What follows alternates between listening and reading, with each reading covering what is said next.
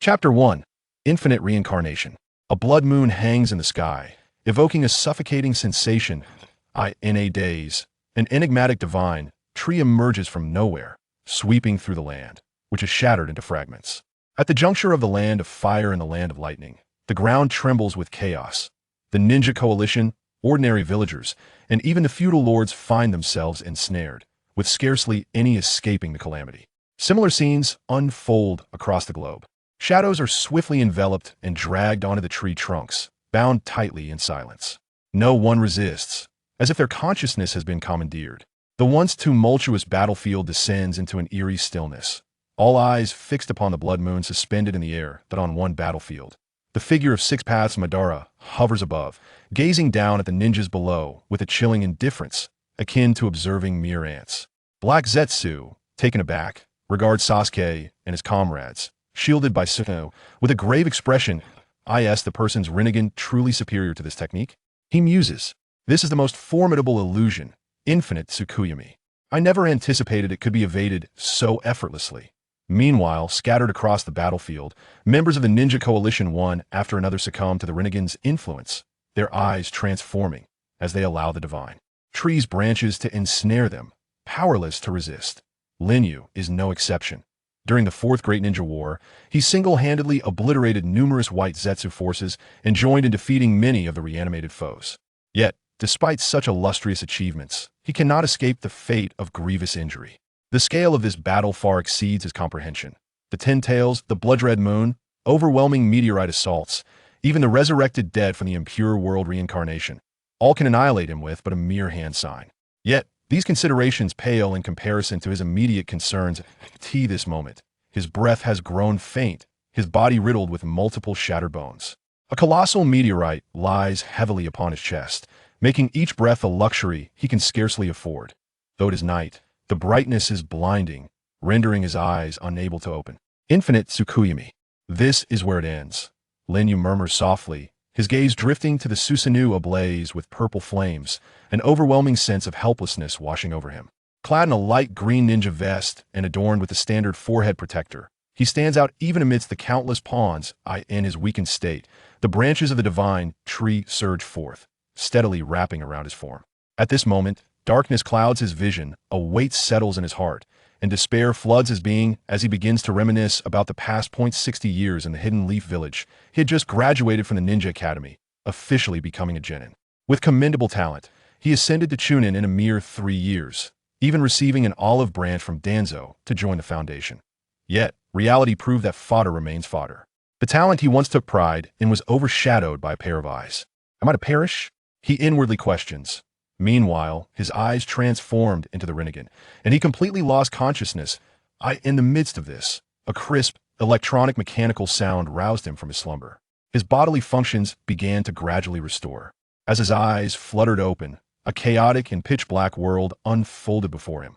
There was scarcely a glimmer of light surrounding him indeed, only a few faint blue luminescences glided past his side. The only discernible aspect was the direction toward which these weak lights led.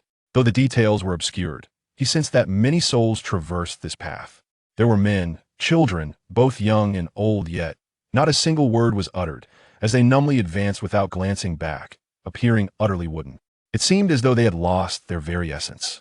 However, Linyu was different. He could hear and see, as if he were an anomaly among them. Yet, he felt no sense of disquiet. Those flowing lights were guiding them, and they similarly directed Linyu onward. The infinite devouring system was about to activate 1.5.99. Is this an illusionary space? Linyu fully awakened from his slumber, temporarily regaining his consciousness. However, he felt an overwhelming chill coursing through his body. Cold. So very cold.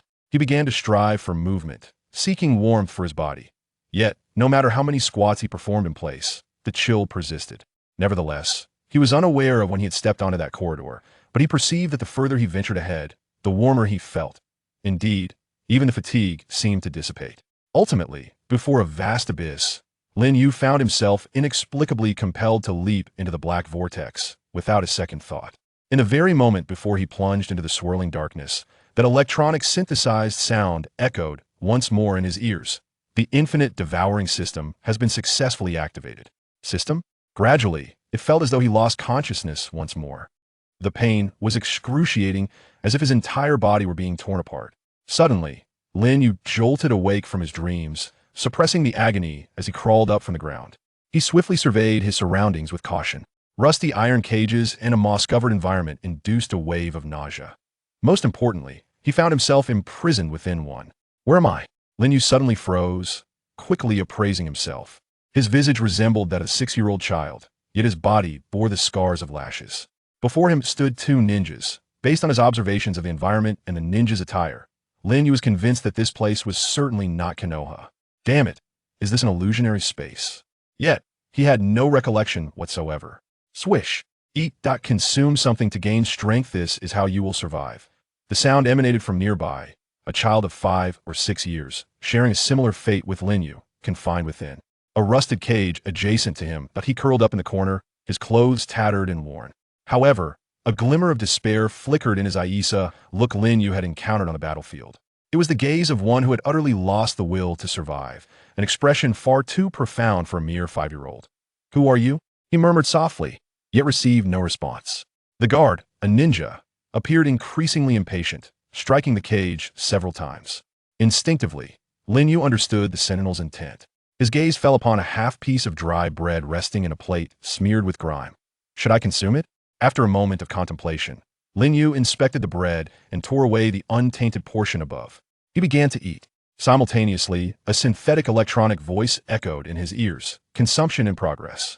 Acquired physique, 0.1. Consumption in progress. Acquired stamina 1.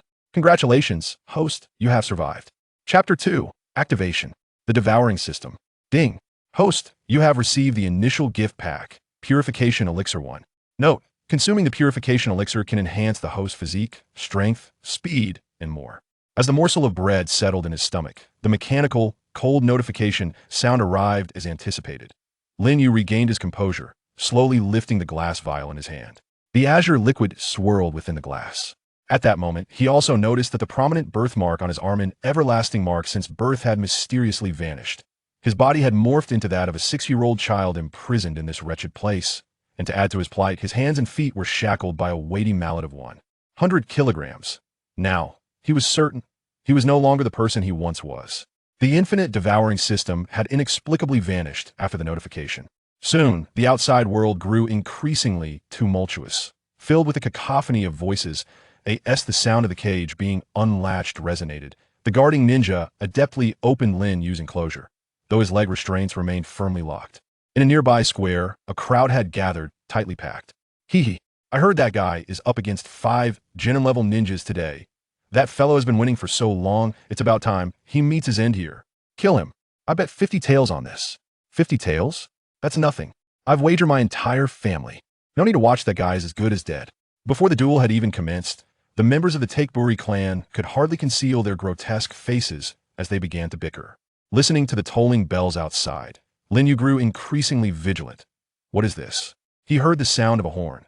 His body instinctively began to step forward, albeit with some difficulty due to the burden of a 100-pound hammer. Swoosh. If driven by an innate response, he swiftly reached the center of the square. Look, the clan leader has bound him with a 100-pound iron ball. He's finished now. Before the match had even commenced, an impatient lower ninja voiced his frustration. Let's wrap this up. It's a waste of time. That moment. Boom! A thunderous explosion reverberated through the square, shattering bricks that burst apart along their fissures. Dust enveloped the area. The spectators were momentarily taken aback, their astonishment evident as they struggled to comprehend what had transpired. I didn't expect the battle to end so quickly. If I had known, I would have placed a larger bet. How dulled. The haze began to dissipate. A figure emerged, exuding an air of menace, slowly retracting the heavy hammer from his foot.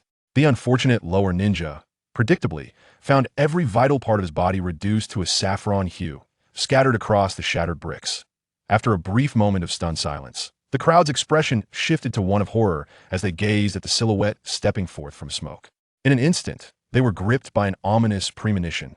It couldn't be. The 4 vigilant figures in the arena instinctively recoiled a few steps, growing wary. Although their records indicated that all 5 were merely lower ninjas, several among them had already attained the rank of middle ninja. Yet they could not fathom how one could be obliterated in a single blow.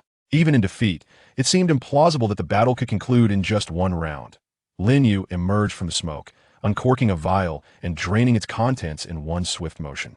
A fleeting memory that did not belong to him flashed through his mind, and he suddenly comprehended something profound, that in this life, he had become a member of the Takakor clan.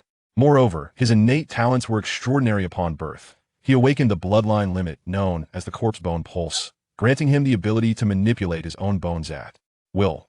However, after demonstrating his remarkable gifts, the clan failed to nurture him properly, instead restraining his abilities and confining him in a rusted cage, treating him as a mere plaything for their sordid games. In a grievous act, they even murdered his parents for this. Fate, it seemed, had turned against prodigies, and just hours prior, the original owner of this body succumbed to his long-standing torment. So that's how it is. Allow me to assist you, Lin Yu said with a slight smile, his tone calm. After consuming the cleansing potion, in an instant, he felt a wondrous force enveloping all the bones and blood within him, radiating warmth. Cleansing successful. His body began to undergo a remarkable transformation, as if being reborn. The sealed abilities within him gradually activated. Spirit points 3. Stamina 4. Physique 4. Alert. Host's hereditary ailments have been eradicated. The system's mechanical voice echoed once more. Impossible. His tendons were severed. How can he still possess such strength? The rest trembled in fear. He will kill us. Do not despair. Xin, what are you doing? Have you lost your wits? He has been imprisoned since birth, without any form of training, merely endowed with raw talent. With the combined strength of the four of us, we need not fear a mere child. As the words hung in the air, Lin Yu directed a glance at the speaker, a lower-ranking member of the Take clan. With a mere thought, a sharp bone erupted from his body, piercing through flesh. In a swift motion, within mere moments, the pointed bone had transformed the lower ninja into a veritable pincushion, staining the surroundings crimson. The others gazed in horror at Lin Yu, their fear overwhelming, leaving them breathless. They watched as the bone was slowly withdrawn from the lifeless form, which lay starkly on the ground. Weak-kneed, they sank to the stone floor. Fortune smiles upon us, a staggering 7-fold payout.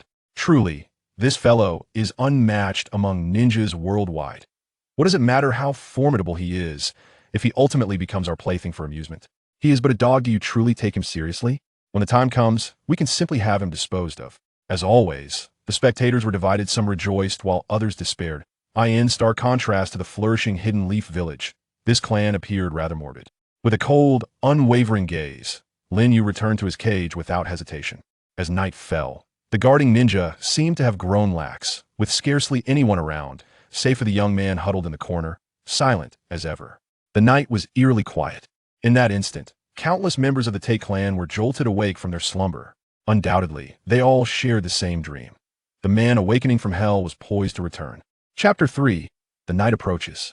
Within the confines of the cramped prison, candlelight flickered uncertainly. The prison was enveloped in a profound silence, with a few figures curled up in the corners, draped in tattered rags. The pitch-black iron bars sealed everything away. One layer, another layer.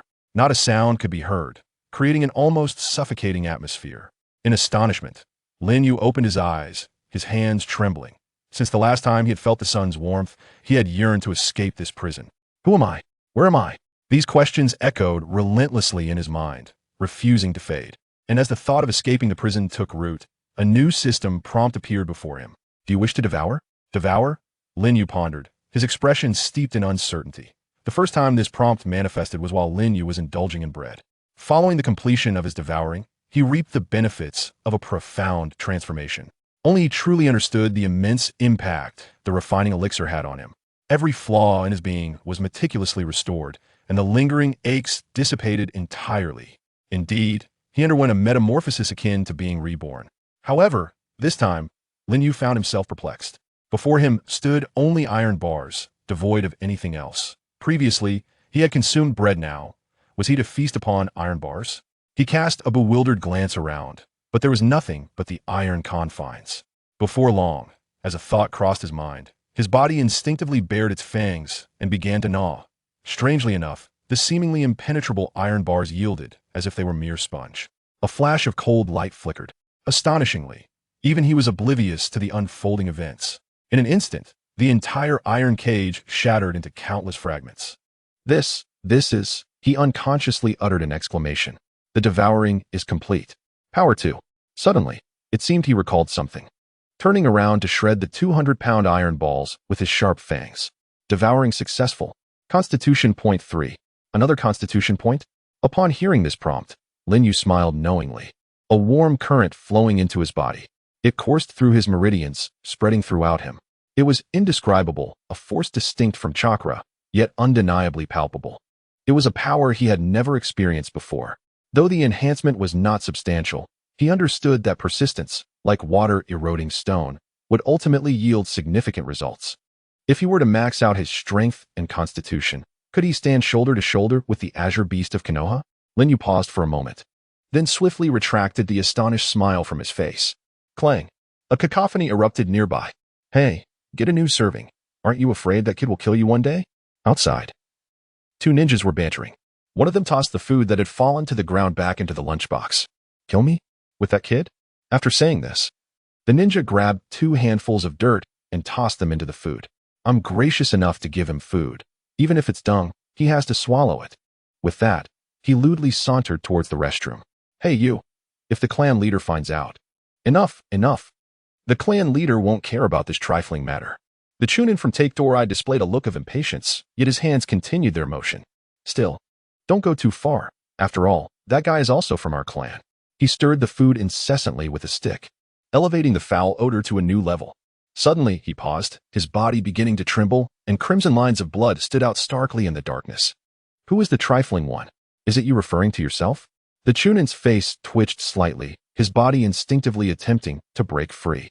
But he could not evade the cutting line of blood that crossed him. How did you escape from prison? And this is, indeed, the corpse bone pulse, something even your clan leader has never possessed. Subsequently, his eyes erupted with terrifying sharpness. The emerging bones from behind brutally extracted the Chunin's intestines. Blood splattered everywhere. The intense agony he felt induced a nauseating sensation, yet what emerged from his mouth was nothing short of a mouthful of blood. Lin Yu, however, merely curled the corner of his lips into a faint smile. Now, if you were to swallow the contents of this lunchbox. Before Lin Yu could finish his sentence, the individual seized the food and began to devour it voraciously. The spectacle was beyond the power of words to convey. In less than 2 minutes, the lunchbox was entirely emptied. Observing this, Lin Yu nodded in satisfaction, stepping forth from the concealing shadows. Yet, in the next moment, he mercilessly severed the head of the Ch-Nin. Having endured the ravages of the Fourth Shinobi World War, he was no longer that innocent child. Thus, he felt no need for compassion. His kindness had long been obliterated by the horrors of war. This is the ninja world, where the most inexpensive commodity is also kindness. Moreover, after a brief moment of hesitation, Lin Yu offered a slight smile, yet his grin was profoundly unsettling. In his mind, fleeting fragments of memories that did not belong to him flashed by, memories that belonged to the original owner of this body, appearing for but an instant before swiftly vanishing. Consider this a form of vengeance for you. What a jest! You, my dear fellow, have already fulfilled your request. Why then? The other Ch-Nin felt a sense of unease, even daring not to meet Lin Yu's gaze, overwhelmed by an instinctive fear emanating from deep within. His countenance was etched with grave seriousness. This individual possesses an unparalleled bloodline ability within his clan. Moreover, with merely a fleeting glance, he annihilated his own companion, demonstrating a method akin to that of a seasoned ninja. I did not claim that I spared him. Lin Yu cast a glance at the remaining bamboo-taking ninja. Boom. A fierce aura emanated from within, enveloping the surroundings. In an instant, the Ch-Nin felt as though he had plunged into a fiery abyss, completely drenched in sweat. Such power. The disparity is indeed overwhelming. Is this merely the aura that a mere genin should possess? He is overwhelmed by an intense sensation as if his entire being is on the brink of exploding. Could it be that during these years of confinement, he has been concealing his true strength? This individual is undoubtedly poised to become the greatest threat to the Take Dorai clan, with a hint of trepidation etched upon his face. The lower ninja could not suppress the instinctive gulp. The shuriken in his grasp whirled with increasing velocity, seemingly reflecting the turmoil within his heart. Chapter 4. Concealment. In a mere moment, before he could even react, he found himself afflicted with numerous wounds, exceeding a dozen in number. He was granted no opportunity to utter a scream.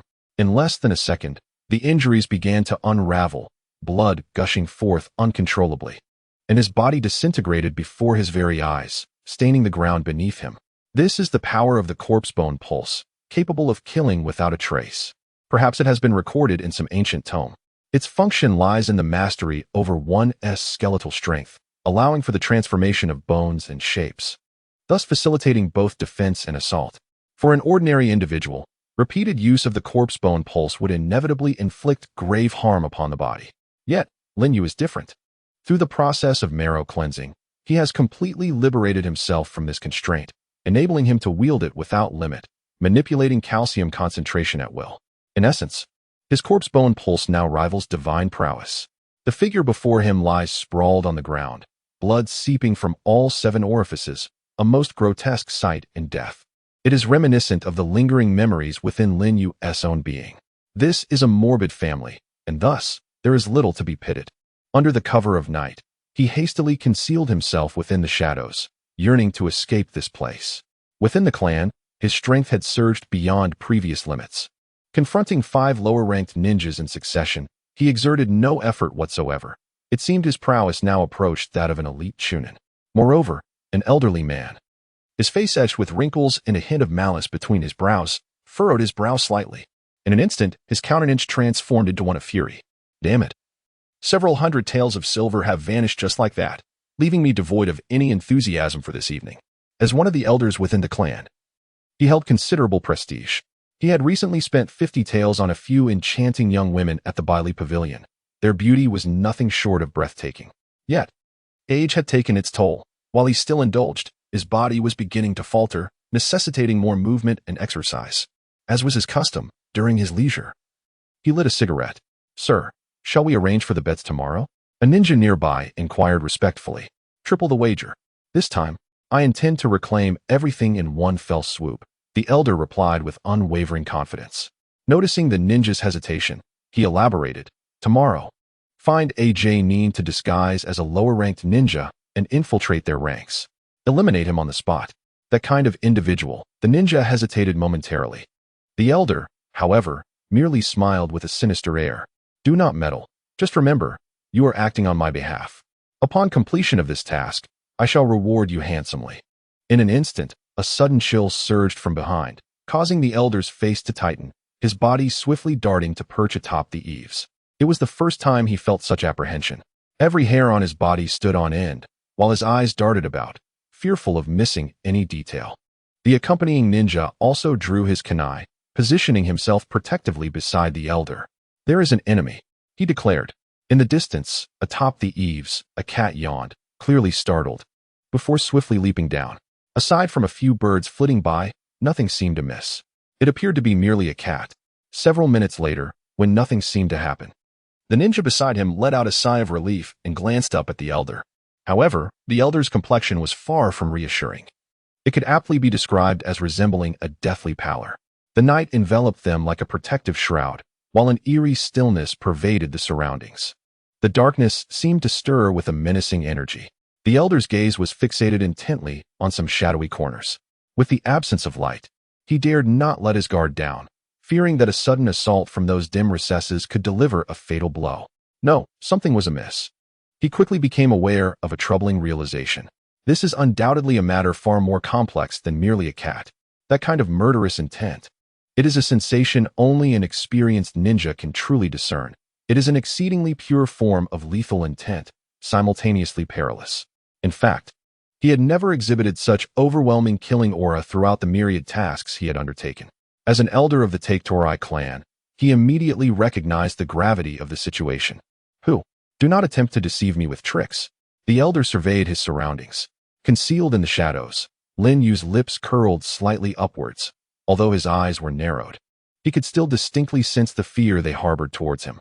However, his current physical condition was far from optimal, though the system had purified his essence, mending his entire being, and significantly enhancing his physique and strength. He still faced 2 adversaries.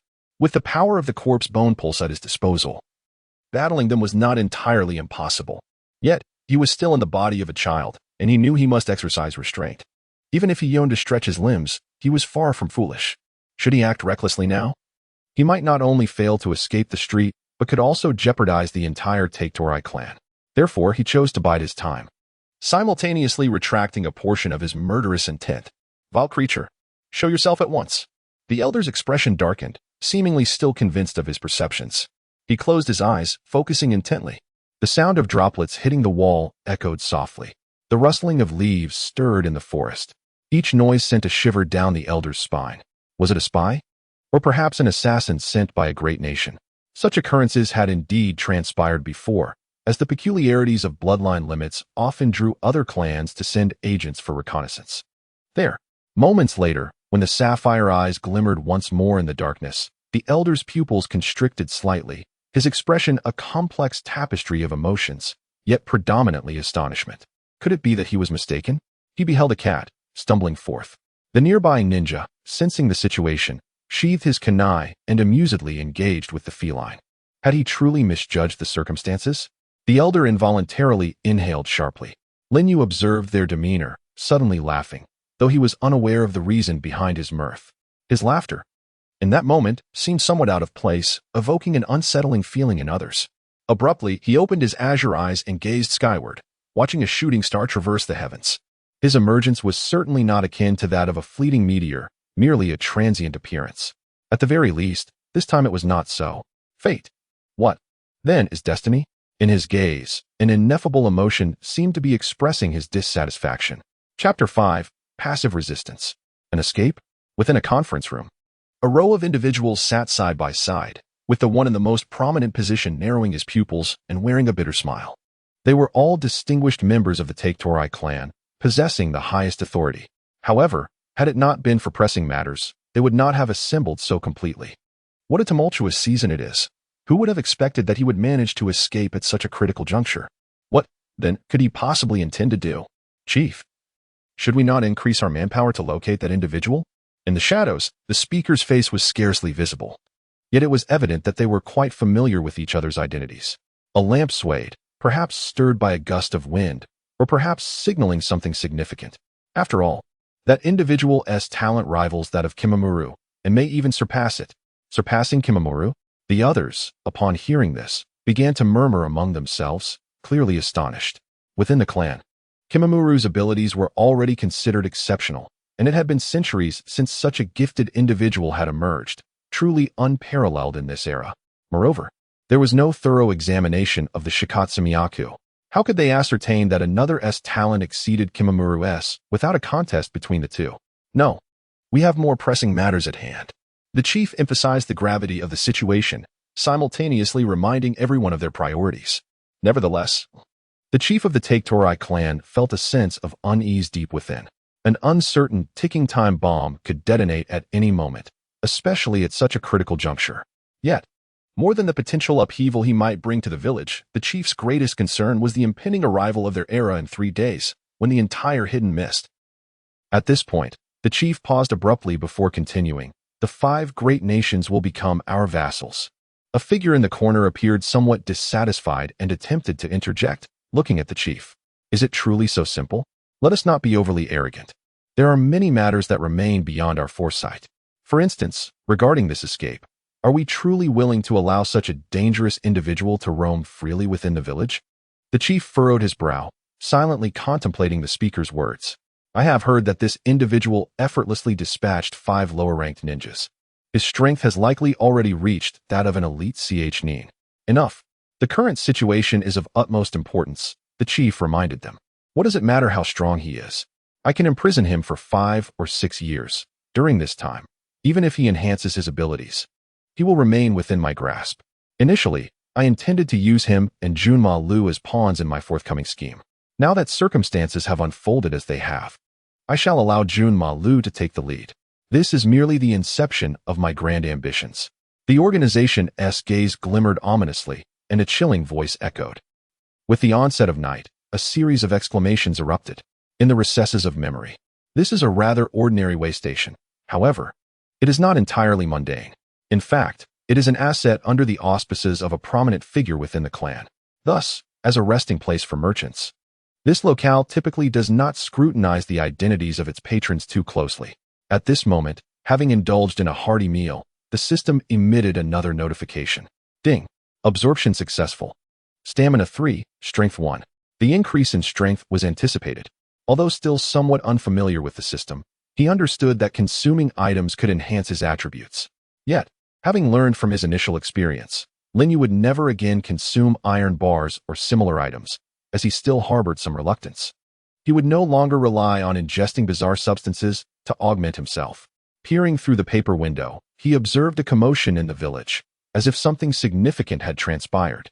With the number of patrolling guards noticeably increased, Lin Yu chuckled knowingly, and in an instant, his body began to flicker and vanished from sight. Moments later, several shadowy figures swiftly materialized within the way station, led by an elder accompanied by several sensory ninjas. They run fast. Pursue them. In no time, their figures faded, only to reappear again, encircling Lin Yu in the midst of a dozen guards. On this dark and windy night, the incident of the Bamboo Gathering clan's murder and jailbreak was already common knowledge. At this juncture, Lin Yu suddenly raised an eyebrow. Is it truly worth it for a mere few hundred taels of silver? Indeed, it is you, the elder stated coldly, a look of disdain etched upon his face. That murderous intent emanates from you, does it not? Such a fierce, killing aura at such a tender age. You truly cannot be allowed to live.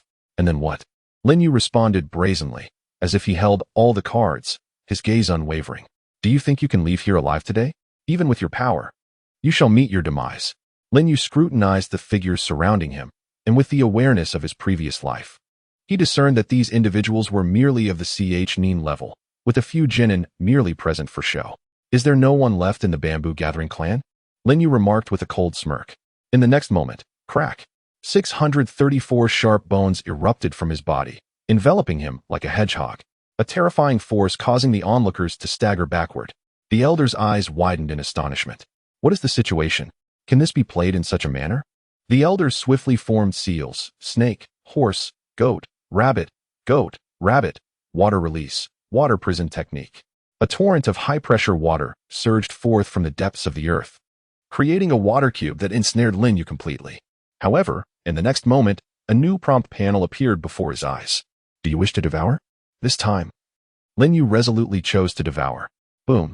A terrifying force instantly erupted, shattering the high-pressure water flow into delicate streams, all of which were completely consumed by Lin Yu. What is this? The elder was directly intimidated by this force, cold sweat pouring from his forehead. The devouring was successful, and he was rewarded with water release, water prison technique, and a 3 to mental resistance. Water prison technique. Upon hearing the system's prompt, Lin Yu appeared momentarily stunned, but quickly regained his composure. What caught his attention most was the concept of mental resistance. Chapter 6. The Demon from Hell. Mental resistance. Based on the level of mental resistance, one can withstand a certain degree of illusion techniques. Prompt. Current progress 1. 5/100. A few seconds later, he expelled a breath of turbid air. Huff. Lin Yu suddenly exhaled deeply, seemingly rejuvenated. Has he already achieved 1.5% with just this? As soon as the prompt ended, a look of astonishment appeared on Lin Yu's face. If he were to reach 100% in his training, could he then resist all illusions in the world, including the illusion technique known as infinite Tsukuyami, reputed to be the strongest? However, what concerned Lin Yu more was that there had been no prompts when he had previously enhanced his basic attributes such as stamina and strength. Could it be that stamina and strength could be infinitely stacked? As this thought crossed his mind, Lin Yu's mind was suddenly inundated with information regarding the system. Prompt. The host's basic attributes can be infinitely enhanced. In this way, with continuous devouring and evolution, he might reach a level beyond his imagination. Moreover, he possessed the power of the bone pulse. What would the future hold for him? In Konoha, such a genius would be nurtured with care. Regrettably, in this Takaguri clan, he was met only with exploitation and confinement. Under the dim light, Lin Yu's gaze became somewhat dazed. Konoha, perhaps? Regaining his senses, he noticed the drastic change in the expressions of those around him. Even the kunai in their hands trembled unsteadily. You have committed an unspeakable crime. We have issued a bounty. You cannot escape. Just as the words were halfway spoken, a sudden event unfolded. From over 10 meters away, Lin Yu's figure flickered, instantly appearing behind the sensory ninja. With both hands clasped, he executed a powerful back suplex. Simultaneously, a sharp white object erupted from his body, piercing through the sensory ninja. And that was not the end of it. His body tilted slightly, glimmering under the moonlight, his bony frame shining like a polished steel blade, evoking an even greater sense of dread. His body was cleaved open, Hey, monster. A monster. The remaining dozen guards seemed to awaken from a dream. The 634 strikes enveloped his entire being. Was there any hesitation? Without granting them a moment's respite, the corners of Lin Yu's mouth curled into a slight smirk. As 634 razor-sharp blades poised for action, in an instant, akin to a flash of lightning, they dispersed towards their targets with astonishing speed, leaving no room for reaction. However, had they exercised even a modicum of discernment, at this juncture, even the renowned defensive tools of the ninja would struggle to withstand the onslaught from the bone veins. Yet, they remained oblivious to Lin Yu's true intention, which was not to take lives, but rather to enhance his own abilities through this confrontation. Upon realizing he could absorb ninjutsu, Lin Yu had no desire to flee. Merely consuming a C-rank ninjutsu, the water prison technique, had already conferred mental benefits upon him. What might he gain from those of a higher caliber? His ultimate objective was to grow stronger through continuous combat. Bang! The gray bone needles struck with blinding speed, instantly slaying several sensory ninjas on the spot, while the remaining needles appeared to have missed entirely, embedding themselves in the wall behind. Be cautious.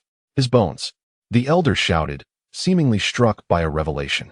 Retreating to the eaves of the building. Quickly subdue him. Though he commanded such urgency, Lin Yu's body resembled that of a hedgehog, impervious to any physical techniques that could inflict harm. Worse still, such attempts would only result in injury from his bone needles. However, as for ninjutsu, perhaps due to the clamor, within mere moments, the entire Takeburi clan was on high alert. The alarm echoed throughout the clan, penetrating every household, resonating far and wide. You fools! Don't let him escape. Show no mercy. He must perish today, the elder bellowed. After all, it was nighttime. Should Lin Yu choose to flee, they would be utterly incapable of pursuit. Just moments ago, every one of their sensory ninjas had met their demise. Once he disappeared into any dense thicket, he would leave no trace behind. A mere child of 5 or 6, yet when he engaged, he exhibited the prowess of a seasoned butcher. Had they not witnessed it with their own eyes, they would never have believed that such a young child could possess such a formidable mindset. Water release, water barrier. A towering wall of water rose, providing protection to the remaining dozens of ninjas, a 10-meter-high barrier that severed all connections. Mere seconds later, the water surged forth from the barrier, cascading down like a torrential waterfall. The mud walls constructed of bricks and the ancient trees were uprooted in an instant. Water release. Great waterfall technique. This is an exceptionally powerful ninjutsu. The ninjas standing within the water wall witnessed it with utmost clarity. Moreover, this was not a solitary effort. It was a technique unleashed by a dozen ninjas, its might far surpassing that of the ordinary great waterfall technique. No one could escape from this jutsu. You wretch shall descend into the depths of hell. The cacophony abruptly disturbed the clan's folk, and dozens of figures swiftly converged upon the scene. As the waterfall gradually dissipated, the onlookers were left in astonishment. Much like before, it appeared as though the entire technique had been consumed, merging into his very being. Not only that, but even the defensive water barrier was devoured by Lin Yu. This, it cannot be. That is ninjutsu. A monster. He, not human. The elder stumbled, having previously fallen from the eaves, landing heavily upon the stone pavement. This is impossible. What on earth are you? Who are you? The elder's eyes, once filled with incredulity, now reflected sheer terror. At this moment, he wished only to flee from this abomination. A messenger seemingly hailing from the depths of hell. His vision had become clouded with crimson, rendering everything he perceived bathed in red. Unbeknownst to him, as he beheld Lin Yu's bones transforming from gray to red, he could not help but exclaim in awe. A demon. This fiend. He has emerged from hell. Chapter 7. A sound that shakes the heavens within the annual training exchange of Myoki Mountain, in the grand hall of the Toad clan. The two great immortals of the Toad lineage presided from the highest seats. Below them, the incessant croaks of the toads filled the air. Even the seemingly indifferent Toad Wentai, puffing on a pipe, regarded Senso with a detached expression. Silence, silence, declared immortal Shima. Yet, before further discussion could ensue, another toad hurriedly leapt forth. The great lord has awoken. A new prophecy. Immortal Senso and Shima were immediately taken aback. A new prophecy.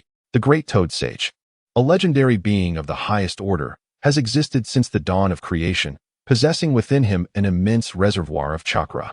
He holds the extraordinary ability to foresee future events, albeit only through fragmented dreams. Yet, His prophecies have never faltered. These predictions are of paramount significance, wielding profound influence, and have consistently proven accurate. A few toads guided two sages directly to the grand hall where the great toad sage slumbers. In the dim light, two murky eyes gradually opened, adorned with a necklace of oil and a doctoral cap. The great toad sage slightly stirred awake upon hearing the clamorous voices of the toads below. Ah, is it time for a meal? Are we having fried insects again today? Both Sage Shinsaku and Sage Jima frowned, their expressions marked with irritation. Even the usually taciturn toad Bunta exhibited a faint smile. Prophecies, O mighty sage. Ah, not mealtime. The great toad sage comfortably adjusted his posture, his eyelids heavy, ready to drift back into slumber. Oh, I understand now. With great effort, the great toad sage finally opened his murky eyes wide, glancing around before settling his gaze upon Toad Bunta. Regarding the prophecy, he saw blood and corpses. He would stand atop the rubble, exuding unparalleled authority. Sages Jima and Shinsaku exchanged glances, unable to contain their curiosity when you refer to him. Do you mean he belongs neither to this world nor entirely to it? The great toad sage replied. My vision of him is somewhat unclear. With a yawn, he appeared to drift into drowsiness once again, only to be roused by the sight of Shinsaku's stern countenance. Even if he is not of this world, he will undoubtedly leave a lasting impact, like a balance tipping between two extremes, perhaps towards darkness or light. I have glimpsed him wielding the purest, most formidable power, causing earth to shatter and mountains to crumble, along with something red. Mighty sage, what then shall we do? Who is this enigmatic figure? The great toad sage lowered its head heavily, seemingly on the verge of uttering something, yet appearing to have nothing to convey. It remained silent, and the toads present did not wish to disrupt this tranquil moment until the faint sound of snoring broke the stillness. Huff, huff. Meanwhile, Shinzawa continued to furrow his brow. The prophecies of the esteemed lord were never to be doubted, at least not by this assembly of toads from Myokuzen. The successful devouring granted a 5-point boost to spiritual resilience. The successful devouring also rewarded the body of a sage, capable of temporarily enhancing personal strength for 30 seconds. Ding. Stamina 3. Ding. Endurance 2. In an instant, a series of notifications resonated within Lin Yu's mind. The most immediate effect on him was the continuous enhancement of his physical condition, and he could distinctly perceive these benefits. With a glance, he surveyed the group before him, now entirely devoid of combat capability. He had no desire to engage further and wished to conclude matters swiftly. Moreover, reinforcements from the Take Torai clan were imminent. He could not afford to squander time here. After all, facing an entire village alone was somewhat presumptuous, and remaining in this location could lead to a protracted conflict. Worse still, he could find himself ensnared in a situation of overwhelming odds. Having spent time exploring his own skeletal veins, he unhesitatingly unleashed his abilities. His 10 fingers acted as bullets, unerringly striking their targets. Regaining his focus, Lin Yu had already wiped away the blood from one side of his face. Inhaling the acrid scent of blood that filled the air, those destined to die met their fate, and those who deserved injury suffered nonetheless. He spared neither the innocent nor the wicked. Then, with a swift leap, he vanished into the depths of the night. By the time the chieftain of the Take Torai clan arrived with his contingent, the scene was one of utter devastation. Blood splattered on the walls and dismembered corpses lay strewn about. They could scarcely fathom how these elite forces had been so utterly defeated. Had he been concealing his true strength all along? If so, it was indeed a terrifying prospect. Regardless of the circumstances, I want him dead. Beside him, the elder of the Take clan seethed with rage, his teeth clenched tightly. As his voice fell, several dark figures swiftly vanished from sight. Initially, the plan had been to cultivate a formidable asset for his own use, binding him to their will. However, recent events had dealt a severe blow to the pride of the clan leader. Lin Yu had grown, and his development had exceeded all expectations. Possessing the bloodline limit, his strength had ascended to the level of a high-ranking ninja. First, he had brazenly escaped captivity, and then he had single-handedly thrown the Take clan into chaos, effortlessly eliminating a dozen elite members of the clan. You must understand, I have more pressing matters at hand. Otherwise, I would make you suffer beyond endurance. The clan leader's gaze remained resolute. Yet, the atmosphere within the courtyard was oppressively heavy. In ordinary circumstances, the weight of a single individual's reputation could cripple a ninja village, and word of such a predicament would lead to eternal ridicule.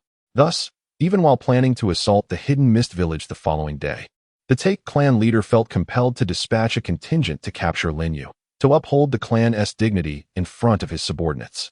Consequently, he did not send out his main forces, opting instead to send a few foot soldiers in pursuit. As for Linyu, he truly did not regard him as a significant threat.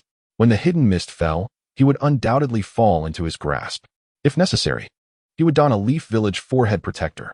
A small vanguard team was sent to infiltrate the hidden mist, instructed to avoid raising any alarms. At this juncture, the hidden mist had already undergone a transformation, now referred to as the Land of Blood Mist.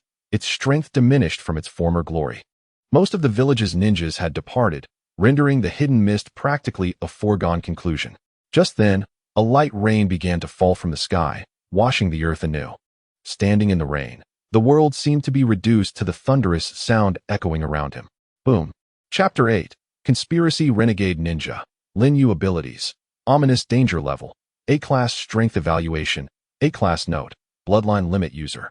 In a certain location, a new round of bounties had been issued ahead of schedule. Linyu's name was prominently displayed at the top of the list for new targets. Although it was merely an A-Class bounty, the reward was enticing enough to stir the hearts of many.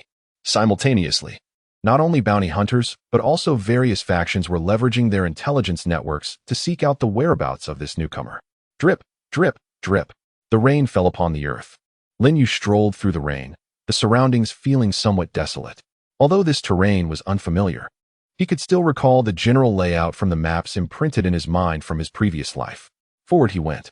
A delicate voice resonated through the surroundings, startling a wild cat seeking shelter from the rain. Moving a step closer, the voice, distant yet clear, was accompanied by a sudden laughter from its source. An odd sensation spreading like wildfire. Linyu slightly raised his head, directing his gaze toward the speaker. Although visibility was compromised by the downpour, he discerned that the person speaking was a woman clad in a qipao. Her graceful silhouette traversed the desolate jungle, casting a somewhat lonely figure. Despite the distance, Linyu sensed that she was not someone to be trifled with. Her long white hair and scant clothing complemented by an umbrella, her alluring figure accentuated by the violet eyeshadow, which added an exquisite charm. Just a bit further, she urged suddenly, her demeanor shifting to one of agitation. Whether she mishandled her umbrella or deliberately tossed it aside, in the blink of an eye, she erupted into a frenzied sprint toward Linyu, resembling a fierce tiger. Though her features were striking, adorned with delicate makeup, her unsettling expression and the revealing of her sharp fangs elicited a sense of discomfort within him. Earth Escape. Underworld Marsh.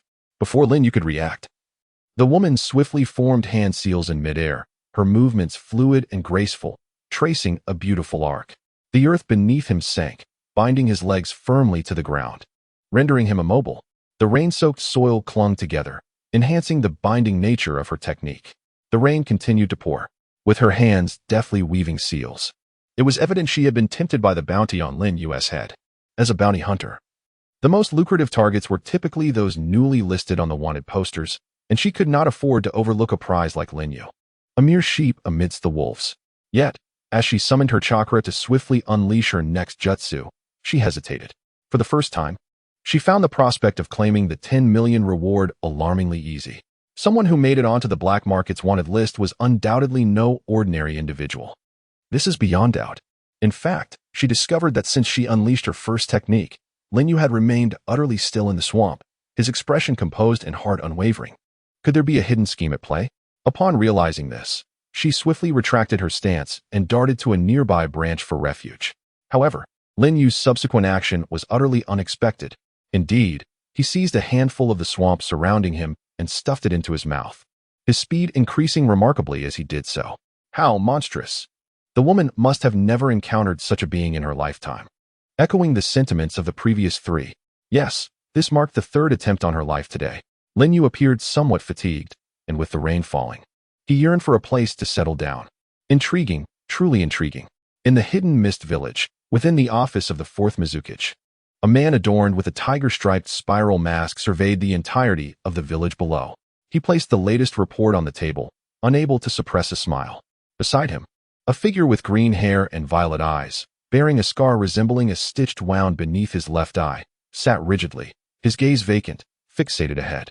It was not difficult to recognize him as Yagura, the fourth Mizukage. No one could notice his pallid complexion, reminiscent of one stricken by illness. Possessing the remarkable ability to control the power of tailed beasts with perfection, he was hailed as a genius among geniuses at a young age. His potential even more terrifying than one could imagine. Yet, ironically, the genius of yesteryears had now completely lost his consciousness, ensnared in illusion. Reduced to a mere pawn in another's game, even the village had essentially handed itself over. According to secret reports, the Taektorai clan was expected to make their move tonight at midnight, harboring designs against the hidden mist. However, this was anticipated, as such occurrences were commonplace in times of war. At this moment, the Taektorai clan reveled in their pursuits, oblivious to the fact that Uchiha Obito, or rather, the Mizukage, had already devised a counter-strategy. Of course, his amusement did not stem from this matter. What piqued Uchiha Obito's curiosity was that just yesterday, a new bounty had been issued in the black market. The target was a certain Linyu, with a reward of 10 million. As a newcomer, his achievements were evidently commendable. The corpse-bone path, perhaps? A single individual capable of wreaking havoc within the Taektorai clan intrigued me. I am quite eager to meet him. The corners of Uchiha Obito's mouth curled slightly upwards, accompanied by a peculiar fluctuation of ocular power. Buzz. The vacant gaze of Yagura suddenly twisted into a peculiar smile, an oddity that contrasted sharply with his previous demeanor, transforming his expression into something quite bizarre. Abruptly, he erupted into laughter, a hearty, unrestrained guffaw that echoed around him. Yet, his posture remained that of a child, seated stiffly on the wooden chair, resembling a marionette devoid of independent thought. He laughed for a full 5 minutes. How dull. Uchiha Obito had little fondness for obedient individuals. In his view, such people were bound by convention and lacked original ideas. Conversely, those who defied expectations brought intrigue and often conjured unexpected, delightful outcomes. To be candid, he held little interest in the Taektorai clan or even in the hidden mist. Soon, his gaze, obscured by the tiger-striped spiral mask, fell upon Yagura. The initial manipulation of Yagura through illusion had unfolded far more seamlessly than anticipated, and over the years, the blood mist policy had been implemented with remarkable success. Chapter 9. The Onslaught. Although everything unfolded as Obito had envisioned, the path to his ultimate dream remained long and arduous. At this moment, he clenched his fists tightly, reluctant to release them. Meanwhile, from the corner of the floor, a half-black, half-white figure emerged unexpectedly. Enough of this. We have more pressing matters at hand. It seems Pain has devised new plans. Understood, Uchiha Obito replied coldly, his demeanor starkly contrasting his role within the Akatsuki. Here, he appeared somewhat reticent. You know the location, right? Noting Obito's silence, the figure, Zetsu, silently sank back into the ground, vanishing without a trace. Proceed as planned, Obito instructed into the air. Accompanied by a strange surge of ocular power, Yagura's eyes flickered red momentarily, and he involuntarily nodded. Suddenly, the space around them distorted, swirling into a vortex. Shadows seemed to twist along with it, and Uchiha Obito was drawn into its depths. Once Obito departed, Yagura, who had just moments ago appeared as a mere puppet, gradually regained lucidity, seemingly unaware of the events that had just transpired. As his gaze fell upon the documents on the table, he harbored no doubts regarding their authenticity, mistakenly believing them to be intelligence delivered by the Umbu. A surprise attack? Pondering this, Yagura swiftly perused the documents before tossing them into the nearby bonfire. He watched as the flames gradually engulfed them, consuming every detail within. Completion of consumption. Stamina 2. Completion of consumption.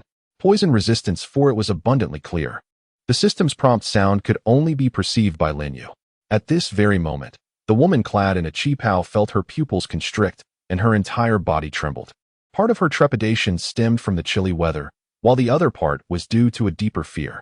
This woman, known as Ling, was a renowned solitary bounty hunter in the area, boasting an impressively low failure rate. Yet, despite her prowess, she had encountered a significant setback. With a sense of dread, she gazed into the distance, gradually beginning to comprehend why a newcomer like herself had been elevated to such a formidable position. What manner of horror is this? It is as if it is not Linyu who is ensnared in the mire of the underworld, but rather herself, just as she intends to flee. In the next instant, her legs seem to be ensnared in the depths of the abyss, rendering her unable to extricate herself. The moment she attempts to depart, it feels as though the very mud of the swamp has pulled her back with an unyielding grip. Yet, she is utterly powerless. Her strength poses no obstacle to that man.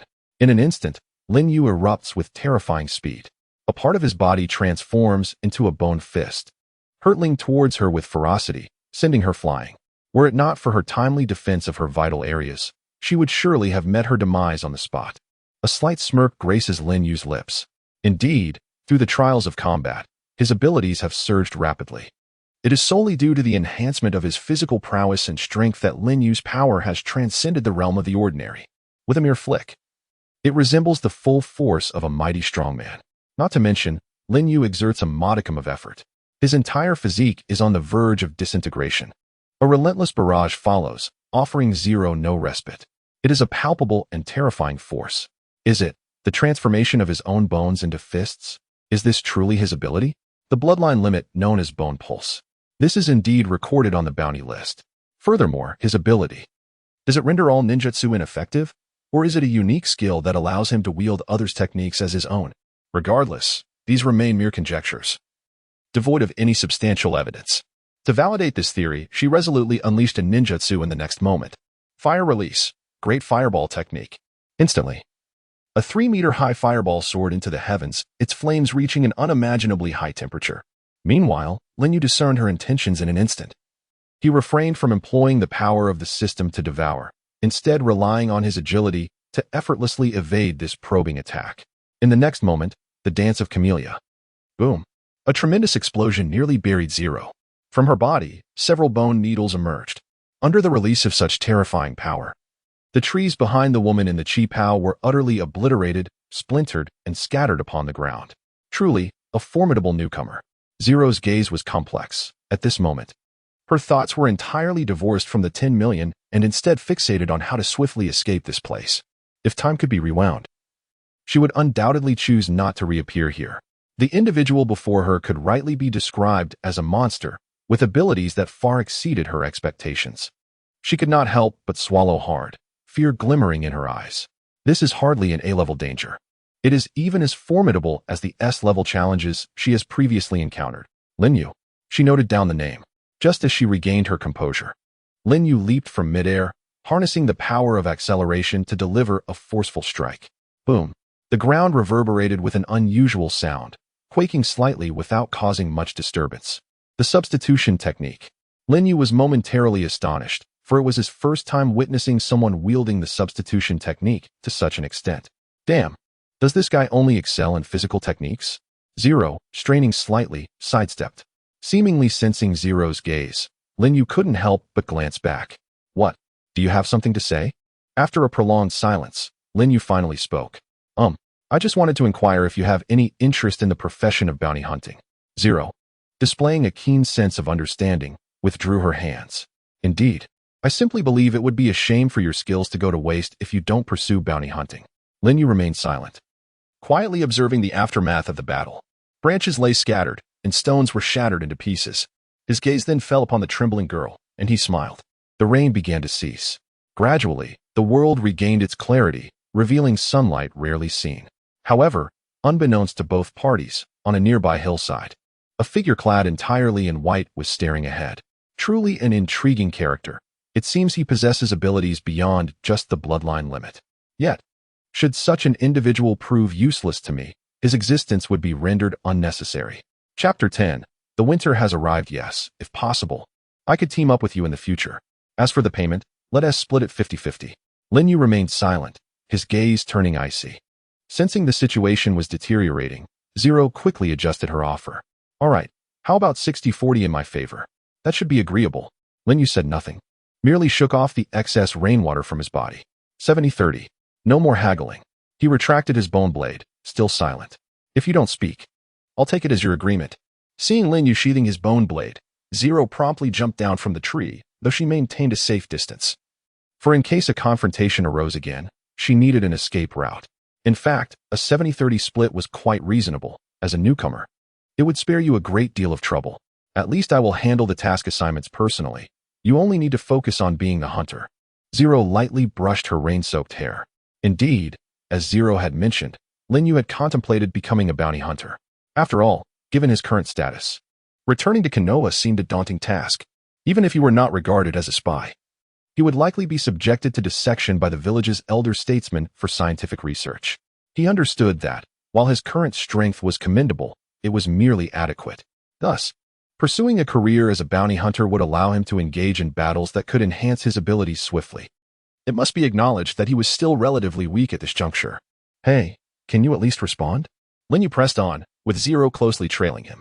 "Everyone, maintain utmost vigilance. There must be no room for carelessness, understood?" Outside the village of Mist, the first group of reconnaissance ninjas exchanged glances, their expressions grave. "Is it really necessary to be this tense?" "I doubt there are many formidable ninjas left in Mist now," one questioned. "What do you know?" "There is someone among us who possesses the power of a tailed beast," replied a seasoned ninja, well aware of the formidable nature of tailed beasts. His eyes were filled with apprehension. After all, a single tailed beast could equate to the combat strength of an entire village. This was a fundamental truth. They were confronting an adversary beyond their capacity to conquer, a being that could be deemed divine. "Are you referring to the fourth Mizukage?" Another interjected. "These are merely tales from books. I don't believe tailed beasts are as formidable as they're made out to be. It's just a matter of sending more people."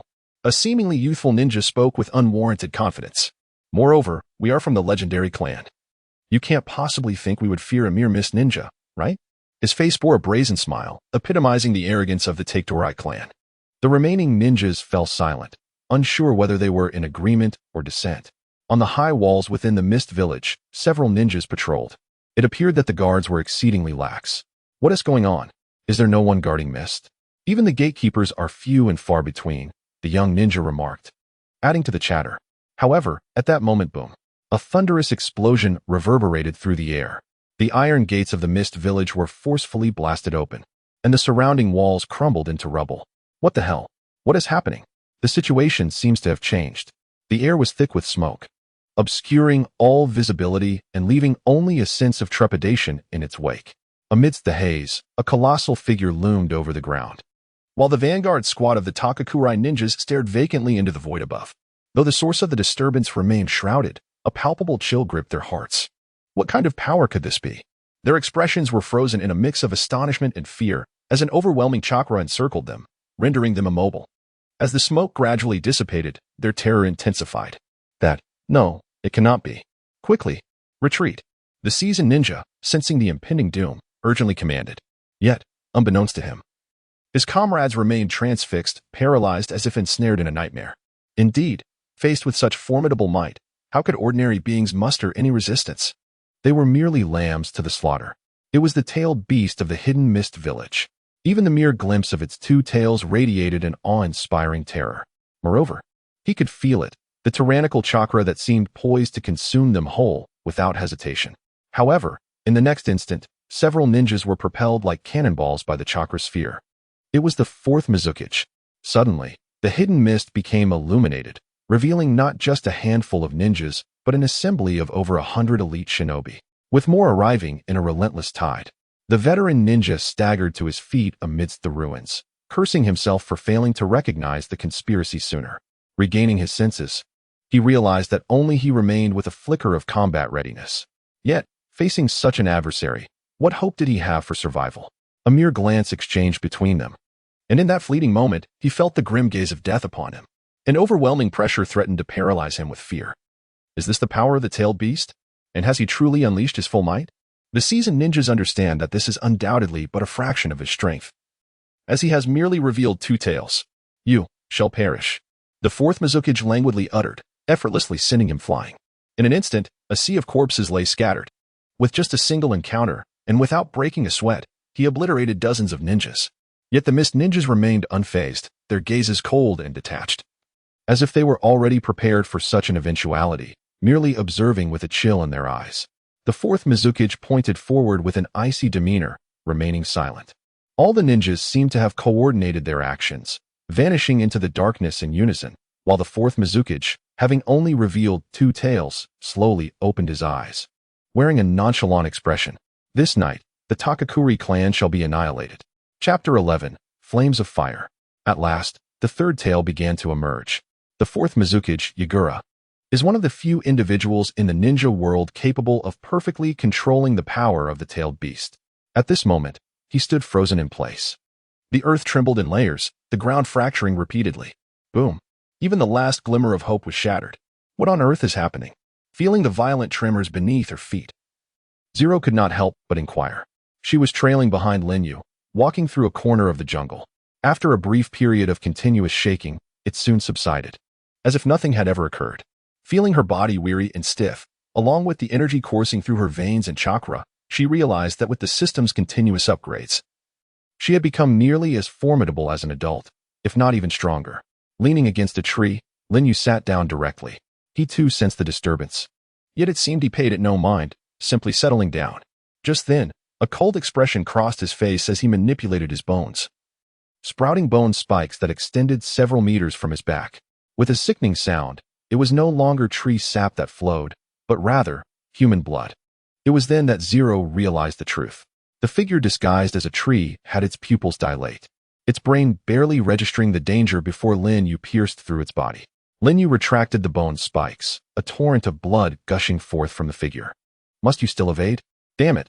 How did you discover me? The masked ninja let out a powerful roar, his words accompanied by a copious spurt of blood. In the span of mere seconds, 1, 2, not even 3, his face contorted in agony as he collapsed onto the ground.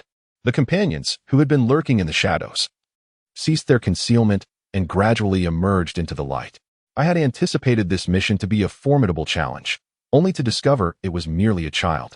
If he could be so easily discerned by a mere youth, it seems his skills in disguise are woefully inadequate. He has no one to blame but himself. At this moment, Zero suddenly became aware. These individuals possess formidable abilities.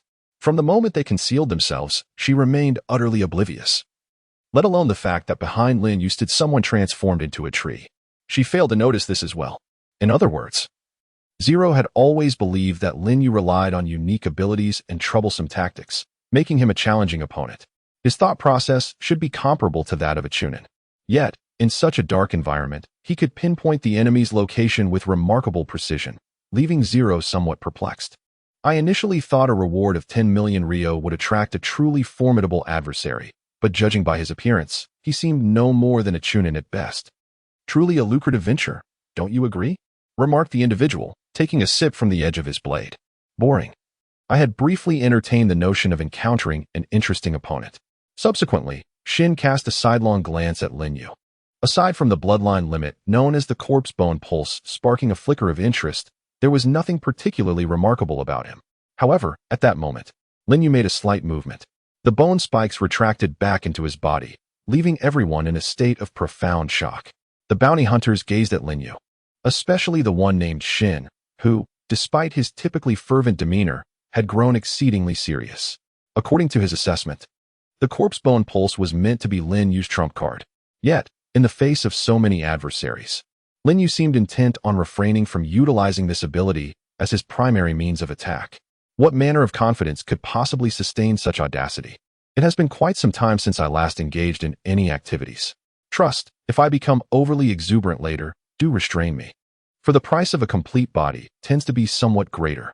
Before he could finish his sentence, in the next instant, a terrifying speed coupled with an overwhelming explosive force sent him flying. He fell to the ground, a copious amount of blood spewing from his abdomen. The masked ninjas were taken aback, for it was not merely him. None of them had time to react. Not even a substitution technique could be deployed. Trust felt a tempest of emotions surge within him, his legs instinctively retreating several paces. Simultaneously, everyone else also found themselves retreating in unison, unaware of their own unusual behavior. This was a natural response. In the perilous profession of bounty hunting, one's body instinctively reacts to imminent danger. In an instant, the arena erupted into a terrifying battle. The autumn wind howled. Fire release. Ash accumulation. Dense clouds of ash erupted from his mouth, instantly enveloping the surroundings of Linyu. The gray barrier obscured vision, while the flickering embers transformed into raging flames. Any living being caught within the inferno was mercilessly eradicated. The flames soared to a height of over 10 meters, gradually consuming the shadows of those present. Surely, this must be the end. Yet, in the next moment, an astonishing event unfolded. The temperature, hot enough to scorch skin, was inexplicably absorbed. The flames began to converge into a singular point, drawing in the abundant dust from the air. Zero stood nearby, transfixed, his expression a mix of astonishment, The flames were ceaselessly absorbed, directly entering Lin Yu's mouth. Is this individual capable of absorbing ninjutsu or chakra? In the previous battle, she had caught a fleeting glimpse, and now her suspicions have only been further validated. Could this be a newfound ability awakened by the corpse bone pulse? Zero's expression was gravely serious. She remained oblivious to the myriad of hidden trump cards lurking behind Lin Yu. The only certainty she possessed was that the overwhelming pressure she felt could not be ordinary. At this juncture, she had only deduced half the truth, while the masked ninjas around her had collapsed to the ground, their faces etched with terror. "Hey, monster!" They seemed to collectively meet Lin Yu's icy gaze, which appeared gentle, yet concealed a lethal edge. Simultaneously, as the Takaguri clan prepared for subsequent operations, they were unable to receive any news from the scouting team. According to their original plan, had everything proceeded without a hitch, they would have already breached the hidden mist. Yet, the silence persisted. When a series of explosions shattered the profound night sky, the members of the Takaguri clan seemed to awaken from a deep slumber. What on earth had transpired? As they gazed upward, countless flames surged towards them. Chapter 12. The annihilation of the village as the multitude of flames engulfed their surroundings. The Takaguri clan members awakened as if from a deep dream. Some even rubbed their eyes, still adjusting to the shock of waking. The sensory team was the first to detect the anomaly. Not far from the village, a spiked turtle with 3 tails hovered in midair, despite its diminutive eyes. The light flickering within them seemed to pulse with an immense, boundless power, as if it were a force emanating from the moon. They quickly sounded the alarm. The shrill siren pierced the air. What is happening? In the conference room, the assembled members sat upright, engrossed in discussions about how to penetrate the hidden mist and finalize their tactical approach. Upon hearing the alarm, each individual's eyes widened in unison. How could a crisis arise at such a critical juncture? Who triggered the alarm? Suddenly, an explosive projectile struck directly above the conference room, followed by a deafening blast, showering dust upon the elders. This is absurd. The clan leader, incensed, spat out the dust from his mouth and brushed off the debris from his clothes, bellowing. Where are the others? Why is there no explanation? After a brief, chaotic pause, a ninja rushed in, flustered. It's bad. It's urgent, clan leader. Outside, we discovered a gigantic turtle outside the village. A turtle?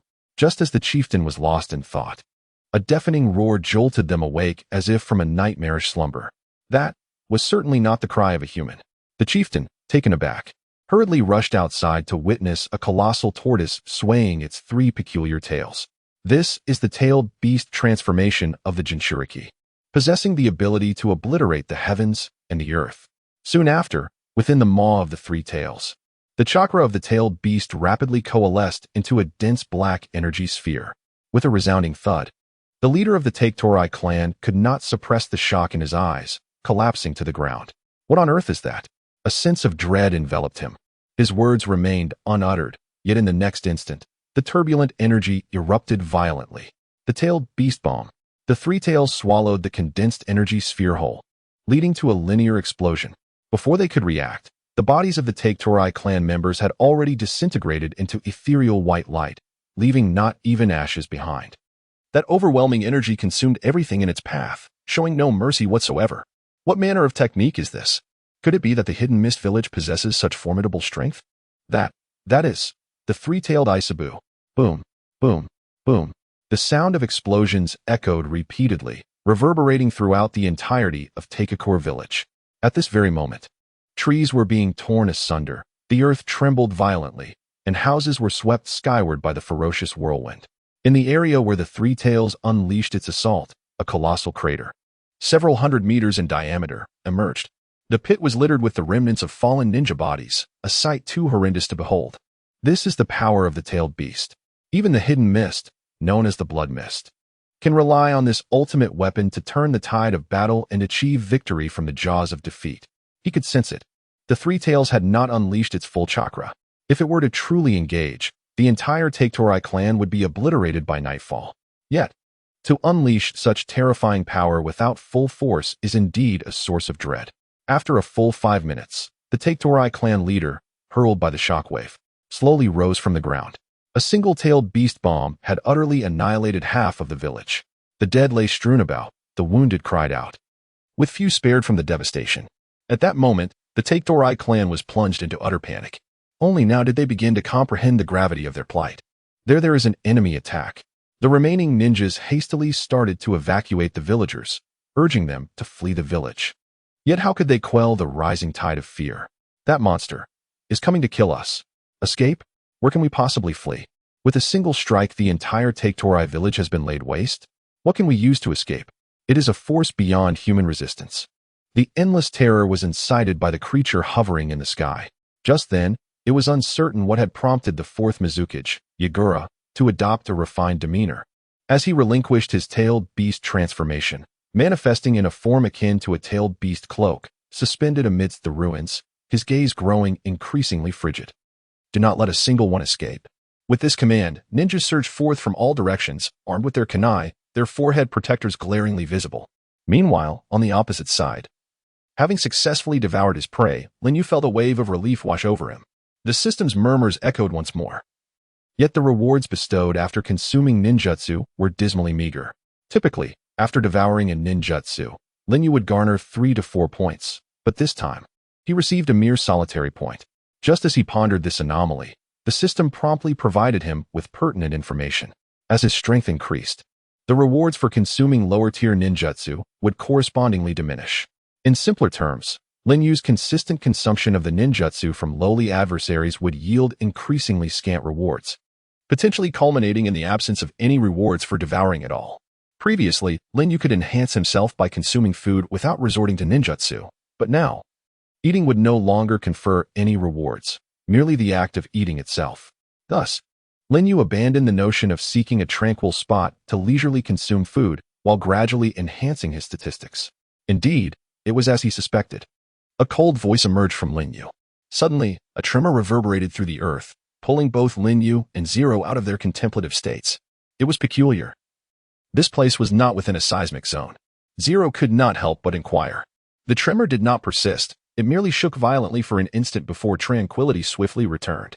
At that moment, Linyu's pupils constricted slightly, his gaze fixated on a particular spot.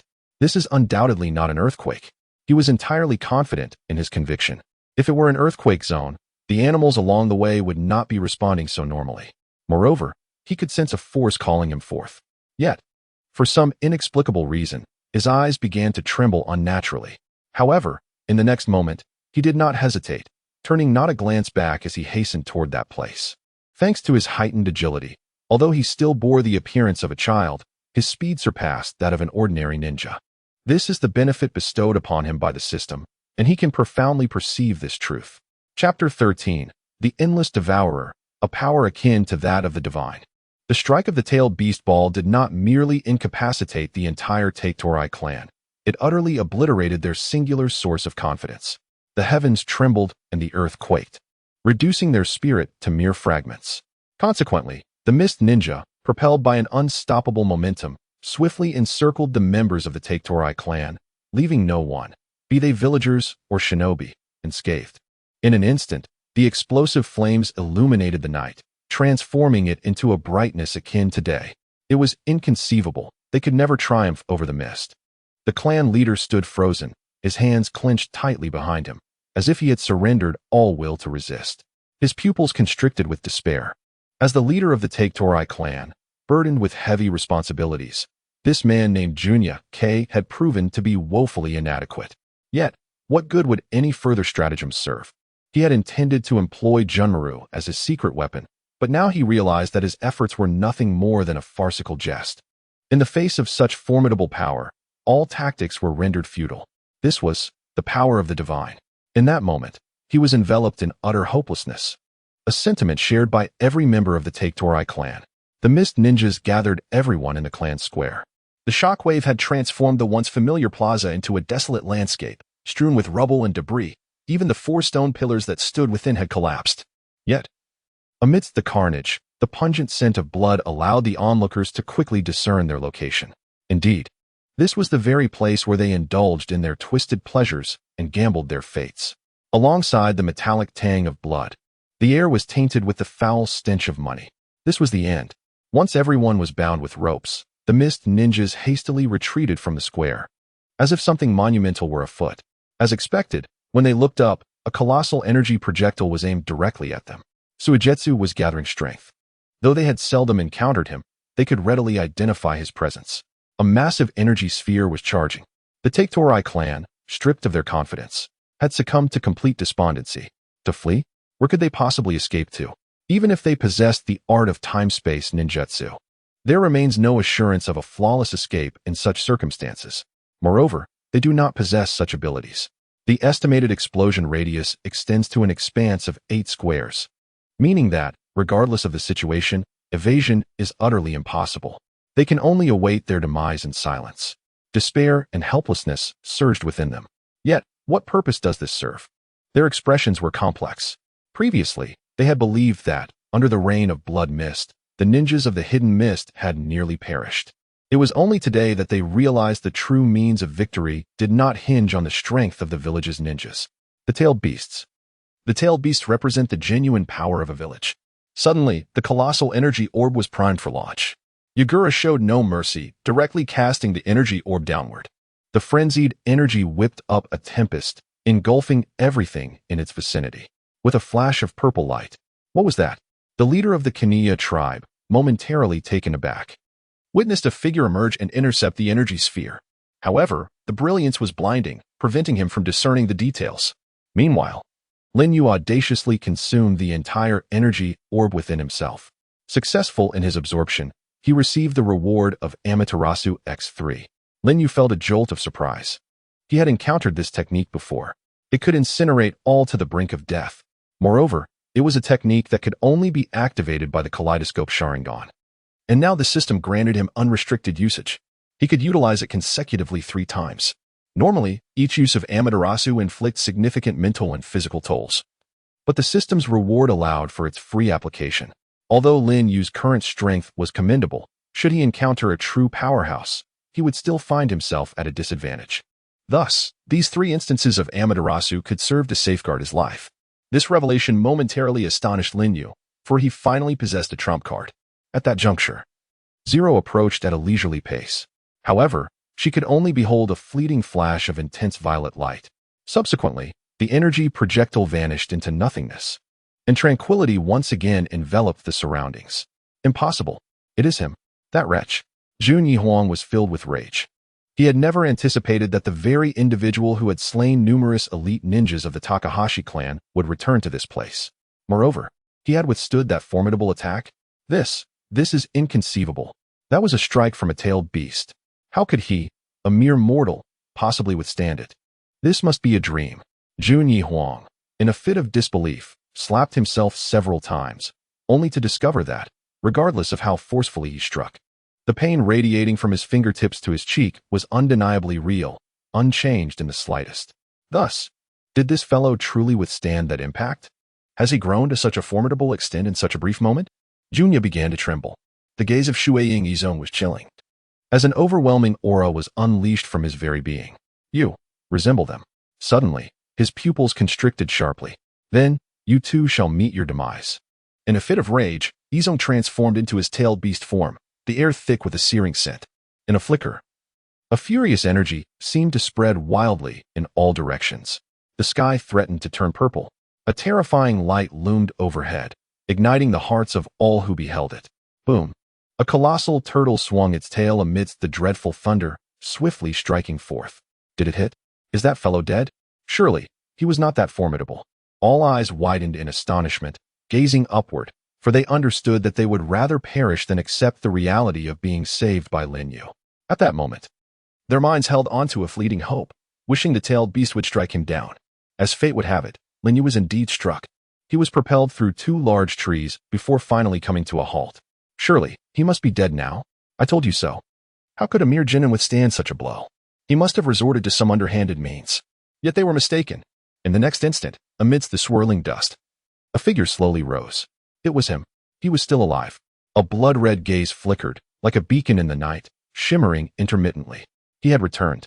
Chapter 14. The Divine Martial 6 Techniques. Divine Finger, how could this be? That was a blow from a tailed beast. Even an adult would find it hard to endure. The swirling dust intertwined like countless white serpents writhing in frenzy. However, in that critical moment, A figure emerged unscathed from the terrifying haze. Aside from his shirt being torn apart, he appeared to be otherwise unharmed. In their eyes, an uncontrollable fear was evident. Even the water shadow, transformed into its tailed beast form and suspended in midair, could not help but tremble with trepidation. Although he had not exerted his full strength in that recent strike, employing merely a third of his power, such force was sufficient to obliterate numerous adults. Yet, why was it that his attack was thwarted here? Despite it being merely a test, Lin Yu's performance genuinely astonished Ichang. The ability of a single individual to withstand one of his assaults was truly remarkable. How intriguing indeed. Ichang could not suppress a sneer, yet in the next instant, he hastened the frequency of his attacks, lashing out with his tail directly towards Lin Yu. The sensation is akin to swatting a mere fly. Even the bolts of lightning cascading from the heavens are dispersed before they can descend to the ground. Let us observe how many times you can withstand this. With the roar of a tailed beast, a speed akin to thunder erupts, delivering a terrifying visual impact. There is no longer any need to fear the world or its adversaries. With a mere flick of the wrist, the ninjas of the Takakuri clan and the villagers stand entranced, as if bewitched, gazing vacantly at the scene of devastation beside them. At this moment, they would rather wish for Lin Yu to be struck down by a single blow. In their eyes, even if Lin Yu can endure this barrage of high-frequency attacks, his physical form must inevitably succumb. This is a tailed beast. Indeed, those recent blows, had Lin Yu absorbed them all, his body would have undoubtedly crumbled into pieces. Fortunately, the speed of the three tails is not exceptionally swift. By relying on his enhanced agility, he could exert himself to evade. And even if he could not, enduring one or two strikes was not an insurmountable task. Suddenly, the three tails seemed to sense Lin Yu's intentions, deeming the current situation untenable, and swiftly gathered a small tailed beast ball. "Run!" shouted a high-ranking shinobi of the Takakuri clan, his voice booming with urgency, veins bulging at his neck. His concern was not for Lin Yu's immediate demise, but rather for the catastrophic potential of the three tails attack, which could obliterate everyone present without exception. However, evasion was futile. Boom! A condensed sphere of tailed beast chakra erupted violently, unleashing an overwhelming force that rendered the onlookers completely paralyzed. The sheer power threatened to shatter the surrounding structures. They were acutely aware that with this strike, the three tails could annihilate half of Takakuri village. In that instant, a wave of terror surged, choking their throats with an insurmountable dread. Although the three tails was not human, its expression and effortless demeanor indicated that the recent attack had not drained it in the slightest. Humans cannot triumph over tailed beasts. I have yet to marry my wife. I do not wish to perish here. Is this the end of the Takakuri clan's legacy? In the distance, Zero's figure exuded an air of cold elegance, her expression mirroring the deathly pallor as she gazed toward Lin Yu's position. Is it to end here? Yet, just as everyone resigned themselves to their imminent demise, Lin Yu once again faced the small-tailed beast ball, and before the eyes of all, he swallowed it whole. Everyone's eyes widened in disbelief. Not a scratch. He emerged completely unscathed. Clinging to their fatalistic beliefs, the Takakuri members had closed their eyes at the last moment, failing to witness how Lin Yu absorbed the tailed beast ball. All that remained in their gaze was astonishment and boundless fear. Not even the slightest wound marred his form. Only Zero, standing atop a hill, discerned the truth. That figure had consumed the tailed beast ball before him. To devour that which is detrimental, rendering the attack ineffective? A grave expression crossed Zero's features. If that were the case, then this individual's abilities were indeed formidable. In truth, she was half right, the other half was. Ding. Having successfully devoured the essence, the system bestowed upon Lin Yu the divine technique. The 6 divine fingers. After a brief moment of contemplation, he suddenly opened his eyes wide. He extended his hands, only to be met with a chilling occurrence. A dark and silent force emanated from the palms of Lin Yu, dispersing towards the tips of his 10 fingers. Ultimately, it converged at the very ends, lingering there as if trapped in a relentless cycle. An eerie sensation of death permeated above the bones of his fingers. In that fleeting moment, the right eye of Sayaway trembled rapidly. Why do I feel this way? Yet, in the next instant, something even more astonishing occurred that left the tailed beast, Yicheng, utterly bewildered. With the invocation of the Shinjutsu, divine finger, a mere thought from Lin Yu propelled a finger bone to soar forth. Detaching from Lin Yu's body, it astonishingly pierced the tailed beast, Yicheng. That was the power of the corpse bone pulse. Junyi, the leader of the Takakuri clan, immediately recognized the technique employed by Lin Yu. However, This was a tailed beast. If such an attack could indeed be effective, then he would have no reason to fear this creature at all. Yet, he was mistaken. Just as I Ching had surmised, the minuscule bone spike inflicted no real harm. Thanks to its formidable healing abilities, it was evident that even if it were to absorb the attack directly, the wound would undoubtedly mend itself within 5 seconds. The bone spike merely traced a shallow cut. I Ching laughed heartily, his current expression seeming to mock Lin Yu's futile assault. Weak, powerless. At that moment, it seemed as though he had returned all the grievances he had previously endured back to Lin Yu. However, in the next instant, he realized his error. The transformation in Shakura's eyes, from mockery to sheer terror, transpired in less than 6 seconds. What was happening to my body?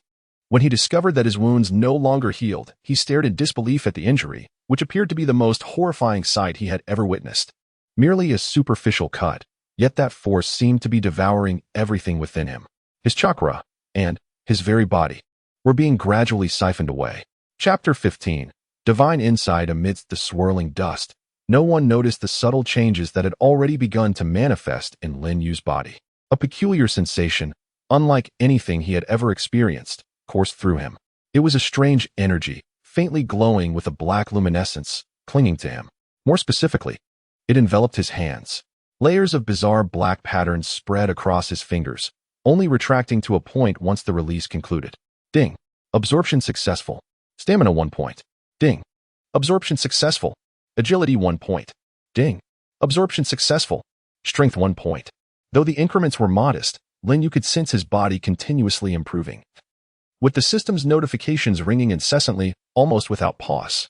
All of this stemmed from the divine martial 6 forms, divine finger, which amalgamated a fragment of the Grim Reaper's comprehension from the world into his fingertips, the exact power of which remained unknown.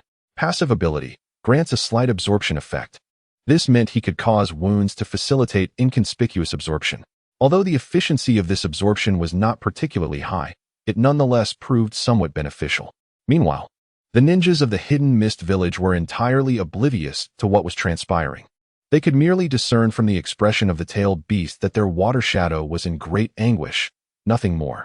Shakura was instantaneously shattered, with even the chakra within him gradually diminishing. Everyone stood in stunned silence.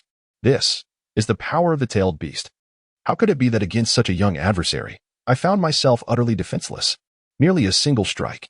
It was only when I witnessed the 3 tails dissipating its decaying flesh, retreating from its tailed beast form to its outer shell, that I truly grasped the gravity of the situation. I, Yagura, lay breathless amidst the ruins, utterly devoid of strength at this moment. My eyes were filled with shock. How could such a terrifying existence be possible? As the one who unleashed the tailed beast bomb, I was all too aware of its devastating power. Such terrifying force could never be withstood by any soul, especially when unleashed at such close range. That was a tailed beast bomb executed at the cost of my own well-being, capable of obliterating everything in its vicinity. Yet, the outcome did not unfold as I had anticipated. Not only that, the explosive force of the tailed beast bomb had yielded no effect. Nothing had transpired. In truth, that fearsome energy should have cleaved the surrounding area in twain, consuming all within and reducing it to ashes. But none of this occurred. The tailed beast bomb nearly stained the entire sky a deep crimson. Yet, it failed to inflict any harm. Lord Yagura, how? How did he manage this? The scene seemed to freeze in time, instilling a chill in all present. Simultaneously, in the shadows, a sudden surge of ocular energy rippled through the darkness, leaving Yagura in a moment of bewilderment, his gaze vacant. Somewhere within, a voice appeared to guide him. Yagura, cease your combat with him. Retreat to the Hidden Mist Village. His eyes flashed red. Lin Yu also noted this phenomenon, though he remained silent, steadfast in his position. As his eyes gradually shifted to blue, the once combative Yagura transformed entirely, commanding the elite of the Hidden Mist to withdraw. Indeed, given his current state, continuing the battle would be futile. However, to his surprise, Lin Yu's gaze remained coldly fixed upon him, exuding a pressure akin to the vastness of the cosmos. Though displeased, Yagura opted for retreat, leaving Lin Yu standing atop that high ridge, resembling a divine warrior.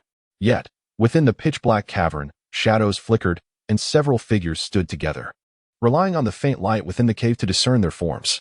The atmosphere was steeped in silence. and the individuals present were none other than those same figures. The power to devour, perhaps? A man possessing the Rinnegan furrowed his brow slightly. Are you certain you saw it clearly? Conan interjected. Indeed. He flawlessly absorbed the tailed beast bomb, showing no apparent effects on himself, as if. Obito abruptly halted his recollections, a flicker of fear passing through his eyes. As if what? As if he had entirely swallowed the tailed beast bomb whole. Even the three tails had been forced back from its beastly form to merely its chakra cloak. Pain fell into silence for a moment, pondering. Suddenly, his pupils constricted. Is there any further intelligence on him? According to the intelligence network, his strength seemed to be that of a low-level ninja, having previously resided in the village of the Bamboo Cutter, where he allegedly killed dozens of the Bamboo clan before being wanted and fleeing the village. Obito, unable to contain his agitation, acknowledged that this individual had thoroughly disrupted his existing plans. Pain's gaze turned cold, lost in thought, while Obito posed a sudden inquiry. What do you think? Should we recruit him into our organization? His abilities may prove useful to us. His strength remains an enigma. Even I cannot discern much, Obito remarked. To an outsider's ears, it was indeed a judgment issued by Uchiha Madara. The assessment of this genius ninja, particularly from beneath the lens of the Manjiki Sharingan, was not to be underestimated. Yes, his words carry weight, Conan interjected coolly. Such a person cannot remain within our organization, lest his power turn against us and consume us instead. Setting aside his abilities, can you truly be at ease with placing someone of such capability by your side? Conan's lips seemed to have never graced a smile, resembling an icy beauty, cold yet enchanting. Her words held considerable merit. One could argue that should complications arise, his abilities would render any attack against him futile. Perhaps the only means of harming him would be through physical combat. Such an individual remaining close at hand is undeniably terrifying. At least he is still mortal. Is he not? Pain added. Speaking of which, Obito nodded slightly. It seems his body can withstand a tailed beast strike. Chapter 16. The Howling Wind. As the dust settled, the members of the Mist-Hidden clan had long since fled. Although it appeared that the Take-Dorai clan had emerged victorious from this battle, they simultaneously suffered a catastrophic defeat. The air was filled with the cries of infants and the lifeless forms of countless bodies. Particularly today, their entire village had nearly faced complete annihilation. Everywhere lay the dead and the wounded, with some even reduced to mere bones, their remains untraceable. Furthermore, the fate of the village was inexplicably entwined with that of a fugitive, a person they were entirely unwilling to confront. Lin Yu. Junyi Huang, the clan leader, furrowed his brow, unable to suppress his agitation, and opened his mouth, his gaze heavy with gravity. He silently observed the man before him, rendered speechless, as his thoughts were vividly etched upon his face. The howling wind cruelly lashed against the faces of the people, akin to blades reopening festering wounds, inducing immense suffering. Rather than being saved by this individual, he would have preferred to perish amidst the ruins, beneath the onslaught of the tailed beast's attack. This sentiment was not solely his. It resonated profoundly with the thoughts of nearly everyone present. Gazing upon the scattered corpses and the remnants of shattered structures, he pondered for a moment before arriving at a startling resolution. Suddenly, he unsteadily rose from the ground, his body trembling uncontrollably. It was evident that his physical condition was far from optimal. Nevertheless, in such a state, he could not help but roar with fury. Kill him. The village can be rebuilt, but he must die here today. As his words echoed, the heads of all present bowed, the light in their eyes extinguishing, leaving them seemingly devoid of spirit. They had lost the will to fight, surrendering even their hopes of survival when faced with the tailed beast, let alone against the one who had defeated it. How could they possibly continue to battle? You. As he spoke, Junyi Huang attempted to gather the chakra within him, a surge of energy coursing through his body, yet in an instant, he vanished from sight. He charged forward with explosive speed, his hands morphing into blades of bone, unleashing a furious might. However, even he was unprepared for the moment his gaze met Lin Yu's azure eyes. In that instant, his body involuntarily recoiled in the opposite direction. He retreated several dozen steps, finally halting at a reasonably safe distance. Crouching down, he was drenched in sweat, which even trickled into his shoes. At that moment, he felt an overwhelming pressure. Merely a glance, yet it appeared exceedingly terrifying. Even as a man in his 50s, he found himself instinctively recoiling in the face of such a gaze, for it emanated an exceptionally pure intent to kill. Though they had not made contact, the display was profoundly chilling. In an instant, Junyi's pupils slightly contracted, and a tingling sensation spread across his scalp. How could such a gaze belong to a young individual? That gaze resembles that of a seasoned warrior, honed through countless trials on the battlefield. It is a look forged only through the harrowing experience of facing death thousands of times. At this very moment, the solitary figure standing majestically atop the high slope casts an undeniable shadow of foreboding over the hearts of all present. It is as though a palpable fear is steadily spreading within them. It is he, the man who has vanquished the tailed beasts. Is he a deity? Even if they harbored thoughts of resistance, the spirit to defy has long since evaporated. In their hearts, Lin Yu is a figure capable of contending with the tailed beasts, his strength now surpassing even that of these formidable entities. Such individuals, how could they possibly be regarded as adversaries? They are merely lambs to the slaughter. In the presence of absolute might, they lack any room for dialogue. What are you all doing? Even if you choose not to take his life today, do you believe he would spare you? Do not forget the deeds he has committed before. Jun Yihuang's gaze flickered as he surveyed the group. He sought to incite them to unite against Lin Yu with his words, yet he discovered that not a single person dared to nod in agreement. Even the slightest movement was absent. They stood there, their expressions gradually becoming vacant. Even if Jun Yihuang's assertions held truth, who among them would dare to step forward? His power was of a caliber they had never witnessed before. Yet in the next instant, beneath the astonished gazes of all present, and within Jun Yihuang's anguished stare, Lin Yu's bone spike suddenly pierced through Jun Yihuang's elbow. Blood gushed forth, and the bones of his left hand were forcefully ejected from his body. Nevertheless, Lin Yu's assault did not cease. Having honed his strength through previous battles, he now wielded force comparable to that of 5 or 6 fully grown men in their prime. It was an effortless task to shatter Jun Yihuang's arm in an instant. Jun Yihuang let out a pained wail. This scene evokes an overwhelming sense of dread in all who witness it.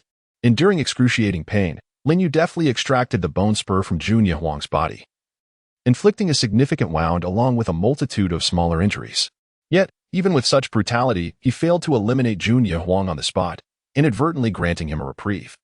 Nevertheless, Jun Yihuang's left arm was rendered nearly useless. Even with immediate medical attention, it seemed impossible to salvage it, especially considering that the village of Takahashi had been nearly obliterated, leaving no trace of medical facilities.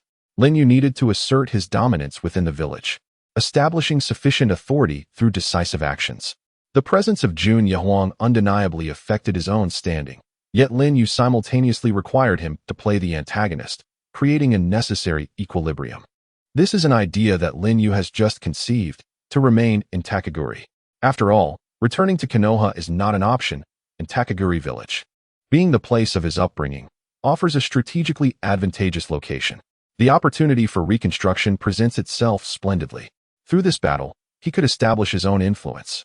Not everyone possesses the tenacity of Jun Yihuang. Eliminating Jun Yihuang outright might provoke a backlash. Thus, incapacitating his arm serves as the most fitting form of retribution. Subsequently, he can gradually incorporate the power of Takaguri into his own through legitimate means. Unlike in the past, he no longer needs to rely on the shadows of a dim underground prison to survive. He envisions utilizing the resources of Takaguri village to methodically expand his own dominion. This encapsulates his thoughts. Chapter 17, Reconstruction. Kagaya Village. Lin Yu's indifferent gaze surveyed everything. From this day forth, Takahashi Village shall be renamed Kagaya Village, and I shall lead you towards greater strength. 3 days later, after tending to the wounded, Kagaya Village was amidst a post-disaster reconstruction. The sky wept with rain. Meanwhile, a certain individual, traveling in search of inspiration and having been ejected from the women's bath, narrowly evaded the chase of security personnel, trudging along the path. With hair as prickly as a hedgehog, streaked with a hint of oil, he appeared unmistakably as a middle-aged man in his 40s or 50s. What is this? I merely sought to gather some writing material. Jiraiya sighed. He then stared vacantly at a nearby pond, his gaze fixated upon it. Suddenly, the pond rippled, and an enormous toad leaped directly in front of Jiraiya. The ground trembled violently, and the water in the pond was nearly halved. Jiraiya. A new prophecy. A new prophecy. The toad continued to leap rhythmically. A new prophecy? Jiraiya's eyes widened in sudden realization, his expression growing increasingly grave. After a time, Jiraiya gleaned the contents of the prophecy from the toad's utterances. A man capable of steering the ninja world towards 2 extremes. His existence would undoubtedly exert an unprecedented impact on the ninja realm, potentially upending the existing balance. Yet, there remained aspects of the prophecy that eluded his understanding. One particular description stood out: belonging to this world while simultaneously existing beyond it. Isn't this a contradictory statement? Moreover, regarding his identity, the esteemed Lord has said nothing, even leaving behind a riddle at the end. The color red. What does the red signify? Jiraiya fell into a stupor. For the time being, updates must be paused. Shortly after the battle between the Hidden Mist and the Take-Torai clan, rumors swiftly spread throughout the entire ninja world. Ninjas from various villages, either intentionally or inadvertently, dispatched operatives to the vicinity of the Hidden Mist village, and even near Take-Torai village, to investigate what had transpired. However, the Take-Torai clan suddenly shuttered themselves, and numerous ninjas began to patrol, either deliberately or inadvertently. What was most terrifying was that, despite the supposed shortage of manpower for village reconstruction, the Take-Torai clan deployed such a significant force for patrolling and counter-surveillance. Those ninjas remained stationary at their posts, occasionally engaging in skirmishes. Among them, many seemed to notice an astonishing change. The name of Take-Torai village had apparently transformed into Kagaya village. Furthermore, their headbands underwent remarkable alterations. What transpired in Kagaya village? Is it related to the battle with the Hidden Mist? Is it connected to that man who possesses the strength to contend with tailed beasts? For a moment, the black market of the ninja world buzzed with conjecture. Beneath the facade of peace, it seemed that a great upheaval was on the brink of erupting. Meanwhile, Kagaya village had quietly initiated a transformative campaign. It was not merely a matter of changing the village name. Half of the populace donned new headbands under the leadership of Hayashiyu, while the other half remained under the guidance of the old patriarch, Kaniya-era. As for the commoners of Kagaya village, as long as their lives were stable and free from external disturbances, who truly cared about who held the reins of power? Moreover, Hayashi claimed that he had single-handedly safeguarded the entirety of Kagaya village, asserting that without him, all their bodies would now lie amidst the ruins. And they naturally dared not voice any further objections. Yet, at that moment, Kaniya-era was nearly driven to the brink of fury, his anger boiling over. Hayashi.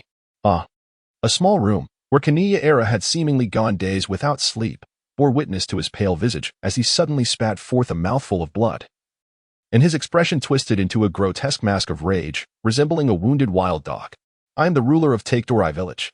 Why must someone like you exist? The relentless questioning struck at the core of his being, and he felt himself on the verge of collapse. Enduring this state for several days, it was as if he were possessed, his mind consumed with thoughts of tearing Hayashi apart.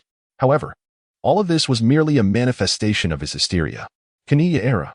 Suddenly, as the door swung open, a graceful figure pierced through the sunlight, striking directly at Jun Yihuang's mind.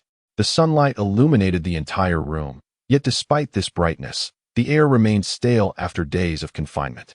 Coughing softly, the enchanting woman sighed.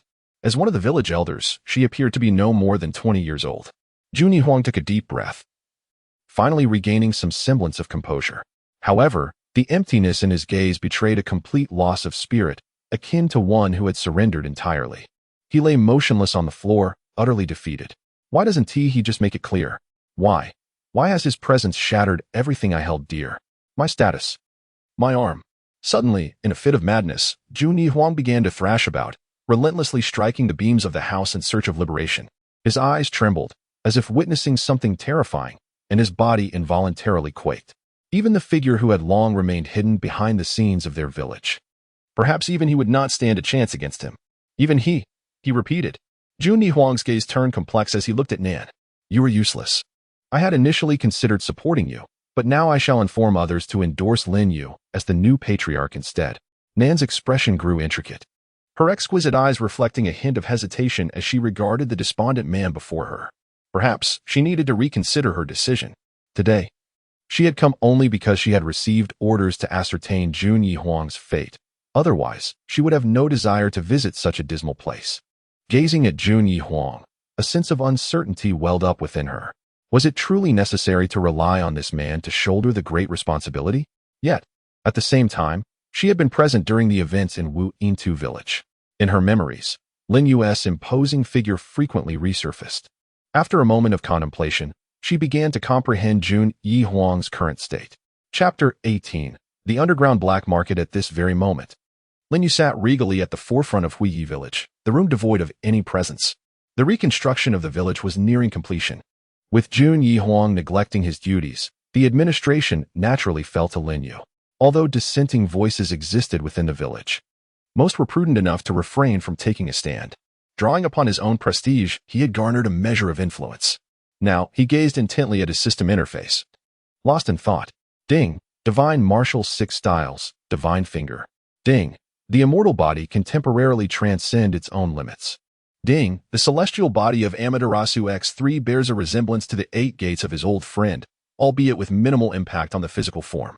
Its use merely results in a fleeting period of fatigue, yet its might pales in comparison to that of the 8 gates. Lin Yu has refrained from employing it, even during his confrontation with the tailed beasts. After all, while his physical strength was not formidable, it sufficed to manage the situation. The 8 gates. Lin Yu fell into profound contemplation, as if certain memories were stirred within him. The Azure Beast of Konoha, once his mentor, fought valiantly on the battleground of the 4th Great Ninja War. That man unleashed techniques such as the Evening Elephant and Night Guy, whose power was so immense that even Uchiha Madara, who possessed the 6 Paths power, could not withstand it. It could be said that in the realm of Naruto, if Might Guy were to claim 2nd place in physical prowess, none would dare to claim the 1st. Returning to the present, Lin Yu found his system to be rather peculiar. Rewards were solely activated by his passive actions, with no further prompts provided. The singular method to obtain rewards was through consumption. However, when he took a moment today to inspect the system panel, he discovered a small line of text within the box. Although diminutive, it was sufficiently noticeable. Final achievement. Mastery of ultimate power, incomplete.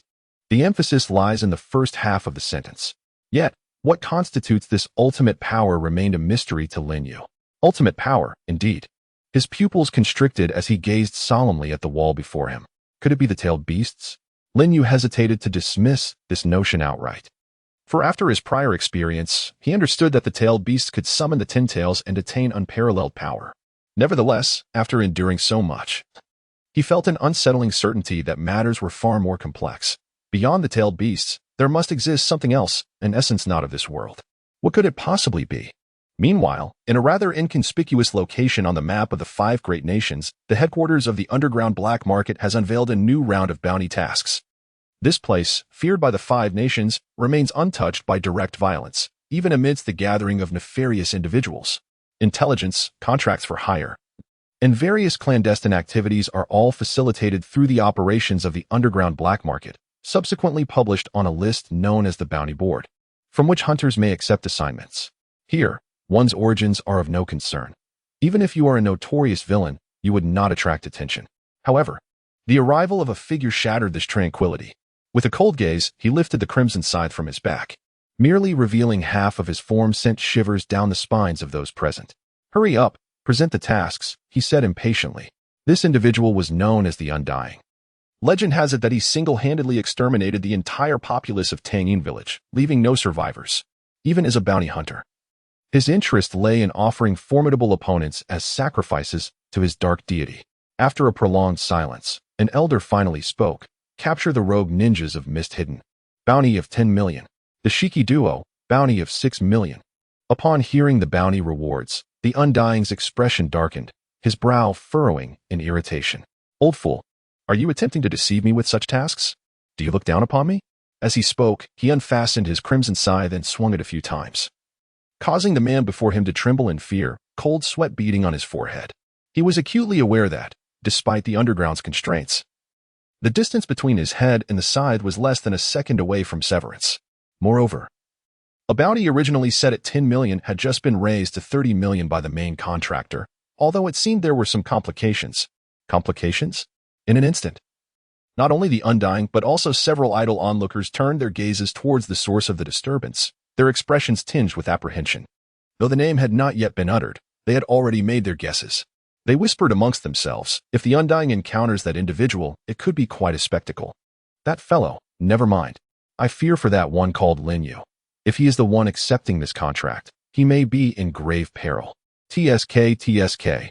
Even for some of the more renowned figures within the industry, the bounties typically hover just above 10 million.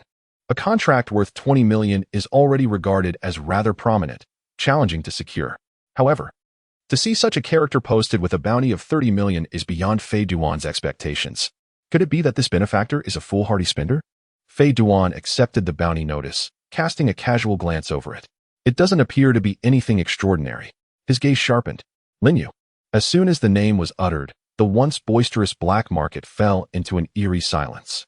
In the preceding days, they might have been unfamiliar with this name. But ever since that incident, it had instilled a considerable amount of trepidation within them. After all, it was no small feat to repel a tailed beast single-handedly, an accomplishment that few could claim. Such a figure certainly deserved a place among the top 10 bounty rankings. It would be wiser for you to shutter the underground market without delay. Suddenly, the elder revealed a sinister smile. His prowess was not to be underestimated. Rumors spoke of his power to devour, a force so potent that even the tailed beasts could not contend with him. The power of devouring? This piqued his interest. Haydn grinned wickedly. I shall offer him as a sacrifice to the Lord of the Abyss. Yet, just as he believed, Haydn himself was indeed immortal. Gifted with the ability of immortality, he harbored no fear of Linyu. Moreover, even if the whispers of the streets were true, and Linyu was as formidable as claimed, he could always employ that technique to secure his invincibility. Thus, he possessed unwavering confidence in his own abilities. This confidence stems from an unparalleled strength. Chapter 19. Revenge. In this decisive moment, are you certain someone will take up his bounty? In a nondescript room within Kagaya village, Junya gazed lifelessly at the extraordinary beauty beside him. 30 million, surely someone would be intrigued by that, she said coldly. Moreover, Nan cast a helpless glance at Junya, observing his despondent demeanor, and suddenly felt disinclined to continue the conversation. Moreover, what? A certain individual seems to have already accepted his contract. Nan's voice carried a touch of indifference. Junya's eyes widened in shock. Who is it? I am not entirely sure of his name, but according to intelligence, his abilities surpass even that of Linyu. More powerful than him? How is that possible? Junya exclaimed, his expression grave. It is said that he possesses the ability to be immortal. Immortal? Suddenly, Junya's countenance stiffened. Is it a ninjutsu? How could such a power exist? The notion that there exists a ninjutsu capable of bestowing immortality is indeed more terrifying than the power of devouring. However, after witnessing Linyu consume a tailed beast orb with his own hands and subsequently learning this news, it did not seem too far-fetched. Yet, can this so-called immortality truly withstand Linyu? No, that is impossible. Junya swiftly dismissed this thought. Indeed, even if Linyu's strength is transcendent, even if his abilities can reverse all outcomes, but immortality signifies that any attack would have no effect on this individual whatsoever. Therefore, even if he cannot defeat Linyu, he could rely on his immortal ability to outlast him. Is the information accurate? Are we certain of his immortality? Junya inquired once more, for his desire to see Linyu perish had reached a near-manic state. If the information is correct, then yes. Nan replied coldly. At this moment, Junya's gaze appeared considerably clearer. He slowly straightened his posture. Do not worry, this time we shall certainly succeed. Suddenly, Nan's voice caused Linyu to startle. Junya furrowed his brows. Can we truly succeed? If we cannot, what shall we do then? Yet, the mere thought of that man filled him with a suffocating sensation. A whirlwind of complex emotions flashed through his mind, almost tearing him apart once more. He glanced at his remaining hand. Even now, his right hand trembled slightly. As his fingers moved a fraction, he vowed that this time, by any means necessary, Linyu would perish here. In the village of Kagaya, construction efforts were fervently underway. The villagers were mobilized to repair the damages inflicted upon their homes. Although the number of laborers was limited, they had not yet encountered a shortage of manpower. Ling remained in the village, seemingly attached like a shadow, despite not having received permission from Linyu to stay. At this very moment, in the rear mountains of Kagaya, two of the village's Nin were beside a grave, meticulously tallying the casualties of the recent conflict. Among the deceased were Ji Shanming and Yun Si and Ji Yong. Those whose faces were still recognizable were compared one by one through a ledger. The dismembered remains, some faces utterly obliterated, were gathered together and interred in a common grave. They recorded each name with care. Suddenly, they noticed a shadow flit past atop a weathered gravestone. The stone appeared rather rudimentary, even in the afternoon light. It exuded an unsettling aura. This was a gathering place for countless corpses, where thousands of Kagaya's fallen lay to rest. Even the homeless spirits found their final resting place here, tragically left to mingle with the remains of others. Let us finish this quickly. Something feels off. Once we're done, we should head back, one of them remarked. The two instinctively quickened their pace. A few minutes later, an eerie sound echoed. sending chills down their spines. Their eyes darted about, as if searching for something elusive.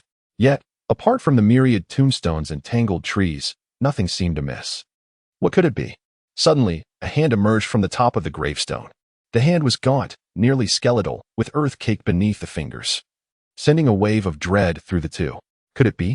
Is this creature truly rising from the depths? Instinctively, they drew their kunai and, in a symbolic gesture, hurled them towards the stone. Clang! A sharp sound rang out. However, as the kunai struck the hard stone, they simply fell away, and all remained quiet. Just as they began to doubt their senses, the gravestone was violently shattered, splitting in two mid-air. A figure emerged, its gray slicked-back hair and pale purple eyes exuding a menacing presence, reminiscent of a malevolent deity. The smile on its face was unervingly strange. "Hey, is there a fellow named Linyu here? I intend to offer him as a sacrifice to the dark god." Haydn raised his head defiantly, exclaiming with a hint of adolescent bravado. He harbored no fear of Linyu, nor did he dread the village of Kagaya, boldly intruding into its territory alone. In that fleeting moment, two Kagaya ninjas recoiled in anguish, their bodies trembling uncontrollably. One of them murmured softly, "Just now." It seemed as if he emerged from the earth itself. The position of the stone tablet was elevated, creating a visual illusion from below, as if he had risen from the ground. An overwhelming sense of terror engulfed them. Furthermore, Haydn's attire, adorned with a crimson scythe, rendered him akin to a harbinger of death. His black cloak billowed gently in the breeze, enhancing the eerie atmosphere. Instinctively, they entertained thoughts of fleeing. In that instant, it was as if Haydn could read their minds, unleashing a terrifying speed that surged forth. The two nin were caught off guard. With a single strike, he incapacitated them, sending them soaring through the air before they plummeted to the ground. Dusting himself off, Haydn remarked with a hint of disdain, "Cowardly fools. I intended to inquire about Linyu's whereabouts, but it appears I must seek him out myself." Even as he stepped into Kagaya village, Haydn continued to shout loudly, unperturbed by Linyu's presence. Perhaps, he mused, such declarations would hasten his search. Chapter 20. A ruckus in Kagaya village at that moment. A figure was forcefully expelled from the Mizuki's office. "You inept fools, you cannot even handle this trivial matter. What use are you to me?" Within the confines of the mist village, the fourth Mizuki, Yagura, glared with bloodshot eyes, exuding an aura of fury. The Kagaya clan was a mere branch of the mist. Yet as the village's leader, he found himself powerless against such a minor faction. Under the oppressive reign of blood mist, his authority was beginning to waver. The reason was simple. During the suppression of the Kagaya clan, he, endowed with the power of a tailed beast, had been defeated by a mere youth. Subsequently, dispatching numerous elite ninjas to investigate the recent happenings in Kagaya village had proven to be an exercise in futility. Undoubtedly, this has propelled Shikura's fury to unprecedented heights. In the aftermath of these events, an increasing number of bloodline limit clans have begun to exhibit restlessness, engaging in covert maneuvers behind the scenes. Everything has unfolded in a manner that far exceeded his expectations. Even Abido, who lurked nearby, furrowed his brow slightly. The ninja before him possessed considerable strength, undoubtedly ranking among the elite in Kagaya village. However, after numerous inquiries into Kagaya village, the intelligence gathered was merely a paltry morsel. "Lord Mizuki, this. Do we truly?" His voice trembled, the latter part of his sentence left unspoken, fraught with an unvoiced sense of futility. Currently, Kagaya village is in a phase of reconstruction, and it appears that the rebuilding is nearing completion. The frightened ninja, trembling in fear, hastily pleaded for mercy. "Do I really need you to emphasize this?" With each word he heard, Shikura's frown deepened. "What I seek is the movements of Kagaya village. And information regarding that scoundrel, Linyu. Do you comprehend?" The glint in Mizuki Shikura's eyes bore a hint of bloodlust. The mere thought of that man filled his gaze with murderous intent. "Why yes, Lord Mizuki, but that fellow has dispatched 2/3 of Kagaya village's forces elsewhere. With only a handful of us, infiltrating to gather intelligence will prove exceedingly difficult. As for news about Linyu, we have nothing." Before he could finish, his pupils constricted violently, and an unprecedented surge of killing intent erupted instantaneously. In a flash, Shikura appeared before the ninja, his hand poised at the man's throat, decisively ending his life. The ninja collapsed lifelessly to the ground, and not a trace of compassion crossed Shikura's gaze. Known for his brutality, he exhibited not a moment's hesitation, akin to a seasoned butcher, his lethal resolve unwavering. However, in the next moment, A resonating hum echoed. With a wave of psychic energy, the luster in the eyes of the fourth Mizukage, Shikura, gradually faded, rendering him as motionless as a puppet, his expression vacant. As the space around him dissipated in a spiral form, a man adorned with a tiger-striped mask slowly emerged from the spatial vortex.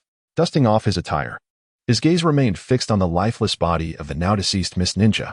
At that moment, beneath the mask, his brow was knitted tightly in contemplation. Have I overthought this? The mere thought of that man evoked an ineffable sensation within him. Indeed, he was no ordinary adversary, in a village plagued by a shortage of manpower.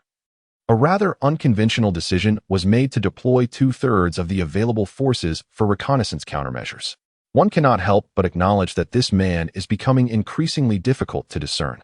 Indeed, just as Xiaonan had suggested, his ambitions are undeniably formidable.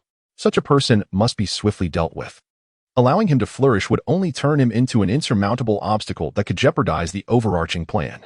However, the concept of devouring is indeed a challenging ability. At that moment, Uchiha Obito unleashed a terrifying wave of energy that rippled outward.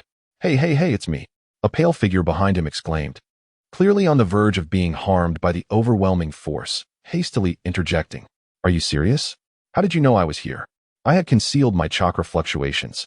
His eyes, it seems, should not possess such capabilities, he mused with a hint of dark amusement, his cheeks tinged with shock. After all, as the foremost reconnaissance ninja in the shinobi world, he could infiltrate any corner of this realm undetected. He then fixated on Obito's arm hidden beneath his robe. As if a realization dawned upon him. "I see," he murmured. Silence. A flicker of menace flashed in Obito's eyes as he bellowed, commanding the figure to promptly cease his chatter. While it may not have been the overwhelming presence of a conqueror, it was enough to compel this individual to obediently close his mouth. "I merely wish to inform you that an intriguing spectacle is about to unfold." With Obito having fallen silent, the figure quietly melded into the earth. At this juncture, Obito redirected his focus toward the puppet-like body of the fourth Mizukage, Yagura.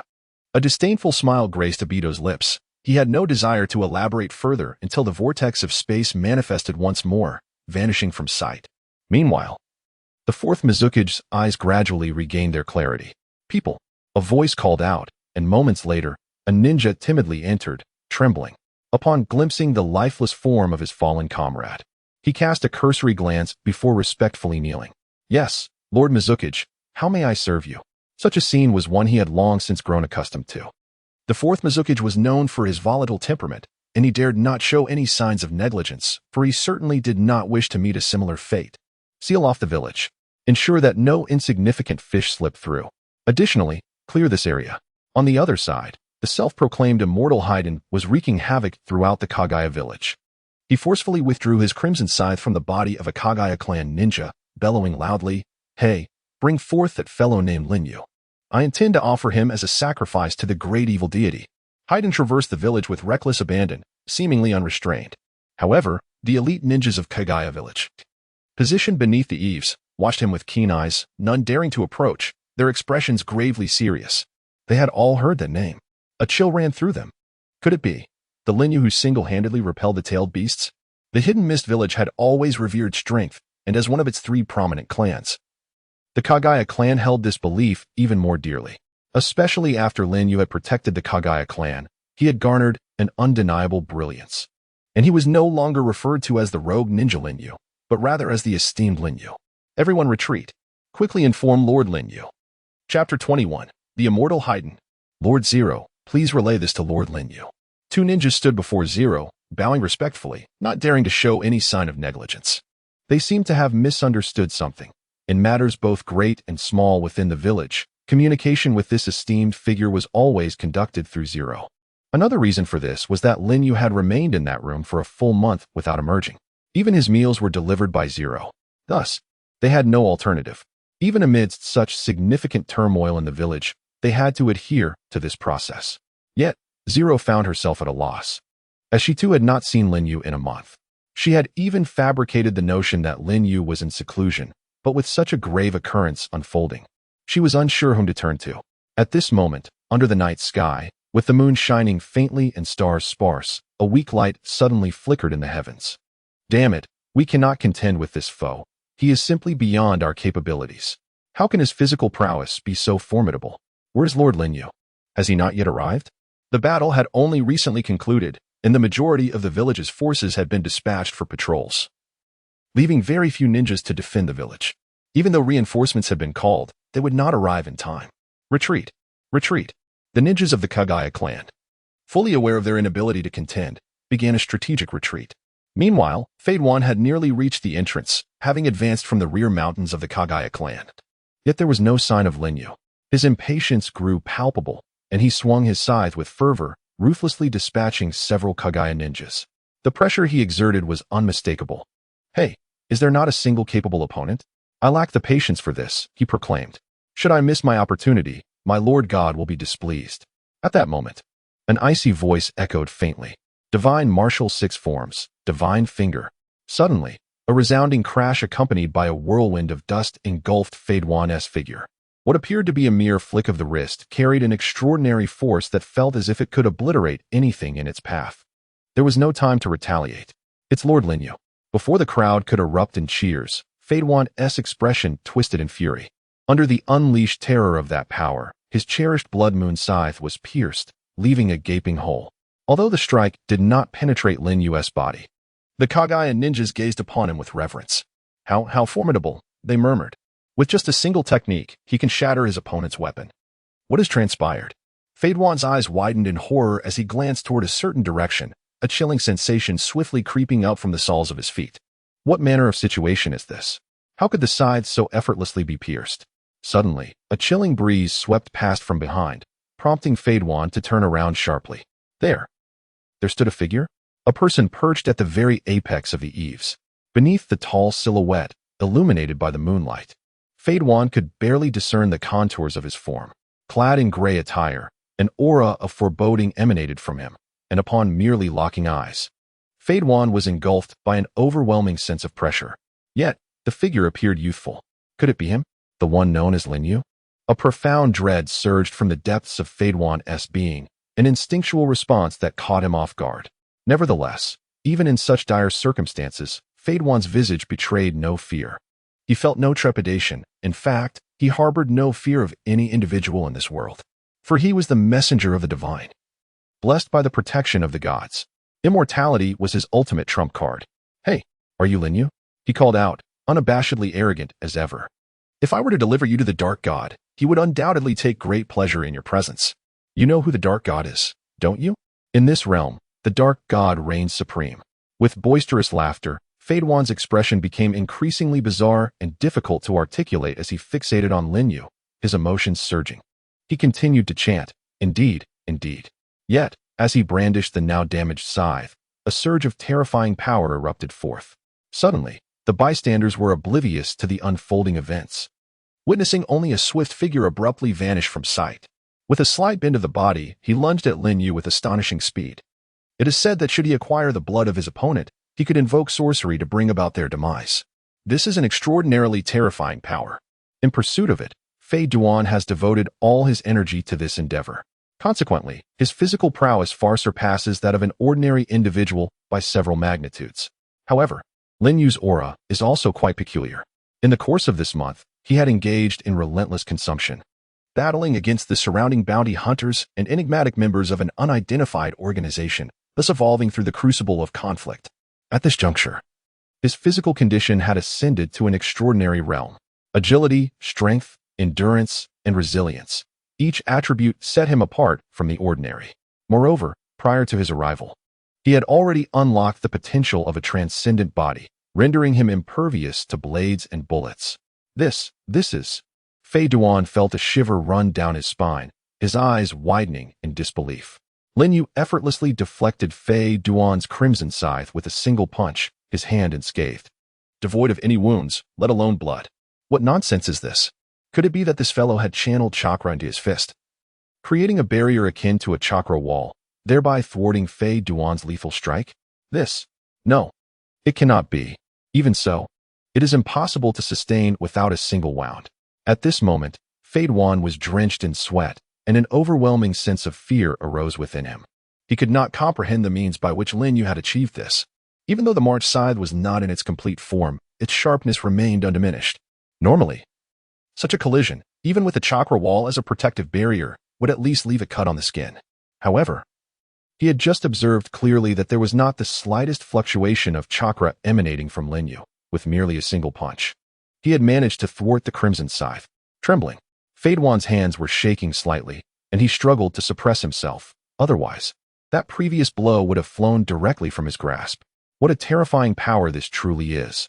Suddenly opening his eyes, Haiden's fighting spirit surged even stronger than before. Today, you must become my offering. Chapter 22, Endless Terror. An almost impeccable martial technique, it can be deemed absolutely perfect. It must be said that after unleashing his full fighting intent, Haiden's combat prowess ascended to yet another realm. This time, he wagered all his honor and the last remnants of his dignity, all in the name of the Dark Lord. However, in the ensuing moments, Feiduan found himself on the brink of collapse. Though he possessed the ability of immortality, the sensation of his bones being shattered was overwhelming. No, he must not succumb. Even if he could not win, he would still wear a smile, wiping the blood from the corner of his mouth. His body was already marred with bruises of various hues. In stark contrast, Linyu, after a round of combat, exhibited not even a hint of fatigue, let alone a single drop of blood. This incited within Feiduan a feeling akin to blood boiling, as if he were merely a lab rat, at the mercy of others. Why was it so arduous to draw a single drop of blood? Minutes passed, and Feiduan's visage was now a tapestry of swelling and bruises. Yet, he had not surrendered. Just one drop of blood. Yes, only a single drop, and he could turn the tide, reclaiming victory. Suddenly, a clear electronic notification shined. Warning. The celestial body is in cooldown. Cooldown time, 30 days. At that moment, it seemed as if Linyu had evaporated, with an abundance of gas erupting from him. Feiduan's legs trembled, too fearful to advance a single step. What trickery did this individual harbor? Once the steam dissipated completely, Linyu emerged slowly. Indeed, he could sense the significant toll on his energy, and the abrupt draining had left him momentarily vulnerable, presenting a rather fatigued appearance.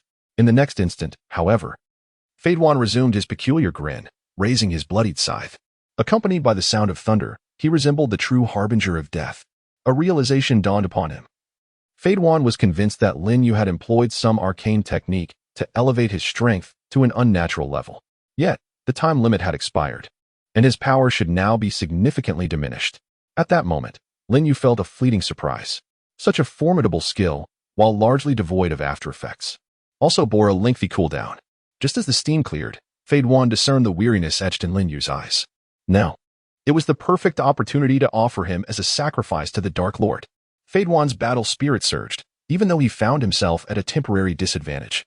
The sight of Linyu's exhaustion ignited his fervor. You are indeed formidable, he declared, his expression unwavering. It has been a long time since I encountered a worthy offering like you. I believe the Dark Lord shall be most pleased. However, all of this must come to an end. With a chilling glare, Feiduan hurled his scythe through the air, the ground trembling beneath the force of its passage. What?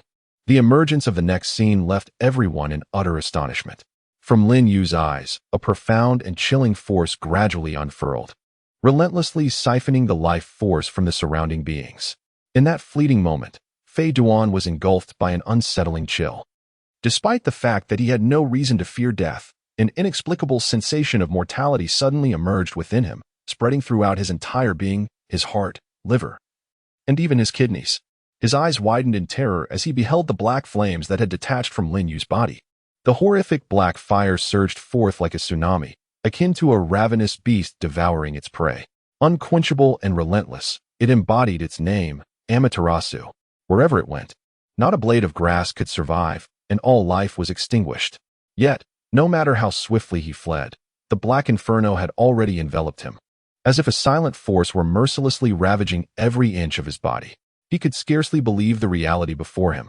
No, impossible. I am under the protection of the Dark God. You cannot slay me. Ha ha ha. No. No. What is happening? The sense of unease intensified within Feiduan. Meanwhile, Linyu experienced a twinge of delight. Although devoid of the kaleidoscopic Sharingan's enhancement, he had, as the system suggested, successfully wielded Amaterasu, and its power remained undiminished. In contrast, the Divine Martial 6 Style's Divine Finger seemed relatively easier to evade, thus emphasizing the importance of timing for launching an attack. His gaze fixed upon Feiduan, and all he could see was the black flames. A profound sense of crisis enveloped Fei Duan. The strength of this individual surpassed his comprehension. He yearned for a swift escape. Enduring the pain that coursed through his body as he writhed and contemplated, completely enveloped by the black flames. Ultimately, he uttered the very words he least wished to speak. "Please do not kill me. I can offer you all my wealth." He trembled.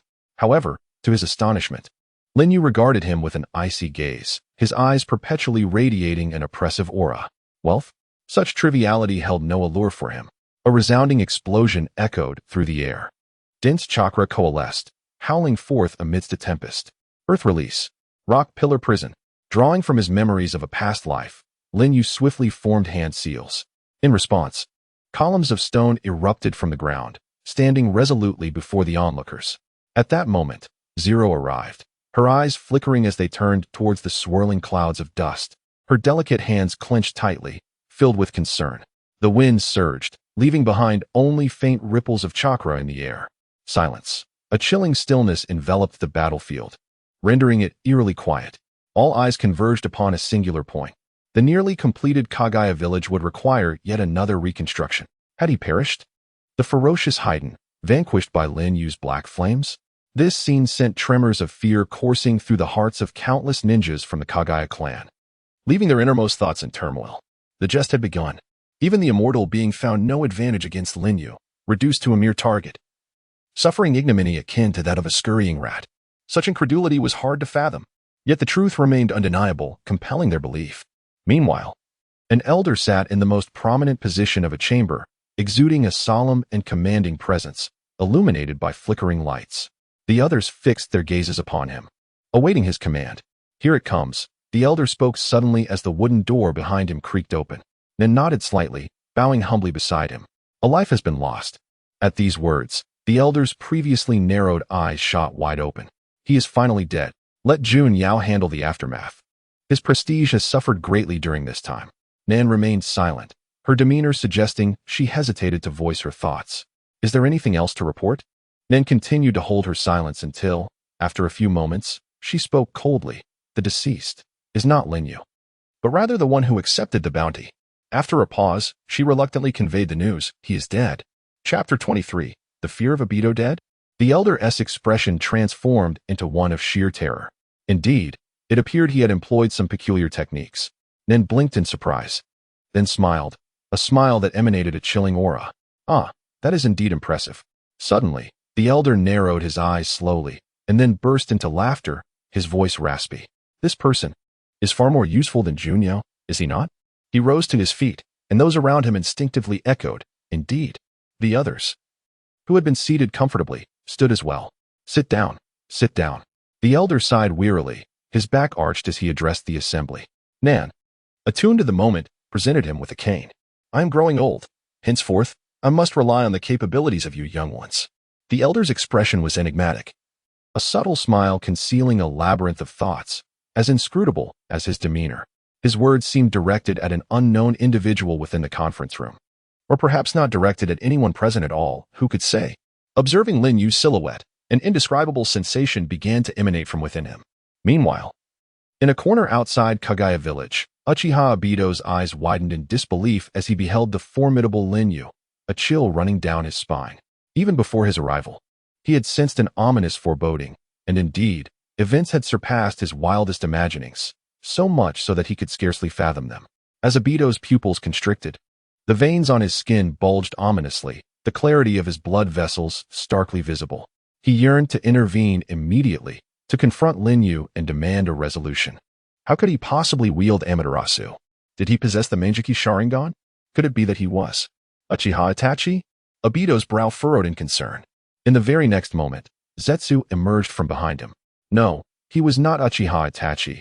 There was no trace of Itachi's essence about him, yet something felt profoundly amiss. Moreover, the most critical detail was that he lacked the Sharingan. A person without the Sharingan. Upon hearing Zetsu's remarks, Obito's trepidation intensified. Why could someone devoid of the Sharingan unleash Amaterasu? Was it conceivable that what appeared to be the black flames of Amaterasu was, in fact, something entirely different? Before Zetsu could finish his thought, Obito interrupted. The overwhelming power of the black flames consuming everything in their vicinity, annihilating all life. Even the air itself was scorched clean. Despite the absence of any fuel, the flames persisted, eternally ablaze. Apart from Amaterasu, he could not conceive of any fire capable of such destruction. Yet, to achieve this, a specific condition must be met, Uchiha Itachi. Indeed, only Itachi's Sharingan could invoke Amaterasu. No one else possessed the capability to unleash such a technique. Thus, he was compelled to entertain a troubling suspicion. Could it be that this individual had concealed his Sharingan? He said nothing, merely shaking his head in silence. If what he claimed were true, then Lin Yu's strength had likely ascended to an entirely different echelon. Even the combined force of himself and the tailed beasts might not guarantee victory. A person capable of unleashing Amaterasu without the need for the Sharingan, such an individual. Uchiha Obito inhaled deeply, as if striving to come to terms with the reality before him. Yet, no matter how hard he tried, the image of that person lingered in his mind, refusing to fade. Furthermore, I stumbled upon something intriguing. Oh, the leaves enveloping the figure suddenly unfurled, revealing a being of both black and white emerging forth. They appeared as if they were two individuals with entirely disparate personalities, seemingly engaged in a continuous monologue. Indeed, he had seemingly departed from the village recently. In just a month, I could sense that he had grown at least 2 to 3 times stronger. Undoubtedly, the previous version of him would have fallen prey to Haiden. Including that black flame, perhaps it was something he had cultivated during this time. The mere mention of the black flame caused Obito's gaze to shift uneasily. Indeed, at present, the secrets concealed within this Lin Yu were innumerable. And as Zetsu had stated, his power had increased by no less than 2 to 3 times compared to a month ago. Could it truly be that this brief period of time had propelled him to such heights? If so, it was an exceedingly alarming prospect. Obito quickly recognized the gravity of the situation. If Lin Yu were permitted to continue on this path, he would undoubtedly evolve into an insurmountable adversary in the future, one that even the god of pain would struggle to contend with. Or rather, a being that the entire ninja world could not withstand. Through their brief acquaintance, Obito understood that individuals like Lin Yu could never be swayed. Thus, the only remaining course of action was to eliminate him. Obito glared fiercely into the distance, realizing that it was time to expedite his plan. His gaze remained fixated on Lin Yu's position. Suddenly, a flash of crimson light ignited in his eyes, and the surrounding space began to twist in a spiral. His form was on the verge of vanishing into that black vortex. Meanwhile, Lin Yu was instructing the ninjas under his command to carry out the aftermath tasks. However, he was caught off guard. Just as he was about to disappear into the black whirlpool, Lin Yu abruptly halted his actions, straightened his posture, and cast a cold, piercing look towards the position of Uchiha Obito, with his hands resting behind him. An immediate chill ran down the spine, even startling Zetsu, who was half buried underground. Despite the considerable distance between them, a wave of icy dread surged up from the soles of their feet. Uchiha Obito's pupils constricted sharply. How could Lin Yu, even in the dim light of night and from such a distance, discern their presence? Furthermore, they had concealed their aura. This is the most terrifying place. No, it cannot be. Such a feat is utterly unattainable.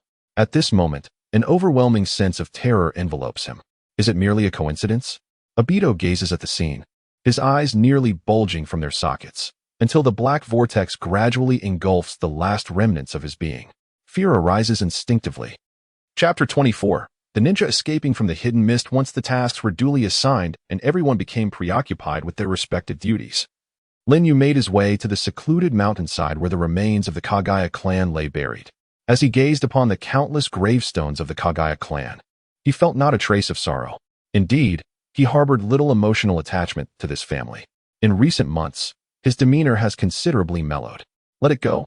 You may leave now, Zero instructed the ninjas behind her. The ninjas nodded in acknowledgement, placing the bundle wrapped in clothing on the ground before swiftly retreating. It must be noted that Zero's performance as a secretary had been commendable during these past few months. She was astute and perceptive, capable of understanding others' thoughts without excessive inquiry, focusing solely on execution. Initially, she had been a hunter, with Lin Yu as her quarry. However, she eventually abandoned her original role, choosing instead to follow Lin Yu closely. Over the past month, she had managed the village with remarkable efficiency. Lin Yu, in turn, silently accepted her presence. Turning back, he quickly fixed his gaze upon the bundle that was nearly reduced to charcoal. To be honest, Zero could not comprehend why Lin Yu wished to bring this item to the back mountain. Nonetheless, she buried her curiosity deep within her heart. What transpired next was beyond her expectations. The nearly carbonized bundle suddenly emitted a series of strange sounds. It hurts. The voice resonated throughout the back mountain, even causing small stones on the hillside to tumble down. Startled, Zero stepped back a few paces, inadvertently falling against Lin Yu's shoulder. Strangely, despite the significant age difference, Lin Yu's shoulder felt remarkably firm. A fleeting moment of distraction crossed her eyes as she glanced at him, his dark hair neatly tied back, with two strands of bangs elegantly framing his face. His features were undeniably exquisite. At that moment, Zero felt a sense of astonishment. It was her first experience gazing into Lin Yu's eyes from such proximity, and she felt a twinge of embarrassment. Quickly, she turned away, only to stumble and sway unsteadily. However, Lin Yu unexpectedly reached out, pulling her back. The path was narrow, scarcely 40 centimeters wide, flanked by patches of yellow mud. Initially, it could barely accommodate two people side by side, but following the commotion, they found themselves pressed closely together. Zero, clad in a loose black-gray coat that concealed her figure, still revealed hints of her alluring curves beneath the fabric. Shoo! Lin Yu signaled for silence. Meanwhile, Zero's complexion flushed crimson, and Lin Yu could sense the warmth radiating from her, which began to unsettle him. The layer of clothing surrounding the carbon was being shaken off continuously. Suddenly, a human head emerged from the bundle. Ha! I am not dead. I am not dead. May the Dark God bless us. Thank you, Dark God. Why is it so dark? What has transpired? Coming to her senses, Zero blushed and gently pushed Lin Yu aside, untying the knots of the garment. Once the layer of clothing fell away, Fade Wan's expression drooped entirely. Lin Yu. It's him again. At this moment, he could say that the last person he wished to encounter was the one standing before him. Instantly, Fade Wan ceased his laughter, his eyes filled with dread. Without a moment's hesitation, he blurted out, "Do not kill me." However, despite his immortality, he did not wish to continue confronting Lin Yu. Even a minute felt like torment. Fade Wan shuddered, his body reacting instinctively at the mere sight of Lin Yu. Lin Yu's gaze was somewhat frigid, lost in contemplation. Suddenly, Zero inquired, "How do you wish to deal with him?" "Take a look," Lin Yu replied calmly. Within a mountain gorge. Swish, swish, swish. The sound of dozens of figures slicing through the air suddenly echoed. Following that, over 10 individuals adorned with Mist Village forehead protectors appeared. A girl, perhaps only around 15 or 16 years of age, stood at the forefront with a serious expression etched upon her face. Her demeanor was exceedingly grave. This place should suffice. We are far enough from Mist Village. There should be no issues now.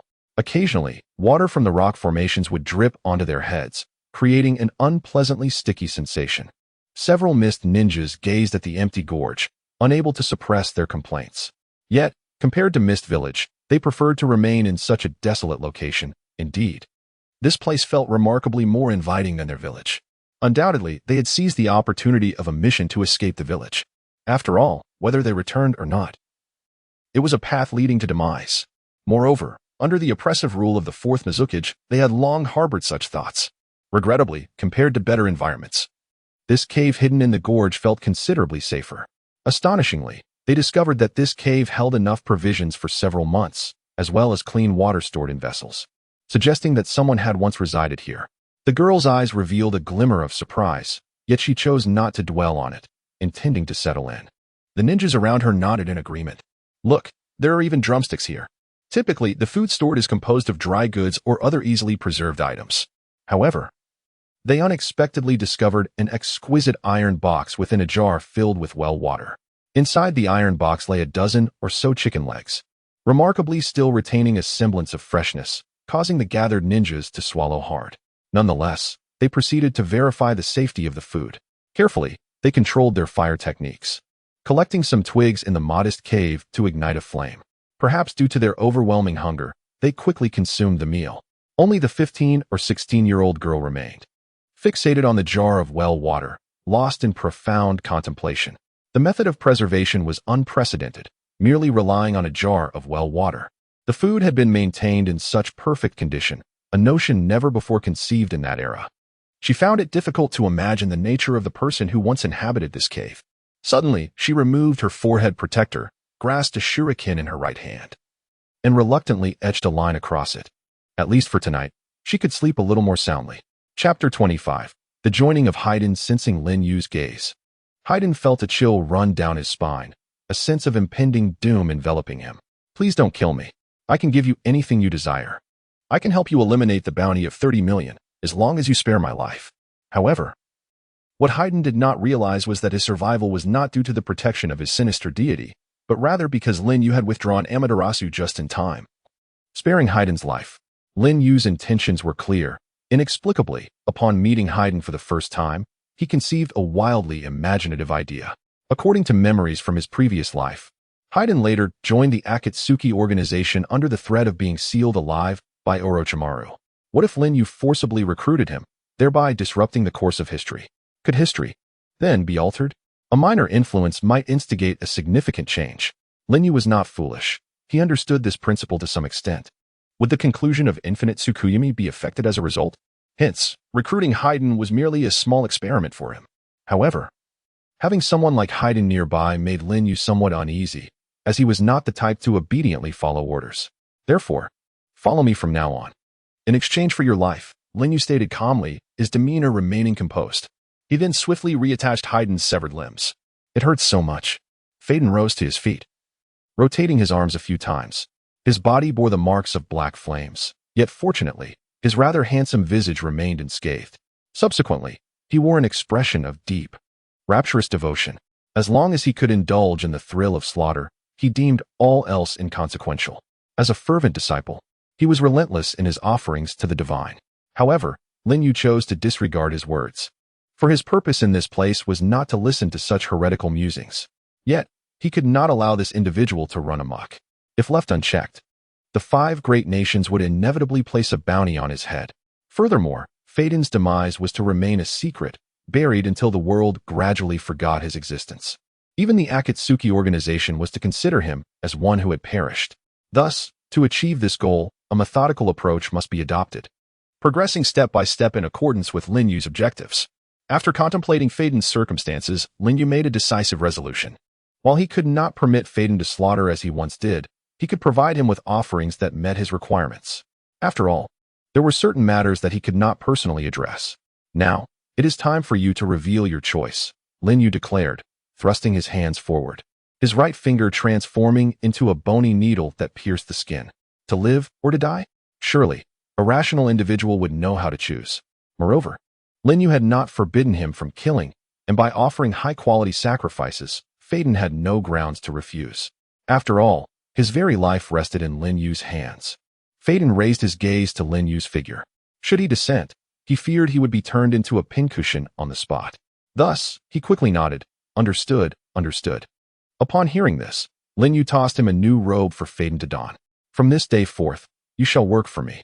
However, before we proceed, I must impose certain constraints upon you. At these words, a chill ran through Faden's entire being. What do you intend to do? I have already agreed to you. He exclaimed loudly, yet the fear etched on his face was unmistakable. He felt an overwhelming sense of dread, as if a multitude of mountains were bearing down upon him from all directions. An overwhelming terror enveloped him. In merely a second, though physically imperceptible, Fadewan discerned a minuscule needle, less than 0.1 millimeters in diameter, piercing his skin. In such desolate wilderness, where could one possibly find such a delicate silver needle? Having witnessed Lin Yu's prowess, he had every reason to believe this needle was indeed a manifestation of Lin Yu's abilities. Indeed, this silver needle was an integral part of Lin Yu himself, a manifestation of the capability known as corpse bone pulse. What have you done? He surmised. Realizing Lin Yu had unleashed this strike, a wave of dread washing over his pallid visage. No sooner had Fadewan uttered those words than a decaying force began to spread through his body. It was indescribable, a sensation unlike any other. His chakra became chaotic, unable to coalesce, and even the strength of his body was entirely siphoned away, as if everything had been stripped from him. Gradually, Fadewan's gaze fell upon the minute wound, where a black energy surged and ravaged his being without restraint. This is the divine finger technique from Lin Yu's divine martial 6 forms. After a period of diligent practice, he discovered an alternative method of utilizing the divine finger by activating it through the bone needles within his body. Furthermore, as long as the bone needles reside within him, he can employ this technique without limitation. When the divine finger is initiated, A mechanical voice swiftly resonates within his mind. Ding, devouring in progress, mental strength 0. 1 points. Ding, devouring in progress, physical strength 0. 0.5 points. Ding, devouring in progress, agility 0. 1 points. This is a faint devouring effect accompanied by the divine finger. However, compared to the rewards Lin Yu obtained from the battle with the Three Tails a month ago using the divine martial 6 techniques, the current reward is indeed negligible. It is not because Feiden's strength is inferior to that of the Three Tails, but rather due to the fundamental reality that, as the devouring accumulates, the rewards diminish significantly over time. Initially, Lin Yu had intended to take on some bounties under an alias in the underground black market, but the meager rewards led him to swiftly return to the village after a month of training. Although masked, he found himself targeted by the 5 great nations during this time. With his current capabilities, he was insufficient to confront them. In truth, he was merely the leader of a clan within the Kirigakure, hardly worthy of being called a village. It was only later, for the sake of prestige, that it was renamed Kagaya Village, previously one of the 3 prominent clans of the Kirigakure, the Taketorai clan. Observing Feiden in agonizing despair, Lin Yu promptly rescinded the effect of the divine finger. Chapter 26. The doubts of Sarutobi Hiruzen. News of Feiden's demise reached the major ninja villages in no time, sparking considerable turmoil. Feiden was a figure feared by all 5 great nations, possessing the ability of immortality, and was bold enough to challenge the might of the Tsuchikage. Many ninjas from the 5 nations had crossed paths with him. However, due to his formidable abilities, they were hesitant to take action against him, preferring to wait for the other villages to deal with the threat. Yet now, he was dead, alleviating their concerns. It was not due to any divine retribution, and soon rumors spread that the individual responsible for his death possessed even more terrifying powers. What could have transpired to allow someone to slay such a formidable foe? Feiden's death brought no benefits. Rather, it intensified the anxieties of those involved. Their worries unreservedly pointed to another individual, a man named Lin Yu. You may all leave. I am aware of the situation, commanded the 3rd Hokage, Sarutobi Hiruzen, within Konoha. Understood. The few ninjas present, their expressions cold, swiftly departed. Though masked, they were undoubtedly different from ordinary Umbu. They were, without a doubt, the subordinates of Danzo. The recent news has been brought forth by Danzo, whose roots have consistently monitored the movements of the 5 great nations. However, this time he delivers a piece of information that stirs emotions to an unquenchable degree. The ninja world is once again thrown into turmoil due to the emergence of an individual. It was not until the office returned to a semblance of tranquility that Sarutobi Hiruzen lit a cigarette, his gaze flickering slightly. Lin Yu. This name seemed oddly familiar, as if echoing from the recesses of his memory.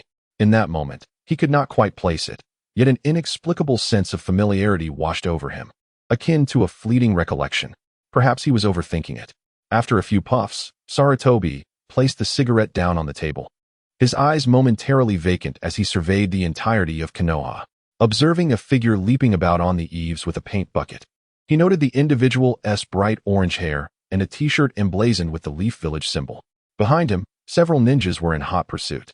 Truly, a troublesome character. Sarutobi muttered a few words before swiftly redirecting his attention back to the earlier matter, an individual who had rapidly ascended to the status of village leader, single-handedly repelling the power of tailed beasts, and now allegedly eliminating Haiden, a man feared throughout the ninja world for his immortality. Though the methods employed remained shrouded in mystery, and the veracity of this intelligence was questionable, if the reports were indeed true, then the act of fending off a tailed beast itself was an exceedingly daunting feat. Since the Warring States period, the 9-tailed beasts have been distributed among the villages of the 5 great nations, and the strength of these beasts directly influences the perceived might of a village. It would not be an exaggeration to say that tailed beasts represent the entirety of a village's combat capabilities. Among them, the most powerful beast, the 9 tails, has been assigned to Konoha, while the Mist Village has been granted the 3 tails.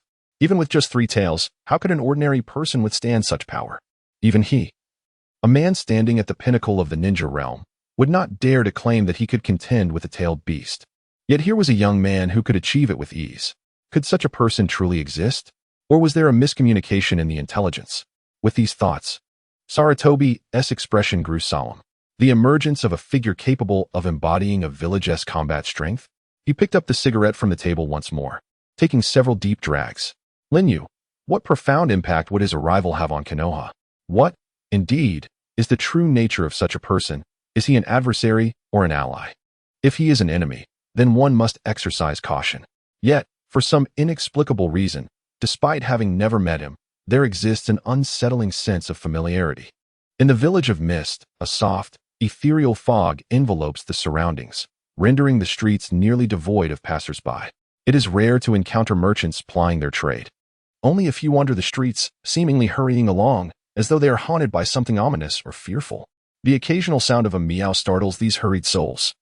And beneath the blood-red mist, the village exudes an icy chill that penetrates the bones. Within an office, a despondent figure slouches in his chair, exuding an aura of lifelessness. You intend to collaborate with Orochimaru? His appearance is split, half dark, half light, imbued with an unsettling aura. It is time for action. I sense that he may become a being akin to Uchiha Obito, perhaps even surpassing him, attaining a level of strength beyond our wildest expectations. Indeed, his power rivals that of Uchiha Obito, yet the true extent of Lin Yu's capabilities, including how many hidden cards he possesses, remain shrouded in mystery. After all, Obito has yet to clash with Lin Yu directly. However, he has single-handedly repelled tailed beasts, and even the formidable Haiden met a grim fate at his hands. Comparisons to the pinnacle ninja of the Warring States era, Uchiha Obito, are not unfounded. If it were merely a matter of defeating foes while sustaining injuries, it would be simple to gauge Lin Yu's strength. Yet, each battle seems to leave him unscathed. And even Obito presently cannot ascertain whether Lin Yu has exerted his full power. Then there is the matter of Amaterasu and his peculiar abilities. Hence, Obito harbors an inflated regard for him. Lin Yu's myriad actions inevitably evoke a sense of trepidation within Obito. Let us observe what Orochimaru is up to.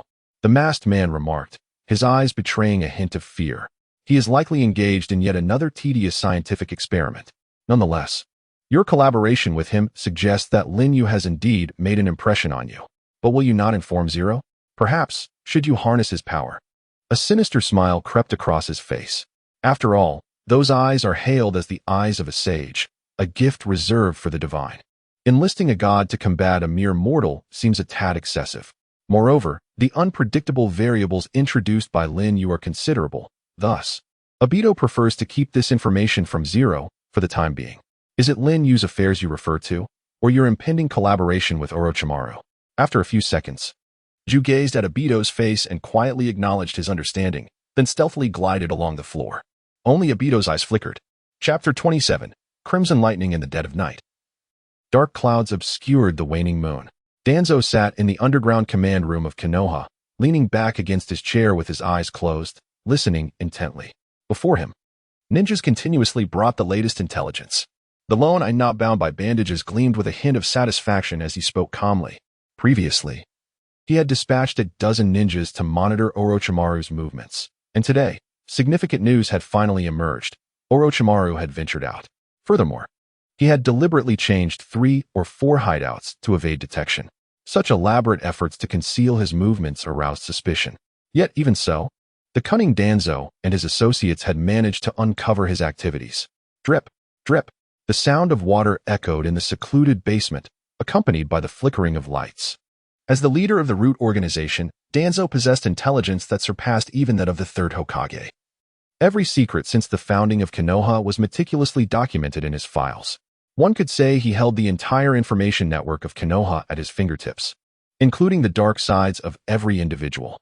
Even Sarutobi Hiruzen, revered by all in the village, could not claim to be entirely pristine. Perhaps he could be regarded as the most genuine person alive in all of Konoha. After a long while, Danzo finally opened his eyes and inquired, what was he doing? I'm not sure. We were discovered halfway through our surveillance and could not continue, the reporting ninja replied, appearing somewhat numb. Danzo was taken aback but said nothing further, for he understood this individual well. As someone who had spent years in the laboratory conducting research, this outing was riddled with questions. Yet after all these years, the pieces he had set in motion had become exposed. Unfortunately, no significant intelligence had been gathered. Withdraw the remaining personnel lurking near the hideouts. We have already stirred the serpent, he commanded. And the hideout? The information within. After a prolonged silence, a glimmer of resolve crossed Danzo's eye. With years of collaboration, he was well acquainted with Orochimaru's methods. There's no need. Anything useful to us, he would not leave behind. What remains are merely items of little value, and it is no longer necessary to pursue them. That night, like countless nights before, was desolate beyond measure. Many had already retired to restore their energy for the challenges of the following day. On the streets, only a few souls wandered aimlessly. Occasionally, a couple of somewhat alluring women lingered at doorways, beckoning for patrons. The Uchiha clan members, steadfast as always, patrolled the quiet night. Everything appeared serene, resembling the usual tranquility of Konoha. Yet, at that moment, a wire on a telephone pole crackled incessantly. Within 3 seconds, all the wires erupted violently, scattering to the ground with a thunderous roar. What on earth is happening? 2 guards rushed over, guided by the beam of their flashlight, only to discover a figure standing there. Who goes there? As the light illuminated the figure, they slowly unveiled his mask. It was Itachi, still on a mission at this late hour. Truly commendable, Itachi, bringing honor to our Uchiha clan. Yet do take care of yourself. Do not push yourself so hard. Upon recognizing the familiar face, the guards exhaled in relief, though their gazes remained fixated on the wires, which danced erratically on the ground as if possessed. Strange. What could this be? Indeed, it must be due to an overload in the wiring. There is no need for concern. Similar incidents have occurred in the past, though this one seems a bit more severe. Rest assured, Itachi, we will handle it. One guard analyzed the situation, observing the wires. Itachi remained silent, swiftly vanishing from sight. TCH, that guy is truly indifferent, one of the guards muttered irritably. In truth, Itachi had his burdens. Each day, as one task concluded, another awaited him. One guard couldn't help but defend Itachi. Well, we two are out here patrolling at this hour. At that moment, Itachi reappeared on a high slope in Konoha. His eyes vacant, gazing vacantly at the night sky. The dark clouds, unbeknownst to him, had taken on a hint of crimson. Itachi silently observed the red-hued clouds, the rapidly spinning kaleidoscope of colors seemingly masking his inner turmoil. Has it begun? The ancient prophecy 1, 2, 3. Boom. A strange clap of thunder struck the roof of a nearby house. The thunder roared. A power akin to the cataclysmic force of nature awakened those who had succumbed to slumber, roused by the thunderous reverberations. Strange bolts of lightning surged through the heavens, coalescing into an immensely terrifying force. The once drowsy attendant at the inn fled in panic as an air of agitation permeated the sky. In a blinding flash, a formidable lightning bolt descended furiously upon a household, transforming the entire firmament into a harrowing shade of crimson. This was an incomparably dreadful beam of light, accompanied by a thunderous roar that challenged the very hearts of all who beheld it. Red lightning. Boom. The Hyuga clan and the Uchiha clan both gazed upon this terrifying force. Sarutobi Hiruzen, his face etched with wrinkles, had just finished reviewing documents when his eyes widened in astonishment. That is, red lightning. In the deepest recesses of Konohagakure, a hub of information flow for the root organization, news spread swiftly. The moment the event transpired, a ninja rushed in to report, "Sir, there is a terrifying surge of lightning, triggering numerous anomalies." Danzo, though underground, was not deaf. He heard the commotion with startling clarity. In all his years, he had never encountered such a thunderous roar. Initially, he had presumed it was merely a particularly loud thunderstorm, but it now appeared that the situation was far more complex. What could have transpired? Danzo furrowed his brow, suddenly gripped by an ominous premonition. Everything seemed to align too conveniently, just after Orochimaru departed his stronghold. Such an event unfolded in Konoha. Yet, Danzo's demeanor grew grave, and a flicker of doubt crossed his eyes. This doubt soon transformed into unwavering resolve. He adamantly dismissed any notion that it could possibly be that individual. Indeed, that person's style was not of this nature. Danzo remained steadfast in his conviction. Chapter 28. Child. The thunderous roar reverberated throughout the Hidden Leaf Village, sending ripples of alarm across the entire shinobi world. Though distant, the prominent ninja villages simultaneously acknowledged this startling thunderclap. Its emergence served as a poignant signal, alerting the seemingly tranquil shinobi realm to a burgeoning unrest. Red lightning, indeed. Red lightning. The fourth Reikage furrowed his brow, a hint of menace flickering across his features. Being from a region known for its frequent thunderstorms, he possessed a keen awareness of what color lightning ought to be, and what it ought not to be. The crimson lightning seemed to strike a warning bell within his heart. Crimson lightning. Indeed, the fourth Reikage repeated thrice, yet uttered no further words. Secretary Mabui hesitated for a moment. According to the astronomical observations, this surge of lightning was likely to have occurred within the territory of the land of Fire Konoha. The fourth Raikage's pupils subtly constricted, and the immense force in his hands caused the table before him to creak ominously.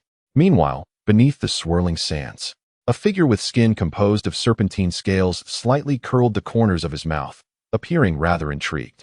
I never expected you to take the initiative to collaborate with me. His gaze flickered with a hint of nostalgia, occasionally punctuated by the flickering of a snake's tongue from his mouth, exuding an aura of unsettling femininity. Merely standing beside him seemed to lower the temperature by several degrees.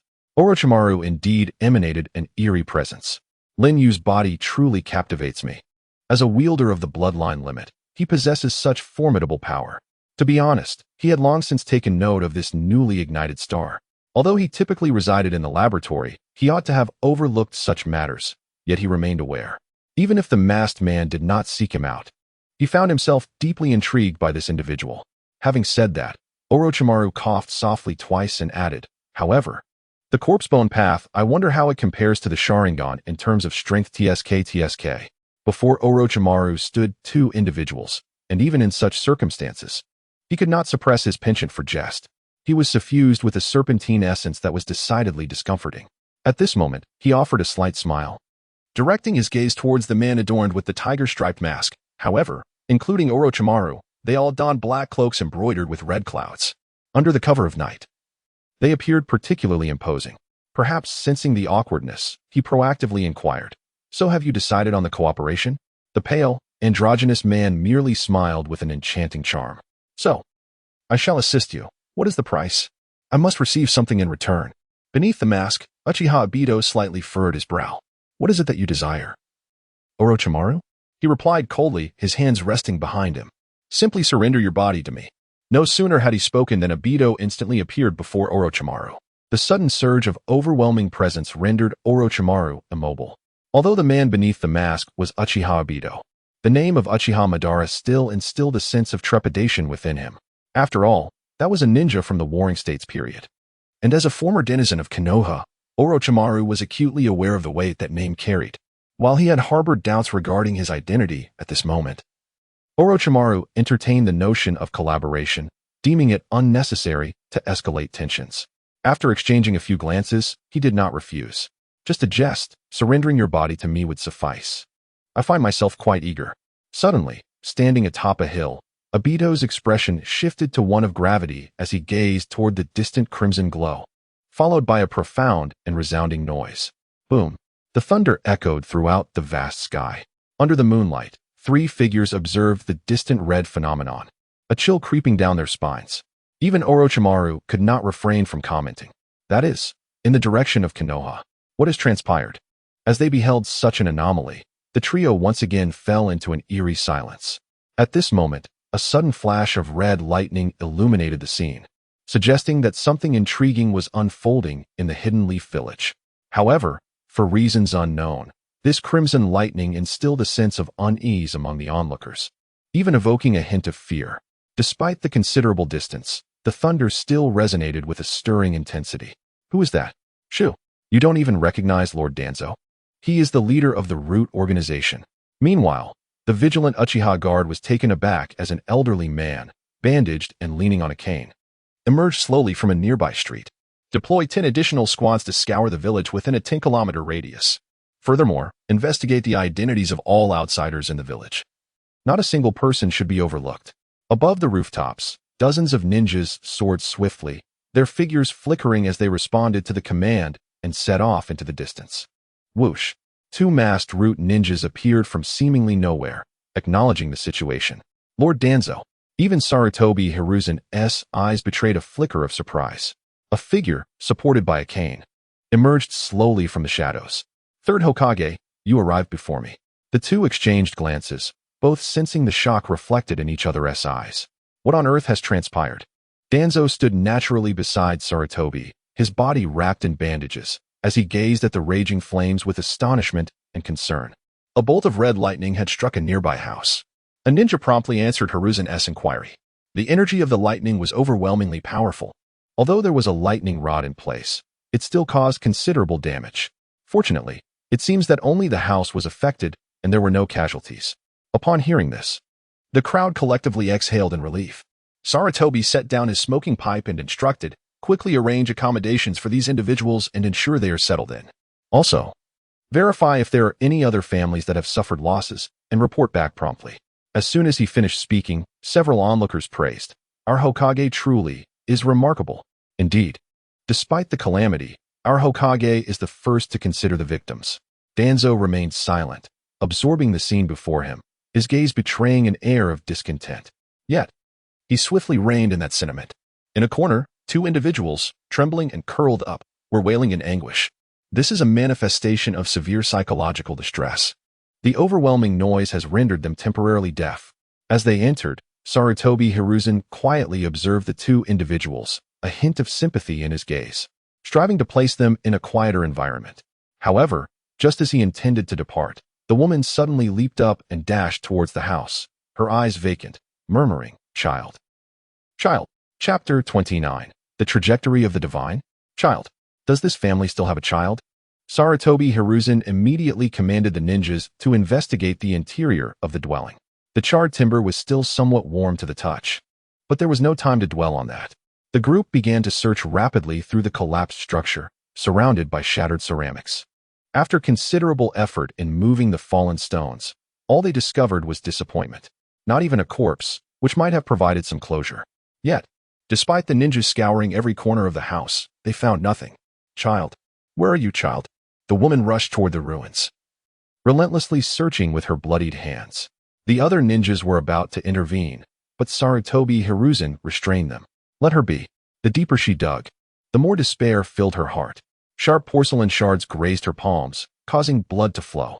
After what felt like an eternity, perhaps due to overwhelming sorrow, the woman ultimately succumbed to exhaustion, collapsing amidst the debris. Her body was scraped by the rough ground, blood seeping into the earth. At that moment, Sarutobi Hiruzen lifted the woman's shoulder and commanded loudly, "Medical team." A swarm of ninjas surged forward in response. Meanwhile, Danzo, standing nearby, seemed unable to endure the scene, casting a fleeting glance before turning to leave. However, when the medical team received the woman from the third Hokage, a casual glance at the ground revealed a peculiar symbol, a strange black sigil, now increasingly prominent under the blood stain. Merely viewing it caused Sarutobi Hiruzen to retreat several paces, a surge of trepidation arising within his heart. What manner of symbol is this? Meanwhile, the atmosphere shifts, infused with a putrid essence that swirls restlessly in place. This is... Sarutobi Hiruzen is taken aback, suddenly gripped by an unsettling feeling. However, upon hearing the report from a nearby ninja, his unease intensifies. "Lord Hokage, according to the records, this family has been engaged in small-scale commerce and recently welcomed a newborn named Linyu. I believe this child is the one we seek. Yet, for reasons unknown, the infant remains elusive." Suddenly, upon hearing those pivotal two words, Sarutobi's eyes widen in shock. Even Danzo, who was on the verge of departing, halts in his tracks. "What did you say?" Upon hearing the name, Danzo approaches the speaking ninja, disbelief etched across his features. "Yes, they are all involved in minor trades." Danzo, visibly agitated, seizes the ninja by the sleeve. "Are you saying it is Linyu?" The ninja, still perplexed, can only nod fervently, unsure of how to respond. Once everything is settled, two figures reappear within the Hokage building. Danzo opens his eyes and inquires, "Is it merely a coincidence, Hiruzen?" The vanished infant seems astonishingly aligned with a certain name. Sarutobi is momentarily taken aback, though he too finds the explanation hard to accept. "Danzo, you are overthinking this. Can you truly expect an infant not yet a month old to achieve such feats? Even a genius like Itachi could not perform hand seals just a month after birth. That would be akin to repelling-tailed beasts, something even you, old man, might struggle with." However, one cannot deny that this night, within the annals of Konoha's history, a person has vanished without a trace. In times past, perhaps a missing individual would elicit little more than casual conversation among villagers. Yet now, in these tumultuous times, such an unexpected occurrence undoubtedly breeds disquiet and even fear. What do you think that lightning aimed to accomplish? What? Sarutobi's gaze flickers, remaining fixed on the site of the incident. That lightning, under such immense energy. The couple survived, yet the child is missing. Do you not find all of this exceedingly suspicious? Tuanzo inquired, though the couple had been relocated to a new place. The mournful wails continued to draw the attention of countless individuals in Konoha. Initially, it was just a few people, but as more arrived, the Uchiha guard stationed outside obstructed their entry. "What do you think, Tuanzo?" Hisashi said, placing his pipe down. "That lightning seems intent on erasing the very existence of that child's history. I cannot help but believe that the events transpiring in the village are profoundly intertwined with that individual named Linyu, who is currently in the spotlight. Hisashi, we must remain vigilant. You witnessed that crimson lightning, did you not? Even if it was not artificially generated, its power has undoubtedly surpassed our comprehension." Despite Sarutobi Hisashi's reluctance to accept this reality, he could not alter the truth. That crimson lightning possessed immense energy. If it so desired, it could effortlessly erase Konoha from the annals of the ninja world this very night. Yet, it chose not to act in such a manner. Then there was that enigmatic black symbol. Sarutobi Hisashi could not even begin to describe what it was. Merely glancing at it, he felt an overwhelming wave of oppressive emotion. It appeared for but a fleeting moment, only to vanish without a trace. Are you suggesting that all of this is a divine miracle? That only a deity could accomplish such feats? Sarutobi Hisashi's expression tightened with anxiety. Every occurrence of this night left him in a state of unrest. I shall continue my investigation into the divine and the miraculous. However, we can no longer remain passive. It is time for proactive measures, Tuanzo declared passionately. Sarutobi Hisashi, seemingly unresponsive, remained silent. Hisashi, are you still in denial? That Linyu will inevitably become a nightmare for us all. Absolutely not. Acting recklessly is tantamount to declaring war. War brings no benefits. I will devise a further plan, and when the time is right, I will take necessary actions, but now is not that time. At these words, Tuanzo's eyes widened. Not the right time? Again with this notion of timing? When will the right time ever come? After a moment of contemplation, he finally subdued his emotions. Upon exiting the Hokage building, Tuanzo found himself unable to find peace. Yet, he continued to mutter to himself, "You are growing old, Hisashi. You have truly aged, indeed." Chapter 30, Extending Claws Towards the Devil. The Root Organization. A place devoid of excitement. They, who should take pride in their identities as members of the Umbu, are instead perpetually engulfed in anxiety, engaging in clandestine missions. They are entangled in plans of assassination and illicit dealings. Tasks that the Umbu cannot undertake fall to the root. Conversely, if the Umbu can handle it, the Root Organization can as well. On the surface, the Root Organization appears to be an entity that supersedes the Umbu of Konoha, yet the reality is quite different. Due to the covert suppression by Sarutobi Hiruzen, the very functioning of the Root Organization is fraught with difficulties. Thus, each member of the Root Organization is far from ordinary. From a young age, they have endured a near-hellish selection of life and death, painstakingly clawing their way to their current status. Many are war orphans, scavenged by Danzo amidst the chaos of conflict, or individuals who have suffered from famine due to war. Within this decaying system, no one can merely survive. There exists no absolute light, nor absolute darkness. Even their names must be forsaken, referred to solely by code names. Leaning against a tree, a figure removed his mask and began to toy with it. It was only when Danzo emerged from the Hokage building that he calmly bent down to reattach it. Tion, take 3 teams for the next mission. You are to investigate the village of Kagaya near the mist. Tion's pupils dilated momentarily, but he soon regained his composure. Indeed, he did not comprehend Danzo's intentions. Assigning 3 teams for what was ostensibly a mere reconnaissance mission only exacerbated the already strained resources of the Root Organization. If it weren't for a special task, Danzo would never arrange things in such a manner. However, as a member of the Root Organization, he had long since become numb. Do you have any further requests?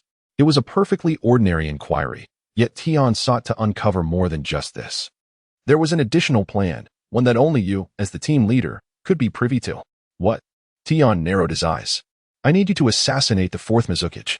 Even if you fail, it must be made widely known. Understood. Assassinating a figure of such prominence is, in itself, an endeavor bordering on the impossible. Each Kage possesses formidable strength, and according to reports, this particular Mizukage is also a Jinchuriki, wielding the power of a tailed beast. Surrounding him are countless elite ninjas. The implication of this task was clear. It was tantamount to a death sentence. Yet, Danzo had refrained from articulating it too bluntly. Are you afraid, Tion? Tuanzong suddenly spoke. You have been with me for quite some time. and I am aware of your struggles. You have a younger sister still attending the Ninja Academy, correct? Rest assured, once she graduates, I shall personally guide her, and I will arrange for her future life as well.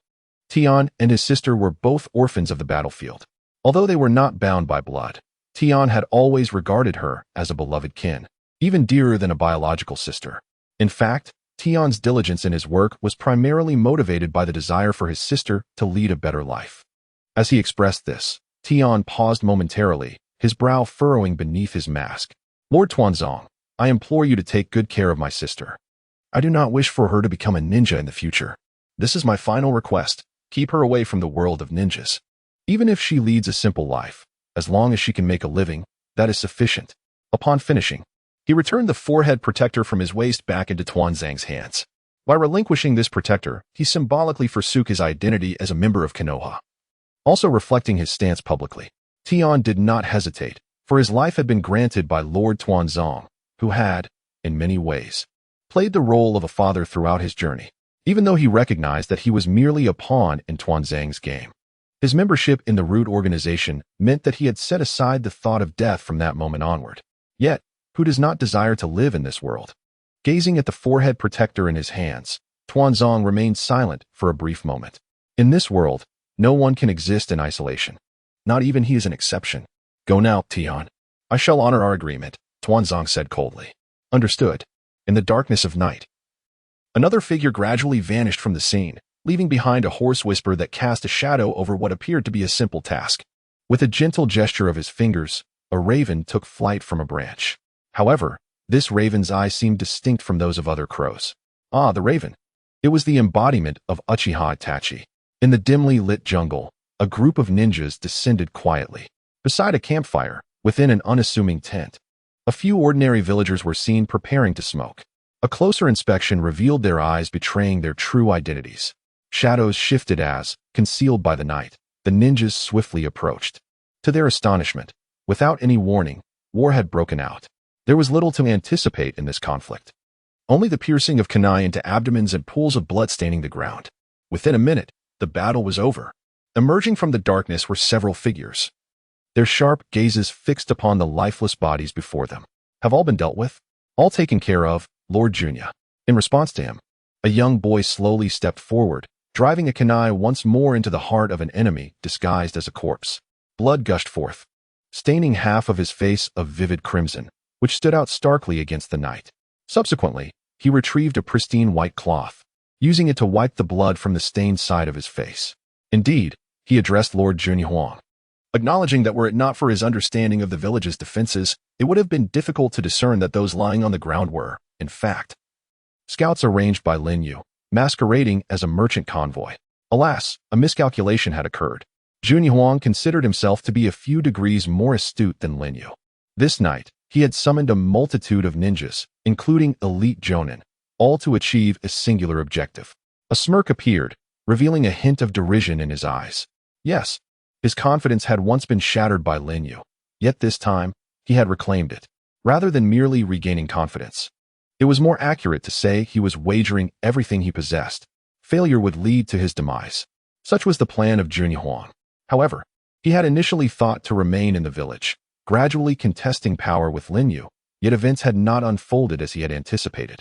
Even Nin had not sought him out for several days, indicating that the Lord had seemingly abandoned him. When chaos reigns, I shall unleash even greater turmoil. At this moment, Junyi once again extended his lethal fangs, unaware that they were directed towards a devil. Dark clouds enveloped the village of Huiyi. Chapter 31. Those of no worth hold no meaning in life. It was the dead of night. The bright moon was obscured by thick clouds, casting no rays of light upon this land. Little did anyone know that beneath this tranquil night sky, a brutal battle was about to unfold. In several shadowy corners, where light dared not venture, a mountain of fallen bodies lay, with severed limbs forlornly resting in pools of blood. The figure of Junyi moved like a specter amidst the corpses. Those who followed him acted as vanguards, clearing the path of obstacles for him. Tonight, the village of Huiyi would be drenched in blood. With a swift motion, he executed a surprise attack, erasing the ninja before him in an instant, then dragging the lifeless form into the shadows to conceal it. The entire process was eerily silent, and due to his intimate knowledge of Hui Yi's defenses, the operation progressed with remarkable ease. Even the village's leader remained oblivious to Jun Yi Huang's actions, let alone Lin Yu. In a split second, a spinning maneuver was executed. The chakra blade in his hands was imbued with razor-sharp wind chakra.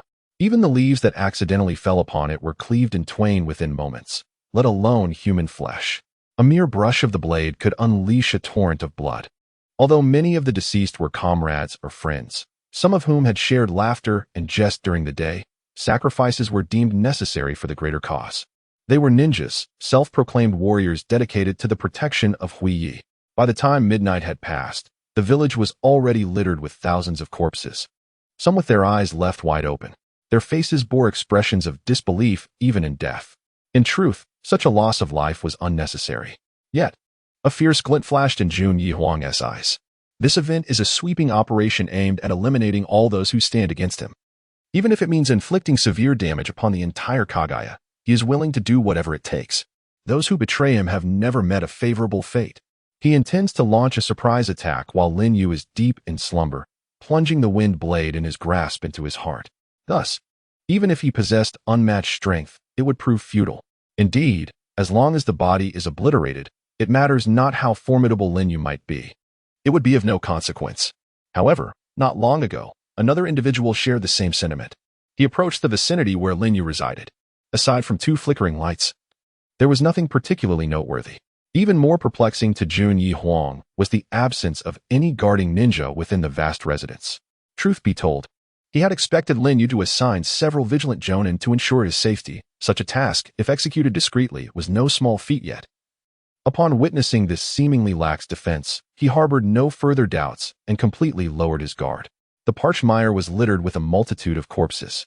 The elite jonin dispatched to encircle him were swiftly dealt with, allowing Jun Yi Huang to proceed unimpeded. A cascade of white hair stirred gently in the breeze. His expression placid and resigned. For reasons unknown, he felt a surge of newfound strength. However, it was not merely an increase in power, but rather, Jun Yi Huang had shed his fear of Lin Yu. Previously, the mere mention of this name would send him trembling, engulfed in despair. Yet now, it seemed he had cast aside this debilitating habit. Those blood-stained hands re-emerged upon this land. His eyes, deep within their pupils, brimmed with a terrifying intent to kill. Is it all cleared away? It is all cleared away, responded a masked ninja. Hundreds of lives, nearly each one a cornerstone of Kagaya's forces, had been nurtured with untold bloodshed. However, he now felt not a trace of pity, no resentment or regret, only an overwhelming urge to kill and seething hatred. Finally, at this moment, he was determined to confront and eliminate the very being that had once haunted his nightmares. Keep a vigilant watch here. Allow no suspicious individuals to enter. I shall confront him alone. A terrifying atmosphere spread through the crowd like a plague. The principle of self-interest reigns supreme. Even in contemporary times, this adage holds true. Every action taken is for personal gain, without regard for others. He himself possessed the prowess of an elite shinobi, making infiltration into any location a trivial endeavor. At that moment, he silently appeared on the balcony, gazing at the bulging blanket. His heart, at this juncture, was devoid of any discernible emotion. Kill, kill, kill, Jun Yi Huang muttered, his voice eerily resonating in the night. He then thrust two blades directly into the raised area. Suddenly, several sharp wind blades launched from an unknown corner of the room, slicing through the air with breathtaking speed. Nonchalantly, Lin Yu emerged from the living room, his expression a mask of indifference. Jun Yi Huang's face was contorted with fury. Impossible. How could you possibly be here? Upon seeing Lin Yu's nonchalant demeanor, Jun Yi Huang's anger intensified. He had clearly heard the sound of snoring, leading him to believe Lin Yu was in a deep slumber. Yet, it appeared he had been toyed with. How did you discover me? His face twisted in rage. With such a strong scent of blood, do you truly consider me a fool? So it is. With that, he brandished two chakra short blades and launched a frenzied assault. You underestimate me. Before becoming a caretaker, I was also an elite shinobi. Indeed, each sharp wind blade he unleashed produced a piercing sound that tore through the air, a testament to his undiminished skill. His speed was astonishingly swift. However, Lin Yu merely tapped the ground with his toes, effortlessly evading his onslaught, requiring hardly any effort. He had long since honed his agility. To Lin Yu, Jun Yihuang's movements appeared to slow down tenfold. After several exchanges, Jun Yihuang found himself breathless from expending too much chakra. Yet, more than fatigue, it was rage that overwhelmed him. Witnessing Lin Yu's lack of interest, his anger erupted. Tang Song's dance. Countless bones erupted, enveloping the entire room, leaving no place to evade. I almost forgot that he too was a wielder of a bloodline limit, a ninja of considerable prowess. Yet, what took Jun Yihuang by surprise was the sudden descent of an individual wielding a crimson scythe, who effortlessly deflected these bones with his weapon. This person was, to Jun Yihuang's astonishment, someone he was quite familiar with. A being devoid of worth holds no meaning in existence. However, there exists a manner in which one can realize their value, a notion I trust you would concur with. In an instant, the defenses within Jun Yihuang's heart crumbled entirely. Chapter 32, Awakening, the moment of the hunt. Didn't you die? Jun Yihuang's eyes widened. Disbelief etched across his features. He gazed at the man, whose expression remained eerily calm, with a hint of dullness. After a moment of contemplation, Jun Yihuang confirmed that this was indeed Haydn. It must be an illusion. This has to be an illusion. From layering to control, releasing intricate illusions from within, you must have invested considerable time in mastering this craft. Is that why it feels so remarkably real? Lin Yu, I must commend your ability to wield such exquisite illusions. However, your illusions lack any lethal potency, do they not? After all, illusions merely deceive the surface of objects. Before he could finish his thought, Jun Yihuang's countenance turned a shade of green. Haydn casually spun his scythe, a fresh gash appearing on his own face. Yet, after a few moments of reflection, he still clung to the belief that this was merely an illusion. Who would have thought that illusions could reach such a level of realism? Remarkable. He pressed his lips against the wound, attempting to perceive it through any sensory means. And it felt strikingly authentic. Astonishingly, even the sensation of pain from the injury was rendered with such vividness. It seemed he had underestimated you. Moments ago, he had gone to great lengths to articulate numerous explanations, merely to boast before Lin Yu, feigning an air of understanding, and once again attempt to overshadow Lin Yu intellectually. Upon concluding his thoughts, he promptly formed a universal hand seal to dispel the illusion, yet it bore no effect whatsoever. His aged visage was once again filled with disbelief. Could it be that this was a multi-layered illusion, rendering conventional methods of dispelling ineffective? Surely, that must be the case. Lin Yu remained unfazed, seemingly regarding Jun Yihuang with the gaze of a fool. Although he had done nothing, Jun Yihuang felt as if he were ensnared by madness. Let me offer this fellow to the Dark Lord. Proceed with your intentions, Haydn. A seemingly gentle remark sent a chill down Jun Yihuang's spine. The moment Lin Yu finished speaking, a beam of light, reminiscent of a crescent moon, pierced through Jun Yihuang's abdomen. His eyes widened in disbelief, reflecting a growing ferocity as he struggled to comprehend the situation. A sudden chill enveloped his core, rendering him utterly powerless. His vitality began to ebb away. No. I distinctly witnessed you slay him. In his final moments of despair, Jun Yihuang gradually succumbed to darkness. Perhaps this demise was, in fact, a form of liberation for him. Simultaneously, in a desolate corner of the shinobi world, a coffin emerged slowly from the earth, breaking through the soil. Suddenly, a figure appeared, forcefully shattering the coffin lid with a single punch. Clenching his fists, he revealed a robust physique clad in warrior attire, adorned with a mask that seemed to filter the air. His body was marred with jagged cracks, reminiscent of fabric, creating a truly horrifying visage. At last, he had manifested. Orochimaru surveyed the scene with satisfaction, his expression unwavering. The man before him retained the strength of his former self, preserving the formidable power he possessed in life. Indeed, although he was deceased, his prowess was astonishing. It remained a mystery how he was brought from the realm of the dead to the living. All of this stemmed from that forbidden jutsu, impure world reincarnation. Feeling the surge of power, Hanzo experienced a complex mix of emotions after so many years. Awakened by such means, memories surged forth, rekindling the past. Dubbed a demigod, Hanzo was his name. Even Uchiha Obito and Zetsu, standing nearby, could sense an intangible pressure encroaching upon them. This is the renowned figure once celebrated as a venerable elder in the ninja world. Known as the demigod, Hanzo of the Salamander. At this very moment, their pupils constricted slightly. For even the mere mention of his name instilled an overwhelming sense of dread in all of them, especially in such close proximity. I remember you. One of the legendary Sannin from the battlefield of Konoha, Hanzo declared, raising a hand to gesture towards Orochimaru's position. His hand trembled slightly, betraying an unsteady resolve. He could feel the changes within his own body, yet he chose to remain silent, accepting the reality of his situation. Who would have imagined that the once mighty Hanzo of the Salamander would meet such a tragic end? He lay buried in a nameless graveyard in the village hidden in the rain, intermingled with countless unknown corpses. This place, perpetually eroded by relentless rainfall, could not wash away the current atmosphere, no matter how torrential the downpour. This is the village hidden in the rain, Hanzo spoke solemnly. His voice raspy as memories of the past flooded back. Once, he had exuded immense power. Bound by constraints, he yearned to break free. As he shifted slightly, Orochimaru sensed an immense force opposing him. Indeed, it emanated from Hanzo himself. It was astonishing that he could resist this technique solely through his own strength. Catching Orochimaru off guard. At that moment, veins bulged ominously on his forehead, his hands half clenched, betraying no hint of complacency. Although he managed to withstand the pressure, the title of demigod was not bestowed lightly. Even Zero, upon encountering this individual again, could not claim absolute certainty of victory. Moreover, this technique was merely in its nascent stages, indicating that it still required considerable refinement. Thus, the constraints imposed on the reincarnator were not particularly formidable. Nevertheless, it was sufficient to tenuously restrain Hanzo. Once Orochimaru regained control, the others exhaled a collective sigh of relief. So this is how it is, truly. As one of the legendary three of Konoha, your array of tactics has only grown more diverse over the years. Hanzo, turning slightly, regarded the two coffins nearby. Unlike his own, these coffins evoked an immediate sense of dread merely by their appearance. Even Hanzo himself felt an unsettling impression of the individuals ensconced within. However, this was merely an instinctive sensation.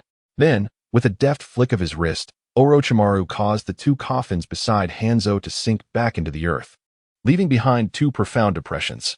Who could those two coffins possibly contain? It must be said, even Uchiha Obito, typically disinclined to meddle in affairs, could not suppress his curiosity. Yet, Orochimaru seemed intentionally evasive regarding the question, merely offering a serpent-like smile that hinted at his intrigue. Well then, it appears we have matters to attend to.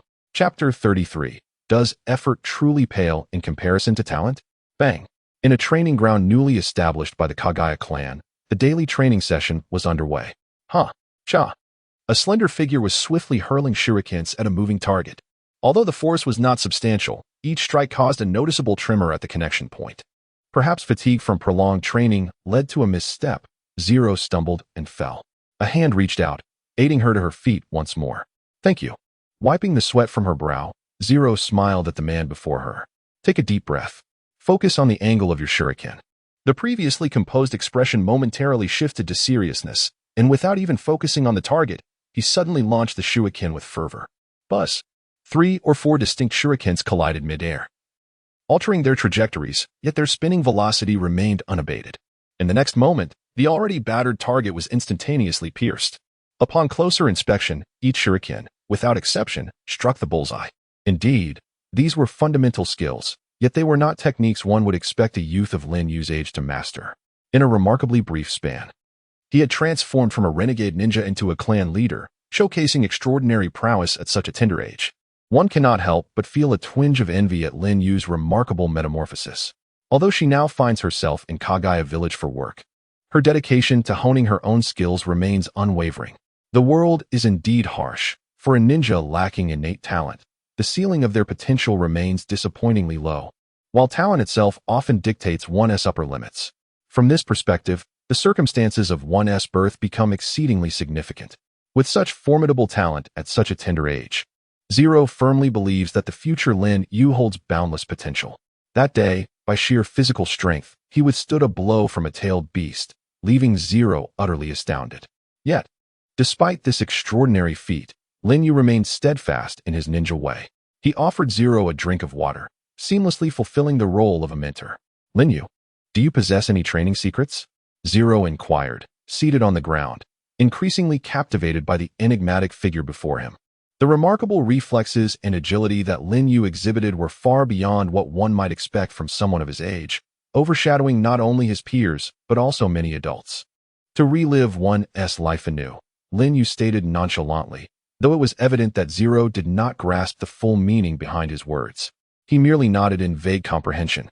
Nevertheless, this statement resonated deeply with Lin Yu. Indeed, in his previous life, he had been a Nin, though he could not compare to elite Nin like Kakashi. Yet, he was no weakling. His decision-making and execution skills were commendable. However, he found himself ensnared in the same vicious cycle as Zero. Talent, it seems, often determines one's limits. The relentless efforts of many throughout their lives pale in comparison to the advantages bestowed by a bloodline limit. In his past existence, he hailed not from the Uchiha clan nor the Hyuga clan, but from a nondescript place devoid of resources or guardianship. Through sheer determination, he clawed his way to the rank of Nin, yet this journey, which many might envy, ultimately rendered him little more than cannon fodder on the battlefield.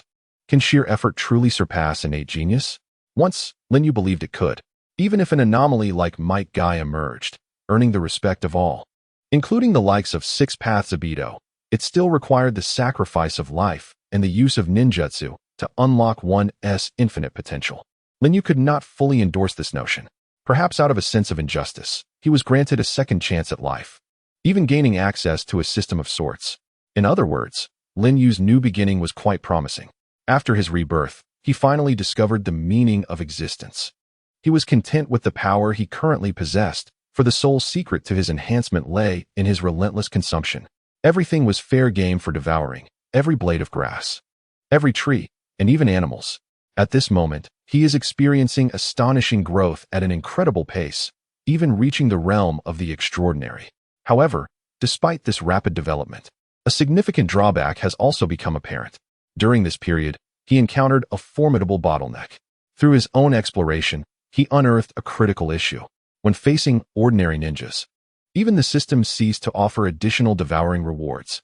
He began to question the criteria by which the system made its judgments. Was it the magnitude of energy or the renown of the individual?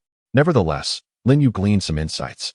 The rewards for devouring conventional ninjutsu were meager. However, consuming an entire tailed beast orb could yield profound techniques. Consequently, he could no longer be satisfied with the meager earnings provided by the bounty organizations surrounding him. As time passed, devouring C and B rank ninjutsu ceased to offer any benefits. It was akin to his current dining experience, merely a mundane act of nourishment, no longer resulting in the rapid enhancement he once enjoyed. Moreover, the time until the fourth great ninja war drew ever closer. With his current capabilities, he remained unable to resist. Even with a golden finger, the prospect of turning the tide of battle with his existing strength seemed exceedingly slim. The power of the Six Paths. Fleeting images flashed through Lin Yu's mind. However, he remained unconcerned.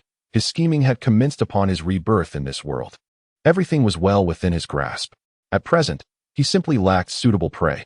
He had come to this world with the intention of avoiding the pitiful fate he had endured in his previous life, where he was merely a character obliterated by a single cannon shot on the battlefield. In this lifetime, he aspires to be the protagonist of a nature that surpasses the multitude.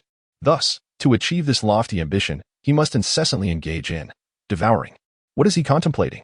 Beside him, Zero appears somewhat resentful, casting a glance at Lin Yu. Recently, certain matters have perplexed him, leaving him in a state of confusion. Is it something that troubles Lin Yu? Zero pauses momentarily. Could it be related to the affairs of the village? He quickly dismisses this notion within himself. For from the moment he took charge of Kagaya village, he has not witnessed Lin Yu actively managing the village. Often, she departs early in the morning and returns late at night, sometimes not reappearing for several days. One could say that, in contrast to her, a non-Kagaya individual, she seems far more invested in the village than he is. Lin Yu remains silent, yet inadvertently reveals a glimmer of an expression that is rarely seen. It seems to conceal something profound. Chapter 34. The system's guidance. Come on. Don't wear such a solemn face. Allow me to treat you to something delightful. How about Ichiraku ramen? Without a moment's hesitation, Lin Yu blurts it out. Ichiraku ramen. Undoubtedly, it is also the favorite dish of that blonde lad from Konoha. Unfortunately, this is not Konoha, and the place lacks the same level of development. Currently, Lin Yu finds himself in Kagaya and cannot indulge in such luxuries. Not here, but I can treat you to some dumplings. The reconstructed Kagaya village has yet to stabilize fully, yet numerous vendors have set up stalls, commencing their trade. Apart from serving as a ninja, engaging in missions uniformly issued by a department of the village. The Kagaya clan, having completely severed ties with the mist, does have missions, albeit in limited quantity. After all, it is not a large ninja village. Especially after the village's destruction, there were scarcely any missions available. It was only after Lin Yu single-handedly withstood the power of the tailed beasts that the missions of the Kagaya clan gradually increased. However, they merely sufficed to sustain the livelihoods of the common folk. Consequently, during this period, a number of ninjas have ventured into small businesses. The dumpling shop in Kagaya, while lacking the enticing flavors of Ichiraka ramen, offers a unique local delicacy that possesses its own charm. Within that quaint little establishment, one can always find enthusiasts of dumplings being drawn in. Among the higher echelons of Kagaya village, Kasumi is currently seated on a small stool, closely hugging her knees, savoring a steaming hot dumpling. She appears quite different from her usual aloof demeanor. Due to the limited space, the two individuals found themselves seated directly opposite one another. However, as soon as Lin Yu arrived, the awkward Nin immediately stood up, uttering not a single word, and promptly settled the bill before departing. Who is she, you ask? Oh, she is a newly appointed elder, quite young, yet already holding such a significant position. Nevertheless, it is understandable that he, having never engaged with the village affairs, would be oblivious to such matters. His familiarity with the upper echelons of Huey is minimal at best. The aroma of the food was indeed appealing. Yet, Lin Yu's mere presence drew a considerable crowd of onlookers. "Look, there is the elusive Lin Yu," exclaimed one. "I never anticipated that Lin Yu would dine in such a humble establishment. How down to earth," another remarked. "Indeed, if it weren't for Lin Yu's protection, our entire Huey village might have been razed to the ground." A group of passers-by chattered amongst themselves. The small stall, which had previously attracted only a handful of patrons, was now bustling with activity, even forming a queue. The woman named Nin gradually faded into the throng, slipping from Lin Yu's line of sight. He merely cast a glance in her direction before quickly averting his gaze. His expression consistently exhibited an unsettling calmness for one so young. Even amidst the adulation of the masses, he remained unperturbed. Despite being merely 6 or 7 years of age, he possessed an air of authority reminiscent of a tribal leader, exhibiting a maturity that often surpassed that of adults. This left Zero somewhat astonished. "Is it delicious?" she inquired gently, observing Lin Yu as he popped a meatball into his mouth. Yet, even as she spoke, her hands continued to roll the meatballs without pause. "I'm full. The rest is for you." Discarding the skewer as per usual, Lin Yu pushed the plate of meatballs toward Zero. As a clan leader, how can you eat so little? While savoring the meatballs, a sense of enjoyment graced Zero's face, a sensation she had rarely experienced. After all, her busy schedule seldom allowed her the luxury of indulging in street food. Perhaps, visiting this food stall with Lin Yu provided her a brief escape from all her worries. Observing Zero's rapturous expression, Lin Yu, having been idle for over a month, reopened the system panel once more. The system interface is rather rudimentary, recording only basic information, which leads Lin Yu to question its very necessity. Consequently, he seldom accesses this interface, only occasionally glancing at it. To Zero's perspective, Lin Yu merely appears to be resting his eyes, exhibiting no peculiar behavior whatsoever. Noticing Lin Yu's indifference, she resumes her meal of dumplings. Name: Lin Yu. Strength: 342 agility, 212 stamina, 521 mental resistance, 501,000. These records delineate fundamental attributes, among which mental resistance proves to be the most elusive to attain. And it possesses a definitive ceiling. A mere value of 50 points suffices to autonomously withstand certain ordinary illusions, rendering any physical confrontation unnecessary. What if one were to max it out? Lin Yu could not help but entertain an audacious hypothesis. Would achieving the pinnacle of mental resistance render even formidable illusions, such as infinite Tsukuyomi, powerless? The answer is undoubtedly affirmative. Lin Yu was aware of this advantage.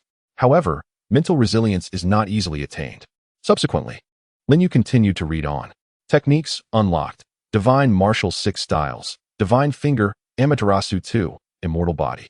With these abilities at his disposal, it would not be an exaggeration to deem him a demigod within the ninja realm. Yet, he remained acutely self-aware. These abilities cannot encompass everything. At present, he remains indecisive, unable to determine anything. Previously, his lack of purpose led him to overly depend on the system, mistakenly believing that relying on it would grant him control over all matters. Consequently, he forfeited his greatest asset, his intellect. Indeed, neglecting the use of one's mind is an egregious waste. After a careful assessment of the current situation, it appears that only the chakra energy of the tailed beasts can elevate his capabilities. Undoubtedly, given the present circumstances, it is prudent to stabilize himself first. Then seek out the three tails multiple times, engaging in battles to foster growth and continually enhance his prowess. This is undoubtedly the correct approach. While it is true that he could seek out stronger tailed beasts beyond merely confining himself to the three tails, given his current capabilities, he prefers to remain under the radar and not attract the attention of the five great nations too soon. Thus, the three tails represents his best option at present. The existence of the system dictates that his developmental trajectory is predicated upon assimilating the resources of others, thereby transforming them into his own advantages and ultimately enhancing his capabilities.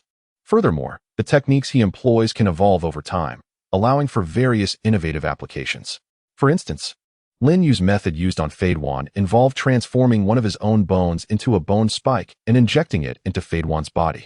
This way, regardless of his location, he can activate the divine martial six style's divine finger to restrain Fadewan with merely a thought.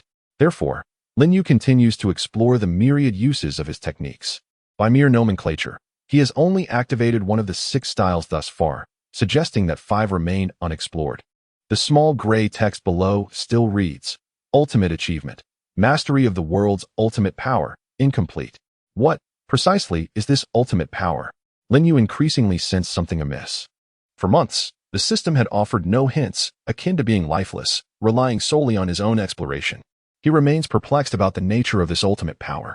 However, compared to this enigma, there are numerous other considerations he must ponder, namely, his strength.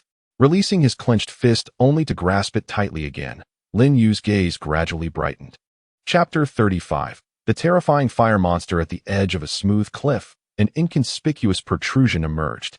Yakushi Kabuto approached, channeling chakra and swiftly pressing against the cliff face in sequence. Before long, the wall began to morph, ultimately transforming into a seemingly bottomless cavern. Do not be surprised. There are many such bases. Lord Orochimaru has long awaited within, Yakushi Kabuto declared. Uchiha Obito and Zetsu regarded the man before them with a palpable indifference. Orochimaru was no fool. This was an abandoned base that he had forsaken years prior, although he occasionally repurposed it as a temporary refuge. They continued onward until halted by a heavy iron door. Perhaps due to years of neglect, the door had rusted shut. Please wait a moment, Yakushi Kabuto said, straining to turn the key. However, no matter how he twisted it, the door remained obstinately closed. No need to exert yourself, Uchiha Obito replied, immediately adopting a combative stance. With a swift motion, he vanished from his position, propelling himself directly toward the iron door. Kick. Chakra was affixed to the thigh, compressing the air into a shrill, mournful wail. With a tremendous force, the colossal iron door was sent crashing to the ground by Uchiha Obito's kick. The headquarters, vast and expansive, resembled a hollowed-out cavern, with countless pathways intertwining within this empty precipice. Below lay an unfathomable abyss, suggesting that one misstep could lead directly to the underworld to report to the King of Hell. The entire cavern appeared breathtaking, seemingly a natural formation that, with Orochimaru's slight modifications, could swiftly serve as a base. One must concede. It was indeed a marvel of nature's craftsmanship. Rumor has it that he possesses multiple bases, which does not seem exaggerated. For him, releasing a few small snakes daily would lead to the discovery of several such locations. However, a mere glance downward was sufficient to weaken one's knees. The sheer eeriness sent a cold sweat trickling down Yakushi Kabuto's back. Uchiha Obito and Zetsu remained utterly still. Even if one were to inadvertently step into the void, one would not perish, as the other could simply utilize Kimui to transport to solid ground. After all, Kuro Zetsu is a manifestation of will. Ordinary means cannot eradicate him. Meanwhile, Shiro Zetsu is an artificial being, and as long as materials are available, he can be cloned anew. Thus, even a fall from such a height would not incite panic. Descending along the uneven path, an increasingly peculiar sound resonated. A roar, the origin of which was unknown, reverberated throughout the cavern. A strange creature, composed entirely of magma, rose from the depths. The searing temperature caused the surrounding air to rise significantly. though it had yet to reach the terrifying heights of molten lava, hovering around 200 degrees Celsius. What on earth is this creature? Zetsu had never encountered anything like it before. Extending a hand, it transformed into an ethereal shadow, swiftly seizing Yakushi Kabuto's left shoulder, leaving a burn in its wake. A mere brush against its surface would result in immediate charring of the skin. The group swiftly evaded. The fiery monster approached with alarming speed, leaving behind trails of red imprints. In response, they collaborated to execute a large-scale water release technique. Water style, grand waterfall technique. In an instant, 100-meter-wide wave of water surged towards the fire monster. Yet, upon contact with the creature, a thick plume of steam erupted. The monster paused for 2 seconds, its fiery exterior shifting from crimson to gray. This entire process lasted merely 3 seconds before it regained its vigor. It seemed that even a technique as formidable as the Great Waterfall could do little to hinder it. Observing the ineffectiveness of this technique against the creature, Uchiha Obito experienced a sudden epiphany. If the water's role was merely to restrain, then water release, water prison technique. Infusing it with a greater amount of chakra meant that this jutsu had gained additional strength, enveloping the monster in a massive water prison once more. Its surface transformed from a fiery red to a shade of gray, yet before long, it reverted back to its original state, this cycle repeating incessantly. The intense heat rapidly vaporized the surrounding water, but the chakra released was substantial enough to maintain control for a brief period. Meanwhile, in a certain part of the cavern, applause suddenly echoed. A seemingly effeminate man stood there, accompanied by several small snakes that slithered about. The crowd's gaze swiftly converged upon him, as if his presence signified the conclusion of this ordeal. The monstrous fire creature, represented by the characters of the zodiac, Hai, Su, Yu, Shun, Wei, was once again condensed into a thick smoke and drawn into a scroll. My apologies, everyone, I inadvertently released it. However, as you all are aware, ordinary methods cannot contain this beast. Upon witnessing this, Ju's eyes sparkled with intrigue. Such a creature, indeed, is Orochimaru's summoning beast. However, having survived since the era of Kaguya, I am unable to recognize what manner of summoning beast this is. I understand you may inquire how to deal with Linyu. One must always be thoroughly prepared. With a snap of his fingers, the man trailing behind Orochimaru gradually came into view, Hanzo the Salamander. More precisely, he is the legendary demigod, who has remained by Orochimaru's side ever since the reanimation technique was employed. Your summoning beast possesses a certain intrigue, remarked Ju, his expression brimming with curiosity. In response, Orochimaru merely chuckled disdainfully. It is merely a former experiment. It departed from here and underwent an extraordinary transformation into its current state. However, it is not truly a summoning beast, and in fact, even I cannot exert control over it. Yet, if it were your eyes. A glimmer of intent ignited in Orochimaru's gaze as he began to contemplate Uchiha Obito's capabilities. Indeed, Obito's Sharingan can command even-tailed beasts. Controlling a mere aberration formed of heaven and earth would be an effortless endeavor. This plan must succeed. Failure is not an option. And if we were to fail? Orochimaru jested, seemingly unfazed by the gravity of the situation. Would we need to invoke the power of the tailed beasts? If we fail, then we shall all perish. This passage reflects the evaluation from the masked man, which even caused a flicker of surprise in the typically nonchalant Orochimaru. Such is Orochimaru's nature. To him, Linyu is merely a young lad, a troublesome individual who relies on a modicum of unique abilities. However, this does not imply that he is incapable of eliminating him. Yet, as he listened to the masked man's remarks, a hint of trepidation crept into his demeanor. Could it be true, as he suggested, that this mere child, not yet 10 years of age, possessed extraordinary strength? The spectators fell into a contemplative silence, each harboring their own thoughts. Only Uchiha Obito, concealed beneath his mask, tightened his expression in seriousness. For the recent incident was not merely an accident. It was a calculated maneuver to test him. Chapter 36, System, Devouring Fear. As for Linyu, he had departed from the village and was now en route to the Hidden Mist Village.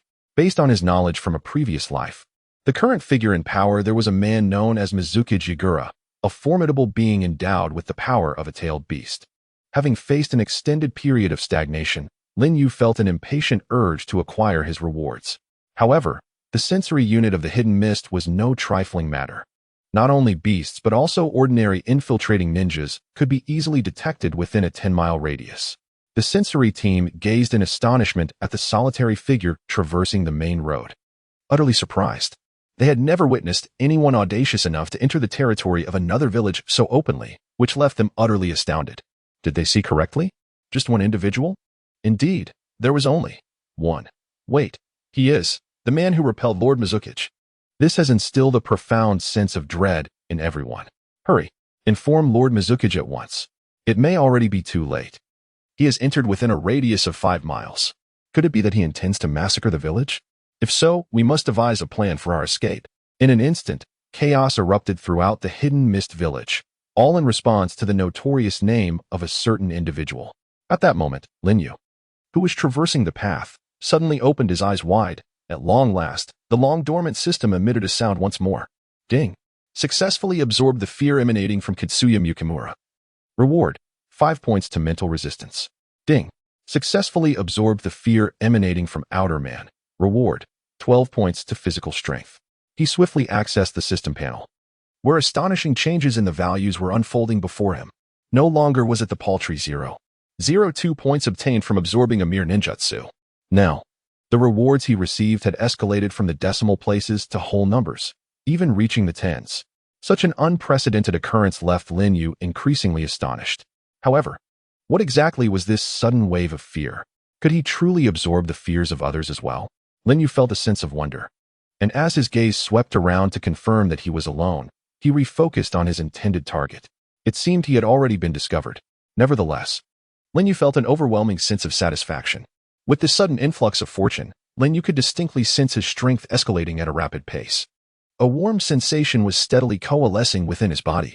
Initially, he had merely intended to confront the three-tailed beast, yet now he found himself unexpectedly reaping rewards. This feeling had long been absent from him, yet now his strength began to rise once more. A deafening alarm resonated throughout the hidden mist village. It has come, the demon has arrived. By the heavens, I refuse to endure this any longer. Rather than await death, I shall become a rogue ninja. At least my life will be my own. A small faction within the crowd hastily discarded their headbands, for if a battle were to ensue, the might of the tailed beasts could indeed bring about catastrophic destruction. One could easily lose their life in such chaos. Lin Yu gradually approached. As panic ensued among the masses, even the ordinary villagers scurried into their homes, fervently praying for a swift conclusion to this conflict. Close the doors, close the doors. We cannot let him in. A massive iron gate was hastily shut, but they were still less than 200 meters from the entrance of the hidden mist. His focus was entirely consumed by the almost frenzied rise of his statistics, but the surge of dread soon began to wane, approaching a state of near cessation. After a considerable duration, a sound resonated. Ding. The fear of devouring Hashimoto Rihua has been successfully absorbed, granting an increase of 1 in agility. The blaring alarm captured the attention of Yagura, who had been deep in contemplation. He abruptly opened his eyes and sprang to his feet. Yagura understood the significance of this alarm. This alarm is only sounded when the village is in peril, without a shadow of doubt. Guests have arrived in the village. However, a prolonged silence ensued with no ninja reporting back, which only served to heighten his ire. Suddenly, a short-statured ninja burst in, exclaiming, "What is happening? Lord Mizuki, we just received urgent intelligence that a fellow named Lin Yu is brazenly attempting to infiltrate the village." Upon hearing this, a murderous intent filled Yagura's eyes, and the tailed beast chakra within him began to surge uncontrollably. In an instant, an overwhelmingly volatile chakra coalesced, threatening to tear apart the very air surrounding him. The half-crouched ninja's gaze fell, his breath caught in his throat, eyes fixated on the ground as his body trembled slightly. Yet, Yagura was not devoid of intellect. After all, he was a man capable of holding the esteemed position of Mizuki. Although he had long been ensnared by Obito's genjutsu, he still grasped a critical notion. The choice to arrive at such a sensitive time surely implied a calculated intention. At that moment, Yagura began to form conjectures regarding this intruder's motives. First, he might be aiming to assassinate him, especially since the last attempt had failed. Secondly, he could be seeking to absorb the power of Kirigakure, thereby positioning himself as the new Mizuki, utilizing the village's strength to challenge the other 5 great ninja villages. Regardless of the intent, it ultimately led to the path of violence.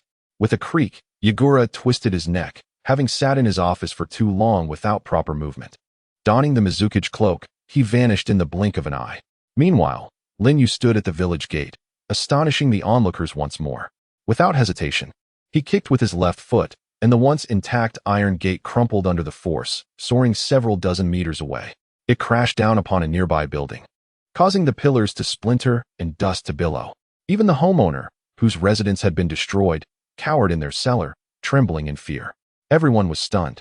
This was the formidable iron gate that had been crafted by the village's blacksmith, a barrier as solid as a fortress. Logically, even an exceptionally strong taijutsu master would struggle to achieve such a feat. Why? How could a mere kick have obliterated the iron gate? A monster. There was no better word to describe him. Ding.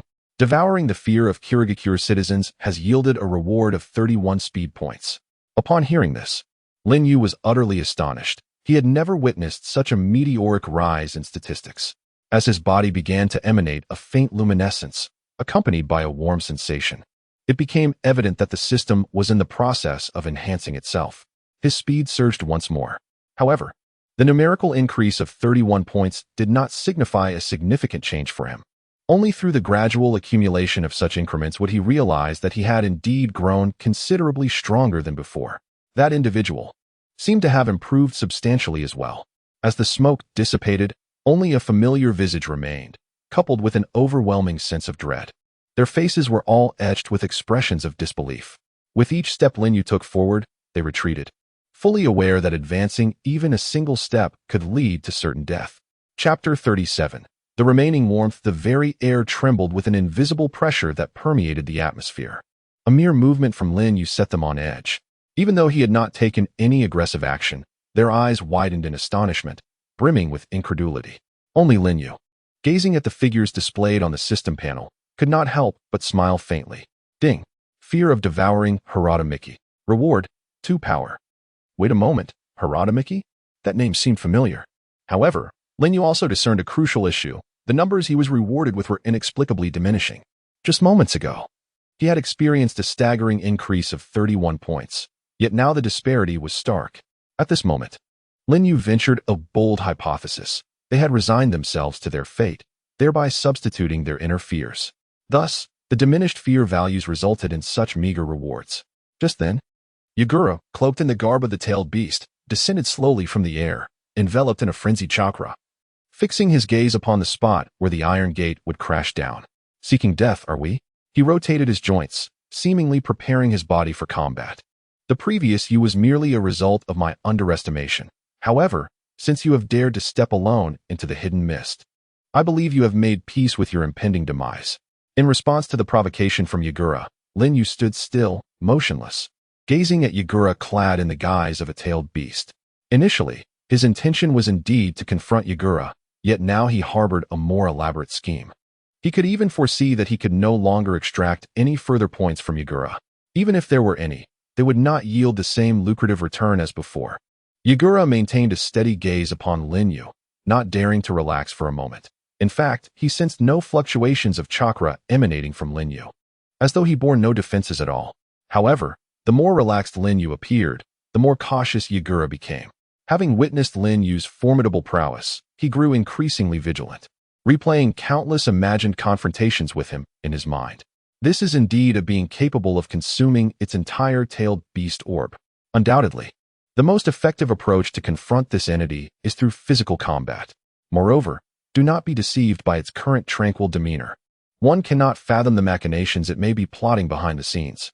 It is even conceivable that it employs a unique method to veil its murderous intent and the considerable manipulation of chakra. Yes, it must be so. The more tranquil it appears, the greater the need for vigilance. Contemplating this, Yagura felt an increased sense of trepidation. If you wish to depart now, I can still offer you an opportunity. Yagura suddenly spoke after a prolonged silence. The others were left utterly astonished. What on earth is happening? Their esteemed Mizukage has shown signs of weakness. This is not the Yagura they are familiar with. Had it been an ordinary person, his violent temper would have swiftly dispatched anyone before him, allowing no room for recklessness. It is truly astonishing. At this moment, Lin Yu slightly nodded and remarked, "You make a valid point, so I shall take my leave." With that, he nonchalantly retraced his steps through the village gate. leaving behind the bewildered inhabitants of the mist village and the now unadorned Yagura, who stood in utter shock. After expending considerable effort, engaging in a confrontation from the village entrance to deep within, he had the opportunity to eliminate the fourth Mizukage and seamlessly ascend as the new leader, thereby seizing control of the mist village and putting an end to its long-standing blood-soaked legacy. Yet, Lin Yu merely made a circuit, damaged a village gate, and departed without accomplishing anything further. The crowd exchanged puzzled glances, utterly bewildered by the unfolding events. Only Lin Yu understood that he had achieved his objective, and the benefits he reaped far exceeded their imaginations. After all, the terror had reached its zenith, rendering the prospect of ample reward points unattainable. It would be wiser to leave and return after a few days. In the subsequent moments, their gazes turned toward their Mizukage, seeking answers within his expression. Yet even Yagura, drenched in sweat and prepared for confrontation, found that none of it transpired. With a sigh, unnoticed by all, Yagura released a breath of pent-up frustration. Lin Yu's departure had granted him a considerable sense of relief. Could it be that the killing intent of the Mizukage had subdued that man? One ninja exclaimed. The ripple of his words ignited a fervor among the crowd, who erupted in cheers. At this moment, Yagura raised his left hand, signaling everyone to halt. They presumed that Lord Yagura was merely modest, not wishing to draw too much attention. However, internally, it felt as if 1,000 alpacas were racing through his mind. The distance to Lin Yuli village was merely a few minutes away, and if that individual were to be lured back, he would surely be on the verge of a breakdown. After a prolonged silence, he gazed out towards the village for a brief span of 2 or 3 seconds. Aside from the occasional caw of a crow and the rustling of fallen leaves, there was nothing else to be observed. Only then did Yagura truly exhale in relief. His emotions resembled a tranquil lake's surface suddenly shattered by an explosion in midair. He needed to attend to the aftermath and assess any potential losses. Furthermore, he intended to dispatch several small teams in a particular direction. As Yagura began to speak, he fell silent once more. His gaze fixed on a specific location, the very spot from which someone had just departed. Tree Leaf Town. Established as a small town amid the two great ninja villages of Konoha and Kirigakure, it can be described as a neutral enclave, relatively peaceful in nature. Once, this town thrived for a time, as it became a hub for wandering merchants, engaging in numerous small trades, thereby earning a certain level of prominence. However, with the rise of rumors surrounding the village of Blood Mist, few merchants now venture to this place. It has since become merely a resting point for passing travelers. As an elite of the root organization, Tion's team had already blended into the ordinary populace here. They were determined to incite a war between the two villages, willing to pay the ultimate price to ensure the success of their mission. Contemplating this, a woman resurfaced in Tion's mind. She was a beautiful figure, seemingly of a similar age to him. Yet, she remained in the ninja academy, joyfully studying and relishing a blissful life. In his memories, her voice reading aloud in the classroom and her cheerful laughter were exquisitely delightful. Yet, reality bore a cruel contrast. The other individual was compelled to don a mask, transforming into a member of Konoha's Umbu, undertaking shadowy missions in the pitch-black night, far from the light. The endless cycle of killing or gathering intelligence from foreign lands, how utterly ironic it all was. Nevertheless, Tion harbored no regrets. For him, his sister embodied everything. It could be said that all his efforts were for her sake. Perhaps only when she thrived could he truly find peace within himself. Speaking of which, he had departed without bidding farewell. He closed his eyes, continuing to savor the remaining warmth, yet unexpectedly felt tears welling at the corners of his eyes. Chapter 38. By the lakeside. The matters of fishing hooks. Upon returning to Kagaya village, the tranquil days began to feel somewhat tedious. By the lakeside, Lin Yu was leisurely engaged in fishing, albeit in a manner quite distinct from others. While most anglers would reel in their line upon feeling a catch, Lin Yu's approach was markedly different. Regardless of whether a fish had taken the bait, he would simply extend the line further, refraining from pulling it back even when a fish willingly bit the hook. For others, fishing was a straightforward pursuit aimed at catching fish, but for Lin Yu, it served merely as a means to pass the time. He intended to wait until the turmoil in the mist village subsided, seizing the opportunity to enhance his own abilities. At present, there was no doubt that it remained a period of cooling off. At this moment, a fire had been kindled by the lakeside. The occasional calls of birds echoed around him, and the serene ambience fostered a sense of drowsiness, easily lulling one into slumber. Yet, After a few gentle casts of his fishing rod, Lin Yu soon found himself closing his eyes to rest. However, in a state of half-sleep, he suddenly sensed that something was amiss, and with a start, he opened his eyes wide in surprise.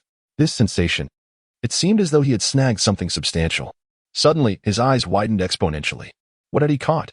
To his astonishment, his fishing hook had completely torn the clothing of a young woman, leaving her entirely exposed. At the lakeside, Lin Yu gazed calmly at the surface, where a head emerged above the water. Her garments had been irreparably damaged by Lin Yu's hook, compelling her to submerge her body entirely, leaving only her head above the water. Trouble struck unexpectedly, for he had merely been enjoying a peaceful slumber, taking a brief nap, unaware that such an incident would transpire. Nevertheless, despite her bare face, the woman possessed striking features. She appeared somewhat aloof and frigid. As for her figure, Lin Yu was taken aback, realizing he seemed to have encountered her before. This was not mere politeness. He had indeed seen her. His memory drifted back to a particular day at a dumpling shop, where she had been savoring dumplings before hastily departing, leaving Lin Yu with little impression, save for a vague recollection that she was a young elder named Hui Yi, according to Zero. As for her name, Lin Yu could not recall. Cough, cough. I assure you, it was unintentional. Do you believe me? He feigned a cough, attempting to explain himself. I will arrange for someone to bring a change of clothes shortly. The air around the lakeside was thick with silence, punctuated only by their breathing. The woman, however, remained silent, her gaze fixed intently on Lin Yu, as if her mere stare could bring about his demise. Realizing the gravity of the situation, Lin Yu hastily removed his trench coat and placed it near the water's edge, within her reach. You may come up and warm yourself by the fire. Feel free to use my coat. Immediately, he recognized that he might have spoken out of turn. His intentions were benign, yet his words could easily be misconstrued. After all, it was late autumn, and remaining in the water for an extended period could lead to illness, especially for a woman. After swimming, the fire would quickly provide the warmth she desperately needed. However, Lin Yu had overlooked a critical detail. She was left with nothing to wear. If she were to ascend in this manner, then her words. After some contemplation, Lin Yu swiftly departed. By the time he retrieved a set of clean, everyday attire for females, Nen had already vanished from the lakeside. Perhaps it was due to the charcoal materials being exhausted, as the fire he had kindled had also extinguished. The lakeside had returned to tranquility, as if nothing had transpired. Gazing at the now missing trench coat on the ground, Lin Yu felt a sense of relief. Given the circumstances that had unfolded, he had lost all desire to continue fishing. After tidying up his fishing gear, he hastily left the area. Congratulations, Lord Lin Yu, Zero remarked from a nearby spot, leaning against a tree with a stack of documents in hand. Congratulations for what? Lin Yu could not help but inquire, a chill coursing through him as he wondered if his encounter at the lakeside had been witnessed by other villagers and subsequently relayed to Zero.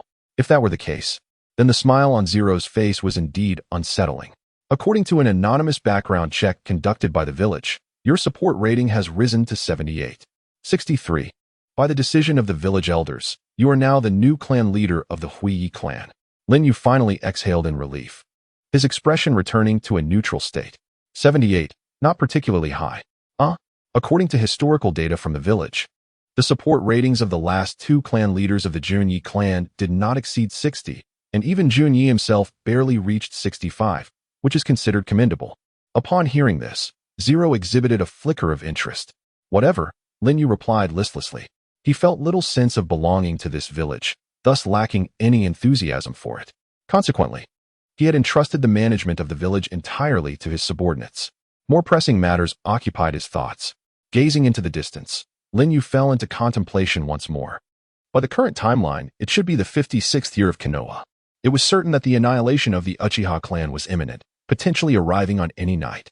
In the near future, one of Konoha's two great clans would be completely erased from history, leaving only the solitary figure of Sasuke to grow up in solitude. However, it must be noted that Naruto's situation was not much better. Orphaned in infancy, his parents had sacrificed their lives to seal half of the nine tails within him, and even their appearances were merely a figment of his imagination, reconstructed from photographs. Furthermore, he housed within him a tailed beast possessing formidable chakra, the leader of the nine-tailed beasts, known as the Nine Tails. Its strength surpassed that of the three tails by several magnitudes. Though both are esteemed as tailed beasts, they are not of the same caliber. Even the mighty Kaibai, with its 9 tails, and the formidable Ushioni, possessing 8 tails, differ by merely 1 tail. Yet, this slight disparity belies a staggering difference in power, exceeding twofold. Indeed, even when aggregating the strength of all 8 preceding tailed beasts, they still fall significantly short when compared to the unparalleled prowess of the Kaibai. This is also the reason why Naruto was able to ascend to the pinnacle of the ninja world. So, what if all 9-tailed beast chakra were to be devoured? Lin Yu suddenly conceived an astonishing idea. After a moment of contemplation, he recalled the figures of Naruto and Sasuke on the battlefield. Undoubtedly, they were the 2 most resplendent lights, saving countless lives even in the direst situations. Even Might Guy, who had opened the 8th gate, was saved through their exceptional methods. The title of God can no longer adequately describe these 2. They have transcended the very notion of divinity. Yet, it was early morning, and no one noticed a meteor glowing red, darting swiftly across the sky from one side to the other, vanishing without a trace. Chapter 39. Divine Martial 6 Techniques, Fiery Palm Nighttime. The bright moon hung high in the sky, shrouding the entire hidden mist village in thick fog and soft moonlight. The surrounding houses and objects cast dark silhouettes under the moon's glow. The streets were nearly deserted, and compared to the usual bustle of the hidden mist, an eerie stillness prevailed, transforming the village into a ghost town. Half a month later, a figure reappeared in the hidden mist village. With a soft thud, the iron gate was kicked open once more. The ensuing burst of fireworks shattered the tranquility of the hidden mist. On the streets, it was unclear who had ignited the fireworks. With their dazzling display, the village seemed to come alive again. Boom. One after another, the fireworks erupted with a thunderous roar. Damn it! Who dares to set off fireworks at this time? The 4th Mizukage, overwhelmed by the noise, was abruptly awakened from his slumber, his temper flaring as if he longed to rush out and tear that person to shreds. The villagers, roused from their hazy dreams, peered out their windows. The fireworks were splendid. It had been ages since they had witnessed such beauty, and for a fleeting moment, they felt warmth emanating from the vibrant display.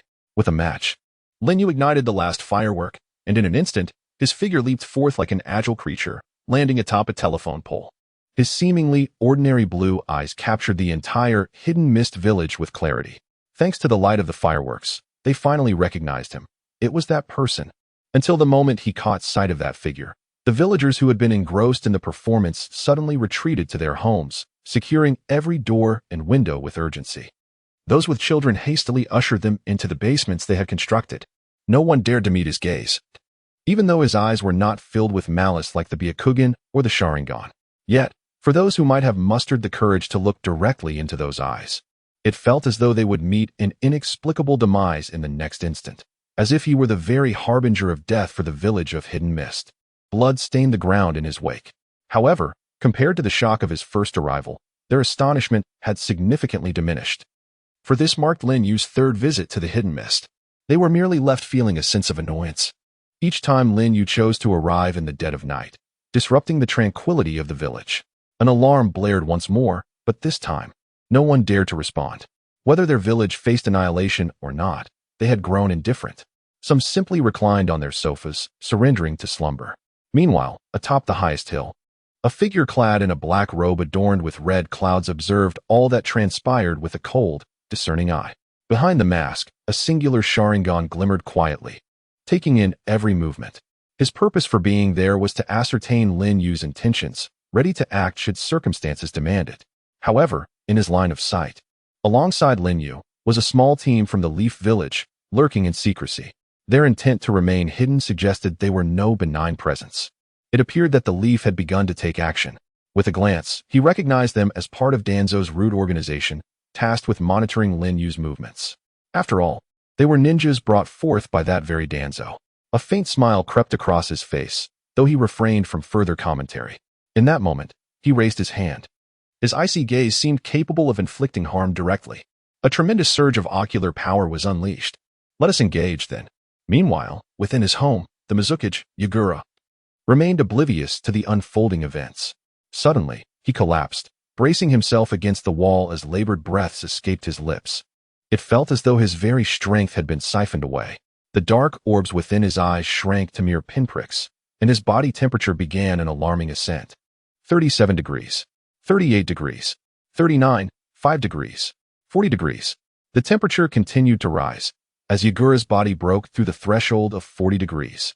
Were it another individual, they would have undoubtedly collapsed to the ground, rendered unconscious. However, this was due to Uchiha Obito, who was in the midst of a forceful control. Moments later, he erupted into maniacal laughter. At first, it appeared benign, but as it progressed, it grew increasingly grotesque, imbued with a sense of madness. He laughed uncontrollably.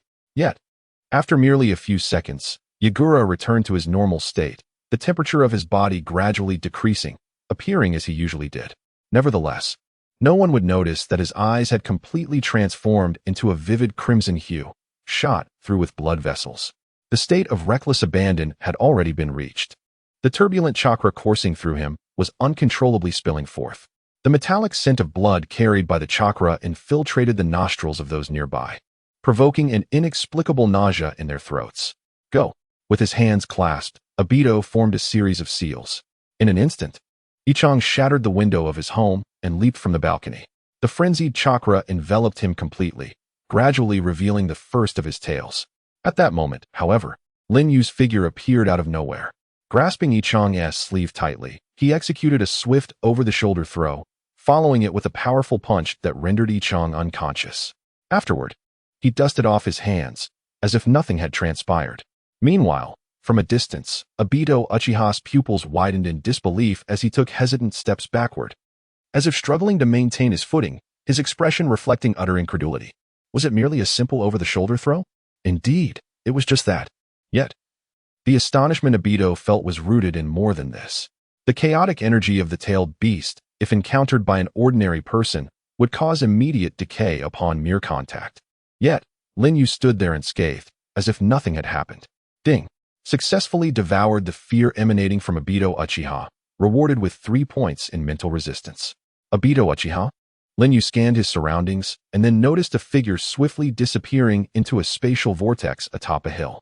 He merely smiled slightly, a smile that left the person in the vortex in a prolonged state of emotional turmoil.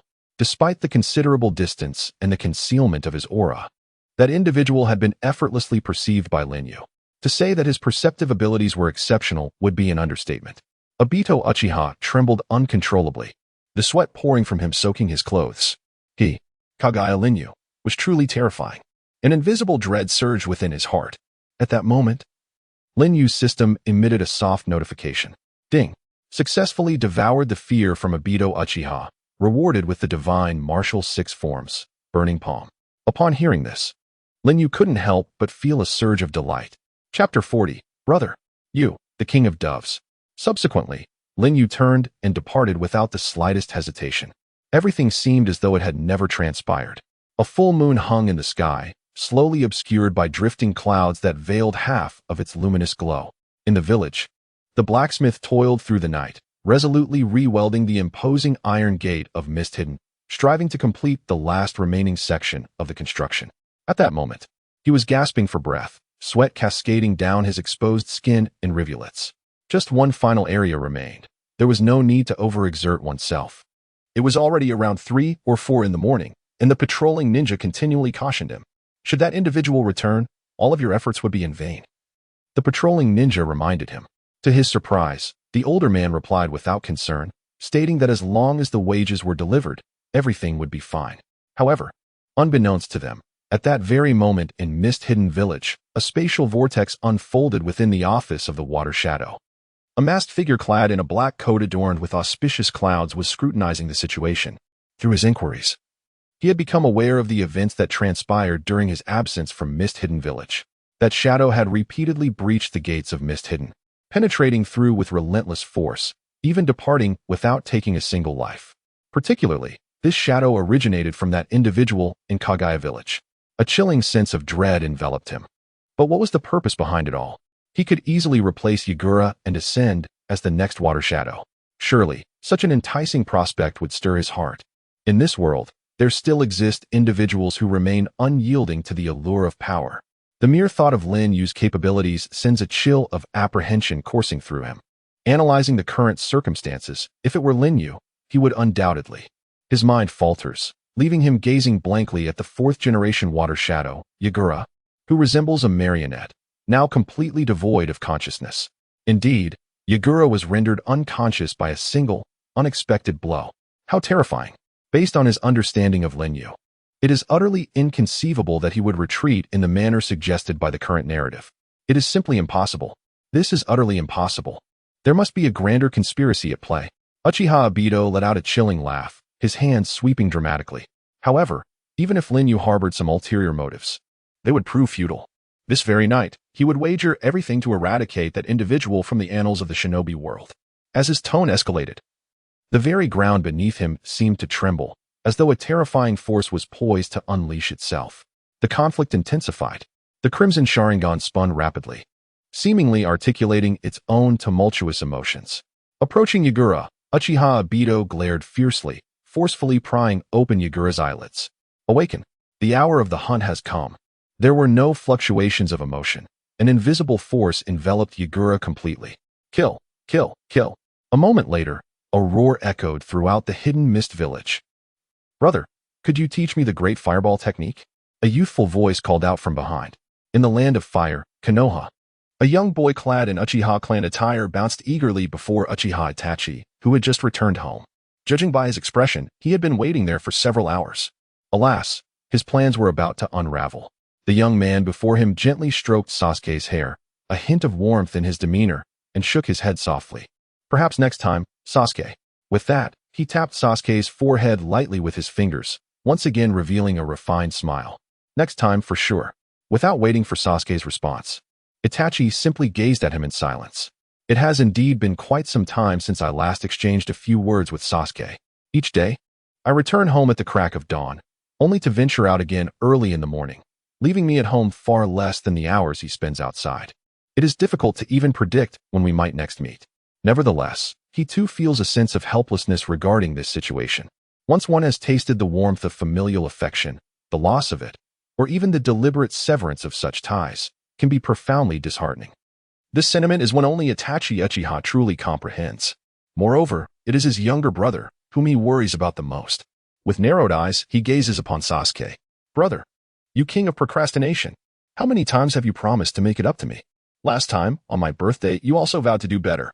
Upon finishing his words, Sasuke dashed out of the Uchiha household.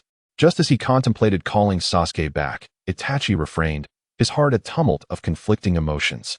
The moment Sasuke stepped outside, Itachi sensed a watchful presence lurking behind the door. Merchants of tea, cloth vendors, and even the playful children in the streets could all be potential observers. After relocating their clan, although it seemed that everyone was affiliated with the Uchiha family, there lingered an unsettling feeling of being watched. Unsurprisingly, the Uchiha clan members were filled with grievances. For the proud members of the Uchiha clan, this undoubtedly represents the greatest humiliation imposed by Konoha. Whispers of rebellion have begun to circulate widely, with even the selection process for the Umbu seemingly manipulated to exclude Uchiha individuals. While Konoha is often regarded as a beacon of light, perhaps only Itachi Uchiha truly comprehends the reality. Where there is light, darkness inevitably follows. Beneath the luminescence lies an unending expanse of shadow, silently spreading. The time remaining until the appointed hour dwindles to a mere 10 days or less. This is the fate of the Uchiha clan. With a hint of weariness in his gaze, Itachi let out a soft sigh before turning to depart. Graduating from the Ninja Academy in merely a year, he joined the Umbu at the tender age of 11. At times, he even wished to renounce his innate talents, yearning instead for a life of ordinariness alongside his younger brother. Yet, time cannot be reversed. As he was leaving, certain memories suddenly resurfaced. He recalled that day of the ominous red lightning, heralding the unveiling of an ancient prophecy. This secret had come to Itachi by a stroke of fate, a truth even his father, Fugaku Uchiha, was unaware of. The ancient prophecy detailed the annihilation of the Uchiha clan, recounting how he had himself slaughtered 3,483 of his kin. However, the subsequent revelations remained shrouded in mystery. His vision had not captured much, yet he did witness a flash of red lightning. Ultimately, whether this red lightning would bring fortune or misfortune remained unknown to him. What could it be? With that thought, his form flickered and vanished from sight. Chapter 41. Hubris meets a grim fate an hour later, in the central area of Kagaya village, atop the highest watchtower. A ripple in space heralded the arrival of Obito Uchiha, who surveyed the entirety of Kagaya village from his lofty perch. At that moment, his pupils constricted, and his expression shifted slightly. He was already suspended in midair. Suddenly, a coffin plummeted from the heavens, crashing heavily onto the earthen ground, its lid clattering to the side, revealing its emptiness. "I have come to deliver your coffin," Obito Uchiha proclaimed with a flourish of his hands. Instantly, the entire Kagaya village stirred into action. An enemy assault. Many ninjas were taken aback in alarm. However, they quickly rallied a substantial number of their comrades. Under the cloak of night, countless ninjas leaped onto rooftops, gazing at the figure hovering above. Annihilate the intruders. Strangely, upon seeing that man, they were enveloped by an inexplicable sense of oppressive dread, as if they were being crushed beneath an unseen weight. Who is this person?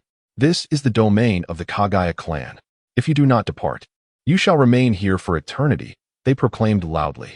Yet, to everyone's astonishment, the once arrogant ninjas of the Kagaya clan made an unexpected concession, a clear deviation from their usual demeanor. Even Zero, who had just concluded reviewing documents and was on the verge of slumber, was roused by the cacophony. "Lord Lin Yu seems to have departed once more," they whispered. Upon hearing this, the crowd's expressions changed dramatically. Before they could finish their exchange, it was too late. A fiery magma creature plummeted from the sky, crashing onto one individual, incinerating him completely without leaving a trace. "What a monstrous being!" Zero exclaimed. Even Obito Uchiha furrowed his brow slightly.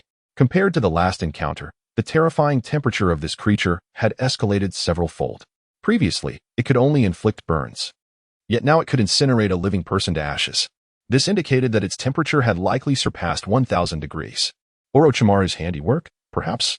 In midair, Obito fell into a contemplative silence. The creature had also undergone a transformation. Even the color of its flames had shifted from orange-red to a hue tinged with black. Boom. The ambient temperature surged dramatically as a dreadful energy enveloped the heavens. What manner of beast is that? Run. In an instant. The elite ninjas of the Kagaya clan widened their eyes, their bodies covered in goosebumps as an overwhelming presence of murderous intent descended upon them. But that was not all.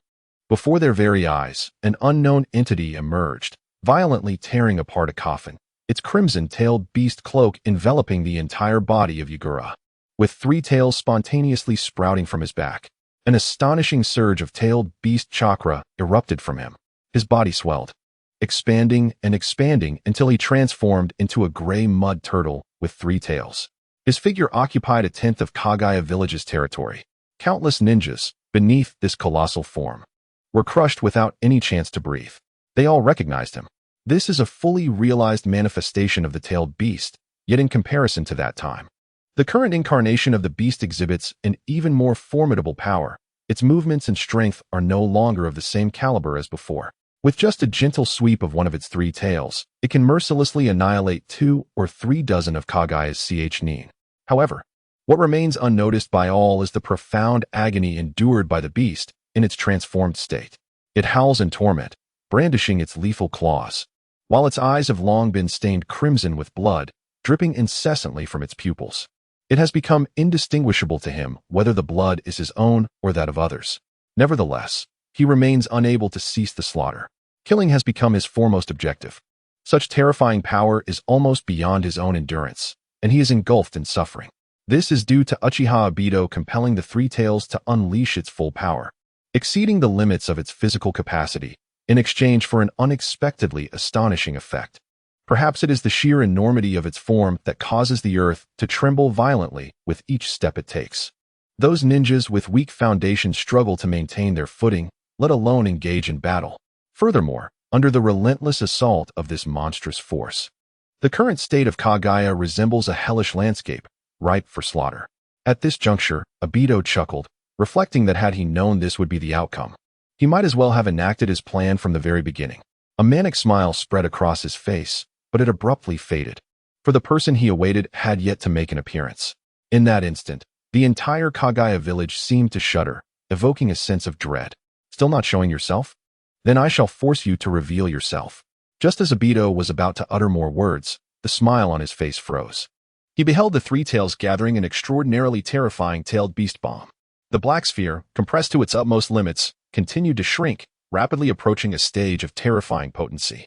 Should the three tails falter even slightly, the very land upon which they stood would be reduced to rubble. This is by no means an exaggeration.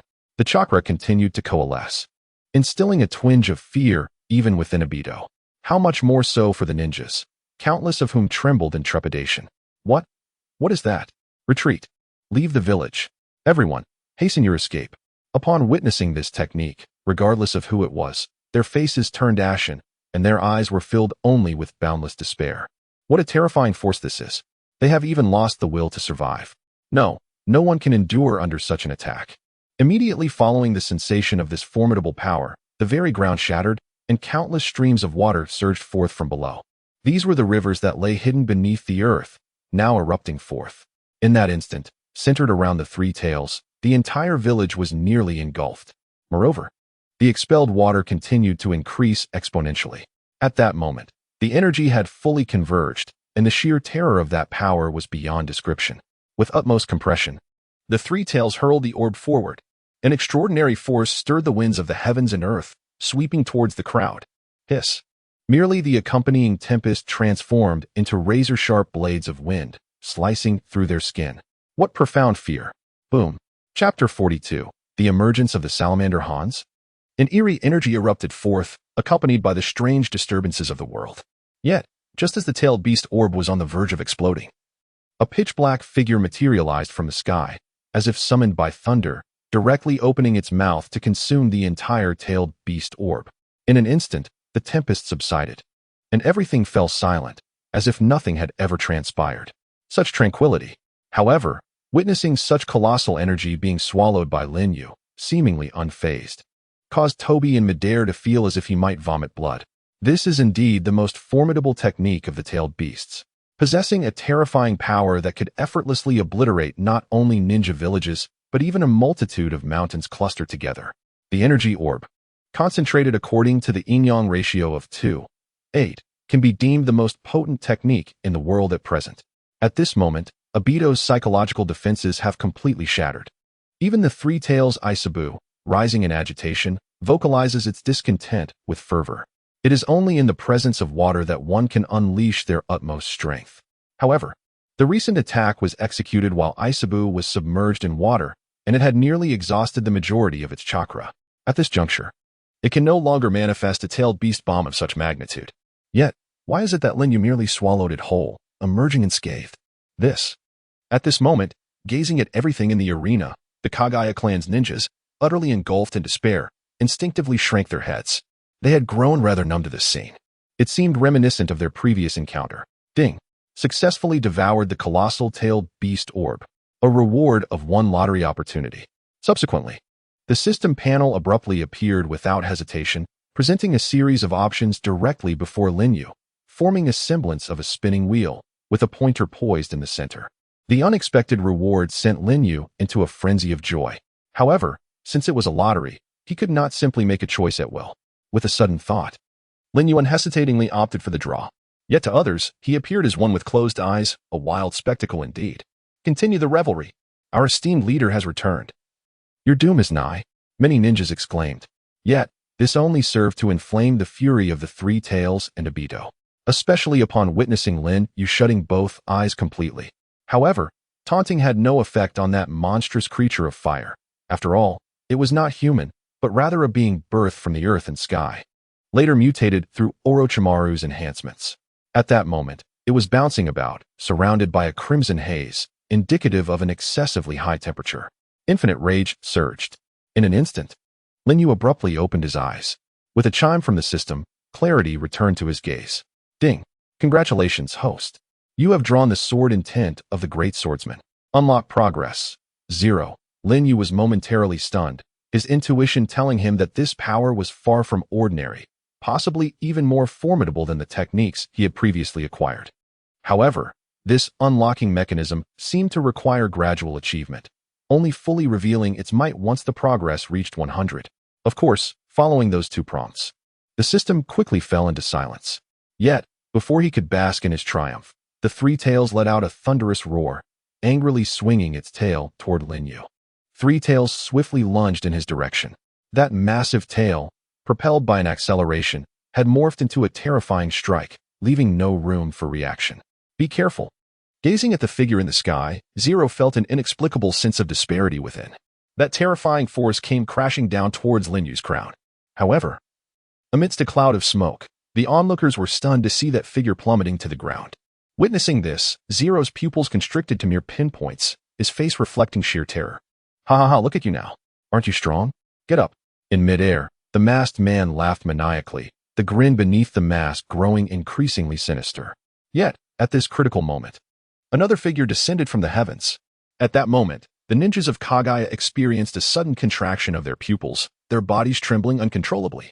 That visage was unmistakably that of the entity once revered as a demigod in the ninja realm. The demigod had returned. But who exactly was this demigod? It was the former leader, but had he not perished? Why was he here? How could one who had died possibly return to life? Who was spreading such rumors? In an instant, the entire Kagaya village began to waver. Even Zero gazed at that figure in disbelief. Although she had never personally encountered this being known as the demigod, she was certain that the silhouette, that countenance, was unmistakable. However, they witnessed that formidable figure, merely standing there, causing the surrounding flora to stir. Even the very air around them seemed to harbor an unsettling presence. An invisible terror was beginning to wreak havoc. Could one truly resurrect from death? It seemed implausible. This must be an illusion. His name alone struck fear into the hearts of all present. A slight pain registered as he swiftly realigned his dislocated bones. A task accomplished in less than a second. Thanks to the ability of the corpse bone pulse, he could manipulate his bones at will. The pit beneath him had descended over 10 meters. While it may pose an insurmountable challenge to an ordinary person, for Lin Yu, it was merely a gentle leap away from the abyss. The Three Tails continued to unleash its fury, and without a doubt, all the ninjas of the Kagaya clan were fixated on the same location. In his moment of contemplation, he finally discerned the fleeting mark of the kaleidoscopic Sharingan in the eyes of the Three Tails. As expected, the direct provocation of the Three Tails had induced a temporary surge in strength. Even a gentle sweep of its tail could unleash tremendous power. However, the creature on the turtle's back also captured Lin Yu's attention. Was that Hanzo of the salamander? Lin Yu could not help but marvel. And upon noticing the cracks adorning Hanzo's form, everything became clear. This was the impure world reincarnation. Chapter 43. Praise from Hanzo. The illustrious reputation of the demigod Hanzo was legendary. He epitomized the pinnacle of the ninja world, excelling in both physical combat and ninjutsu. Who would have thought to encounter him here? A ninja from Kagaya village remarked. The appearance of the demigod astonished everyone. As a senior figure in the ninja realm, his name undoubtedly held a formidable influence. Yet, Obito seemed entirely oblivious to Lin Yu, who had just emerged from the pit. He coldly regarded the approaching Hanzo. What brings you here? Under command, one must naturally comply. Who could have anticipated that the once formidable Hanzo of the salamander, even when confronted by the combined might of the legendary three ninjas of Konoha, was reduced to a mere insignificant presence, now ensnared in the grasp of another?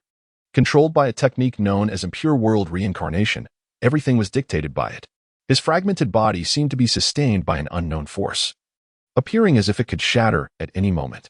I sensed that it is no longer necessary. Suddenly, Obito Uchiha's eyes widened in astonishment as he beheld Lin Yu emerging from the deep pit, his gaze filled with disbelief.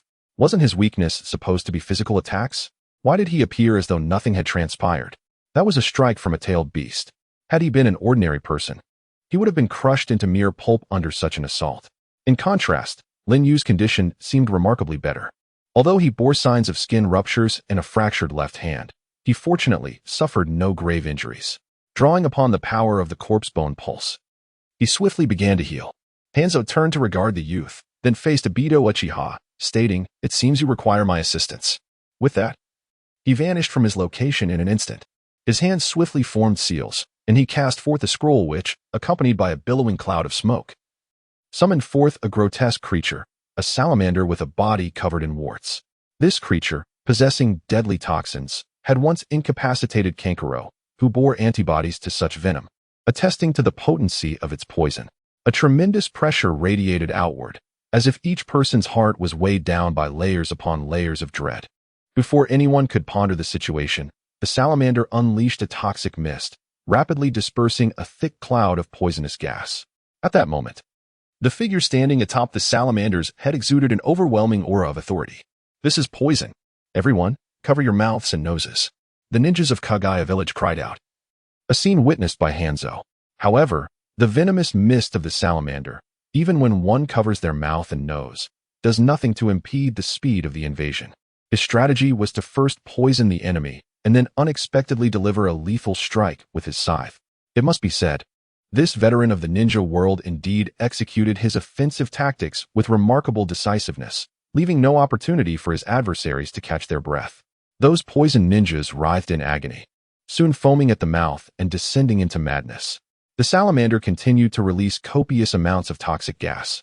Meanwhile, Uchiha Obito observed from a distance, his expression grave. Positioned at a higher vantage point, he could see Rin absorbing the endless fumes as the noxious gas surged into her. It was only after a significant amount of the poison had been consumed that Hanzo recognized this grave issue. Yet, a faint smile crept onto his face. These toxic gases, with just a single inhalation, constitute a lethal poison. Yet the diminutive figure before him has managed to consume all the noxious fumes. To Hans, this signifies an inevitable demise. Indeed, Hans gazes mockingly at Lin Yu, seemingly lamenting his foolishness. Self-sacrifice for the sake of others? Such is indeed a commendable virtue. However, after inhaling such a substantial quantity of poison, you are assuredly doomed. What a pity it is that a young prodigy like you ought to have a brighter future. Hans coldly remarked, even retracting his scythe. Yet, alas, all of this has come to an end. At this point, even if you were to consume the antidote, it would be futile. However, just as the last wisp of toxic gas entered Lin Yu's body, Hans was suddenly overcome with an eerie sensation. By all accounts, he should now be sprawled on the ground, incapacitated. Yet, why does he remain steadfastly upright? This defies logic. However, what truly troubled Uchiha Obito was yet to unfold. Ding successfully devoured the lethal poison emanating from the salamander, earning a reward of 10 stamina. As he gradually opened his eyes, an even more spine-chilling event occurred, sending shivers down Hans's spine. From the palm of Lin Yu's hand, a flame began to emerge, a black fire imbued with an aura of death, as if it were relentlessly siphoning the vitality from the surroundings. Even the nearby plants withered in an instant. In that fleeting moment, Hans was utterly horrified. This opponent is extraordinary. He immediately became alert. After all these years, he had never experienced such a sensation. Not even during his battle with Pain of the Six Paths had he felt such an overwhelming pressure. A sense of trepidation began to envelop him. This individual. He cannot fathom just how formidable this being truly is. Despite the stark contrast in their ages, the depths of their strength remain inscrutable. It seems that every subsequent action will far surpass his comprehension. Furthermore, what manner of power resided within that palm? Why does he feel such an unsettling sense of foreboding? It is as if a single strike would surely spell his demise. He had intended to rely solely on his breath to release poison during their close-quarters combat, believing that this would allow him to achieve victory unnoticed. Yet now, to Hans, Lin Yu appears to possess a remarkably potent resistance to toxins, or perhaps, a complete immunity to them. This ultimately led to the failure of Hans's plan. Only Lin Yutai understood that his accomplishments were solely attributable to the system. You have truly astonished me. Among the countless adversaries I have encountered in my lifetime, it is only you who has elicited such a sense of tension within me. How remarkable that a demigod would bestow such high praise. This renowned genius has indeed captured the attention of the divine. Hanzo's words left the audience in utter astonishment. State your name. Hanzo's pupils contracted slightly as he immediately entered a state of combat readiness. Hanzo of the Salamander. Lin Yu. Hanzo nodded subtly, raising his head, and when he lowered it once more, an overwhelming aura of killing intent erupted forth. Chapter 44. The exquisite art of instantaneous movement? To achieve such remarkable accomplishments at such a tender age is truly astonishing. However, beneath this admiration lies no tone of pity for a gifted talent. With his hands outstretched, Hanzo injected a flicker of murderous intent into his otherwise placid gaze. He too was a prodigy of his era, shining brilliantly even among numerous elite ninjas. Yet, the geographical location of the Hidden Rain village posed significant challenges, being bordered by the other four nations. As the former leader of the Hidden Rain village, Hanzo faced immense difficulties in fostering its development. The unique geographical position dictated that they could only rely on appeasing powerful nations to secure their survival. In simpler terms, Regardless of who governed, the village would struggle to thrive under their reign. Nevertheless, under Hanzo's command, the Hidden Rain village managed to navigate among the great ninja villages, earning the title of demigod. In that era, although the Hidden Rain village was not one of the 5 great ninja villages, whenever people spoke of it, they would inevitably recall this legendary figure, Hanzo of the Salamander. Even Sarutobi Hiruzen, who mastered 5 chakra nature techniques, could not help but feel a sense of trepidation upon hearing his name. Thus, his strength likely surpassed all expectations, arguably transcending that of a typical Kage level. However, at this moment, his brilliance was once again overshadowed by another individual, rendering him seemingly insignificant, just as it had been before.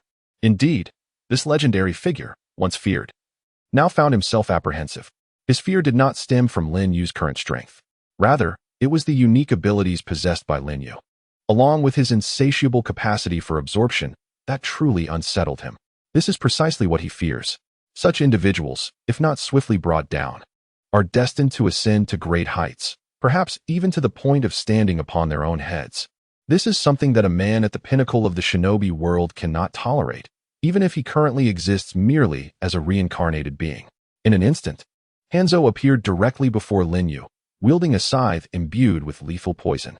With a mere slice, he summoned forth a tremendous gale, so fierce that it rendered the onlookers nearly unable to open their eyes, their bodies becoming sluggish under the force. The assembled ninjas gasped, marveling at the power of a demigod of the ninja realm. Was this the might of Hanzo? Such terrifying force unleashed by a single cut? Amid their astonishment, however, they failed to notice that Lin Yu had vanished from before Hanzo, only to inexplicably reappear behind him. This was the body flicker technique. Hanzo momentarily froze, his scythe just a breath away from Lin Yu when, in a mere 0.5 seconds, Lin Yu's form shifted to a position mere inches behind. Had he missed? The legendary Hanzo, the Salamander, had thrown a phantom strike? While all were lamenting Hanzo's apparent decline, only he comprehended the true nature of what had transpired. It was an exceptionally swift body flicker technique, executed with such rapidity that even his reflexes were barely sufficient to comprehend it. A man who had honed his physical prowess to near perfection had effortlessly evaded him. This is utterly beyond the realm of human reflexes. How could this be possible? Could it be a technique of space-time manipulation? Hans was filled with astonishment. No, it cannot be. Even the yellow flash of Konoha could not evade such an attack without sustaining injury. Moreover, the crucial point is that Hans himself felt no fluctuations in space. In that moment, he was utterly shocked. Indeed, all of this was a manifestation of Lin Yu's extraordinary agility and speed. When one's reflexes reach an astonishing velocity, they become imperceptible to the naked eye. Even the enemy's neural pathways have yet to register the response before a series of actions has been completed. Thus, from an external perspective, it appears as though one has instantaneously vanished from the original location, only to reappear in another. In the vernacular of this world, it could be described as the technique of instant movement, and it was not merely a commonplace form of this technique. Even Hans himself relied on ninjutsu to achieve such rapid movement. Yet, this child, scarcely 10 years of age, accomplished all of this through supersonic physical prowess. What a profound terror this is. In the midst of contemplation, at that very moment, the immense three-tailed creature descended from the heavens. Boom! A cloud of dust engulfed the area. The raging winds whipped through, rendering it impossible for the onlookers to keep their eyes open. Initially, the intention was to launch a surprise attack, to crush Lin Yu into a mere pulp. However, the outcome was quite the opposite. As the billowing dust effectively concealed Lin Yu's form. You fool, quickly retrieve your pet. At that moment, a clear electronic alert chimed once more. Ding! Successfully devoured the fear from Hanzo of the Salamander, granting a 3 boost to mental resistance. After a prolonged wait, the smoke had yet to dissipate, and Hanzo, burdened with his scythe and axe, called out, "Little friend, there is no need to hide any longer." As soon as the words left his lips, a wisp of fresh wind stirred. Lin Yu's form, akin to a specter, flitted about Hanzo, weaving through the haze, his striking blue eyes gleaming with clarity amidst the obscurity. His steps were remarkably swift, so much so that even Hanzo was unable to capture his silhouette. Damn, if it weren't for that foolish turtle. Hanzo remained on high alert, his eyes darting rapidly, scrutinizing his surroundings. However, he mused, you are still too inexperienced to play this game with me. Moments later, Hanzo seemed to regain his composure. Returning to his former calm, He reinfused his scythe's blade with chakra and began to spin it with the strength of his wrist. Instantly, a torrent of smoke was stirred up, lifting even the shattered remnants of samurai armor around him. Soon, the haze began to clear. Yet, just as he was on the verge of success, a daunting voice echoed forth. "You cannot accomplish this." The succinct declaration reverberated across the clearing, reaching the ears of all present, including Hanzo, who heard it distinctly. Suddenly, Lin Yu's figure vanished without a trace. A peculiar black force emanated directly from the palm of his hand, surging towards Hanzo's back in a direct assault. Externally, it appeared as nothing more than an exceedingly ordinary punch. Caught off guard, Hanzo had no choice but to confront it head-on, bracing his body against the blow. The impact merely grazed him, failing to cause even the slightest tremor in his physique. Such a feeble strike left the onlookers utterly speechless, including Uchiha Obito, who was astonished. A person capable of astonishing Hanzo, even in the realm of taijutsu, delivered such a lackluster blow. It seemed they had overestimated that individual. The entire clan of Kagaya fell into a profound silence.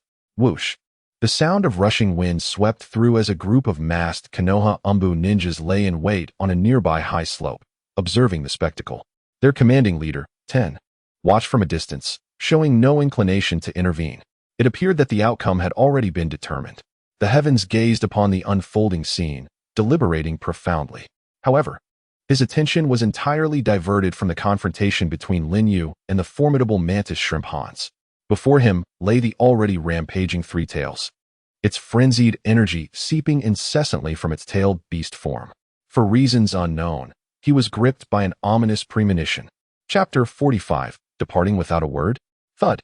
This splendid performance, indeed, cannot be overlooked. At this moment, he found himself in an unnoticed corner, intently observing. His presence did not attract any attention. Yet, when his gaze fell upon the center of the battlefield, he noticed Lin Yu casting a fleeting glance in his direction. Was it mere coincidence, or something more? In such a tumultuous situation, the fact that he could divert his attention from the fray to survey the surroundings was quite astonishing. Nevertheless, he was unperturbed by the prospect of being discovered, for it seemed that Lin Yu had no intention of causing him any trouble. Thus, he comfortably settled upon a nearby branch, engrossed in the unfolding spectacle. Heaven! It appeared as though his very body was ablaze. Just when the members of the Konoha Umbu believed Hanzo had secured victory, the tide abruptly turned. The eerie black flames were consuming everything in their path. Obito's pupils widened in shock. Black flames. Could it be Amaterasu? The flames swiftly enveloped Hanzo's entire form, standing atop the head of the salamander. Hanzo felt the inferno spread to the creature's entire body. Under normal circumstances, the wounded salamander would have been summoned back immediately. However, to his astonishment, the salamander writhed in agony, showing no signs of being summoned back, while a peculiar and unsettling aroma of roasting flesh wafted through the air. This is the burning palm previously acquired by Lin Yu, one of the 6 divine techniques. Its distinctive feature lies in its ability to eternally lock onto an adversary, requiring not brute strength, but rather a gentle touch of the palm upon the opponent's body, followed by the wielding of mental control over this force.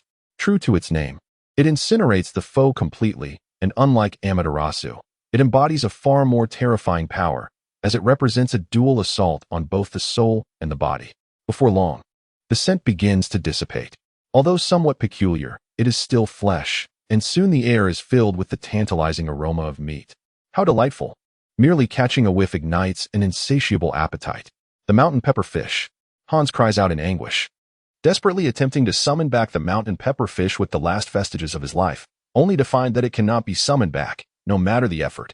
In that fleeting moment, he felt a profound connection within his heart severed forcefully. Gazing upon the lifeless form of the mountain pepper fish before him, the answers became painfully clear. Indeed, this old companion, who once fought alongside him, was now irrevocably lost to the world. Hans emits a wretched wail. It is true. The mountain pepper fish has perished, and it has been transformed into a barbecue. The legendary ninja weeps, reduced to tears by the cruel hand of fate. The ninja world is about to undergo a transformation. Hans, who had initially feigned composure, could no longer contain his roar of despair. Then, summoning the remnants of his strength, he staggered forward step by step. Logically, being a reincarnated entity, he should have been able to recover instantaneously from any assault, whether it be physical or ninjutsu. Unless his soul was sealed once more, or the caster willingly released him, he would remain in this realm. However, his current condition appeared exceedingly abnormal. I will kill you. Yet, the strength at his disposal was dwindling, and his soul was incessantly consumed by the raging flames. His life force ebbed away steadily, until the fire consumed the last remnants of his body, reducing him to ashes. What? Impossible. How could this be the outcome? Obito displayed an incredulous expression. It was unnecessary to expend excessive chakra. One might even say this was a technique that required no chakra at all, a unique energy entirely self-sufficient. However, akin to the goddess finger technique, each usage would inevitably induce a slight fatigue in Linyu. He then turned his gaze towards Uchiha Obito, who clearly had lost all patience. The capering monster of fire appeared almost comical, seemingly attempting to converse with other creatures. Having been underground for decades, it had not engaged with any other beings, and now, confronted by the vibrant world outside, curiosity had utterly extinguished its fighting spirit. However, whenever it approached other animals, they would instantly be transformed into barbecue, and the surrounding land would morph into a hellish landscape, glowing red with heat. Nearby, the carcasses of deer and rabbits lay stacked in a heap, posing little threat to the Kagaya clan. Yet Uchiha Obito was seething with rage, his face gradually contorting beneath his mask into a grotesque visage. What an unreliable fellow. At that moment, he contemplated employing Jinjutsu to induce a frenzy in the Three Tails once more, but then something astonishing occurred. Linyu vanished from his original position, employing a body flicker technique, leaving Obito clueless as to his new location. Look, that fellow is in the sky. That punch. I sense a danger, murmured one of the Konoha Anbu, observing from the shadows. Instantly, the perceptive ninja beside him widened his eyes, his body seemingly trembling. Why? Despite the considerable distance and being merely a spectator, why did he feel this way? Undoubtedly, before he could voice his thoughts, a figure descended from the heavens, crashing down and shattering the enraged three-tailed shell into 5 fragments.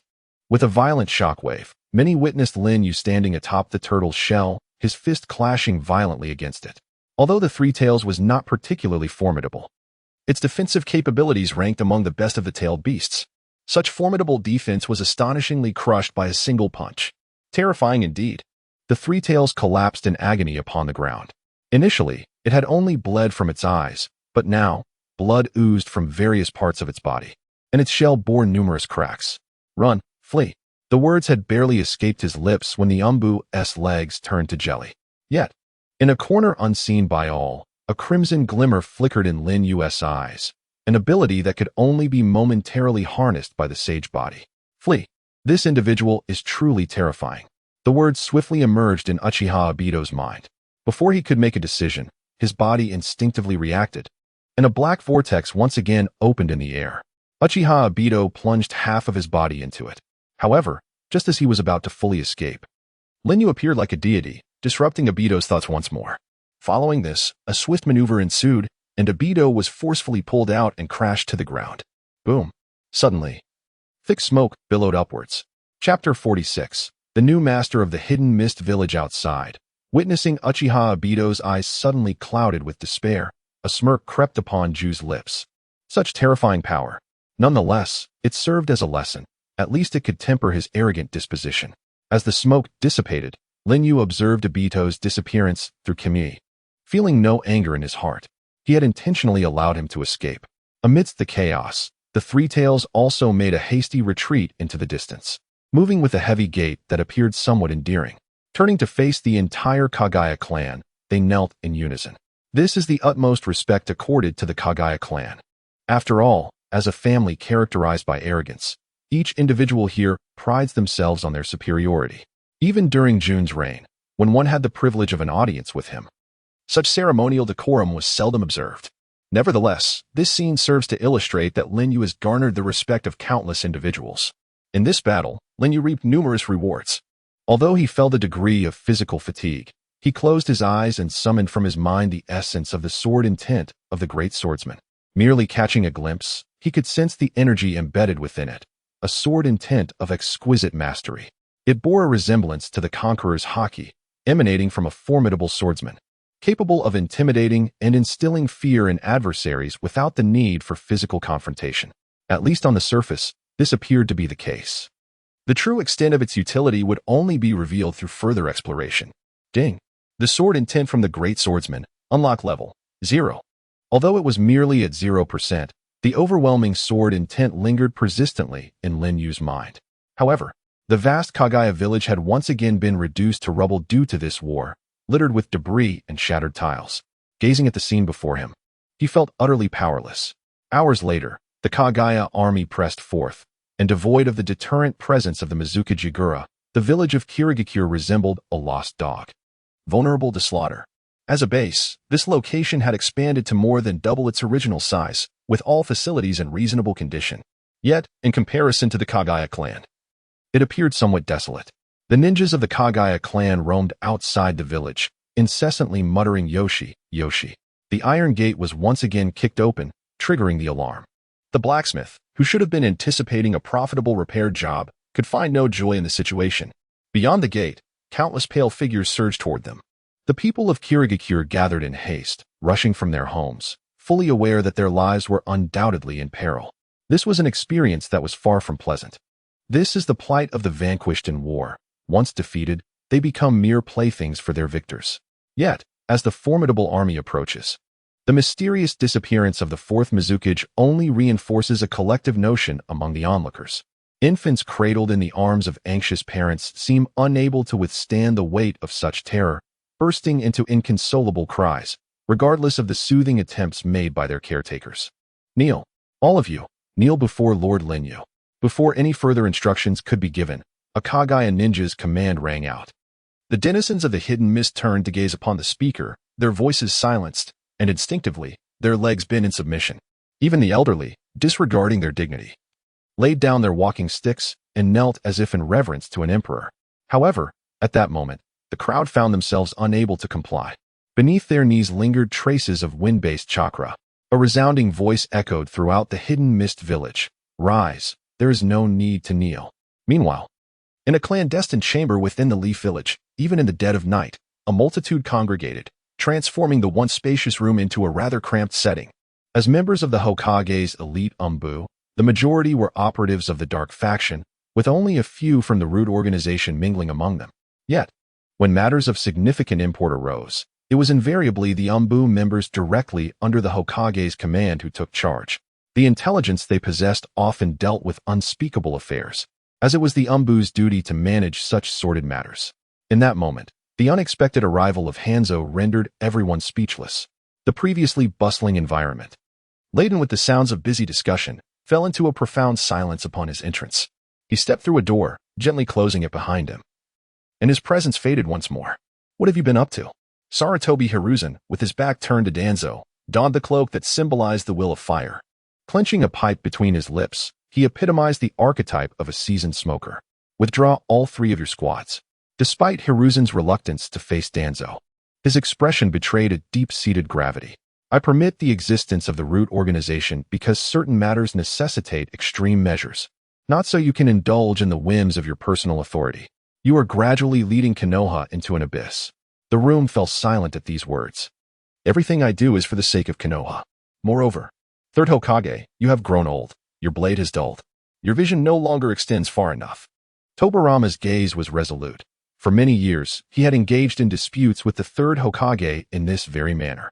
Both of them, without a doubt, had made tremendous contributions to Konoha. One thrived in the light, while the other quietly shone from the shadows. Cease your efforts, Tobarama. The outcome is beyond your capacity to bear. Tobarama refrained from responding, for at that moment, his thoughts had diverged significantly from those of Hiruzen Sarutobi. Third Hokage, do not forget, these are matters you have tacitly approved. Indeed, from the moment the Root organization departed from Konoha, the formidable Umbu had already discerned the situation, with news reaching Hiruzen almost instantaneously. What Tobarama failed to comprehend was why Hiruzen, who had seemingly consented to these events, would feign reluctance to instigate conflict. I have not yet lost. I shall not lose. With this thought, Tobarama's resolve strengthened further. Such foolish compassion. Third Hokage, your vision does not extend far enough. There is no path of retreat. Only the unwavering pursuit of one's beliefs is the true course of action. With that, he departed without a backward glance. Angered, Tobarama seemed disinclined to continue debating with Hiruzen. He merely needed to fulfill his responsibilities, which sufficed, for even Konoha's higher-ups could not sway his determination. Chapter 47. The Sword Intent of the Great Swordsman. Terrifying indeed, one believed he had remained sufficiently inconspicuous, yet the emergence of Linyu, this new star, once again caused a sensation throughout the ninja world. The boy, scarcely 10 years of age, had ascended to the position of Mizukichi, leaving the leaders of the major ninja villages utterly astounded. News after news reverberated, shocking the entire ninja realm. A Mizukichi at less than 10 years of age. Merely a brash child. What significance does that hold? He is likely nothing more than a puppet standing in for someone else. In a hidden intelligence agency. Those who had long remained underground, typing away on keyboards, now brazenly proclaimed their opinions. If he were to appear before me, within 10 exchanges, I would certainly bring him to the ground. Ha ha ha, have you lost your senses down there? He is, after all, a Mizukichi. Such a figure cannot reach this position without some measure of strength. And he is merely 10 years old. It is said that he single-handedly repelled the tailed beasts and even brought down the legendary ninja, known as the demigod, Hanzo of the Salamander. So what? Who can ascertain the veracity of such claims? Besides, that fellow named Hanzo has long since perished. How could he possibly rise from the depths again? Thus, I suspect the tale of him repelling the tailed beasts is largely fabricated. Indeed, how could the dead return to life? In a fleeting moment, countless individuals began to engage in fervent discussions, for no one had ever laid eyes upon this enigmatic figure, yet his name resonated throughout the entire shinobi world. The 5 great hidden villages began to take heed of this individual known as Linyu. What of the 5th Mizukichi? Why had no one informed me? In the land of water, the various feudal lords seethed with fury. Although there exists a principle of non-interference between the hidden villages and their respective nations, the strength of a hidden village directly reflects the might of the nation it inhabits. As the leader of a hidden village, the Mizukichi is ostensibly selected from prominent clans within the village, yet the ultimate confirmation must be sanctioned by the feudal lord. While the process may be cumbersome, it remains an essential step. Typically, the feudal lords do not oppose these selections. They tacitly acquiesce, rarely intervening unless to provide guidance, which may inadvertently provoke the ire of the higher echelons. Thus, they often maintain a stance of reticence, ensconced within their own power dynamics to underscore their status. As for who shall assume the role of Kage, regrettably, such matters do not pique their interest. This indifference elucidates why Yagura could maintain a stable reign of blood mist without interference from the nation. With the heavens high and the emperor distant, there was no need for them to embroil themselves in the affairs of Kirigakure, nor to invite trouble upon themselves. In truth, even as they executed their duties, they required the protection of ninjas. Hence, the relationship between them was one of mutual necessity. The 5 great nations, relying on their respective hidden villages, formed a delicate balance of checks and balances, thereby achieving a semblance of peace. As long as the nation required timely reinforcements of manpower and might, it sufficed. Ultimately, what they relished was the process of having their opinions acknowledged. This is a manifestation of ultimate power. However, to select the shadow of the village directly without the consent of the esteemed lord, and without so much as a notification, is an exceedingly absurd act, one that is not acknowledged by the lords of the land of water. Furthermore, it is an occurrence unprecedented in the annals of history spanning thousands of years. At this moment, the lords of the land of water are seated in the conference room, deliberating on how to address the outrageous actions of this newly appointed 5th Mizukichi. Absurdity, indeed. The hidden mist village has truly grown bold, disregarding us lords entirely. One lord, fanning himself and adorned with an ostentatious visage, in a fit of rage, slammed his fan down upon the conference table. Upon hearing this, the other lords readily echoed his sentiments. The hidden mist village. Was it not under the blood-soaked reign of that individual? Why has there been a sudden change in leadership? A hoarse yet aged voice rang out. I believe it was something like Yajima. What? It is Yagura. Yagura. The 4th child was at least a courteous young man. But this new 5th seems to regard us with disdain. A lord sporting a small mustache, in a fit of anger, exclaimed, Scoundrel! Perhaps we should send someone to inquire. Indeed, we must give this newly appointed 5th Mizukichi a proper lesson. It would be best if a written report of 10 words could be submitted. Gentlemen, is 10 words not a trifle insufficient?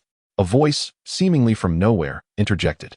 The room fell into an eerie silence, an overwhelming hush enveloping the entire conference hall. Lords, Only the weighty silence remained. 9,996, 9,997, 9,998, 9,999, 10,000. Within the training grounds of the hidden mist village, Lin Yu wielded an iron short blade, swinging it repeatedly. After several hours of rigorous training and intense physical exertion, his body felt nearly numb, with his shoulders aching tremendously.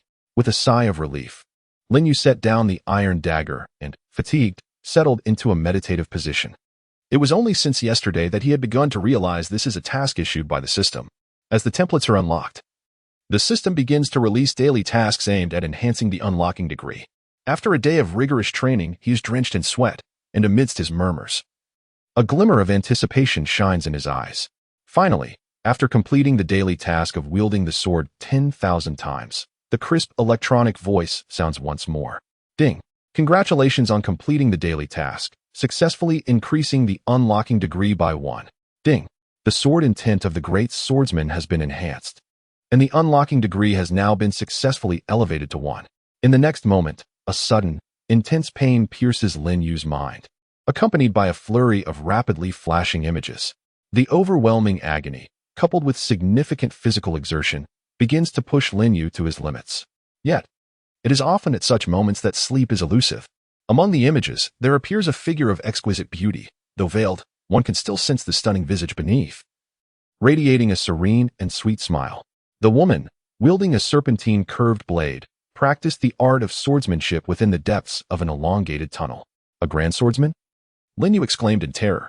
Yet, the woman in the scene showed no signs of hesitation. Her swordplay was fluid, each move imbued with an intense malevolence. Were it not for her stunning beauty, one might easily mistake her for a demon from the infernal realms. Ultimately, Lin Yu became entranced, and amidst the swirling sword energy in the mental domain, a mirror shattered quietly, and his consciousness returned to the present world. As Lin Yu opened his eyes, it felt as though he had undergone a profound transformation. Could it be that a mere 1% of unlocking potential could lead to such a breakthrough? He rose to his feet, gently raised the iron short sword, and unleashed a fierce strike forward. Without the embellishment of any sword technique, a simple downward slash emanated an astonishingly fierce aura, reminiscent of someone who had already made significant strides in swordsmanship. From the very moment he grasped the sword, he could sense a powerful energy radiating around his body. This must be the sword intent spoken of by the system. The pallor on his face dissipated, replaced by a fervent glow. What wonders might await if he could unlock it to 100%? Lin Yu pondered, forming a tentative hypothesis. Chapter 48. Cultivating the sword path. Time flew rapidly. In the blink of an eye, another week had passed. During this week, Lin Yu devoted himself to the cultivation of swordsmanship, reaching a state of fervent obsession. The cold wind gently caressed his face, ruffling his short black hair. In truth, members of the Kagaya clan typically possessed white hair, making his dark locks particularly distinctive. With the iron short sword firmly in hand, he merely engaged the muscles in his arms, executing a set of movements with practiced precision on the small patch of ground. "Huh!" he shouted, and suddenly, he struck with his sword, cleaving through the air, producing a piercing sound that seemed to threaten to rupture eardrums. The thunderous force of his strike carried an overwhelming momentum. Before him stood a towering tree that had lived for over a century, which he effortlessly split in two from its center, the entire process remarkably clean and swift, generating only a minimal amount of wood shavings. Even a chainsaw would struggle to achieve such a feat with so little debris. The crucial detail was that Lin Yu's iron short sword had not even grazed the bark of the century-old tree. He had merely traced a line through the air. Yet the tree was cleaved apart before him. For the past 3 days, each day's task, without exception, has been to have Lin Yu wield his blade 10,000 times. Although initially it was quite challenging to control both speed and force, by the end, he had expended nearly all his strength. However, after a week, he had become quite adept. This accomplishment was attainable only with the aid of the system. Had it been an ordinary person, merely striking the blade 1,000 times would likely have rendered their hand utterly incapacitated. The strike he just executed marked his 10,000th cut. Indeed, to become a formidable warrior, there are no shortcuts. Even with the divine assistance of a system, one must exert considerable effort to achieve the desired aspirations. At that moment, the system's prompt sounded. Ding. Congratulations on completing the daily task of 10,000 cuts. Ding. Master Swordsman Sword Intent. Unlock level 7. Opening the system panel revealed some fundamental details. Name, Lin Yu. Strength, 901. Agility, 538. Stamina, 822. Mental resistance, 102, 1000. Techniques acquired, Divine Martial 6 Styles, Divine Finger. Divine Martial 6 Styles, Fiery Palm, Amaterasu 2, Immortal Body. Latest unlock, Master Swordsman's Sword Intent, unlock level, 7, task, 10,000 cuts. The numerical values have indeed shown some improvement compared to before. Moreover, with the initiation of the unlock feature, Lin Yu also accessed the task panel. This panel records all of Lin Yu's abilities, as well as some unique techniques. However, this task panel is currently only accessible for the unlock level of the Master Swordsman's Sword Intent, with tasks that are remarkably similar. Lin Yu could discern the task's content without even glancing at it. 10,000 cuts.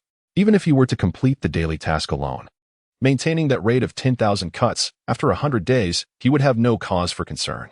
Lin Yu meticulously analyzed his situation, however.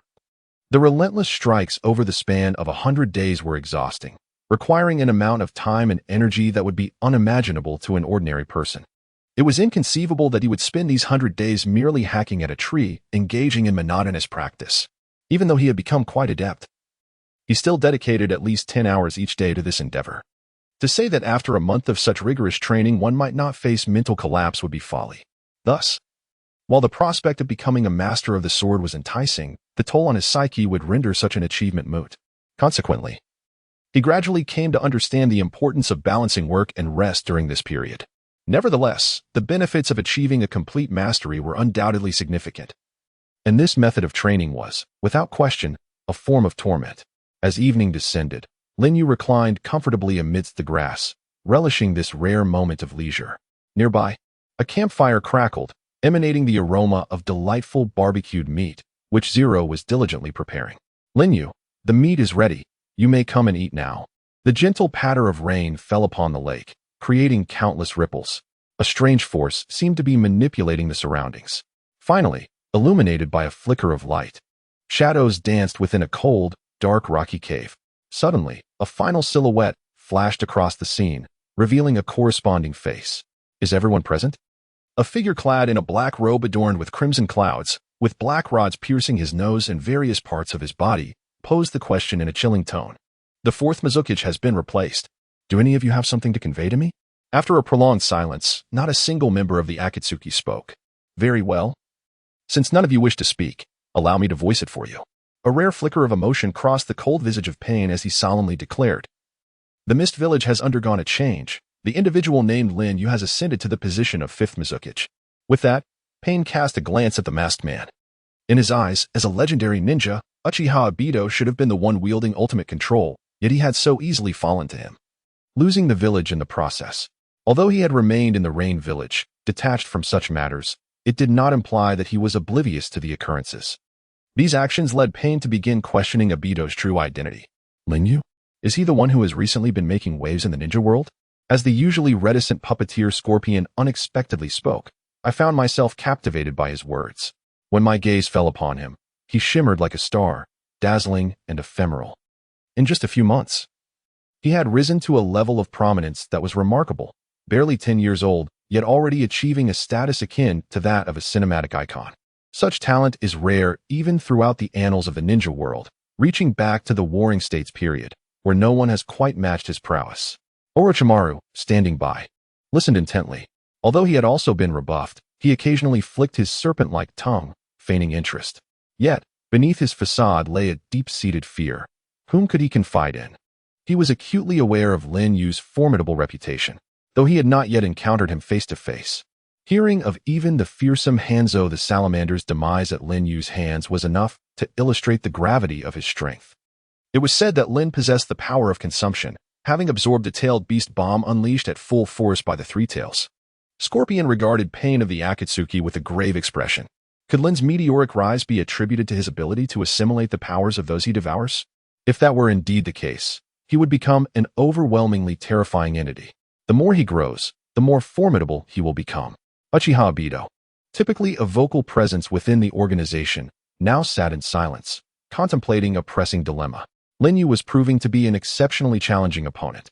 If he were merely a character of considerable strength, dispatching the Akatsuki's elite, namely Pain, would suffice to eliminate him.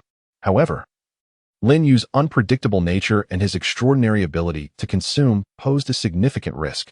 What if, as Scorpion suggested, sending Pain to confront him merely served to nourish Lin's power further? The thought alone was enough to send shivers down his spine. In the past, they could afford to dismiss the existence of such a threat.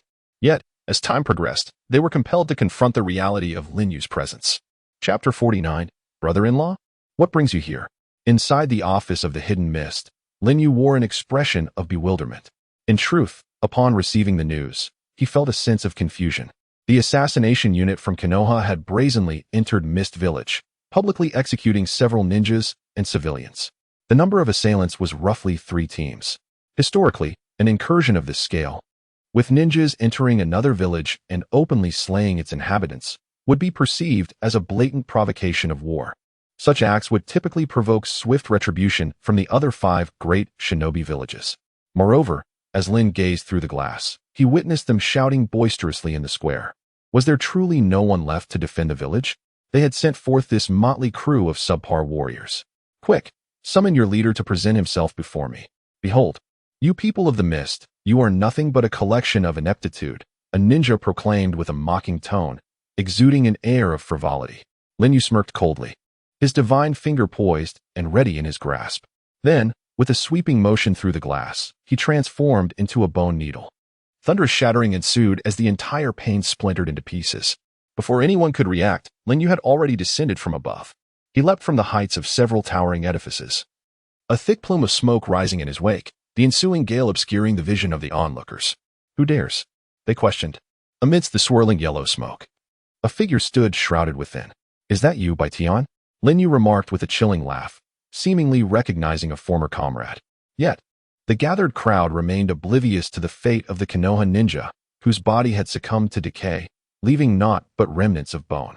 In scarcely 3 seconds, all that remained at the site where he once stood was a pool of viscous green liquid. The mere proximity to it elicited a profoundly nauseating stench, prompting involuntary retching. The 3 teams instinctively recoiled a few steps, their faces drenched in cold sweat, bodies trembling uncontrollably. Despite their training under Danzo's ruthless regime, instilling a disregard for life and death, the grotesque spectacle of such a demise was enough to unsettle even the most hardened among them. Initially, they could scarcely believe that the green puddle was that of their fallen comrade. However, upon spotting a personal belonging nearby, they promptly recognized his identity. The horror was overwhelming. Before they could fully comprehend the situation, the figure had vanished, as if it had dissipated into thin air. Who could have orchestrated such an event? Their gazes fixated upon the silhouette amid the yellow haze, an inexplicable dread unfurling within their hearts, their feet growing cold. As they gradually discerned the figure cloaked in smoke, they came to a grave realization. Is this Lin Yu? The man who single-handedly repelled demigods, not to mention the tailed beasts, which he sent fleeing with ease. Before Lin Yu stands the captain of this mission, who currently gazes sternly at the individual before him, for the man has just uttered something of great significance. By day, this name belonged to him in Konoha, a name he had chosen for himself, known by very few. Even his own team referred to him by the operational codename Tian. But why does this man before him recognize him? Tian's brows furrowed deeply as he scrutinized the man's features.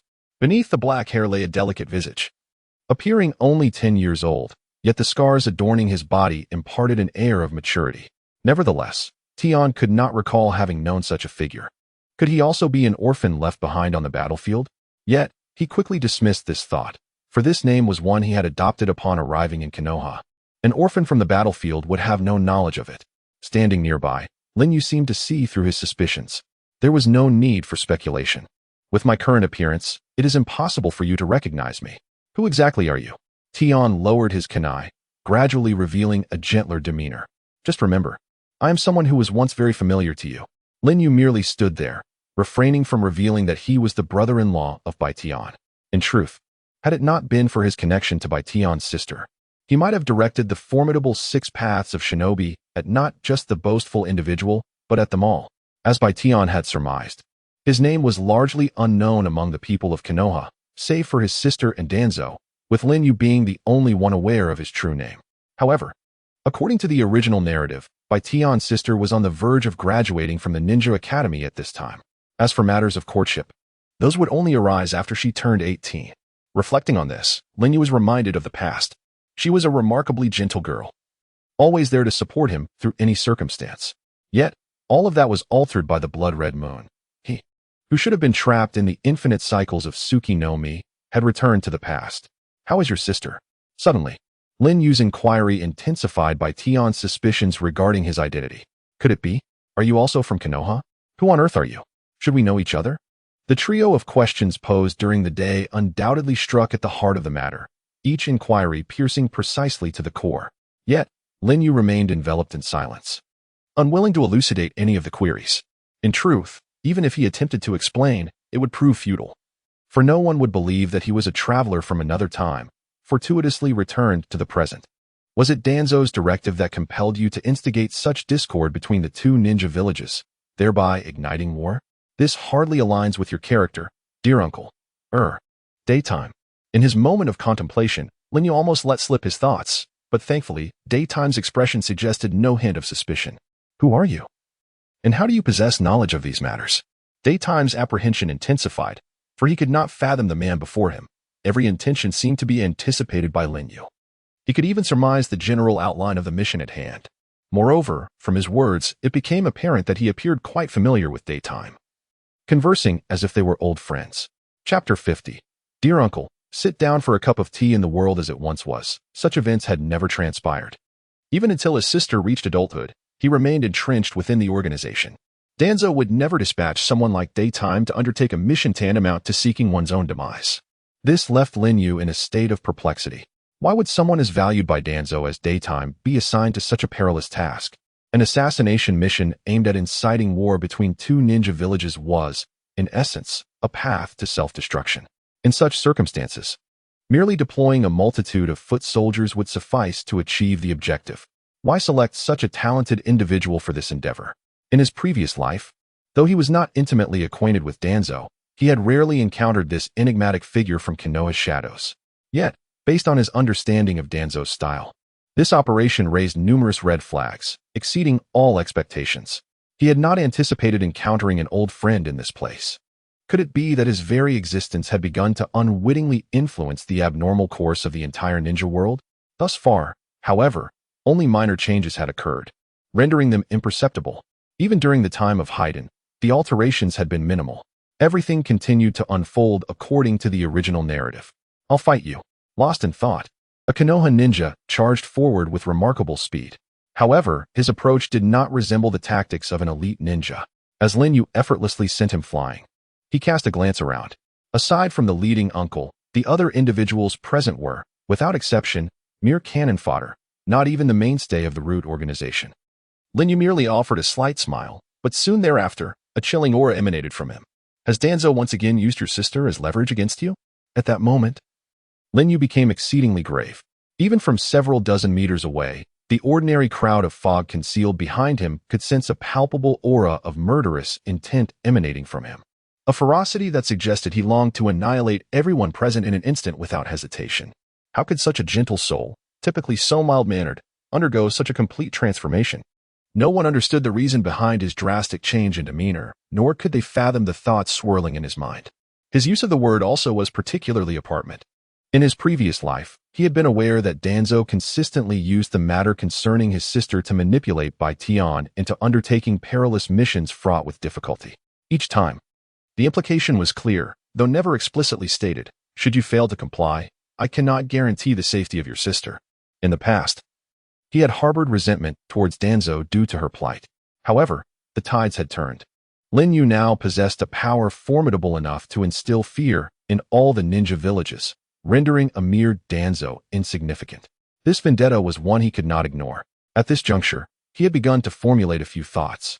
Meanwhile, Bai Tian remained rooted in place, his eyes widening in disbelief. The man before him seemed to have unraveled all his secrets, including those he was cautious about. It has nothing to do with you. Bai Tian bit his lip and declared, his brow furrowing deeply. My life was given to me by Lord Danzo, and now that he requires it, it must be returned to his hands. So you admit he sent you? Lin Yu replied with a slight smile. Do as you will, whether to kill or to torture. He then shifted his gaze away, no longer fixating on Lin Yu.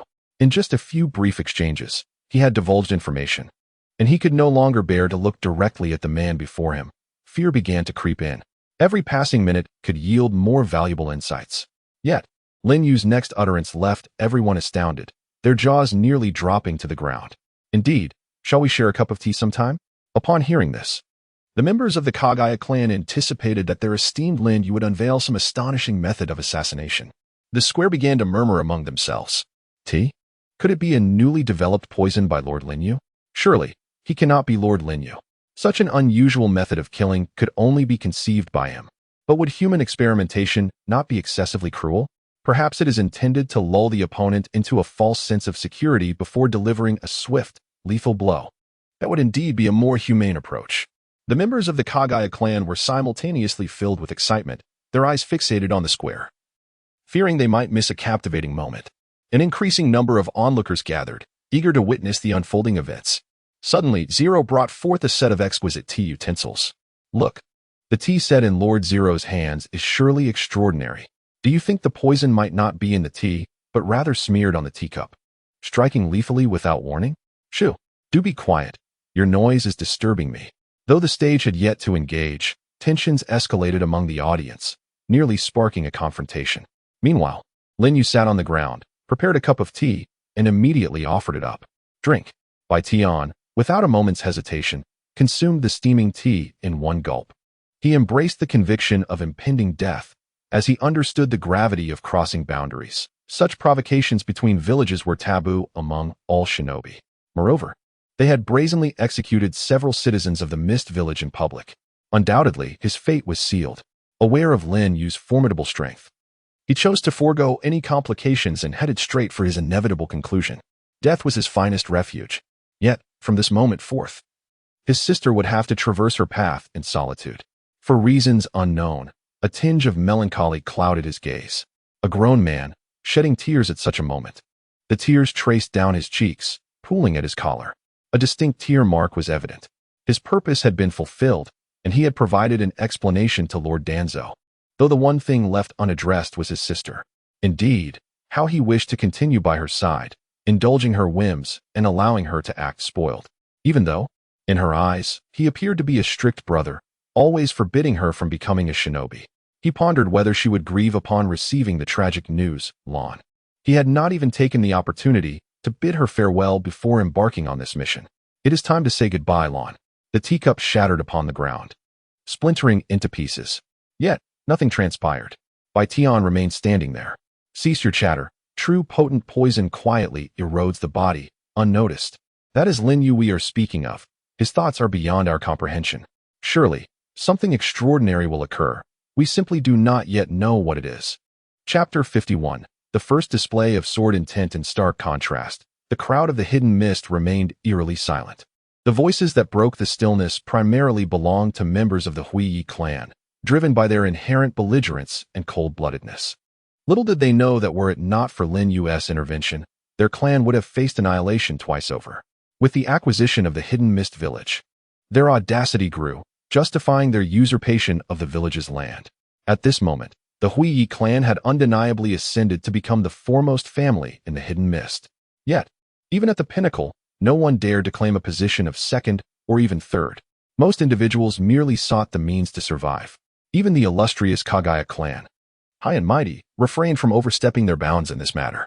The upper echelons of their ranks had even taken to hiding, with some retreating to pastoral life, tending to vegetable gardens, perhaps finding solace in the fact that under the reign of blood mist, they had long been stifled. This new leader appeared to lack the ferocity of the fourth Mizukage, and his governing style was met with acceptance. Thus, without a shadow of a doubt, Lin Yu had become the fifth Mizukage. In the recesses of memory, even the original storyline's true fifth Mizukage, Terumi Mei, remained notably tranquil, with no signs of insurrection. The silent masses of the hidden mist, upon realizing the intentions of the enemy ninjas gathered in the square, suddenly found themselves engulfed in tension. Fear gripped them. A palpable dread of war. The wars of the past had left indelible scars. Most alarmingly, these ninjas hailed from Konohagakure, the very village whose might they could not withstand. Konohagakure's status among the 5 great shinobi villages was irreplaceable. Yet, Each individual was undoubtedly ensnared in a web of confusion. Was war about to erupt once more? The crowd's gaze sharpened, their eyes flickering with apprehension. However, Lin Yu's next maneuver left the onlookers utterly astounded. With a swift motion, those ninjas from Kanahagakure, who had intended to approach for a parley, succumbed to the ground mere seconds later, their bodies marred by numerous grievous wounds, as if carved by blades. The phrase skin torn and flesh lacerated seemed an understatement in this instance. 3 squads, without exception, lay fallen on the earth. And where was Lin Yu? His hands remained motionless, immersed in the tea, revealing no signs of aberration. Tian turned back to glance at his companions. They were lifeless. The scars adorning their bodies numbered in the hundreds. Just moments ago, they had been full of vigor, yet now they exhibited this ghastly demise. Tuanzo was astute. He had not employed members of the root organization. Instead, he had likely recruited these individuals with monetary incentives from elsewhere. In Tuanzo's mind, perhaps Tian's arrangements held little significance. Merely a pawn in the grand scheme, easily replaceable at any moment. At that moment, he widened his eyes, fixated on Lin Yu. Indeed, he had remained within his line of sight all along. At such a close proximity, no matter how well he concealed himself or what tactics he employed, he would be discovered. Yet, he found it difficult to trust his own eyes. Could it truly be him? Is this something a human can achieve? Indeed, Lin Yu merely sat there, sipping tea, displaying no peculiar behavior, nor did he emanate any chakra fluctuations. Yet, who among those present could replicate such feats? Aside from Lin Yu, no one. After all, this individual's prowess has surpassed all expectations. If he were the one responsible, it could indeed be him. Tian has been plagued by doubt, an internal barrier preventing him from accepting that everything unfolding now is the work of Lin Yu. For if it truly were him, then his strength would require a complete reassessment. First, he battled a demigod, sending tailed beasts fleeing in disarray. Next, he silently eliminated over 20 elite Ch-Nin and a few special J-Nin right under their noses. Indeed, it was he. Though Lin Yu had merely conducted an experiment, he is now capable of precisely wielding his sword intent to vanquish foes. In simple terms, against lesser adversaries, he can rely on this technique to sweep away his enemies.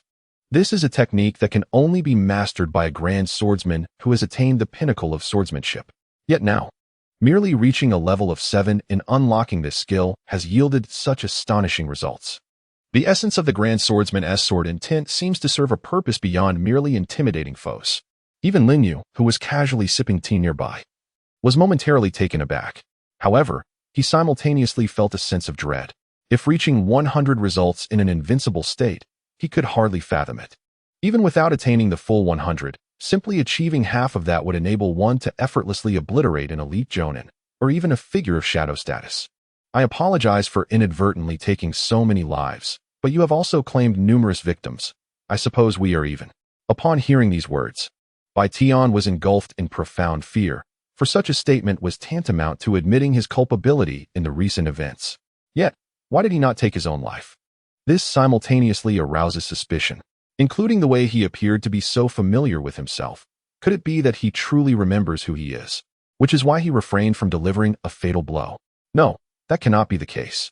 If he did not possess the bloodline limit of the corpse bone pulse, then perhaps I would still entertain a few of his words, believing he might have originated from Konoha. However, it is all too late now.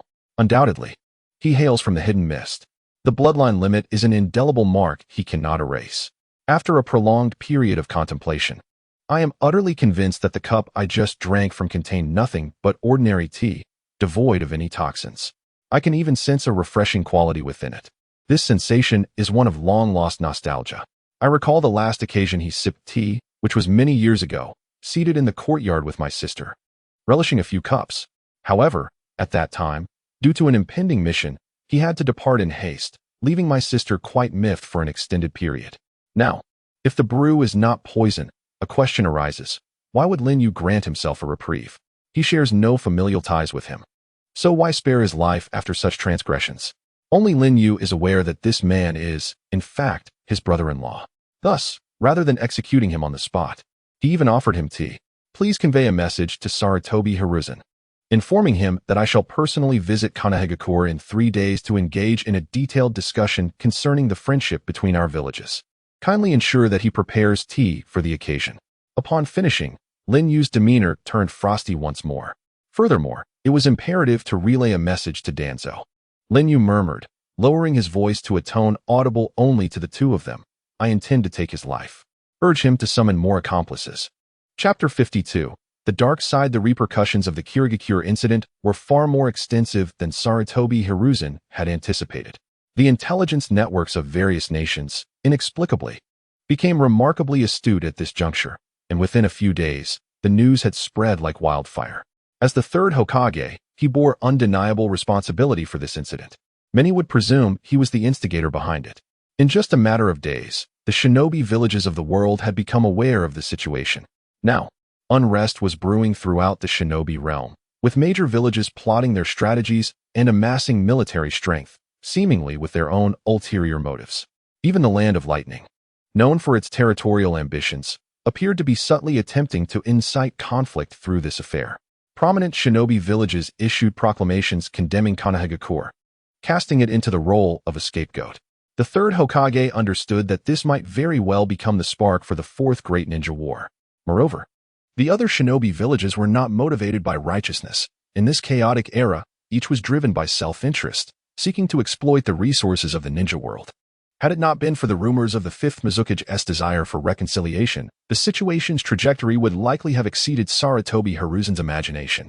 The sole turning point now lay in the imminent summit between the two shadows in 3 days, where that almost legendary figure would personally visit Konohagakure to discuss reparations. This meeting would significantly influence the future course of the shinobi world. Should negotiations proceed favorably, all would be well. Thus, the question remains, will they opt for a substantial compensation or ignite a war? As the sun sets in the west, Sarutobi Hizashi often finds himself alone at home during his moments of leisure, leisurely savoring a cigarette while gazing at the sun gradually descending. Before his eyes lies the village of Konoha, enveloped in the warm embrace of twilight. Just as the sun ages and eventually sinks below the horizon, so too does he acknowledge the passage of time, though he refuses to admit to the toll it has taken on him. His body, however, has begun to betray him. An unsettling restlessness brews within him. The matters at hand are gradually ascending the agenda. Who can truly claim to be free of selfish motives? It is imperative to pave the way for the next generation. Despite being a child of the Sarutobi clan, his innate talents and abilities pale in comparison to those of his contemporaries, and his relationship with them is far from amicable. Nevertheless, Hizashi diligently strives to fulfill his obligations in secret.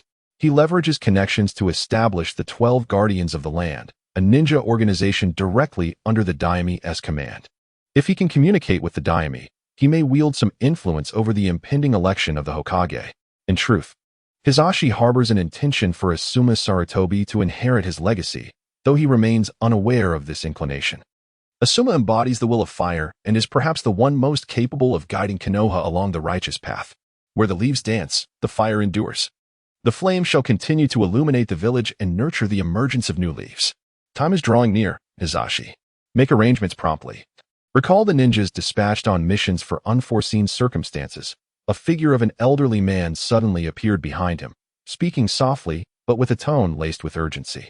In the home of Sarutobi Hizashi in Konoha, Mito gate and was pressuring him to make a swift decision, largely influenced by unseen instigators. Undoubtedly, there were 2 choices before him, war or compensation. Should he execute Hayashi publicly within the confines of Konoha, the village's predicament would become unfathomable, potentially inviting an assault from the other 5 great ninja villages.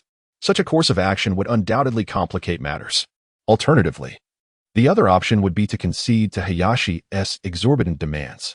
In the past, Hizashi would have unhesitatingly chosen the latter, acquiescing to Hayashi's requests. However, unexpectedly, the usually non-confrontational Hizashi now found himself hesitating. Frustration began to swell within him. All the blame was directed at him and Konoha, rendering his position increasingly precarious. Was it possible to divert the conflict onto the smaller ninja villages? As long as it does not pertain to the 5 great ninja villages, all losses can be minimized. However, Mito's gaze remained steadfast, shaking his head in resignation. It was all too late. Somehow, the news had spread at an unexpectedly rapid pace, leading others to believe it was the work of Konoha. In this moment, redirecting the blame would be futile. Those eager to stir trouble would not care whether it was truly Konoha's doing. Taking a deep breath, Hizashi's gaze deepened with contemplation, had matters not descended to this point. The path ahead would not be so arduous. Ultimately, I had granted him too much authority. Let us first assess the demands he has presented, if they are negotiable. There is no need for a grand uproar. You go and contact Danzo, instruct him to visit the Hyuga clan and ascertain how much they can contribute. In mere seconds, Sarutobi devised a strategy. The third Hokage, true to his title, effortlessly shed his responsibilities with just a few words. Even regarding the compensation, he had already considered finding a scapegoat. His intent was quite clear. He desired the Hyuga clan to cover this expense, yet he could not appear directly involved. Rather, a mediator would need to negotiate on his behalf. Danzo, without a doubt, emerged as the most suitable scapegoat for Hisashi. Indeed, if it were to unfold in such a manner, it would result in no loss for him. Sarutobi had his own adeptness in managing the village, though it was primarily reflected in the realm of authority. Yet, the more such individuals exist, the less tranquil they truly are beneath the surface. Moreover, Sarutobi was confident that the Hyuga clan would willingly contribute. He merely hoped someone would initiate the conversation, for they had compelling reasons to do so. Should they refuse this financial obligation, the Hyuga clan's predicament could become even more perilous than that of the Uchiha. Who could have foreseen this? A week hence, the once illustrious clan shall meet its end on a fateful night, marked indelibly in the annals of history. The truth of the matter shall remain elusive to all. What people will come to know is that the prodigious talent of Konohagakure, a man widely regarded as the most likely successor to the Hokage, Uchiha Itachi, has descended into madness, systematically annihilating his own kin. Astonishingly, no one will dare to associate this atrocity with him, despite his tacit acceptance of the act.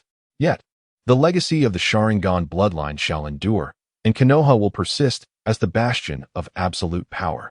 The flames of life will continue to burn. Little does he anticipate that this enduring fire will be extinguished entirely by the emergence of a certain individual. Subsequently, an even fiercer blaze will ignite. Chapter 53. Return to Konohagakure. Upon returning to the depths of Konoha, he promptly relayed these developments to Danzo, including the matter concerning Lin Yu's intent on claiming his life. The recent incident has truly captivated attention, having successfully ignited the discord between the Hidden Mist and Konoha. Considering that Lin Yu required someone to relay information, it is hardly surprising that Danzo did not direct his suspicions toward him. Amidst these chaotic matters, what infuriated him even more was the thought of that old codger, the third Hokage, scheming to undermine his position. With a cold gaze, Danzo's eyes glimmered with menace. As a cunning strategist, Hiruzen sought to seize power from Danzo, aspiring to re-establish an organization that would heed his commands directly. Furthermore, Danzo had imposed a ban under Hiruzen's directive. The root organization under his command could not leave the village without Hiruzen's permission, lest they be deemed rogue ninjas and face a similar manhunt. This is the root organization he has painstakingly cultivated. How can one merely rely on a piece of documentation to seize control of it? It can be said that the root organization, in comparison to the orders of the Hokage, would prioritize the commands of Danzo. Even actions such as assassinating the Hokage would be executed without hesitation should Danzo issue the order. Is the existence of the Umbu not sufficient? Is this truly you, Sarutobi Hiruzen? Danzo, with a cold smirk, remarked, "Let us not even discuss how many times I have cleaned up your mess. Your ambitions are undeniably excessive." The third Hokage is quite astute. He recognizes that virtually everyone within the root organization is a loyalist to Danzo. Hence, it is impossible to recruit them into the Umbu to bolster its strength. However, this situation inevitably gives rise to espionage. On the surface, they serve the third. Yet in reality, they clandestinely report back to Danzo. Thus, the third is exceptionally clever. He merely needs to utilize the root organization as his weapon. A figure drifted, abruptly materializing before Danzo. This mission has failed. I apologize, Lord Danzo. He lowered his head, unsure of where to begin, feeling increasingly hesitant to meet the gaze of the man before him. Perhaps surviving the ordeal in the Hidden Mist village left him without a satisfactory explanation for Danzo. He even began to fear that any punishment Danzo might impose would be redirected towards his sister. You have performed admirably. Consider this mission a success, for you have returned alive. As per our agreement, I shall ensure your sister's path ahead is made smoother. However, now that you have returned, you must double your efforts going forward. At the root base, ninjas were bustling. Although confined within Konoha and forbidden from leaving the village, they continued their previous tasks. intelligence gathering, assassination, espionage, and monitoring the movements of feudal lords in the 5 great shinobi countries. Apologetic? Sarutobi Hiruzen? Danzo hardly regarded him with any seriousness. There was no need for that. From the very beginning, he had no intention of heeding Hiruzen's words. In his eyes, the so-called Hokage's decree held no weight. It could be said that within the entirety of Konoha, aside from Hiruzen's substantial authority, Danzo held considerable power as well, to the extent that they could be viewed as equals. If a serious conflict arose, Hiruzen would not dare to trouble Danzo too much. And then there was the so-called Yagura. Regardless of Hiruzen's subsequent choices, he would ensure that the 5th Mizukage, Yagura, would meet his demise upon Konoha's soil.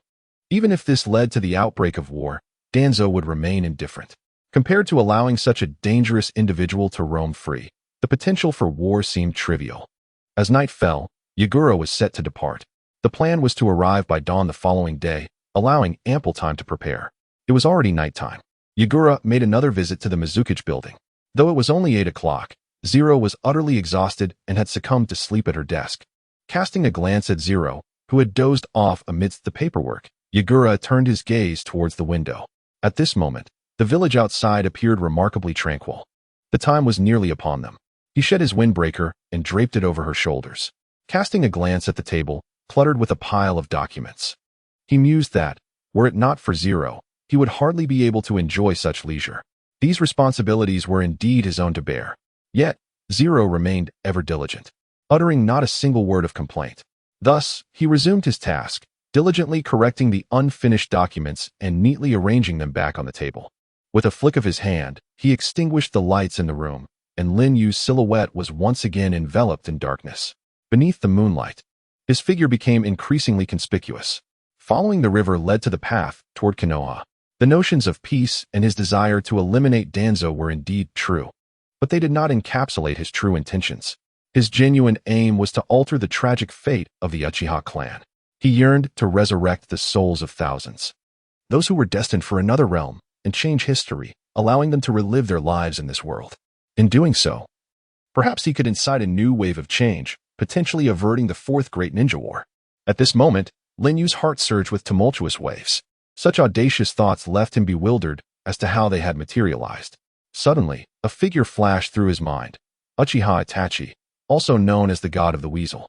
Just the mention of his name sent shivers down the spines of those around him. This prodigy of Konoha had joined the Umbu at a mere 10 years of age, becoming a source of pride for many, even heralded as a beacon of the future. Yet, in comparison to Lin Yu, what did he epitomize as a genius? In Lin Yu's eyes, he was merely a man who, in pursuit of his lofty ideals, could coldly sever ties with his first love and even his own parents. How could such a heartless machine possess true emotions?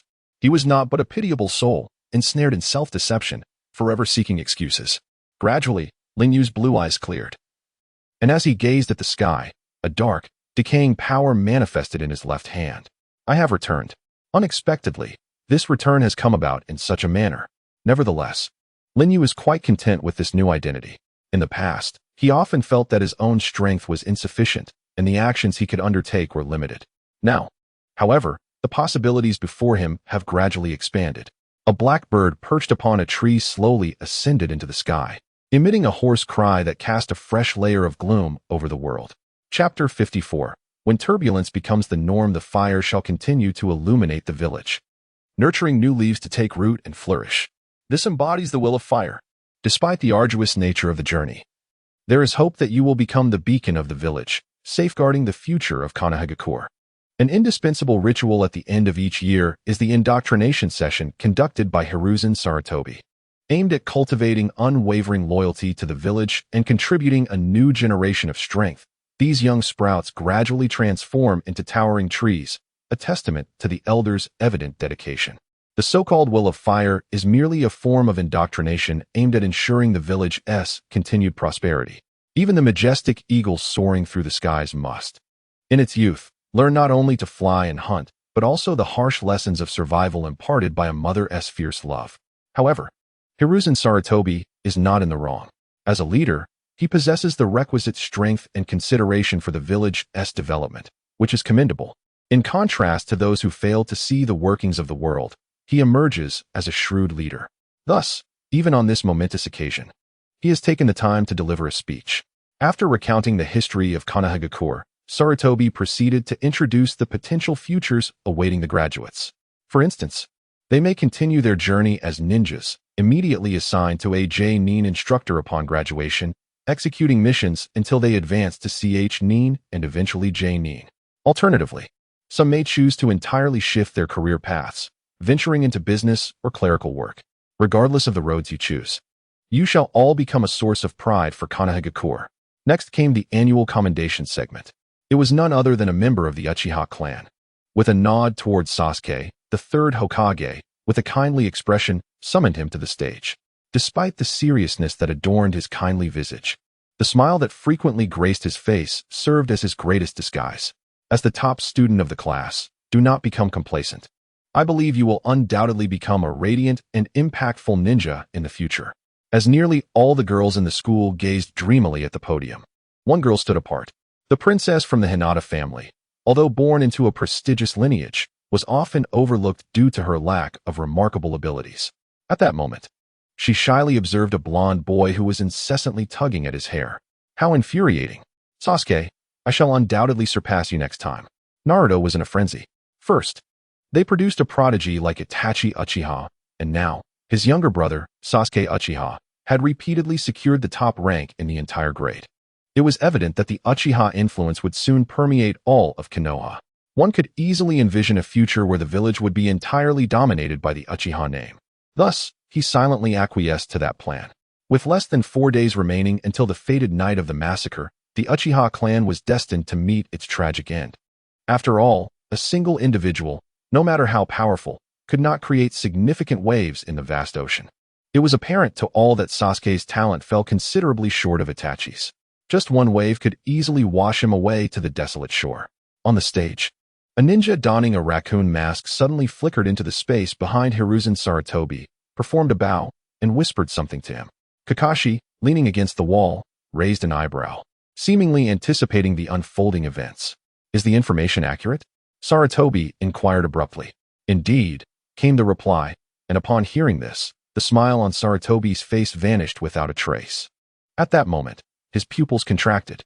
Many of the high-ranking ninjas of Konoha likely gleaned the unfolding events from the visage of the third Hokage. Half an hour prior, the village gates had already swung open, with a line of ninjas awaiting the arrival of the fifth Mizukage. Much like his father, Asuma had a penchant for smoking a brand of Huazi cigarettes. How foolish it was to indulge in such a habit at this critical juncture. Had the third Hokage discovered this, he would surely have berated him mercilessly. Observing this, Hong could not help but scold him. It was perplexing how the son of Sarutobi Hiruzen, Asuma Sarutobi, chose to adopt his father's detrimental smoking habit rather than any virtuous traits. By all accounts, he should have arrived by now. Why the delay? This was indeed exasperating. Turning to Asuma, Hong's expression was beyond verbal description. However, what caught everyone off guard was that while they stood in line at the entrance, awaiting the fifth Mizukage's arrival, Lin Yu had already circumvented Konoha's sensory unit, and even the Umbu, stealthily infiltrating the village unnoticed. He found himself in a location that was not only familiar from his time at the Ninja Academy, but also a place he frequently visited. It was filled with wildflowers. While not breathtaking, it provided a serene escape. Lin Yu's figure suddenly darted into the cluster of blossoms, reaching out to adjust the straw hat atop the head of the girl in front of him. Though situated within Konoha, this place was seldom frequented, guarded by sentinels, and only occasionally surveyed by a few patrolling ninjas who merely glanced about. "Big brother, who are you?" Lon inquired softly. "Oh, I am merely a passerby," he replied calmly. Settling beside her, Lon did not resist, but merely shifted slightly to her left. In the azure depths of her youthful gaze, a hint of innocence and gentleness resided. "Do you also appreciate wildflowers?"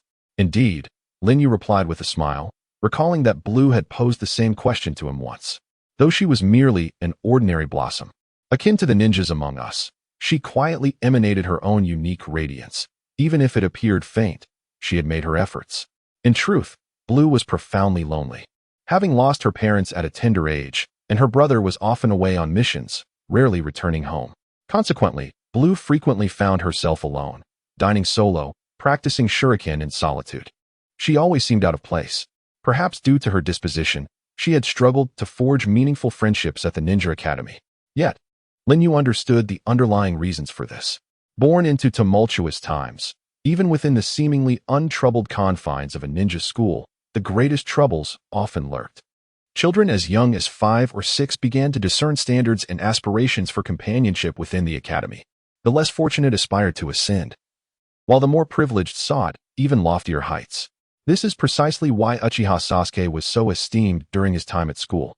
After all, he belonged to the illustrious Uchiha clan, who would not wish to ascend such lofty heights. When corruption becomes the norm, innocence is perceived as a crime. Chapter 55, A Reunion. Meanwhile, Sarutobi Hiruzen was traversing the rooftops with remarkable agility.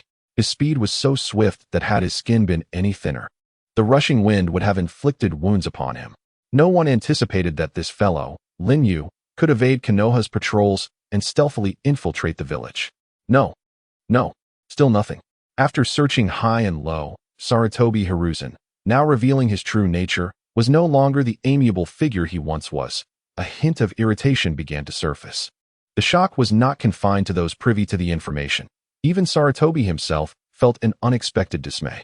On what grounds could he have entered so unobtrusively? Typically, to thwart the infiltration of foreign spies, Konoha establishes extensive defenses beyond its borders, often manned by elite shinobi or seasoned genin. Was it possible that these genin were so inept as to allow an intruder to slip in unnoticed right beneath their noses? The situation was utterly perplexing. Though it is true that the current pillars of Konoha are either few in number or have defected, overall, Konoha remains in a relatively stable condition compared to other shinobi villages. At the very least, Sarutobi Hiruzen would not spare any effort in fortifying the village's defenses. Yet, even within such a seemingly impregnable framework, a critical oversight occurred. Whether it was due to Lin Yu possessing some extraordinary ability to infiltrate undetected, or a flaw in the village's defenses, the fact remained that the incident had transpired. In the eyes of Sarutobi Hiruzen, this represented a clear failure in duty. The pressing matter at hand was to locate the newly appointed Mizukage. Following closely behind him was a ninja adorned with a raccoon mask. Although part of the Umbu, keeping pace proved somewhat challenging. Truly, the third Hokage remained remarkably agile despite his advanced age. In awe of this, Sarutobi Hiruzen suddenly inquired, "Where's the 5th Mizukage? Has the Umbu discovered his whereabouts?" It appeared he was deliberately concealing his presence. Currently, the sensory team could merely ascertain that he had entered the village, but determining his exact location would require additional time. "We are already searching, and I believe news will arrive shortly." Merely searching? Noticing Hiruzen's displeasure, the Umbu swiftly added, "We have dispatched 2/3 of our personnel to conduct the search. As it stands, unless he infiltrates deeper within, we should be able to locate him within 10 minutes. What if he has already infiltrated? Then it would take significantly longer. The underground passages are intricate, and given our current pace of investigation, merely examining those hidden routes could take 1 or 2 hours. Infiltrated? 1 or 2 hours. Wouldn't that turn the entire Konoha upside down? What of Danzo? What is he doing now?" According to reports from the Root organization, Lord Danzo seems to be asleep at this moment. Upon hearing this, Sarutobi Hiruzen fell into deep contemplation. If what this Umbu member stated was true, the situation had escalated considerably. An internal infiltration that could compromise vital intelligence concerning Konoha, followed by a facade of normalcy, would leave Hiruzen helpless to intervene as events unfolded.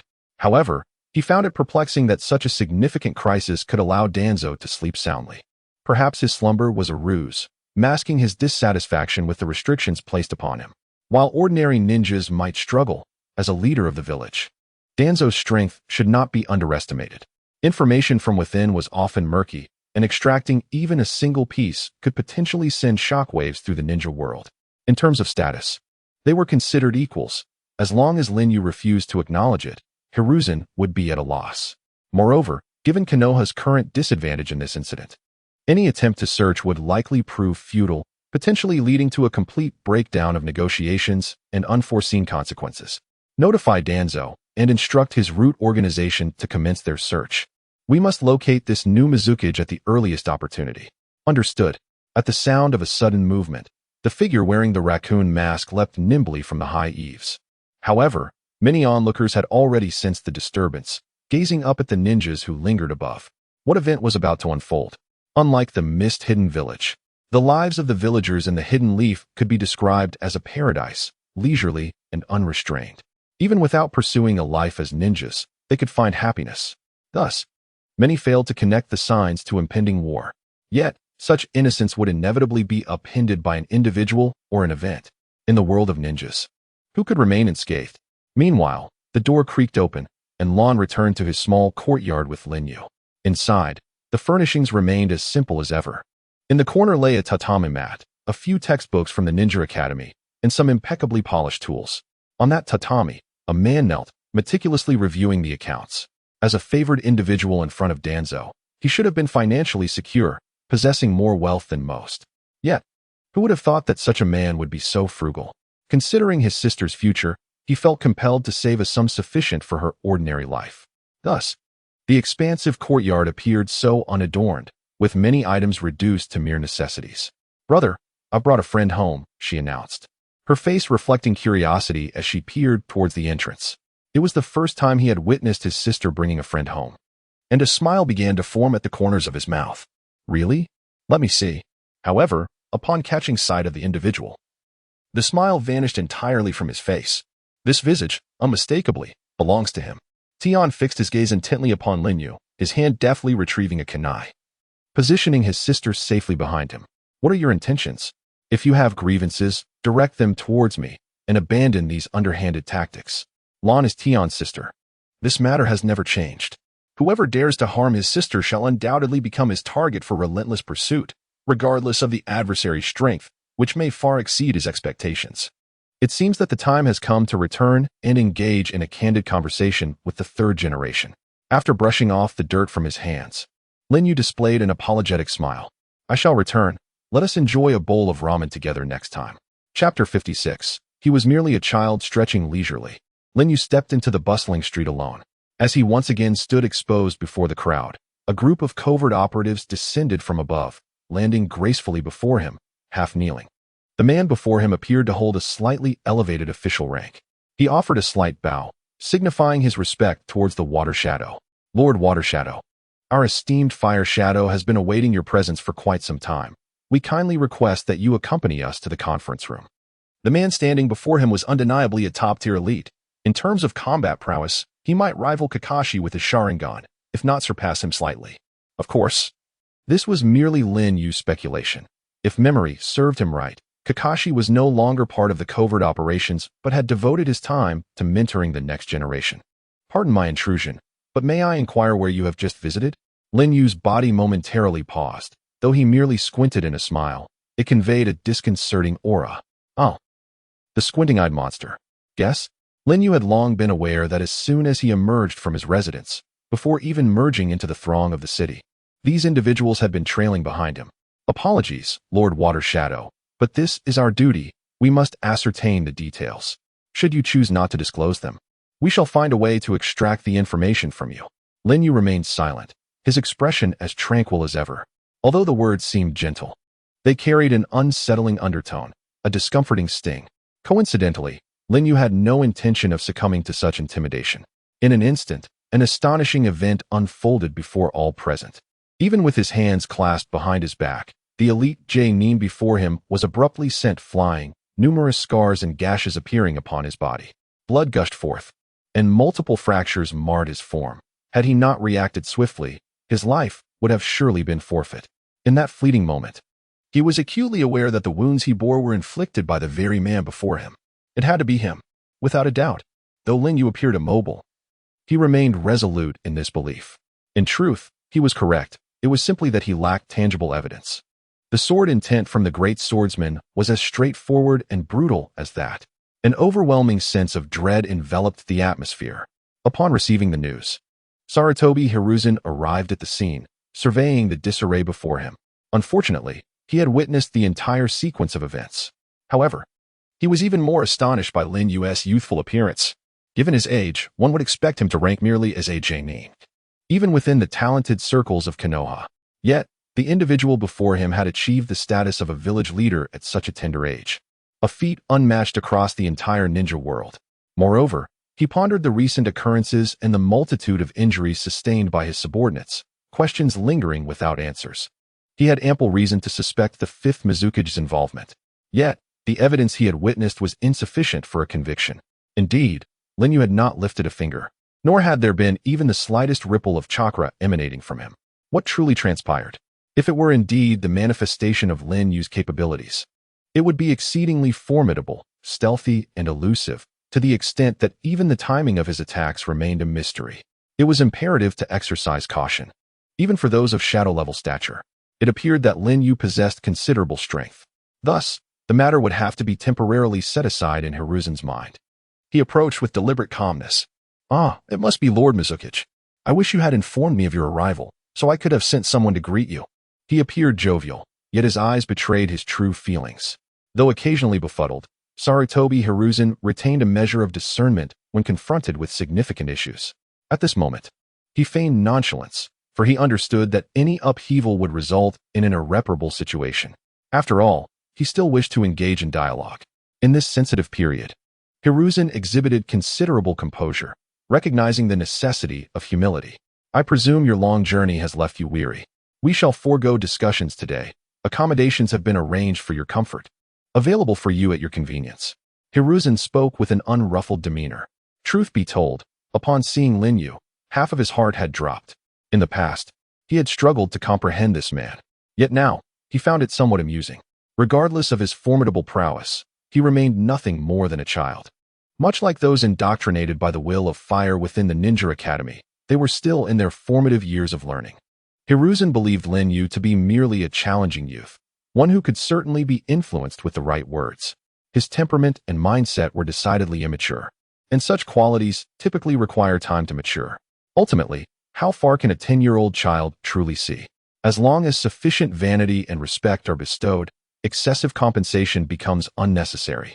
A few flattering words and a subtle shifting of responsibility can lead to a satisfactory resolution. At that moment, he was reveling in his perceived insight, believing he had deciphered Linyu's intentions. However, often underestimating others leads to oversimplification, and by following contrary lines of thought, it becomes all too easy to discern what the other party might be contemplating.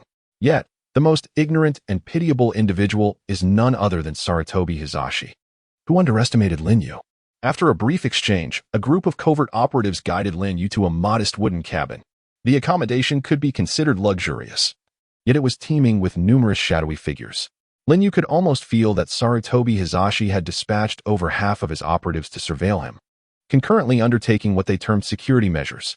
Meals were served by designated personnel, and while comings and goings were ostensibly free, they were simultaneously under the watchful eyes of the operatives, rendering any excursions largely futile. Meanwhile, Sarutobi Hizashi arrived at the ninja hospital to assess the injuries of one of his operatives. Upon investigation, it became evident that the wounds were indeed inflicted by a blade. However, at that moment, Sarutobi Hizashi found himself perplexed. How could one sustain such injuries from a mere sword? Was it the result of some divine phenomenon? The Hokage noted that every strike had miraculously avoided vital areas. Had the blade penetrated just a few centimeters deeper, the operative would have likely faced severe blood loss and critical injury. Chapter 57. Devouring a Great Tree? I had never anticipated being pushed to such extremes. How wonderful it would be if such a person could be persuaded to align with Konoha. With a mere gesture, he could incapacitate an operative. His strength indeed instilled fear in the third Hokage.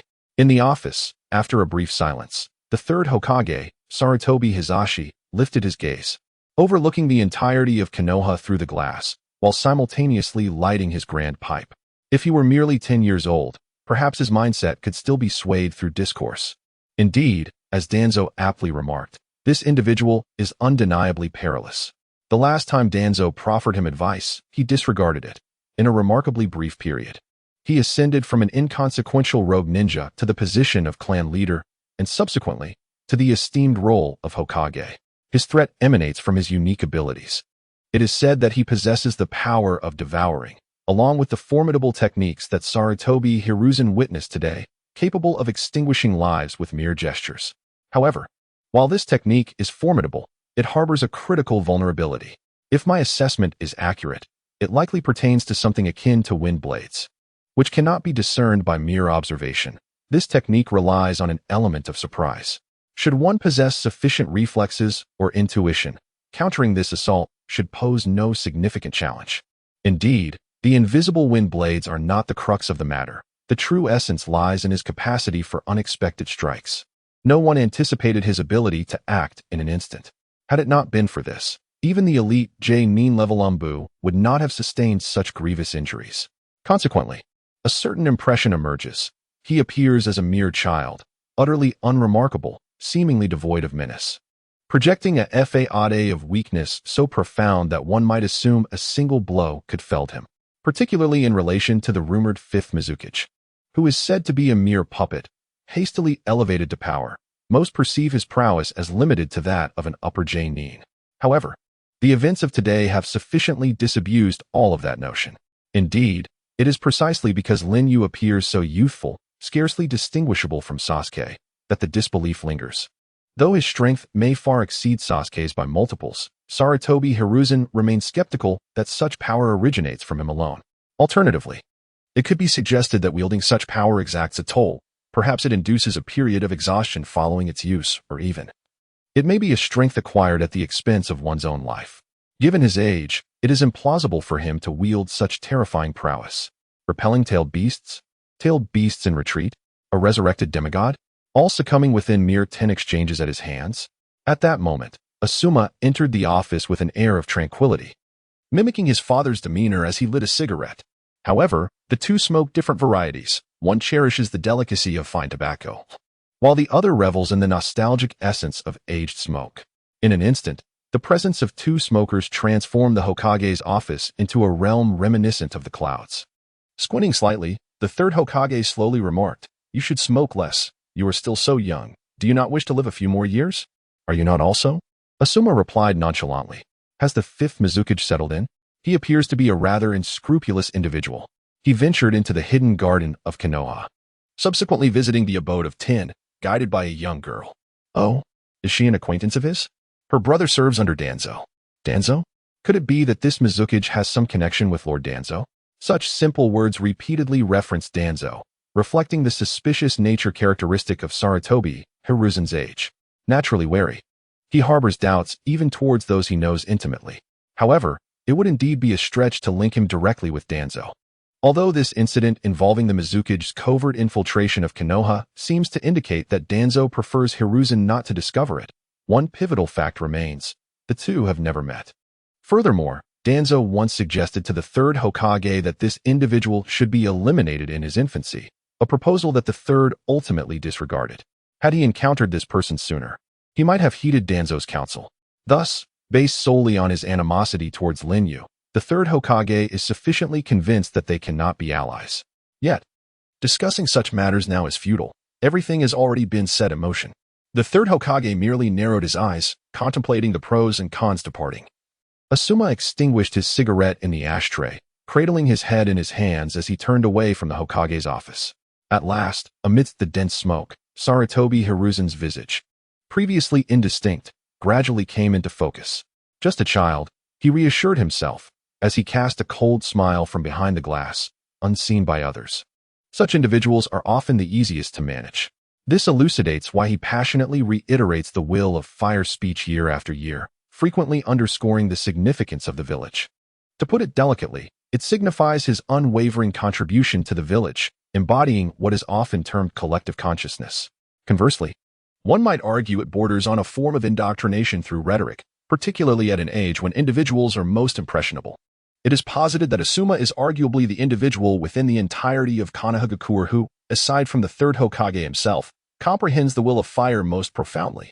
This is largely due to the relentless education imparted by Sarutobi Hiruzen from his youth, which has shaped his thought processes as he matured. As the son grows, he inevitably mirrors his father. Thus, as long as Hiruzen is willing to exert some effort in persuasion, this individual remains inconsequential, even if he hails from external forces. Not born of Konoha, however, such a prodigy remains within a manageable scope. It is time to orchestrate a grand performance. With a serene gaze, Hiruzen turned his attention to the window. A script began to materialize in his mind, one that could engender trust from the fifth Mizukage. Night had fallen, and in the spacious courtyard, aside from a few Umbus still observing, he extinguished the lights in the room. Lin Yu, utilizing a branch, fashioned a rudimentary wooden dagger. Though it appeared coarse, it was sufficient for his purposes. He remained acutely aware of the subtle intensity of the surveillance. Following the customary procedure, Lin Yu activated the system interface. Initially, he intended to embark on the task of delivering 10,000 slashes, yet he cast a fleeting glance at the task list. Task: devour a sufficiently large tree. Under the moonlight, Lin Yu surveyed the ancient tree in his courtyard, which appeared to be over a century old. Soaring to a height of several hundred meters, although it seemed to have lost its vitality, the system did not stipulate that the tree must be alive. As long as it was sufficiently large, was that not adequate?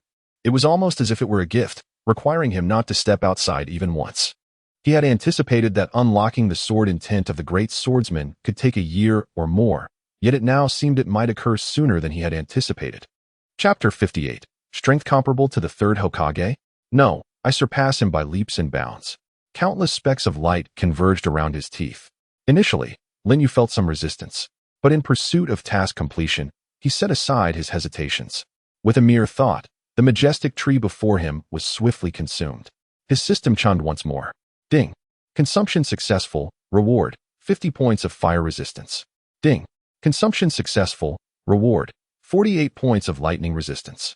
Ding. Consumption successful. Reward: Divine Hand. The ability to freely steal any one ninjutsu from an opponent and double its effects. Ding.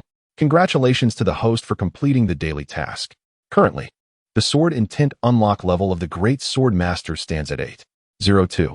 Lin Yu widened his eyes in astonishment and promptly redirected his attention to the attributes displayed on the panel. Indeed, the new reward was not difficult to comprehend. It implied that any ninjutsu released by the opponent, as long as it belonged to the same attribute, could yield a certain degree of immunity. The upper limit of resistance often determined the effectiveness of this immunity. Furthermore, the skill known as the Divine Hand allowed one to effortlessly steal a ninjutsu from the opponent, enhancing its release effect twofold. If he were to acquire a powerful ninjutsu like Tsukuyomi, would that not render him invincible? Lin Yu was taken aback, realizing that merely devouring a tree had bestowed upon him such remarkable rewards, which was truly astounding.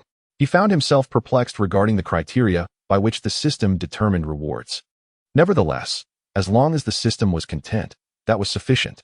Just as this thought crossed his mind, a fleeting image flashed in his mind, seemingly a prompt from the system, suggesting that beyond the original principle, where the stronger the original entity, the greater the rewards from consumption, there were additional considerations at play. Every detail here conceals extraordinary events. Even the smallest screw can yield substantial rewards. The ancient tree before us is no ordinary tree. Indeed, the place where Lin Yu resides is far from commonplace. Not long ago, this place was once the territory of the Uchiha clan. The ancient tree before me has existed since the time of Uchiha Madara, during the Warring States period. Such a significant ancient tree was devoured by Lin Yu, akin to unlocking a special event, and thus the rewards bestowed were undoubtedly substantial. Moreover, viewed from this perspective, it is highly probable that nearly every ninja village harbors unique events. As long as one successfully consumes them, their strength will experience a rapid enhancement. Consequently, one's unlocking degree has ascended directly to 802, reflecting a mere improvement of 102. Such a state is achieved only through prolonged accumulation. Otherwise, Lin Yu would likely find himself striking the air 10,000 times in pursuit of such a value. In an instant, Lin Yu felt invigorated. A torrent of power surging within him, and his sword intent became even more refined. Suddenly, darkness enveloped him. Before him stood that woman, resembling a specter, brandishing her silver sword. Yet this time, her movements were imbued with deeper significance in each posture and technique. At that moment, he was utterly captivated, even losing track of time. It was not until the following morning that a couple of masked members of the Umbu shook him awake, pulling him back to reality. The vivid images in his memory shattered like a broken mirror, plunging him into an abyss of darkness. What exquisite sword intent! Who on earth is that woman? Just as Lin Yu basked in his elation, a voice from the Konoha Umbu interrupted his reverie. Lord Mizukage, do not fall asleep here, lest we incur the wrath of our superiors. Understood, Lin Yu replied thoughtfully, feeling the sweat pouring from his body, his energy nearly depleted. As it turns out, I am indeed feeling a bit hungry. Without hesitation, Lin Yu made his way directly to the Ichiraku ramen shop. However, unlike his previous visit, he donned a water shadow hat, and was cloaked in a water shadow cape, making him particularly conspicuous on the streets. It was not that he had chosen to dress this way. Rather, it was a deliberate arrangement by the cunning Sarutobi Asuma. Thus, merely walking around in this attire would attract considerable attention, making it nearly impossible for him to slip away unnoticed. Everything remained as it was, with no hint of pause, and Linyu proceeded straight to the Ichiraku ramen shop. In a slight deviation from the norm, he found the yellow-haired boy seated at the table, savoring the last spoonful of broth. Beside him, Irika-sensei was imparting a lesson to the lad. You must know what kind of person the Hokage is. Why then are you defacing Hokage rock, Naruto? Unfazed, Naruto replied, of course. The Hokage is the strongest ninja in the village. One day, I shall inherit the title of Hokage and surpass all who came before me. Therefore, I must earn the recognition of the villagers. May I have another bowl, sensei? After a brief silence, Linyu, who had been standing quietly behind, suddenly spoke up. I can treat you to another bowl. Really? But who are you? Naruto inquired with curiosity, his gaze drawn to the hat Linyu wore, as if he had seen something similar before but could not quite place it. Scratching his head, he scrutinized Linyu more closely. Irika, on the other hand, had a more pronounced reaction. In an instant, he sprang from his seat, quickly adopting a half-crouched stance. Ah, Lord Mizukichi, I did not expect to encounter you in a place like this. Linyu merely smiled. No need for such formalities. I am simply here to enjoy a bowl of ramen. The exuberant Ichiraku exclaimed. You are indeed Lord Mizukichi. I never imagined our humble establishment would host someone of your stature. What an honor. Today this meal is on me. Please indulge yourself. Really, Uncle Ichiraku? Can I eat as much as I want? Naruto asked excitedly, as being able to feast on Ichiraku ramen to his heart's content was a long-held dream. Naruto, mind your manners. Irika admonished. It's quite all right. Think of me as an ordinary person, Linyu reassured them. At this moment, Linyu cast a glance at Naruto. Despite the reinforcement of the seal, an incredibly terrifying chakra was continuously leaking from him. It was the chakra of the nine tails, the foremost among the tailed beasts. In fact, it was several dozen times more potent than the chakra of the three tails that he had previously encountered. Of course, the average person would be oblivious to this. Were it not for the system's prompt regarding absorption, Linyu would have been unable to perceive it.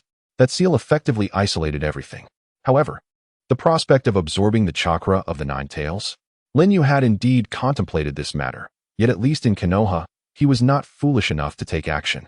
As he departed from Ichiraku ramen, he gazed at the figure of the man adorned with the water shadow hat. Naruto, clutching his stomach, inquired with curiosity, Irika-sensei, is the water shadow as powerful as the fire shadow? Of course, Irika replied. The water shadow is on par with the fire shadow, both being top-tier existences.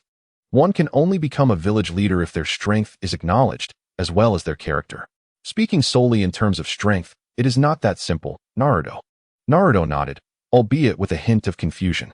He struggled to comprehend why this individual, seemingly of a similar age to himself, had already ascended to the status of water shadow at such a young age. Was his prowess comparable to that of the revered Sarutobi Hiruzen? Chapter 59. Just a child what? Has he interacted with that brat? In the office of the Hokage, Yamato knelt respectfully before Sarutobi Hiruzen, reporting on his observations. Years ago, he had been under Danzo's command, but after the third Hokage set aside past grievances and allowed him to join the direct Anbu forces, he transformed into an outstanding elite ninja of the organization. Merely possessing the ability to use wood release was enough to make him shine. Although his capabilities were not particularly strong, with the Hashirama cells he possessed, he could not surpass Kakashi even with wood release. Nonetheless, wood release remained a rare and valuable asset. Most importantly, Yamato appeared somewhat dull-witted, making him easier to control. The third Hokage recognized this trait and personally requested him from Danzo, as he was someone who had guided Yamato from darkness to light. Regardless of the circumstances, he would not repay kindness with enmity, making him worthy of cultivation. If Sarutobi Hiruzen were unaware of Yamato's abilities, it might not have mattered, but he was clearly cognizant. Although he had yet to witness this force, he understood its essence, the power to disintegrate, to consume all, and to vanish entirely. At this moment, the third Hokage also grasped the underlying intentions of his counterpart. He was well aware of the unique attributes possessed by Uzumaki Naruto, the so-called strongest-tailed beast, the Nine Tails. If this were the case, Linyu's journey to Konoha was likely not as simple as it appeared. However, He had always believed that the power within Lin Yu could not be attributed to the act of consumption. Yet, upon discovering Lin Yu's interactions with the Nine Tails, he found it necessary to reassess that belief. At the very least, the Nine Tails must serve some purpose for him. Otherwise, Lin Yu would not have gone to such lengths for a futile endeavor. What had he and Uzumaki Naruto discussed? In a candid report by Yamato, as recounted by Irika, it appears he said little, merely offering a brief greeting before wholeheartedly indulging in his noodles. Oh, is it truly as simple as merely enjoying a bowl of noodles? It seems so. Over the past couple of days, I have noticed that both at lunch and dinner, he has consistently chosen Ichiraku ramen, suggesting a particular fondness for it. Am I overthinking this? Suddenly, Sarutobi chuckled. What a naive youth, so transparent in his affections. After lighting a cigarette, he took a slow drag and said, "You may leave now. If possible, consider recalling a portion of the umbu in the coming days, but should any irregularities arise, ensure you report them to me promptly." Sarutobi Hiruzen rose, surveying the tranquility of Konoha. Soon, the troublesome Uchiha clan would be addressed by a certain instigator, bringing resolution to his persistent headache. Although a genius, he was merely a pitiable soul. Sarutobi wished to laugh, yet no sound escaped his lips.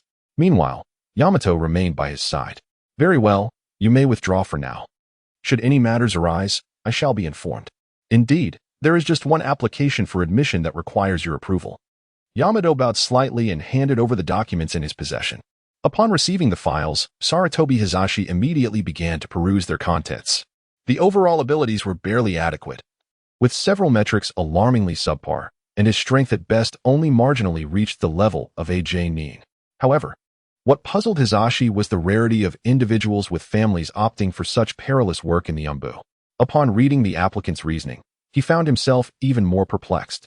Although the number of applicants for the umbu each year was considerable, given that the nature of their work was often intertwined with danger, it was typically only those with a modicum of confidence in their own abilities who would dare to apply. Lacking sufficient strength would only lead to demise. The resume before him was, in fact, the most substandard he had encountered since taking up the mantle of Hokage. Name, Yamamoto Kojiro. Rank, Special J-nin. Tasks completed, 3A rank, 12B rank, 32C rank, 53D rank. Notes, proficient in lightning release, capable of translating ancient texts. Application reason, home is more perilous than the outside world. Thus, I wish to become a member of the umbu to contribute to the village. Initially, Hizashi was somewhat bewildered, but upon glimpsing the information regarding the applicant's spouse, a moment of clarity struck him. Name, J. Ben Ro. Rank, Elite CH Nin. Height, 159 centimeters. Weight, 261 gene. Notes, exceptional chakra volume. However, requires constant consumption to maintain balance. Skills, mountain press, mother S push. After a brief silence, Sarutobi Hizashi remained quiet, a flicker of sympathy surfacing in his eyes. Clearing his throat twice, he instructed, let him have a nominal position in the umbu for now. Do not assign him any hazardous tasks. Simply allow him to remain in the umbu, keeping watch during the night shift. After pondering for a few seconds, he added, if feasible, let him also take on day shifts. However, working an entire day shift, his family might understood. I will arrange that. But there is another matter I need to discuss with you. Regarding the current residence of the 5th Mizukage, it is within the former Uchiha clan courtyard. Exhaling a leisurely puff of smoke, he broached the topic again, the gentle sunlight casting an eerie chill down Sarutobi Hizashi's spine. What about him? The tree in the courtyard had vanished overnight. Although it was merely an exceedingly ancient and withered tree, I still found it rather suspicious. Sarutobi Hizashi's expression shifted as he furrowed his brow once more. Indeed, had it been anyone else, he would likely have overlooked such details, showing little concern, however. In the case of this individual, caution was warranted. A tree of such substantial size, even if severed into several pieces, would require considerable effort to transport out of the village without a trace of disturbance. Even if it were to be used as firewood, it would require approximately half a month of continuous burning to be fully consumed. Yet, it has now vanished? In the eyes of Sarutobi Hiruzen, this was exceedingly unnatural. Yet, to rephrase it, even if Lin Yojin were to acquire this tree and engage in some endeavor, it remains merely a tree, an inert one at that. What astonishing feats could he possibly achieve? Indeed, it is just a tree. However, this single tree has elevated Lin Yojin's prowess to a new echelon, even bestowing upon him several abilities. All of this stems from the advantages afforded by the system. These are matters that Sarutobi Hiruzen could hardly fathom. In his heart, a child remains a child. Even if their intellect is sufficiently mature, they still revert to the essence of their youth. Everything hinges on the meeting tomorrow. May it unfold smoothly. Sarutobi Hiruzen set down his tobacco pipe, gazing quietly into the distance. Chapter 60, The Strategist of Konoha? Is this the extent of their capability? In the residential area of southeast Konoha, dozens of ninjas, including Nara Shikaku, knelt on one knee before Hayashi, even though they did not owe allegiance to the Mizukage. Had the Mizukage visited the village in the past, Sarutobi Hiruzen might not have extended due respect, at best. He would have secured a seemingly decent inn for the Mizukage, a mere inn, nonetheless. However, the current circumstances are entirely different. Those ninjas bowed deeply, displaying profound reverence towards Hayashi. The reason is simple. After such an event, even Shikaku himself trembled. A ninja from Konoha had assassinated the leader of a village. This should have been a momentous event that shook the very foundations of the ninja world. Originally, the Hidden Mist could have seized this opportunity to incite chaos. Yet they opted for diplomacy instead. Even the astronomical reparations proposed today, in their view, represented the best course of action for the Hidden Leaf. Lord Mizukage, the negotiations are about to commence. We kindly urge you to proceed promptly. In such a significant setting, Nara Shikaku adopted a notably more serious demeanor. Linyu did not refuse. Instead, he donned a slight, indifferent smile as he made his way to the venue of the discussions. Meanwhile, Sarutobi Hiruzen swiftly commanded all ninjas within the village who were not on missions to regroup. Surveillance was not limited to the village alone. The perimeter within a 10-mile radius was likewise teeming with watchful eyes. As the strategist of the Hidden Leaf, it must be acknowledged that Shikaku was a formidable figure. Following the demise of Sarutobi Hiruzen, the higher echelons of the village promptly contemplated promoting him to the position of the new Hokage. With his esteemed reputation and intellect, had he not chosen to step back, Kakashi would scarcely have been considered for the role. Indeed, while Kakashi possessed strength and composure, he still lacked the requisite qualifications to assume the mantle of Hokage without Shikaku's fervent endorsement. This illustrates the formidable influence Shikaku wielded within the village. Had he accepted the role of Hokage instead of deferring, his family's power would undoubtedly have eclipsed that of the Hyuga clan, establishing them as the foremost family in the Hidden Leaf. In this critical setting, Sarutobi Hiruzen naturally capitalized on such talent, for Shikaku's negotiation skills were unparalleled. Does anyone have anything to express regarding the actions taken by the Hidden Leaf? Linyu inquired with a confident smile, observing his self-assured demeanor. Even if Nara Shikaku and the others wished to mount a defense, they would be swiftly countered. However, he could not remain in a passive state indefinitely. Lord Linyu, we sincerely apologize for the occurrence of this incident, yet it does not imply that it was perpetrated by individuals from the Hidden Leaf. We have thoroughly investigated the corpses, and they do not belong to our ranks. They were merely hired mercenaries driven by greed. The expressions of everyone present shifted dramatically. Initially, they had assumed the blame rested squarely on the Hidden Leaf, but Shikaku's demeanor suggested an intentional shift of the narrative. Yet, could the redirection of blame truly succeed? After all, the matter has already been firmly established. Even if Konoha refuses to acknowledge it, the entire shinobi world will accept it on their behalf. In fact, this is the true reason behind their willingness to compensate. Rather than engaging in futile arguments, it would be more prudent to offer reparations, transforming hostility into harmony. One must not, in the end, grasp at trivialities while neglecting the significant. Linyu, after a brief pause, clapped his hands lightly, responding with ease. Your question is quite intriguing. You mentioned that they are a group of hired ninjas, but who is it that employs them? What evidence do you possess to prove it is not you? Within the expansive conference room, the verbal sparring between the two reduced the atmosphere to a palpable tension in less than half a minute.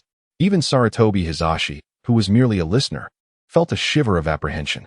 At this moment, there was an empty seat, previously occupied by Danzo, who, for reasons unknown, had not attended today. If you cannot provide proof, then I shall regrettably assume that this matter was indeed orchestrated by Konoha, given that there are individuals from your village involved. The exchange of glances sparked an electric hostility between them. How could a mere 10-year-old child manage to suppress someone of Doku's caliber? Admittedly, this situation was a result of our negligence. Konoha cannot evade its responsibility. We are willing to offer certain compensations for the reconstruction of the Mist Village and the recruitment of ninjas. In summary, We shall provide a sum of money aimed at restoring the mist to its former glory. Initially holding a position of strength, Doku quickly showed signs of concession. However, to Linyu, it felt as if he was the one under pressure. This was not without reason. Doku's seemingly placid words were laced with sharp thorns, brimming with veiled threats. Each statement appeared devoid of lethal intent, yet Linyu discerned an underlying message. Doku was subtly warning him. For Linyu, instigating war would certainly be disadvantageous. This conflict transcended the two ninja villages, as it was highly likely that the other three villages would eventually become involved. Under the Blood Mist regime, a significant number of ninjas fled, and with the current strength of the mist, should war be kindled, Konoha would merely suffer heavier losses amidst the siege of other ninja villages. In contrast, the mist would face the dire possibility of annihilation. Restoring to former levels of strength was paramount. It must be said that this is a pivotal phrase. It serves as a reminder from Ryujin that the current Kirigakure is no longer the formidable force it once was, ranked second among the 5 great shinobi villages, and may not even secure a place within the top 5. The strategy of initially suppressing and then elevating the situation is remarkably astute. Ryujin is indeed deserving of the title of Konoha strategist. The previously mentioned tactic of diverting contradictions and attempting to engage in sophistry was merely a minor maneuver on Ryujin's part. His intent was not to shift blame, but rather to lay the groundwork for what he was about to convey. Thus, the preceding discourse holds little significance. In fact, he need not concern himself with his earlier statements. As long as he delivers a sufficiently formidable deterrent thereafter, he can reverse the situation and position himself advantageously. He is wagering that Linyu would not dare to instigate conflict, especially since Konoha has already proposed terms of compensation. Ryujin is utterly convinced that under the pressure of these dual interests, Linyu would inevitably hesitate to act recklessly, with the likelihood of success soaring to an impressive 99. Well then, there is little left to discuss. A decisive confrontation would be far more satisfying. No sooner had the words left his mouth than the entire village broke into a cold sweat. Even Ryujin was taken aback, his jaw nearly dropping to the floor. The logic was sound. Why then did such a reaction ensue? Moreover, this was Konoha's territory. How could Linyu dare utter such words? Chapter 61. The Future Path of Konoha. Even the most inflated of egos would refrain from making such statements on the spot. One could temporarily acquiesce to Konoha's demands and simply renege once safely back home. Were it to be spoken by an ordinary person, such words would undoubtedly never escape their lips. Hence, Linyu's utterance was sufficiently astonishing to every individual present. Even the long-silent Chun, from the transferred dormitory, was taken aback, her azure eyes narrowing in disbelief. It was her first encounter with someone of such audacity. Perhaps we might continue our discourse, Lord Mizukichi. Surely, none of us desires the onset of war. With this sentiment, Linyu paused momentarily before exhaling a deliberate response. No, I do not share that belief. The countenance of all present shifted dramatically, with Mito Minen exclaiming in astonishment, "Do you truly wish for war to erupt? The ramifications extend beyond just our Leaf Village. Even your hidden mist may face the dire threat of annihilation." Once the words were spoken, retreat was no longer an option. Do you genuinely wish to witness the innocent populace suffer the ravages of conflict? No, I firmly believe that this is not the outcome we desire. I trust you will make a judicious decision. The consequences of war are well understood by us all. It was assumed that the under 10 Mizukichi before them might lack comprehension, prompting the 2 high-ranking officials from the Leaf to elucidate further. However, Linyu remained unfazed. The outcome of the negotiations held little significance for him. His purpose in the Leaf Village was solely to approach Danzo, eliminate that individual, and concurrently alter the course of Uchiha clan history, thereby fulfilling an experiment of his own. The talks were merely a fade, intended to afford him ample time to execute his plans. It was not a matter of animosity towards the Leaf, indeed. He hailed from there and harbored some affection for it. Yet, no amount of goodwill could outweigh their incessant aggressiveness. Linyu abhorred being threatened. This is his bottom line. However, the recent words of Rukyu subtly manipulate him, along with the statements made by the 2 high-ranking officials from Konoha, which are indeed true. Yet they exude an air of condescension that is utterly irksome. Are you attempting to instruct me on how to conduct my affairs? After a few seconds, Linyu spoke coldly. The entire conference room fell into an oppressive silence, and Sarutobi Hiruzen, as the 3rd Hokage, should have said something, yet he remained silent. His thoughts inscrutable from the very beginning of the meeting. The atmosphere once again plunged to a freezing point, teetering on the brink of confrontation. Sarutobi's expression darkened, and he instinctively murmured, "If Lord Mizukic is dissatisfied with the compensation, we are open to discussion, even offering individuals for your disposal. Furthermore, in future trade between Mist and Konoha, we can provide certain discounts and waive all tariffs." Even standing beside Sarutobi, Rukyu could not help but swallow hard. His calm demeanor, even in such a tense atmosphere, was disconcertingly composed. With a smile on his face, Rukyu's intentions remained elusive, and for the first time, a sense of trepidation took root within him. He was merely a child under 10 years old.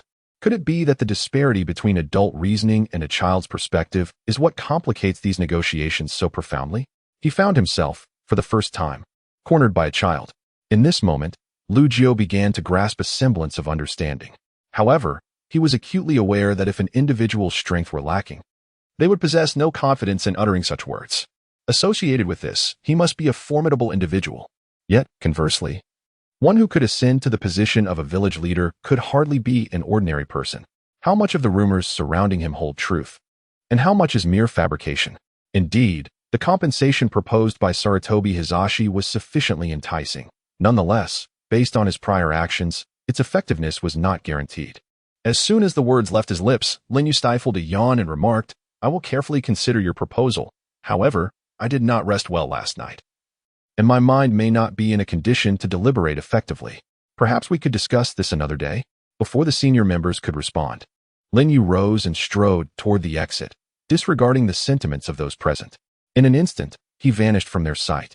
After a brief silence, the only sound heard was that of termites gnawing at the table, enveloping the room in a profound stillness. "Hizashi, I can no longer endure this. I will directly instruct Danzo to take action against him." Typically a proponent of peace, Mito gate and was now reluctantly yielding to the harshness of reality, even contemplating violence. Yet, he was still somewhat juvenile. Although he conducted himself with a semblance of poise and his methods rivaled those of the most skilled, he remained somewhat impulsive. Yet, one crucial question lingered. What would killing him truly bring us? Sarutobi Hizashi questioned with unwavering conviction, his determination more resolute than ever. The fifth Hokage has indeed become a source of great vexation for him. However, eliminating Lin Yu would only invite trouble, a fact that is beyond dispute. He came to Konoha to negotiate peace, and should he be assassinated during this time, any individual with even a modicum of intelligence would inevitably cast suspicion upon Konoha. Thus, Hiruzen Sarutobi not only cannot take his life, but must also ensure his protection, at least for the time being. Even if he were to be eliminated outside the village, Konoha, as the primary suspect in this incident, would surely find itself in the eye of the storm. The trade-off of sacrificing one person for the stability of the entire village is, in Hiruzen's perspective, an exceedingly unwise transaction. Naturally, such an imprudent exchange would not be entertained by anyone. As the strategist of Konoha, he ought to be articulating thoughts and devising plans. Yet he now finds himself strangely engulfed in silence, appearing almost withdrawn. Even if he were to proceed with the assassination, how could he be certain that other ninja villages would refrain from taking action? After all, he is merely a mere Mizukic, incapable of stirring significant upheaval. At this moment, Minato Namikaze is particularly agitated and is unable to heed any counsel. "I dare not gamble on the consequences. Should calamity truly befall us, I would bear the weight of immense guilt towards Konoha. In times past, he might have been bolder. But the current Konoha is no longer the formidable first ninja village it once was." Hiruzen understands this well. With the departure of the legendary three, even if there are still some elites within the village, their numbers are quite limited. It is difficult to ensure that other ninja villages would still harbor trepidation regarding Konoha's power and refrain from launching their own ninja forces. Moreover, no matter how reckless one may be, he remains but a child. It is ultimately unwise to engage in a conflict with a mere child. It is merely a matter of employing the right approach and tailoring education to the individual's needs, Hiruzen reasoned. Chapter 62. The Divine Hand. The enchantment of shackles. As time progresses, this year gradually transitions into autumn, and due to geographical influences, the temperature begins to drop. War is indeed brutal. This is precisely why Sarutobi Hiruzen remains motionless. He can discern the situation, particularly in the border regions of the three great ninja villages. Conflicts are inevitable, a reality that Sarutobi Hiruzen fully comprehends.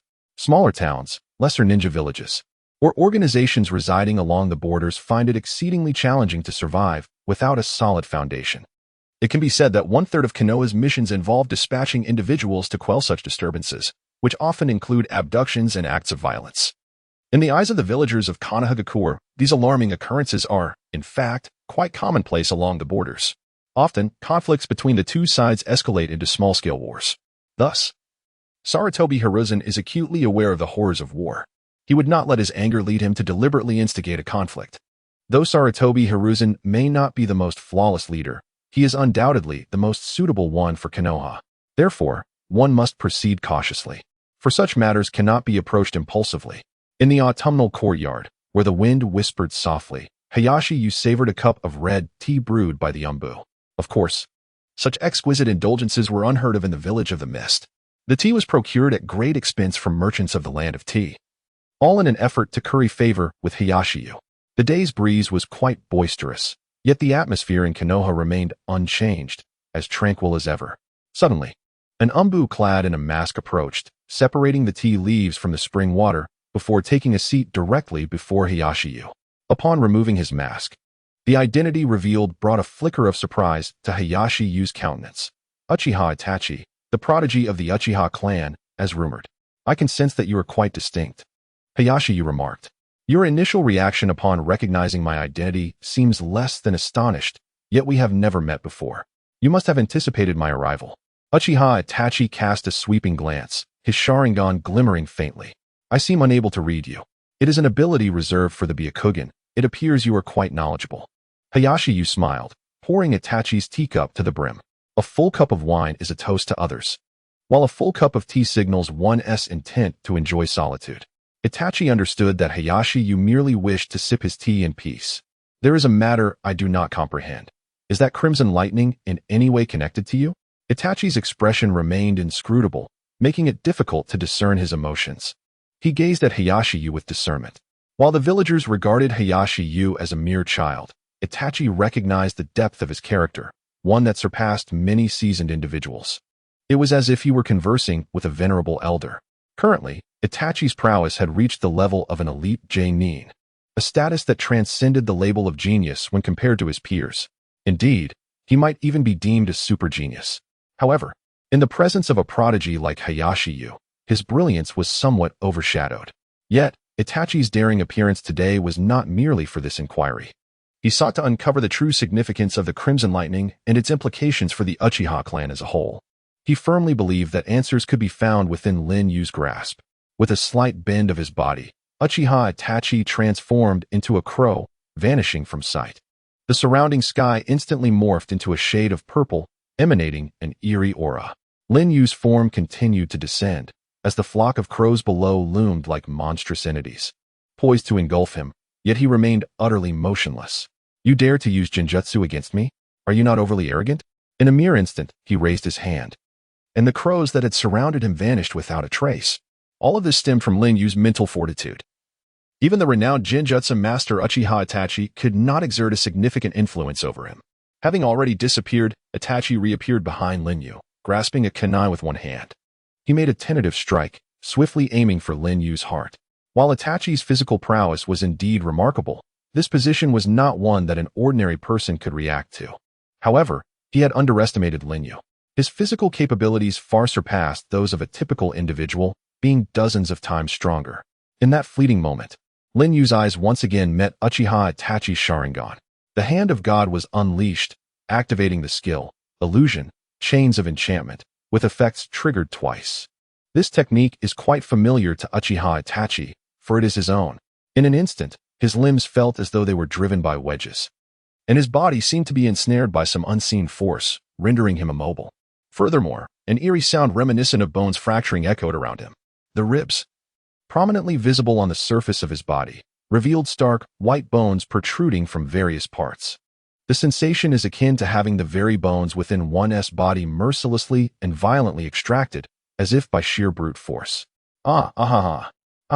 Itachi gasped for breath, sweat trickling down the side of his face. The pain converged from various parts of his body to the central nervous system, intensifying with each moment. But why would he employ such a technique? Itachi could even perceive that, in comparison to the constraints of his own jutsu, the agony he experienced had more than doubled. The realism of it all was truly chilling. In essence, this entire technique was predicated upon a release of his full power at twice its usual capacity. Such formidable strength. His illusionary arts surpassed my own entirely. No sooner had Itachi's words fallen than the bones throughout his body felt as though they were being ground to dust by a steel saw, scattering into the air. The pain persisted relentlessly. What extraordinary willpower it must take to endure until now. He possesses the ability to manipulate others even beyond the realm of perception, and his mastery of illusion has reached an unparalleled zenith. However, at this moment, he smiled. The once great illusionist found himself casually pressed to the ground. Let it be known, once I dispel the illusion, you must depart from this place. The next instant, as Lin Yu lifted the veil of illusion, Itachi appeared as if awakening from a dream. His body had yet to respond, the pain still coursing through his mind. He collapsed to the ground, his form resembling that of a paralyzed being, trembling uncontrollably. The once derisive expression on his face revealed signs of distress. Chapter 63. Does he possess the eyes of a sage? A mere 10-year-old visage, yet such formidable strength? If this is the case, the term genius scarcely suffices. The illusions that surpass even Uchiha Itachi, should he continue on this path of growth. His mastery of illusion might very well transform the entire shinobi world. Does he possess the power to alter the shinobi realm? Does such power truly exist? How did he acquire such strength? A torrent of questions surged through his mind, disrupting his thoughts.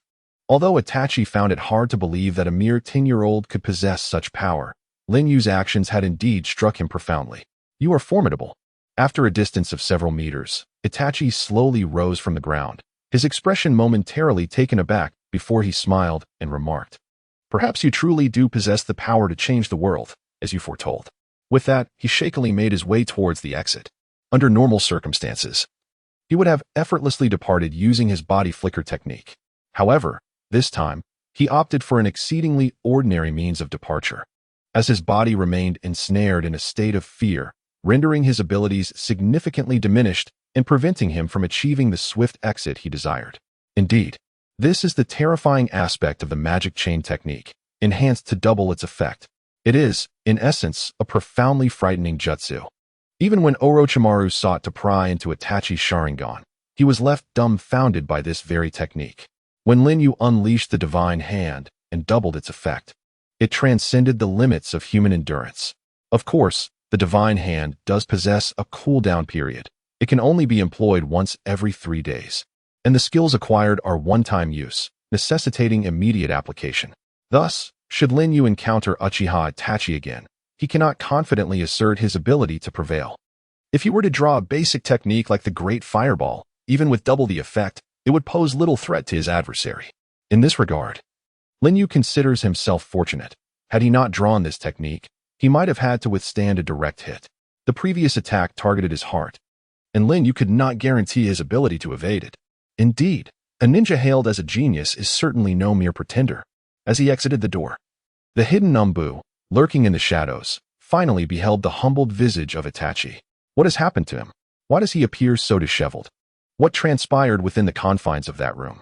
Such questions inevitably arose in the minds of all present.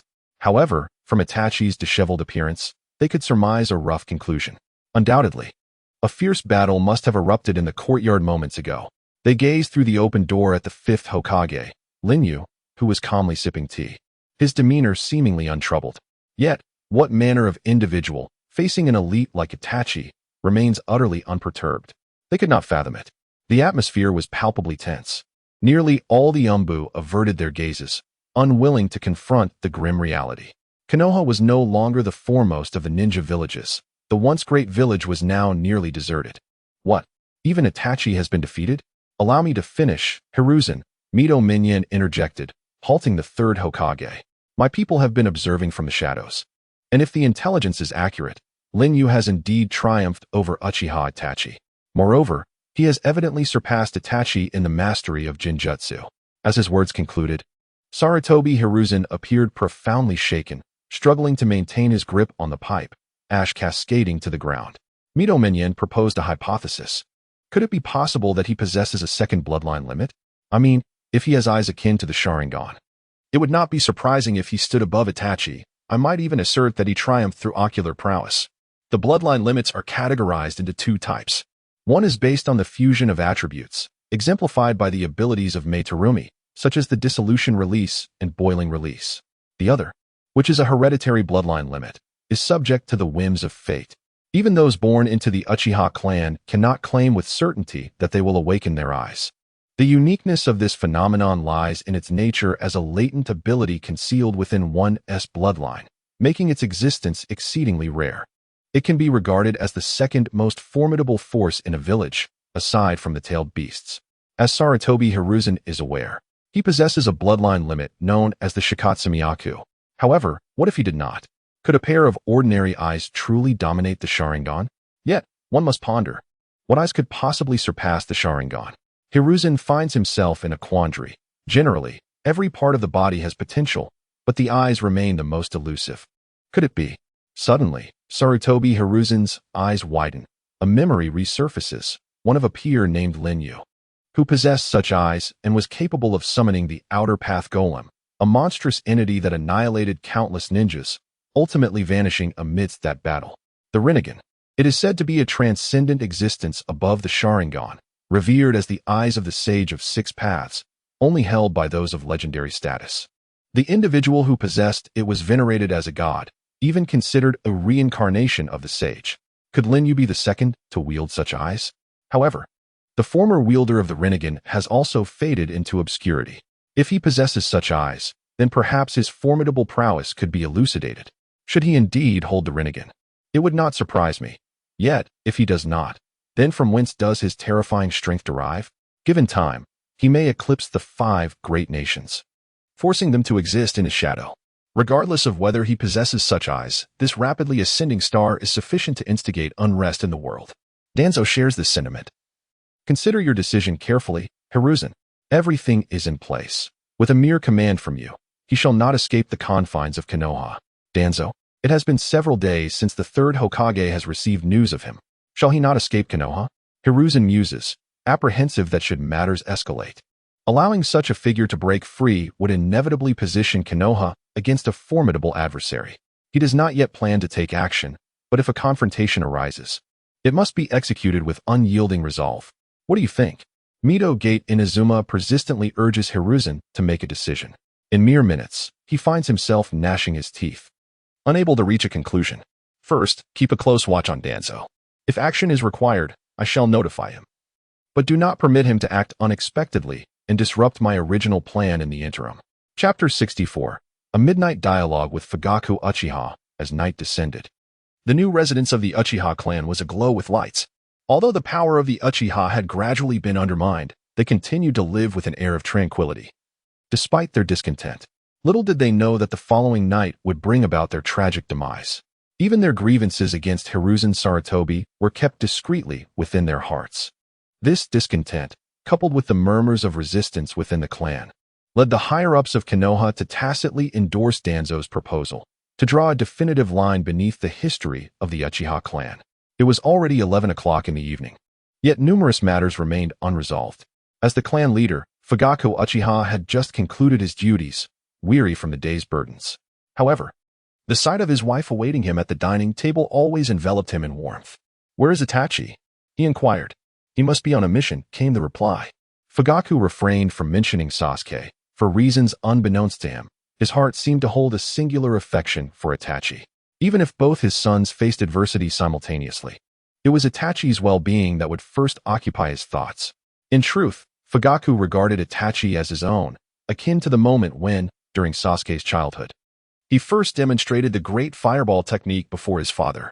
Fugaku had walked away in disappointment when Sasuke performed the technique again, displaying power comparable to Itachi's. One would expect joy, yet Fugaku could only shake his head in disillusionment. No matter how many accolades Sasuke garnered or how many admired him, he always fell short of his elder brother. It is difficult to fathom the nature of a child's spirit nurtured in such an environment. Even within the confines of home, an invisible pressure loomed. "It is quite late. Allow me to reheat the dishes for you. Perhaps you should stay home tonight. Tomorrow, I still have many matters to attend to." Having taken a few simple bites of his meal, Fugaku offered little explanation. During this period, he had not devoted much attention to family matters, instead pouring his fervent passion into the endeavors of the Uchiha clan. Meanwhile, Makoto prepared dinner each night, patiently awaiting Fugaku's return without a hint of complaint. After all, as the clan leader, he bore a burden of pressure many times greater than that of others. And even when she often felt neglected, Makoto understood Fugaku's actions. She also endeavored to help Sasuke comprehend his father's dedication, secretly assuring him that when she and Fugaku were together, they often spoke of him. Though this was but a benevolent falsehood, it is undeniable that Uchiha Makoto was indeed a devoted mother. It was time to depart. Wiping the grease from the corner of his mouth, Fugaku rose, resembling an emotionless machine, and prepared to leave. At times, he loathed himself and every aspect of his being. His emotions were on the brink of collapse. Proving difficult for him to control, he could only distract himself with work to numb his feelings. "Be careful on the way," Makoto said gently, not scolding him, as she resumed tidying up the dishes. As he walked, Fugaku's gaze was vacant, seemingly lost in thought, until it settled upon the lake by the roadside, eliciting a sigh. Suddenly, his demeanor shifted to one of seriousness as he addressed the empty space before him. "Come out. There is no need to hide." In truth, living under constant surveillance sharpened one's sense of awareness. Even in the absence of any signs of life around him, his instincts told him someone was present. From his understanding of Sarutobi Hiruzen's subordinates, he knew they would not place their spies along this route, as it lay at the heart of the Uchiha territory. Anyone undertaking surveillance here must acknowledge the likelihood of being discovered. There was no reason for Sarutobi to monitor the Uchiha clan in such a manner, risking the lives of his subordinates. Moreover, they were all within Konoha, subjected to the Hokage's influence, eliminating the need for elaborate schemes. A general understanding of the Uchiha's trajectory would suffice. Thus, this brief analysis clarified Fugaku's thoughts. At that moment, a figure slowly emerged from the shadows of the night. With features that marked him as an outsider, Fugaku quickly discerned that the individual before him did not hail from Konoha. Coupled with information from his intelligence network, he could surmise the stranger's identity. The fifth Mizukage, perhaps? In truth, he had not anticipated such a person would seek him out. "Fugaku Uchiha," the visitor began. "What stage has Konoha and the Uchiha clan reached now?" Linyu suddenly spoke up. Fugaku, possessing remarkable intelligence, quickly inferred Lin Yu's identity. However, confronted with Lin Yu's unexpected inquiry, he found himself at a loss for words. The relationship between the Uchiha and Konoha was a historical conundrum, one that no one could resolve. Moreover, he was not a member of the Uchiha clan, merely a shadow from the hidden mist. What could he possibly tell him? To incite discord between the Uchiha and Konoha, thereby allowing himself, as an outsider, to reap the benefits? Should he divulge that Konoha was on the brink of collapse, embroiled in internal strife, with the higher-ups increasingly pressuring the Uchiha? Fugaku fell silent, unwilling to engage in further conversation with Lin Yu. Although there was indeed a connection between him and the third Hokage, it had not reached the point of betraying Konoha.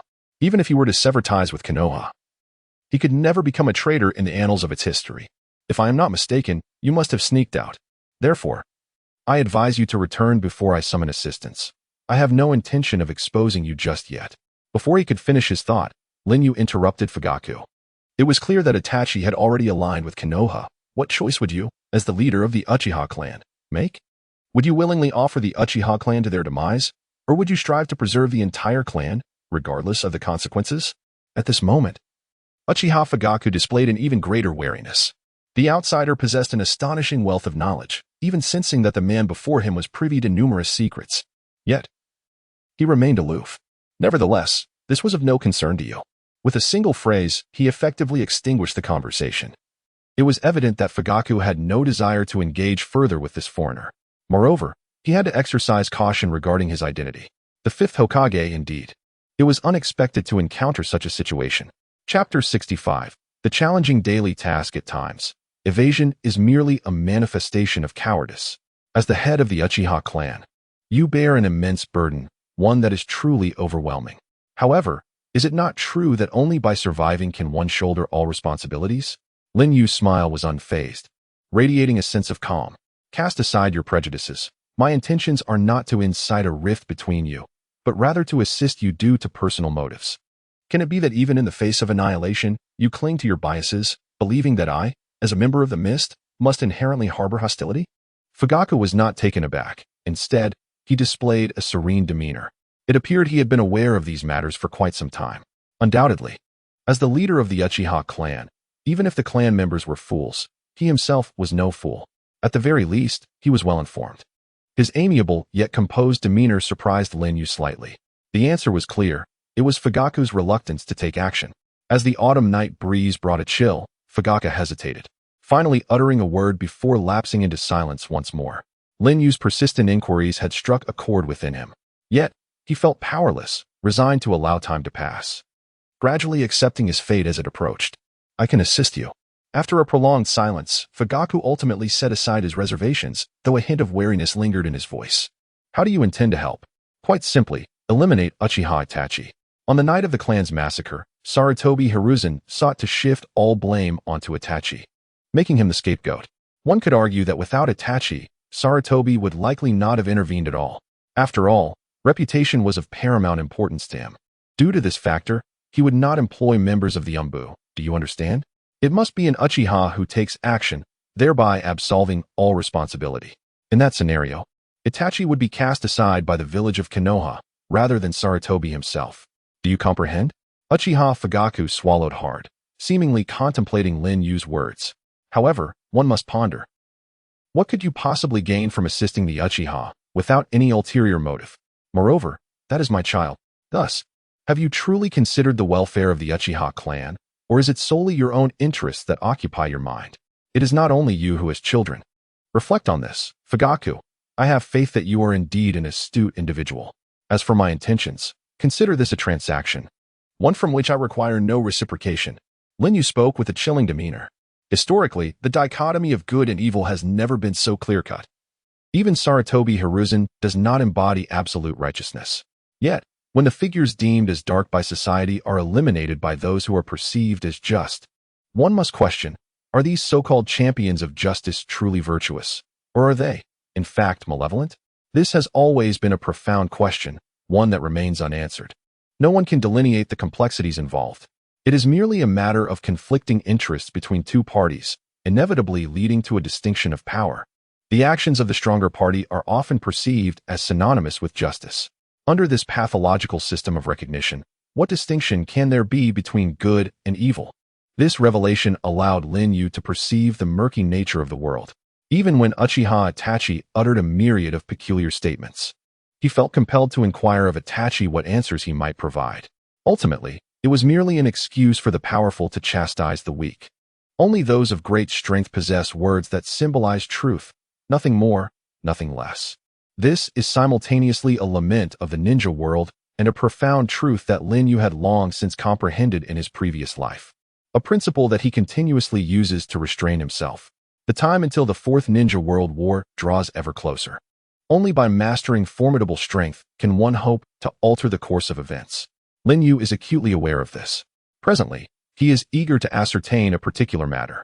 If he were to deviate from the originally intended progression of events, would his actions bring about a transformation?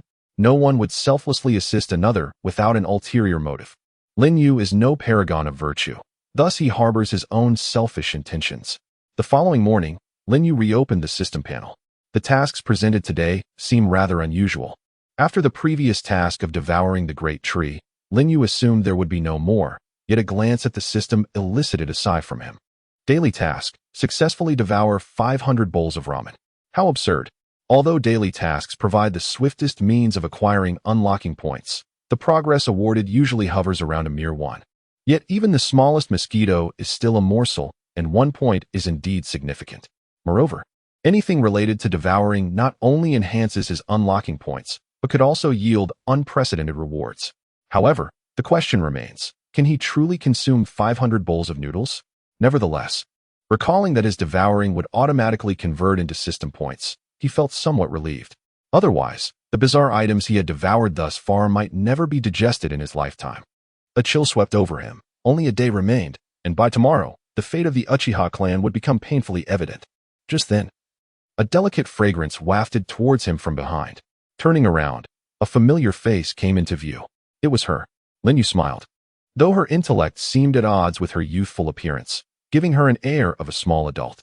That unfamiliar visage, while not flawless, possessed a certain refinement, even bearing a resemblance to his past self. As she matured, one could hope she would become bolder, shedding the timidness that characterized her now. Each morning, provided there were no classes, she would stroll to the back garden, inhaling the subtle scent of flowers. So much so that Linyu could catch a whiff from quite a distance. In the past, he would gently rest his hand on her head, softly stroking her hair. However, at this moment, it seemed he had no reason to do so. Linyu extended his hand, adjusting her straw hat atop her head, which now appeared quite charming.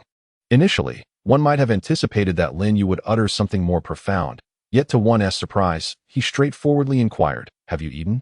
This left Lon utterly bewildered. Together? Chapter 66. The Grand Eating Contest with the Akimichi Father and Son. On the other side, it was astonishing. He had already devoured 30 bowls of ramen, 30 full bowls. It is essential to note that a single bowl contains at least 500 grams. Consuming 30 bowls without a pause is an extraordinary feat beyond the capabilities of an ordinary person. Did you not see their names? They are none other than Akimichi Choji and his father, the champions of past years, who have consistently dominated this competition. It is said that at their peak, they could consume over 70 bowls. What? Over 70 bowls? This is indeed an accomplishment that surpasses the realm of the average individual. Outside the Ichiraku ramen shop, a massive crowd had gathered, so much so that Sarutobi Hiruzen had dispatched Kakashi and others to maintain order. Such a splendid scene also attracted Linyu. Otsutsuki Ichiraka truly lives up to his name, and with the assistance of his daughter, the duo manages to keep the ramen shop running efficiently.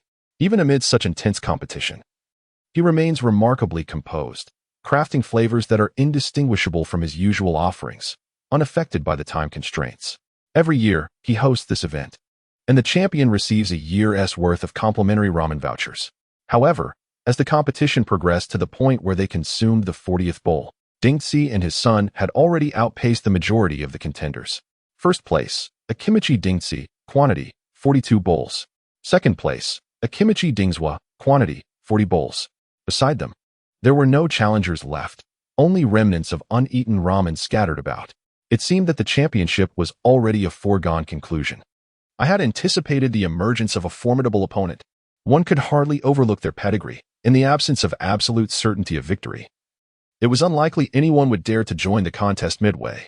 After all, Dingtsi and his son had set a record exceeding 40 bowls. Who among the foolish would? Yet, at that very moment, a seemingly slight figure navigated through the crowd and took a seat at Ichiraka's ramen shop. "Ah, my apologies, Lord Mizukichi. We are currently hosting a competition. If you wish to enjoy some ramen, you may have to wait a while," Otsutsuki Ichiraka cheerfully remarked, his hands never ceasing their skillful work. Such deftness could only be achieved through years of dedicated practice. Few could reach such proficiency. Moreover, the speed at which he switched techniques surpassed that of an average chunin, prompting Linyu to ponder the man's true identity. "Well, I am here to compete." The declaration resonated throughout the venue, igniting the atmosphere to a new height, even drawing the attention of Kakashi, who had been covertly observing with a book titled Paradise of a Certain Kind. His previously listless eyes grew increasingly serious. "The fifth Mizukichi," he murmured. A new challenger had emerged. "Oh, is that so? He hardly seems the type capable of consuming such a large quantity of food," someone remarked. Could it be that he merely seeks to take advantage of the competition to secure a meal? Observing his physique, it appeared he was not a Leaf Village resident. His belly lacked the girth of mine. Let us hope he does not embarrass himself by consuming only 1 or 2 bowls. Ha ha ha.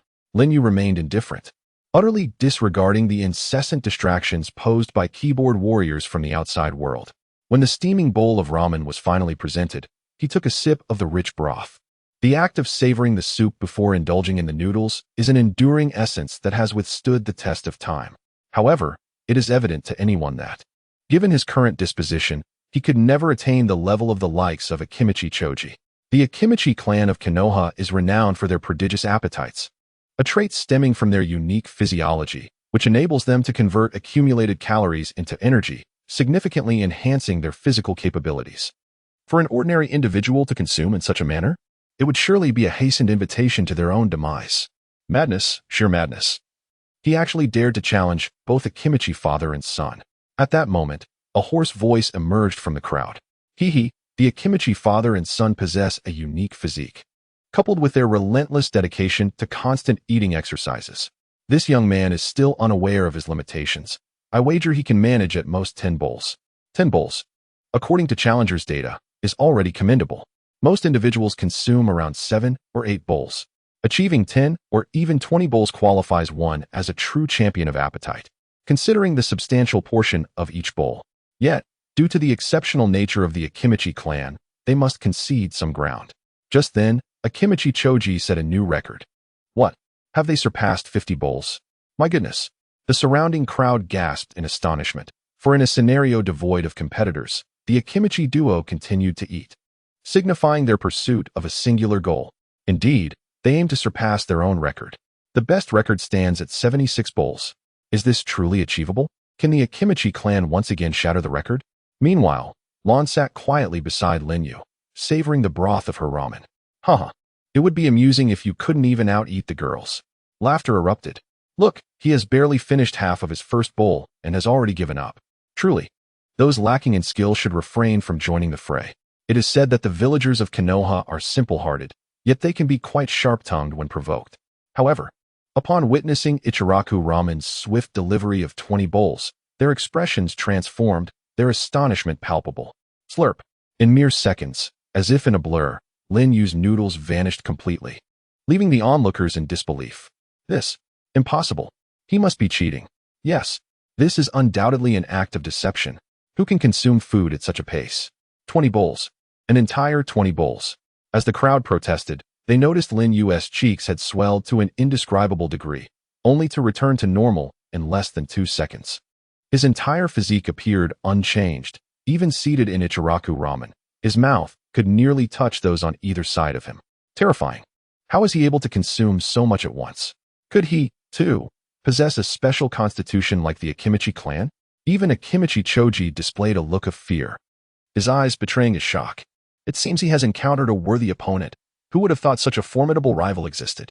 Step it up, Choji. Akimichi Dingzu declared with determination, rallying his spirits. Chapter 67. The Terror of Akimichi Choji. All right, Dad, we are the strongest kings of appetite. In a fervent manner, Akimichi Choji proclaimed, his hands never ceasing their task. He remained blissfully unaware of the gravity of the situation. A crisp electronic chime echoed once more. Ding. Devoured 20 bowls of ramen, rewarded with 5 points of water resistance. As anticipated by Lin Yu, not only could this act contribute to the unlocking process, but it also yielded additional rewards for the consumption. However, he pondered, how long would it take to consume these 500 bowls? Serving 20 bowls at once, even with the broth pre-prepared, would require a 5-minute wait before plating. Thus, in a span of 1 hour, he could manage at most 200 bowls. At the current pace, Lin Yu would need to invest at least 5 hours in this endeavor. Nevertheless, in pursuit of the rewards, he chose to remain silent. After finishing his meal, Lin Yu observed Lan Yi as she daintily savored her ramen. She did not perceive any fault in Lin Yu's eating style. Rather, she believed that a man could afford to indulge a bit more. Her own limit was a mere bowl and a half, so she merely joined in for the camaraderie. Even Otsutsuki Yoshi felt a twinge of fear. He had not anticipated anyone could consume 20 bowls of ramen in such a short span. Cold sweat trickled down his brow. Had it been an ordinary person, he might have deemed them a monster. However, recalling his unique status, Otsutsuki Yoshi felt somewhat reassured. After all, this was the esteemed Mizukichi. Being able to eat heartily was ultimately a virtue, akin to the principle of to those who can, more is expected, albeit in this context. It translated to the capable eat more. In less than 10 minutes, Akimichi Choji surpassed the formidable milestone of 60 bowls. Initially, he believed Lin Yu had not consumed much. However, a mere glance at the towering stack of bowls revealed they were nearly as high as his own. How could this be? They were supposed to be the ultimate champions of consumption. How could they be outdone by someone so inexperienced? Choji scoffed. He had never endured such humiliation. His sole pride had been snatched away by a fledgling. Yet, he convinced himself that Lin Yu merely had a swifter eating pace, and that his own body was now in a state of overload, unable to continue. 60 bowls was already his limit, and he could not surpass 70. At that moment, a palpable aura of battle intent emanated from Choji. This is. He can feel an overwhelming sensation coursing through his entire being, as if he might explode at any moment. Meanwhile, His father remained stuck at a record of 65 bowls, struggling to consume any more. And even his pace at eating noodles has gradually slowed. Not even a heavenly paradise could rival the captivating scene unfolding before Kakashi. His face is etched with astonishment. Can that guy truly eat so much? Subsequently, Akimichi gives Linyu a thumbs up, stating, "You are impressive. However, if you possess the ability, why not attempt to surpass my previous record?" With that, he immerses himself wholeheartedly back into the act of devouring noodles. This time, he could no longer underestimate Linyu and his remarkable prowess. Every vein in his body seemed ready to burst, as if he had entered a state of frenzy, consuming his meal with astonishing speed. Within a mere 5 minutes, he shattered the record, triumphantly reaching the monumental tally of 78 bowls. A record-breaking feat indeed. Truly, the Akimichi clan is renowned for their remarkable appetite. Dingtsi, you must not continue down this path, he cautioned. This competition is merely about participation. You must cease eating. I am aware of your limits. You can handle at most 70 bowls. You are now beyond your capacity, and further consumption poses a risk to your health. Dingtsi, however, once ignited by the spirit of competition, was not one to easily concede. Eating was his way of perseverance, and determination was also his path. Driven by this inner power, his count soared to 83, surpassing the 80-bowl milestone, an unprecedented achievement, a testament to his stubborn resolve. At last, his body could no longer endure. He even began to feel a wave of nausea. His physical form was on the verge of collapse. Indeed, in such a frenzied state, it could not be sustained for long, could it? After all, he was merely human, no matter how formidable or gluttonous he might be. There exists a limit to all things. In that moment, his veins were visibly prominent, and a flush of crimson spread across his skin. Yet, he persisted. Raising his gaze, he beheld Linyu, devouring the 20 bowls of noodles before him with an almost demonic speed, his eyes filled with trepidation. The number of bowls consumed had escalated from the 80 mark to an astounding 100. Most astonishingly, Linyu appeared utterly unfazed, even managing to regurgitate everything he had consumed in an instant. It was a moment of despair for Dingtsi. Such an insatiable appetite was beyond comprehension. This fellow is nothing short of a devil. Who would have thought that someone could consume a staggering 100 bowls of ramen? What on earth is this person? In despair, Akimichi Choji lamented, yet he awaited a response from Linyu that never came. Instead, what arrived was a stretcher from the medical team. The keyboard warriors who had been the loudest in mocking Linyu now left the scene in utter shame. From 50 to 80, and then to 100. Observing his demeanor, it seemed he would not stop at all, exuding an air of calm that only heightened the fear among onlookers. Could there truly exist a creature capable of such consumption? They found it hard to believe, yet their eyes betrayed them with the undeniable truth. Everything appeared so surreal. With Choji being carried away, the speed of Otsutsuki Ichiraku only increased. 200, 250, 300, 500. Amidst the cheers of the crowd, Linyu shattered the record, startling both Danzo and Sarutobi Hiruzen in the process. Upon Linyu's record-breaking feat, the organization and the Umbu promptly reported to both individuals. The news of Linyu sending Choji to the hospital left a look of terror on their faces that lingered long after. Even Otsutsuki Ichiraku, when presenting Linyu with complimentary meal vouchers, did so with great reluctance. Yet, knowing that the Mizukage would not linger in Konoha for long, he ultimately made the painful decision. After all, this was a person capable of devouring 500 bowls of ramen if he continued to dine at the establishment. It would not take a year, but merely a week, to bring Ichiraku ramen to its knees. A sound rang out once more. Consuming ramen x 500. Reward: 200 points in poison resistance. Gained 121 points in fire resistance. Gained 214 points in ice resistance. Although no particularly useful skill surfaced, the continuous notifications from the system were enough to fill him with immense joy. Yet, he seemed to have forgotten something crucial. In reflection, this could be considered the inaugural date between myself and Lon, yet it appears he has inadvertently faltered. Chapter 68. The Humility of the Weak. Lon was there, swinging her little feet, lost in a gentle reverie. Linyu Jun, will I have the chance to see you again? The silence was ultimately shattered by Lan's inquiry. Indeed, she must be around 10 years old, perhaps not too far apart in age from myself, as she has only recently graduated from the Ninja Academy. Perhaps she will continue to delve into her studies and strive to become a chunin or even a jounin. She has a fondness for flowers. Or perhaps she dreams of opening a flower shop, engaging in small business ventures. However, Lin Yujun could not witness what lay ahead. The reason he could remain in Konoha was due to his request for negotiations. Naturally, these discussions would not endure for long. Given Lin Yojun's adaptability, he could manage no more than 2 weeks at best. But what would happen after those 2 weeks? He would no longer be in Konoha, and it was likely he would depart even before reaching that limit. Given Sarutobi Hiruzen's temperament, he would swiftly conclude the negotiations, regardless of the compensation or conditions offered. He would likely agree without hesitation. As the saying goes, it is not his money, so why would he refuse? Thus, Lan's question struck a chord, one that had troubled him for quite some time, as he could not provide a definitive answer at this moment. Yet, he pondered a way to keep Lan by his side. However, this would necessitate her return to Wuyin village with him, inevitably stifling her future prospects. Lin Yujun found himself unable to make such a choice. But had she truly reached the age of graduation? He sank into deep contemplation. In truth, Lin Yujun, your identity must be that of a significant figure, a truly prominent one at that. Lin Yujun smiled. To what extent does that prominence extend? Perhaps as great as that of the Hokage. They say that Lin Yujun is also a shadow of the village. Will he return to his own village? If this is to be our final meeting, I will cherish these days. It is truly wonderful to have become your friend. He gently caressed the azure locks of hair. And at that moment, she offered no resistance. Indeed, just as in his previous life, Lin Yu was drawn to girls of this temperament. He found it impossible to suppress his affection for her. Alas, the moment of parting would inevitably arrive, even if only temporary.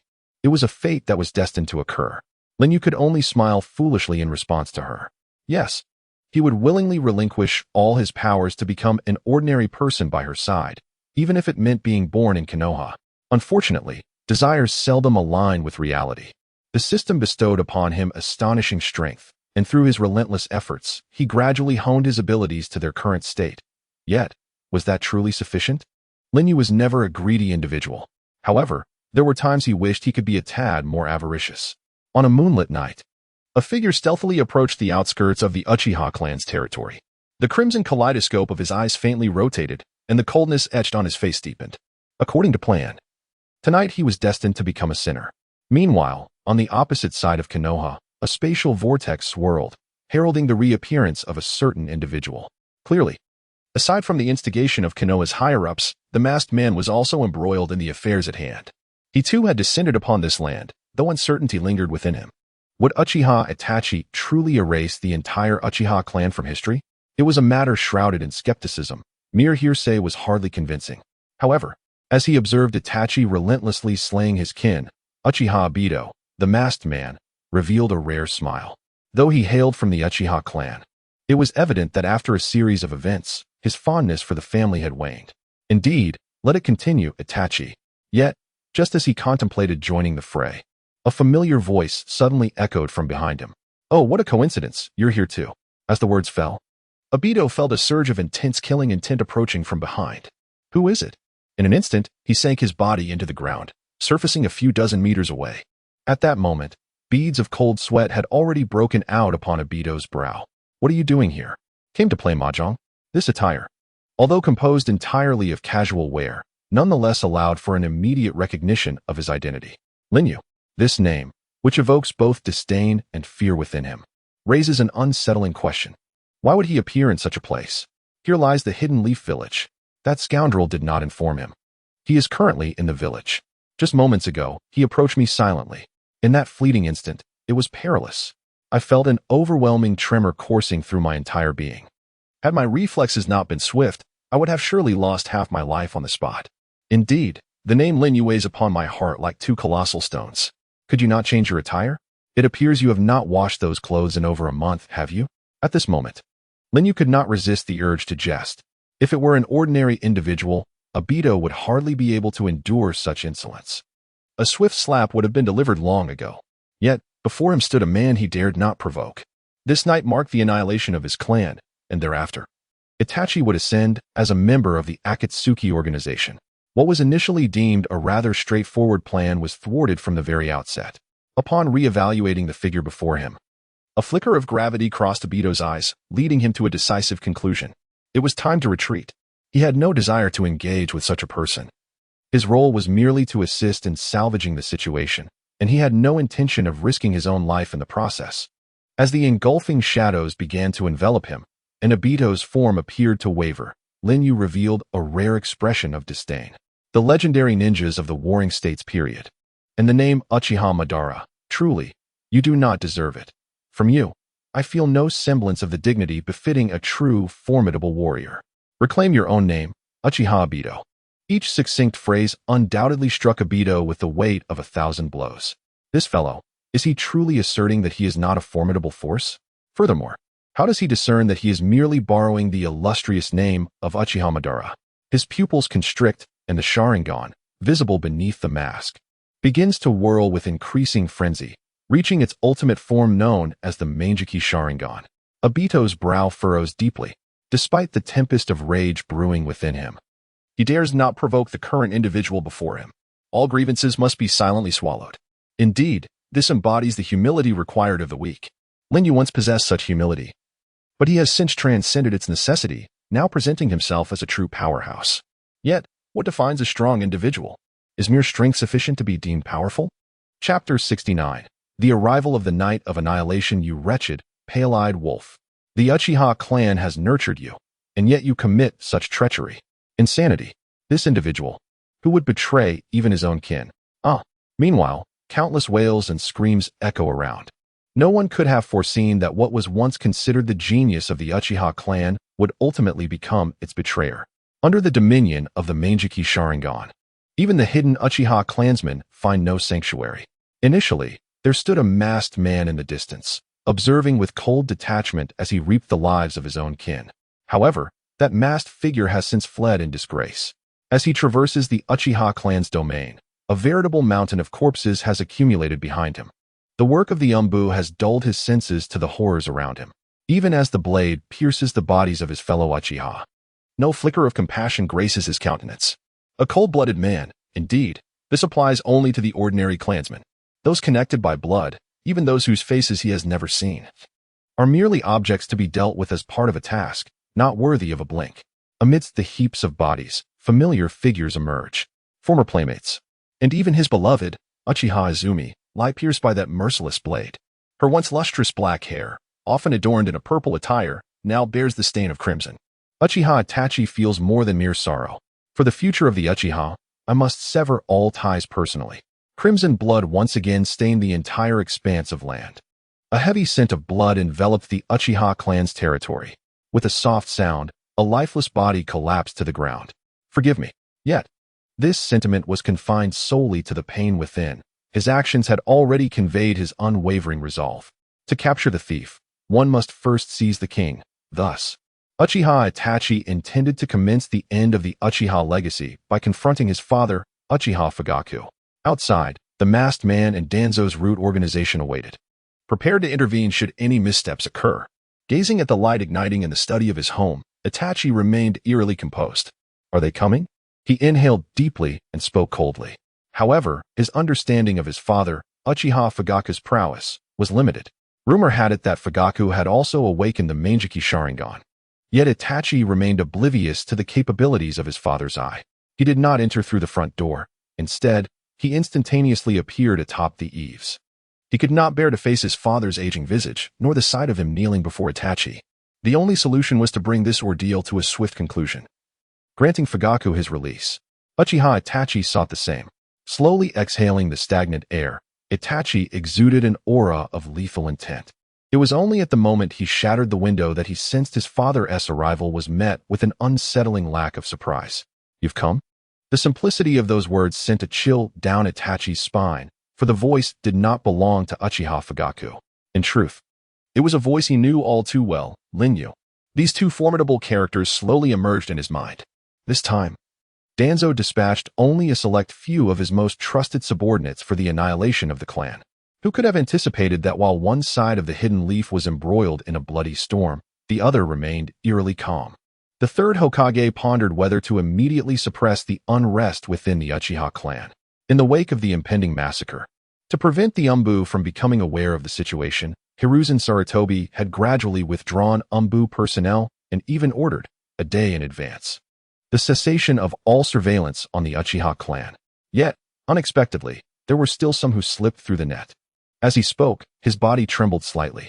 The scene of corpses strewn across the battlefield was indelibly etched in his mind.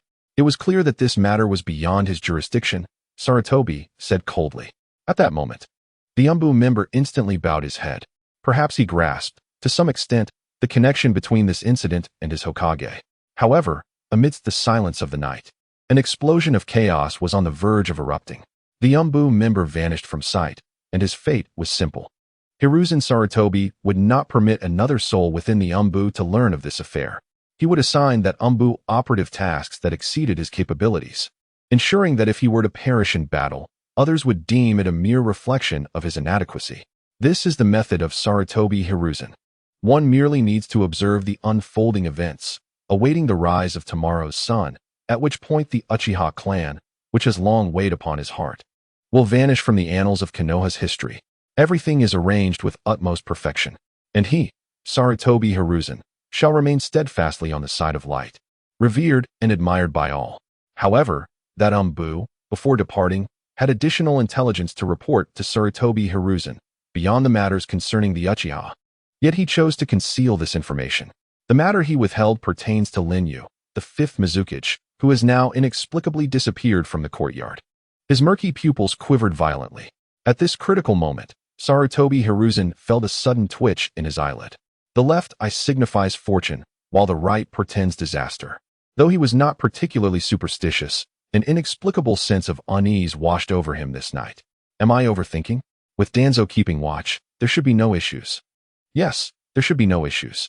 Yet, for reasons unknown, his palms were slick with perspiration, cold sweat pouring forth. A gentle breeze swept by, bringing with it a hint of chill. Perhaps I have truly aged, becoming somewhat fragile. Sarutobi Hiruzen mused, donning the Hokage's cloak. His gaze fixed on a certain location within Konoha. Setting down his pipe, he lifted the thermos from the table, steam rising from it. After taking a sip of tea, he remarked, it seems I must indeed quit smoking. Drinking tea is far more beneficial. Though he uttered these words, the act of quitting smoking proved to be far from simple. However, after the eradication of the Uchiha clan, Konoha's own strength would undoubtedly suffer a significant decline, even becoming precarious, as certain nefarious individuals might attempt to exploit Konoha's vulnerabilities. Moreover, the new generation has yet to fully mature. It is akin to a wounded tiger, who must conceal the fact of its injury during its time of weakness. Sarutobi Hiruzen understood this principle all too well. Chapter 70. The Pawn of Fate. At this opportune moment, Linyu emerged from behind Uchiha Fugaku. The breeze tousled his dark hair, and an aura of imperial dominance emanated from between his brows. The very presence he exuded was sufficient to render Itachi unable to meet his gaze. Yet, Itachi was no ordinary individual. He had encountered grand spectacles before. No pretense could bear any weight in his presence. Nonetheless, a question lingered in his mind. As the fifth Mizukage, what was he doing here? Before he could voice his inquiry, Linyu spoke first. Had we not frightened that fellow away? The four of us could have gathered for a game of mahjong. Linyu spoke in a calm and measured tone. Within his voice, there seemed to be no trace of emotion, had it not been for the piercing intent of murder that inadvertently flickered in his eyes. Uchiha Itachi might have assumed he had simply come to play mahjong. However, the recollection of that fateful day rendered Itachi's body instinctively weak. Even his chakra felt restless and agitated. His brows furrowed tightly. The individual Linyu referred to was likely the masked man. Itachi's own power began to instinctively recoil at the thought of facing Linyu. Undoubtedly, Linyu was the first to evoke such a sensation within him. Yet, it was unfortunate that Linyu's divine hand was still in its cooling phase, rendering it unusable today. Last time, he had merely been fortunate enough to draw a favorable skill, but this time, the odds seemed decidedly less favorable. Cold sweat instantly beaded on his forehead, trickling down to the tip of his nose. Subsequently, he unleashed a considerable amount of ocular power, his eyes kaleidoscopes spinning rapidly, overwhelming the entire room with immense chakra. Tsukuyami. To be honest, Linyu had witnessed the might of this technique before, albeit in its enhanced form. In an instant, it surged forth. The floor began to warp, twisting like a flowing river. The entire space was engulfed in a dark crimson hue, and Itachi's form had inexplicably transformed, just as everyone believed victory was assured. The moment the words left his lips, the illusion shattered once more, and the surrounding scene reverted to normalcy. Impossible. Itachi had never faltered before. Uchiha Fugaku's expression soured as he observed the prideful Itachi falter in his illusion. Even a ninja with minimal combat experience, when undisturbed, could not simply terminate a technique, much less a genius like Itachi. The astonishment on Fugaku's face swiftly morphed into terror. The ocular power continued to diminish. Those kaleidoscopic Sharingan gradually faded from view. Could it be that the man behind him had done something? No, that was not right. Lin Yu had remained right behind him, and he was acutely aware of whether anything was amiss. He felt no fluctuations of chakra or ocular power. The only plausible explanation was that Itachi had dispelled the illusion himself. But why would Itachi choose to do so? The sole explanation lies within Itachi himself. After such an event, he found himself devoid of any dignity to employ Genjutsu in Lin Yu's presence. The illusions that Lin Yu casually unleashed surpassed his own prowess by more than double. The mastery of illusion clearly transcended his abilities. Once proud of his Genjutsu, how could he face Lin Yu and attempt to wield such techniques? Accompanied by a faintly unwilling cry, Fugaku realized that it was not Lin Yu's actions that instilled fear in Itachi. Rather, it was Itachi's own trepidation. What manner of person could evoke such profound fear in Itachi? Fugaku struggled to comprehend, unable to decipher the enigmatic man before him. At that moment, Itachi slowly began to speak. This is not a place for you. It was evident that Lin Yu's presence had instilled a sense of caution in him. Itachi had also surmised Lin Yu's intentions for being there. With him present, Uchiha Itachi could not move. As dawn approached, the roosters began to crow, marking the inevitable end to his reign of violence. Yet, fate seemed to mock him, as just when he was about to fulfill his plan, an insurmountable obstacle loomed before him. However, Uchiha Itachi was not one to be governed by destiny. Time was of the essence. It was time to go out for breakfast. Lin Yu yawned, stretching lazily, and in the next moment, he appeared several dozen meters behind Uchiha Itachi as if by magic. Such remarkable body flicker technique. The two within the room gasped in astonishment. Moreover, Itachi sensed that Lin Yu had not utilized any of his chakra. His Sharingan was continuously rotating, indicating that the recent body flicker was achieved solely through physical prowess. Such a feat accomplished merely through taijutsu? How astonishingly swift. Could it be he is a master of taijutsu? Fugaku could not help but express a hint of astonishment. Having lived for the better part of his life, he had yet to witness a martial prowess that could reach such heights. Even the azure beast of Konoha would struggle to match such speed. Uchiha Itachi, understanding his unspoken thoughts, swiftly turned his gaze backward. The crimson Sharingan spun once more, and this time he was no longer disheartened. Even though Lin Yu surpassed him in the realm of Genjutsu, it mattered little, as he would not employ such techniques in his presence. He harbored an unwavering resolve for the jutsu he was about to unleash. The Sharingan whirled rapidly, and a wisp of dark flames emerged from seemingly nowhere. Manifesting in this world, the immense force of destruction was wreaking havoc, consuming everything in its path. The thick black flames enveloped Lin Yu from all sides, and merely catching a glimpse felt as though one's entire being was ablaze. Amaterasu, the pinnacle of the kaleidoscopic eye techniques. Once locked on, its flames would not extinguish until everything was reduced to ashes. Fugaku's eyes widened in terror. If that were the case, Lin Yu was doomed. Even a formidable warrior would succumb if merely touched by those flames, enduring the overwhelming destructive power and inhuman agony before the end. This sensation transcended physical searing. It pierced the very essence of one's soul and space itself. Even as a mere observer, it felt as if his own heart was ablaze. As the scene shifted, what transpired next sent cold sweat trickling into Fugaku's eyes, which he dared not wipe away, consumed by boundless fear at the unfolding events. Chapter 71. I am fishing. What are you doing? On the long street, the terrifying black flames emanating from Lin Yu were wreaking havoc indiscriminately. They even devoured Uchiha Itachi's black flames entirely. Numerous eyes gazed upon the curtain of night in Konoha. Yet, Amaterasu, the astonishment in Fugaku's eyes was uncontainable. Who could have imagined that even without possessing the kaleidoscopic Sharingan, Lin Yu could wield a technique as formidable as Amaterasu? Moreover, the black flames were consuming Uchiha Itachi's Amaterasu, reducing it to nothing. It was an unprecedented suppression. What could possibly be the reason? In an instant, Uchiha Itachi felt as though he were on the verge of spitting blood. The formidable ocular technique, one that could only be awakened by the Uchiha clan, could even be deemed as Itachi's unique ability. It could be regarded as the most potent and destructive ocular technique within the realm of fire release. His ancestors from the Warring States period once possessed such an ability. Yet, by the time it reached Itachi's generation, very few retained it. It could almost be said to have become an exclusive technique of Itachi. Presently, the Uchiha clan finds itself in a state where even the Sharingan is a rare phenomenon. Even a single tomo represents the pinnacle of achievement, something that many Uchiha members may never encounter in their lifetimes. Numerous clan members live their lives in a stupor, many of whom never awaken their eyes. So how could Lin possibly wield Amaterasu? There can be no mistake, Itachi would not misjudge this. The overwhelming power he sensed was undoubtedly Amaterasu. But on what grounds? Why should this half-baked version of Amaterasu surpass his own? Clearly, this defies logic. But what then constitutes logic? The very fact that he could employ Amaterasu is already beyond the scope of reason. So many extraordinary events have transpired today, which one has not exceeded expectations. Thus, even if Lin now harnesses an ocular technique like Amaterasu, Uchiha Itachi does not exhibit excessive astonishment. He merely contemplates why he should be so significantly suppressed. Yet, it remains undeniably strange. This terrifying creature has utterly disrupted his existing plans. Were it not for him, the Uchiha clan would have long been annihilated. However, Itachi Uchiha does not comprehend Lin Yu's intent to ardently protect the Uchiha clan. After all, he is not one of the Uchiha. Moreover, as the leader of the Mist Village, he should ideally benefit from the chaos among the other ninja villages.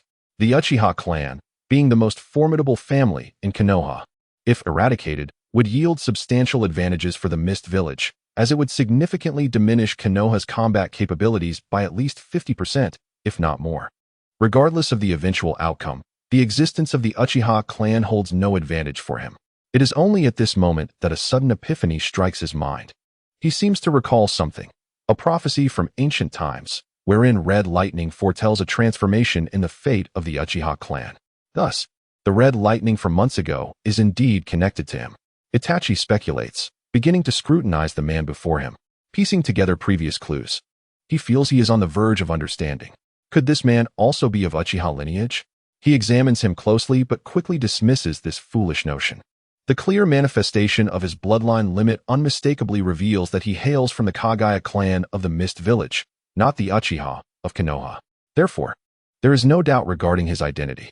Itachi's hands tremble as if he stands before not a man, but a monster risen from the depths of hell. Although he is capable of using Amaterasu, Itachi detects no signs of the Sharingan being employed. In fact, he clearly sees that the stranger possesses nothing more than ordinary blue-black eyes. Furthermore, Lin Yu's Amaterasu, to be precise, differs subtly from Itachi's. While Itachi's Amaterasu emanates from his eyes, engulfing all that he gazes upon in black flames, Lin Yu's appears to originate from the palms of his hands. In this regard, there is a convergence of opinions amidst divergences. At this moment, the sky gradually brightened. It was evident that even if he possessed the strength for one more battle, he could no longer continue the fight. The potential for an awakening remained, yet the circumstances had been irrevocably established. Moreover, as dawn approached, the necessity to prolong the confrontation had dissipated. There was no doubt that on this night, Uchiha Itachi had met with defeat, utterly and comprehensively. At that instant, a pale mist suddenly materialized before him, accompanied by a sound reminiscent of compression. Within the swirling haze, one could perceive the eerie fluctuations of space. Faintly, Itachi crossed his arms, his demeanor exuding an air of coldness. Subsequently, he positioned himself within the vortex of that space. After a considerable duration, the mist began to dissipate. Observing the emptiness that lay before him, Lin Yu cast a fleeting glance, his expression one of chilling detachment. He sensed the lingering tremors of spatial energy in the air. Was Uchiha Obito still unwilling to learn his lesson? What a persistent specter he was, as if he could be encountered at every turn. Lin Yu had anticipated that Obito would retreat in disgrace, yet he was surprised to find him returning once more. It seemed that the next time they crossed paths, he must leave no opportunity for him to exploit. Meanwhile, a pair of weary eyes, filled with torment, fixed intently upon him. Here stood a clan leader, yet he appeared so disheveled, lacking in decisiveness. What course of action should I take next? The aged visage bore the marks of hardship. After enduring such experiences, he now exhibited an attitude of utmost deference. As dawn approached, one must remember to always stay ahead of Sarutobi Hiruzen. Thus, Even if the Uchiha clan cannot reclaim its former glory, it shall not meet a disastrous end. Before Fugaku could absorb these words, a sudden movement saw Lin Yu vanish from his sight once more. Simultaneously, the Umbu had been searching for Lin Yu throughout the night. Ultimately, they discovered him at a breakfast establishment where he was purchasing a morning meal. "Good morning, everyone. Would you care for something to eat?" Lin Yu inquired, holding 2 steamer baskets filled with dumplings. "No, thank you, Lord Mizukichi." "Really? What a pity. Such delectable dumplings. And the Mist Village shall miss out on such a culinary delight." At that moment, the Umbu ninjas seemed poised to ask something, yet hesitated to voice their inquiries. They communicated in the cryptic language reserved for missions, whispering amongst themselves. The gist of their exchange was as follows. "Hey, who will ask first? I dare not. Nor do I. The one who approaches first will be treated to barbecue by the others at noon. So, who will take the plunge?" The 2 parties remained in a stalemate for some time before someone finally spoke up. "Lord Watershadow, where did you go yesterday?" I went fishing," Lin Yu replied with notable composure. "But, Lord Watershadow, what about the fish you caught?" To be precise, it was nearly impossible to find a fishing spot within Konoha. Even the nearest river required one to leave the village. Although the Umbu were aware of Lin Yu's deception, they dared not voice their suspicions. "I didn't catch anything." The fish got away. Beneath their masks, the expressions of the Umbu froze, their bodies remaining rigid in place. Nevertheless, Lin Yu was not lying. Fishing did not necessarily require one to catch fish swimming in water. A slight smile crept onto his lips as he nodded thoughtfully. Chapter 72. Shimura Danzo's next move. Early in the morning, Sarutobi Hiruzen awoke in the Hokage's office. As was customary, if he worked late into the night, he would occasionally doze off in the office. After changing his clothes and tidying his appearance, his gaze fixated intently on the other side of Konoha. At that moment, his brow furrowed deeply. By schedule, someone should have come to report the news of the Uchiha clan's annihilation. To his surprise, someone did arrive.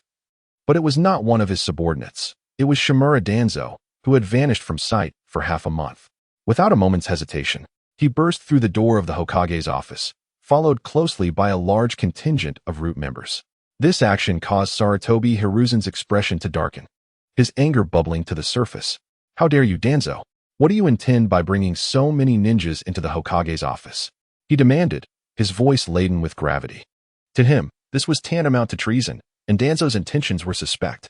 He was aware that Danzo had long coveted the position of Hokage, but he never expected him to resort to such a crude act of intimidation. The Hokage of Konoha is not determined merely by strength. Each Hokage must be a leader who aligns with the will of the people, not one who seizes power through brute force. Indeed, strength is among the many essential qualities of a Hokage, but it is not the sole criterion. Has Danzo truly failed to grasp this fundamental truth all these years? Witnessing Danzo's actions ignited a fire within Sarutobi Hiruzen, his eyes, filled with murderous intent, fixated on Danzo. "Hiruzen, our plan has failed.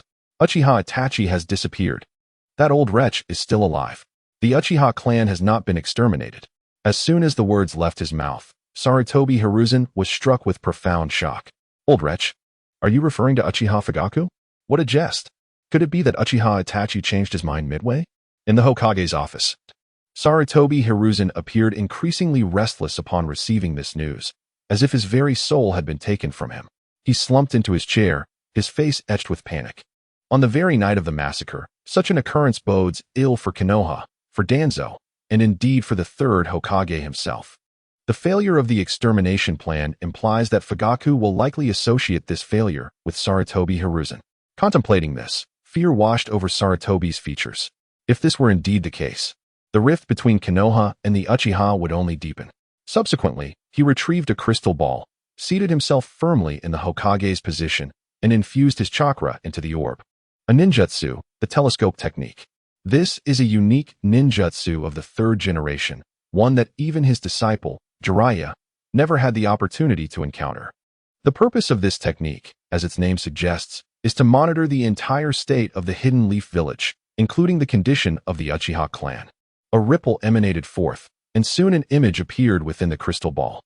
Contrary to the anticipated scene of carnage and rivers of blood, what greeted Sarutobi Hiruzen's eyes was astonishingly serene. The ground bore no trace of blood, let alone any corpses. The members of the Uchiha clan, passing by, were engaged in light-hearted banter, as if they were living a tranquil pastoral life.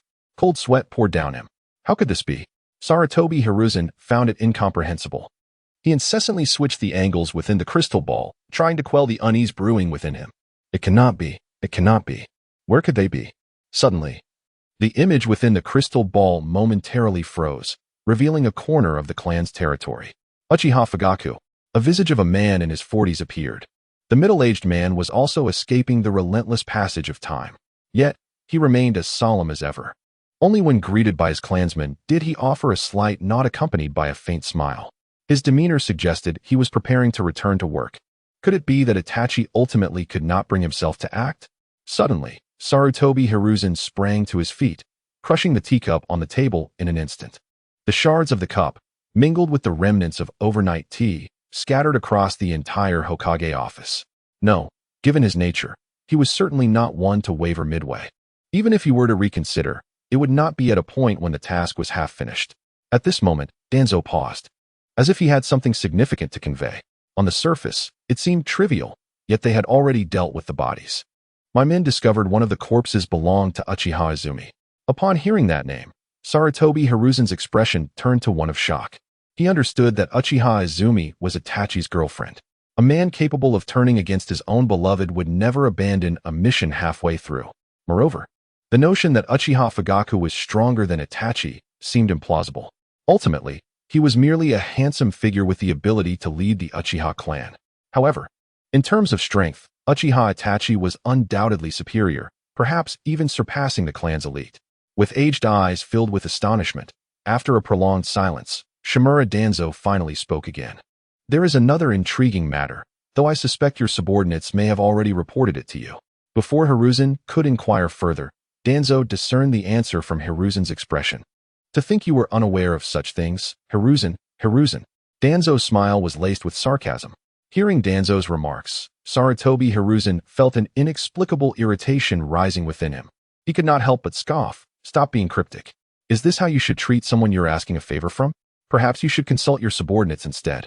Truly, with your ability to manage people to this extent, you are worthy of being the third. Well then, I must take my leave to prepare for the next steps. Danzo retorted, a mocking expression on his face, turning away without a backward glance. Watching Danzo's departing figure, Sarutobi Hiruzen glared fiercely and shouted, "What are you scheming behind my back? You are becoming increasingly audacious, Danzo." Danzo bore an expression of discontent, seemingly unfazed by Hiruzen's outburst. Instead, he radiated a palpable disdain. However, perhaps out of pity for Hiruzen's ignorance, he chose to reveal one piece of information. You might want to investigate whether that fellow left any locations yesterday. Although Danzo did not explicitly mention their name, Sarutobi Hizashi had a glimmer of realization. His brow furrowed momentarily. This state persisted for a full day. Chapter 73, I Wish to Protect You.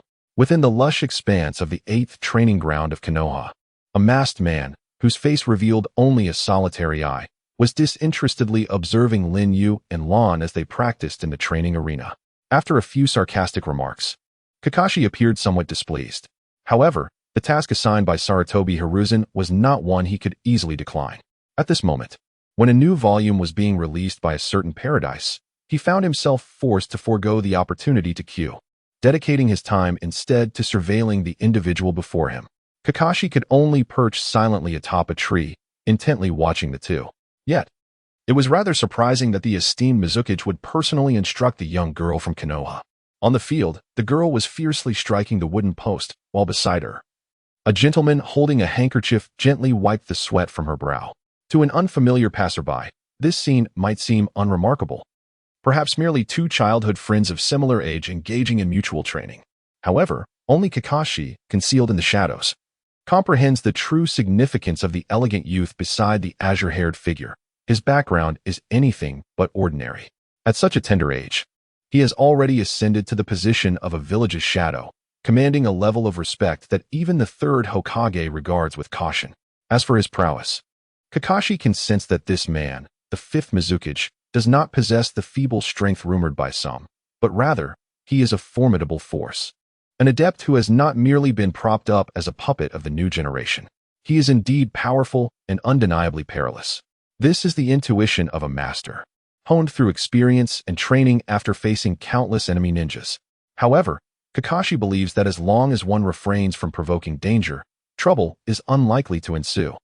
Although the dilapidated training ground number 8 evokes a sense of melancholy, it possesses a singular advantage that conceals all its shortcomings, an abundance of tranquility. It can be said that this training ground is a relic cast aside by time, seldom frequented by anyone. In contrast to the adult world, the realm of children is refreshingly simple and predictable.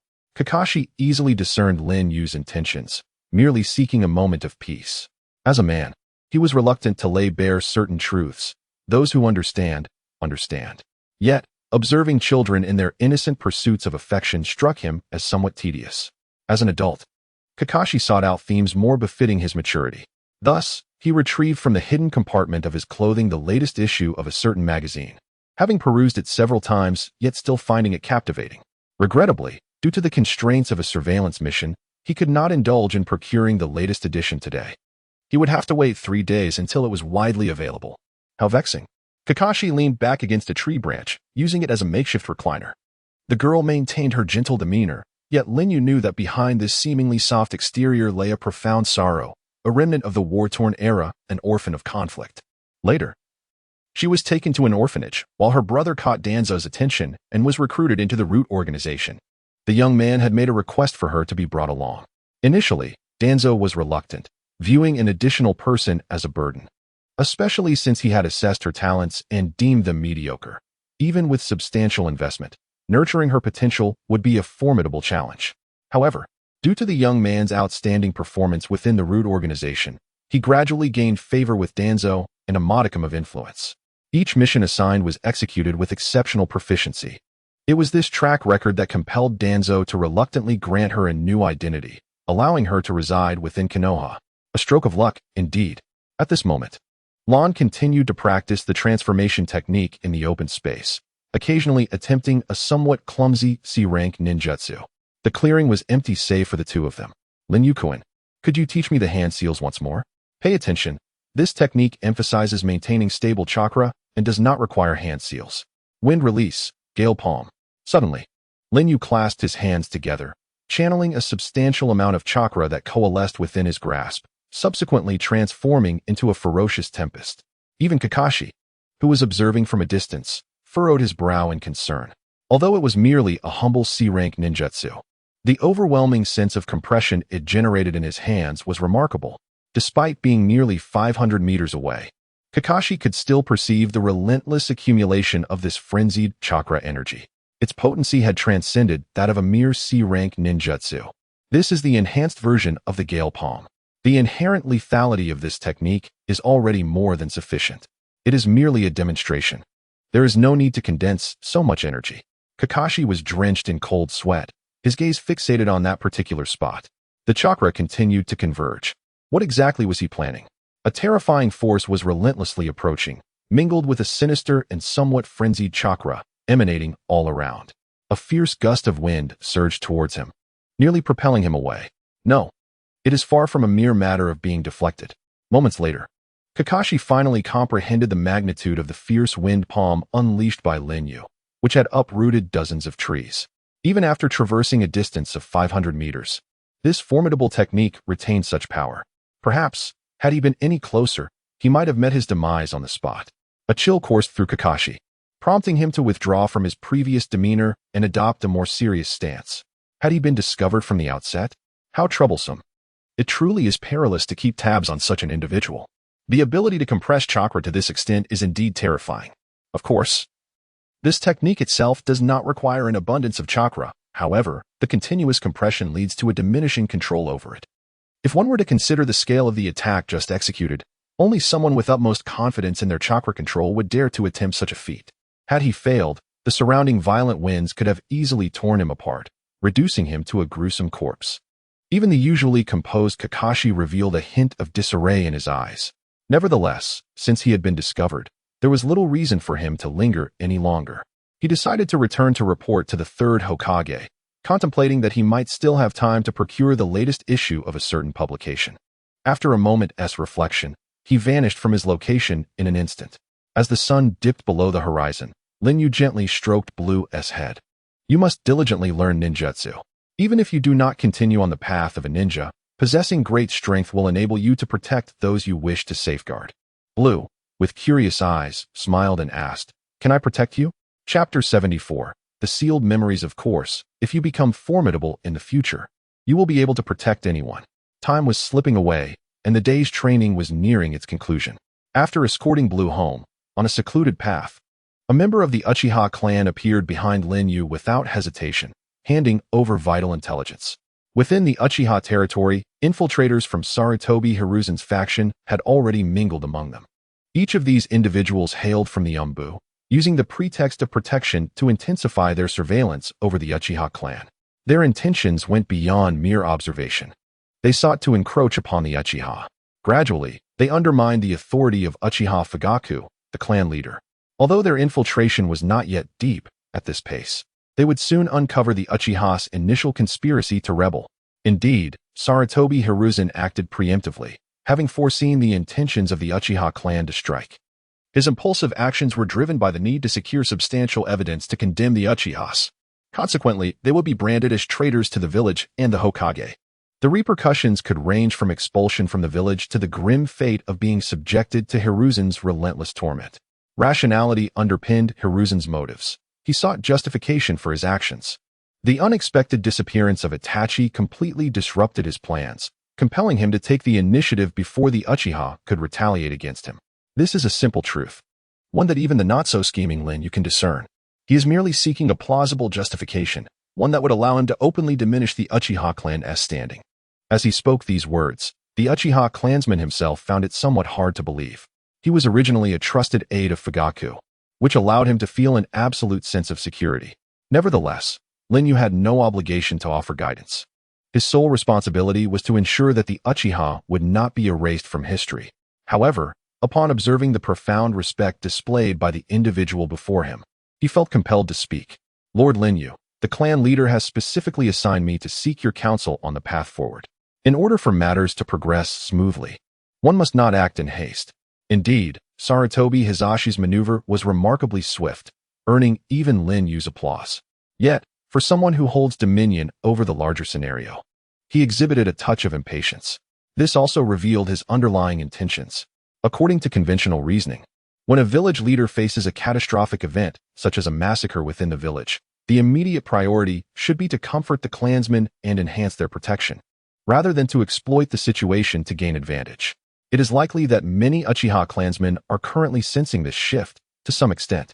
The recent massacre, though ostensibly orchestrated by Itachi, may indeed bear a connection to Sarutobi Hiruzen. The third Hokage, undeterred by external criticism, appears to have ignited the long-standing conflict between Konoha and the Uchiha clan. Such impulsiveness suggests that Sarutobi is growing anxious. However, it is precisely this urgency that affords Lin Yu an opportunity. If they seek evidence, let them have it. Yet, persuading someone as suspicious as Sarutobi is no trivial task. Instruct Fugaku to confront Danzo vehemently, ensuring a tangible altercation that would draw the attention of all. Moreover, whatever evidence they desire, we shall provide. Though we must also fabricate certain elements. The autumn night breeze carries a chill, yet Lin Yu remains clad in mere shorts and a short-sleeved shirt. He has scarcely donned the water shadow cloak he brought along. But what exactly shall we fabricate? Observing Lin Yu's demeanor, it seems that Fugaku's confidant begins to grasp the young man's intentions. However, hearing such a scheme articulated by someone a decade his junior sends a shiver down his spine. Since the conflict has reached a fever pitch, it might be prudent to allow it to trigger a chain reaction. Spectators are never averse to grand spectacles. If we can contrive the narrative that Danzo orchestrated a rebellion within the Uchiha, aiming to eliminate witnesses, then the ire of Sarutobi will surely shift towards Danzo himself. In this manner, Danzo's affairs could unfold without any direct intervention from himself. Although the Uchiha clan would inevitably face some repercussions, it appears that their losses will be manageable. This marks merely the initial step, yet it is the most formidable one. The survival of the Uchiha clan now hinges upon the actions of your family leader. With a casual wave of his hand, Lin Yu departed. The following day, after Lin Yu concluded his conversation with his confidant, Fugaku acted swiftly. As the leader of the Uchiha clan, he was decisive and resolute, showing no signs of hesitation as he gathered a group to confront Danzo. Calmly savoring steamed buns by the roadside, Lin Yu squinted in contemplation. Following the tumultuous events in Konoha, Sarutobi Hiruzen's scrutiny of him had notably diminished. Preserving the Uchiha clan was imperative for him. According to the plan, Fugaku need not engage Danzo directly, nor was a meeting necessary. A mere altercation with Danzo's subordinates could still create the desired illusions.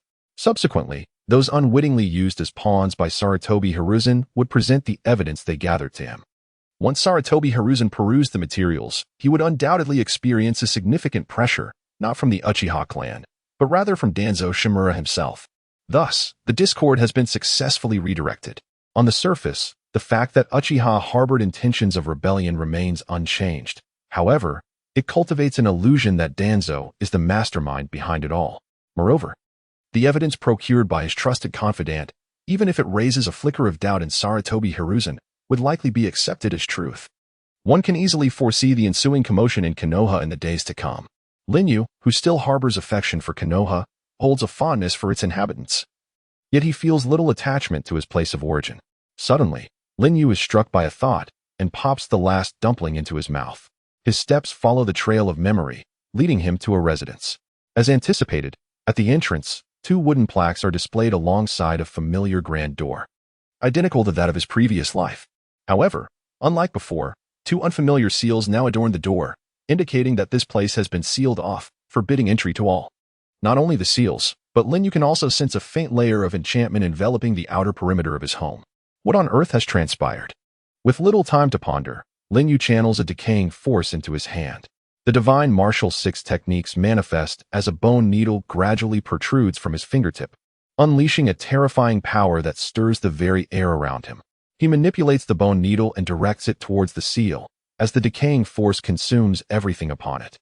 A second later, the seal shatters, and the long-buried memories begin to awaken. Chapter 75. Insights.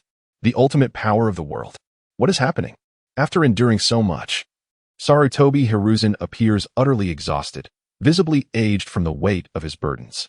During this period, perhaps the only piece of good news was that Asuma had once again successfully completed an S-rank mission, merely adding another achievement to his record. Early in the morning, Sarutobi Hiruzen, who could have enjoyed a cup of tea and a smoke, was instead incensed upon learning this news. His expression was as dark as a stormy sky. Before him stood a man who appeared exceedingly frail, unable to cease his relentless coughing, and even speaking seemed a challenge for him. Yet, who could have anticipated that such a weak individual was also an exceptionally skilled jonin?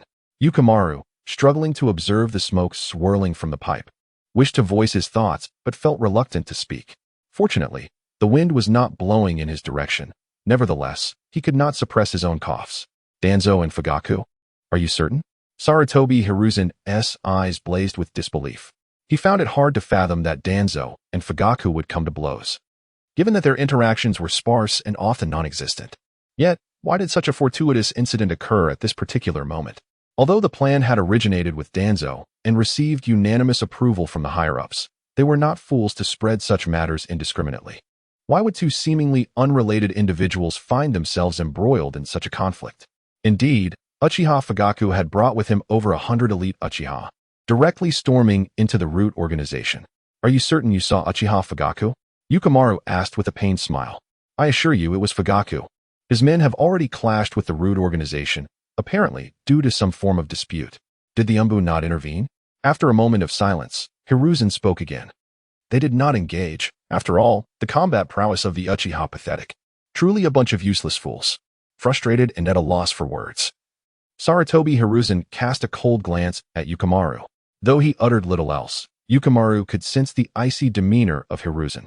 Subsequently, he donned the Hokage's cloak and hastened to quell the incipient turmoil. It was indeed the first time he had witnessed the Hokage in such a furious state. Even though he understood that these words were directed at the Umbu, he still felt a lingering trepidation. Despite having returned promptly to report, he could not escape the repercussions of Sarutobi Hiruzen's wrath, which seemed to inadvertently blame him. He could even perceive, as he coughed during his report, the peculiar expression on Hiruzen's face. Such an enigmatic figure, the Hokage, has suddenly become so unfamiliar. Perhaps it is due to the kindness he usually bestows upon us. When he displays anger, it starkly contrasts with his usual demeanor, rendering him a stranger in that moment. After a brief contemplation, Yue Guang shook her head and let out a long sigh before departing. At this juncture, Lin Yu, who was on the verge of stepping into his home, was abruptly drawn back by the murmurs of passers-by. The locals, upon seeing Lin Yu return to this area, were seized by a shiver of trepidation. They whispered among themselves, expressing astonishment that anyone would dare to venture into that ominous place, fearing the potential consequences of such an act.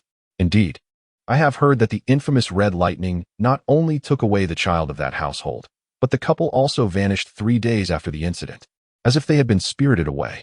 It is terrifying. Rumors suggest that this family had provoked some malevolent spirit that sought vengeance. Now, one can only speculate. Alas, that young man, so full of life, has already set foot into that realm. I fear he may soon meet a similar fate. As the gossip continued, Lin Yu gleaned several pertinent keywords from their conversation. First, the Red Lightning. When Uchiha Itachi sought him out previously, he had indeed mentioned this event, which had puzzled Lin Yu at the time, yet he was beginning to comprehend its significance. Second, the notion of vanishing without a trace. Individuals connected to him had seemingly been erased from existence. With these keywords, Lin Yu could piece together the sequence of events. In that moment, a bold hypothesis took shape in his mind. Perhaps his rebirth in this world had caused a disruption with his former existence, prompting that mysterious force to strive to obliterate his presence as a means of correction. It is a simple truth. Two identical souls cannot coexist in the same realm. One can imagine that had he been the person he once was, he might have shared the villagers' incredulity regarding such phenomena. However, after considering the situation, he found clarity.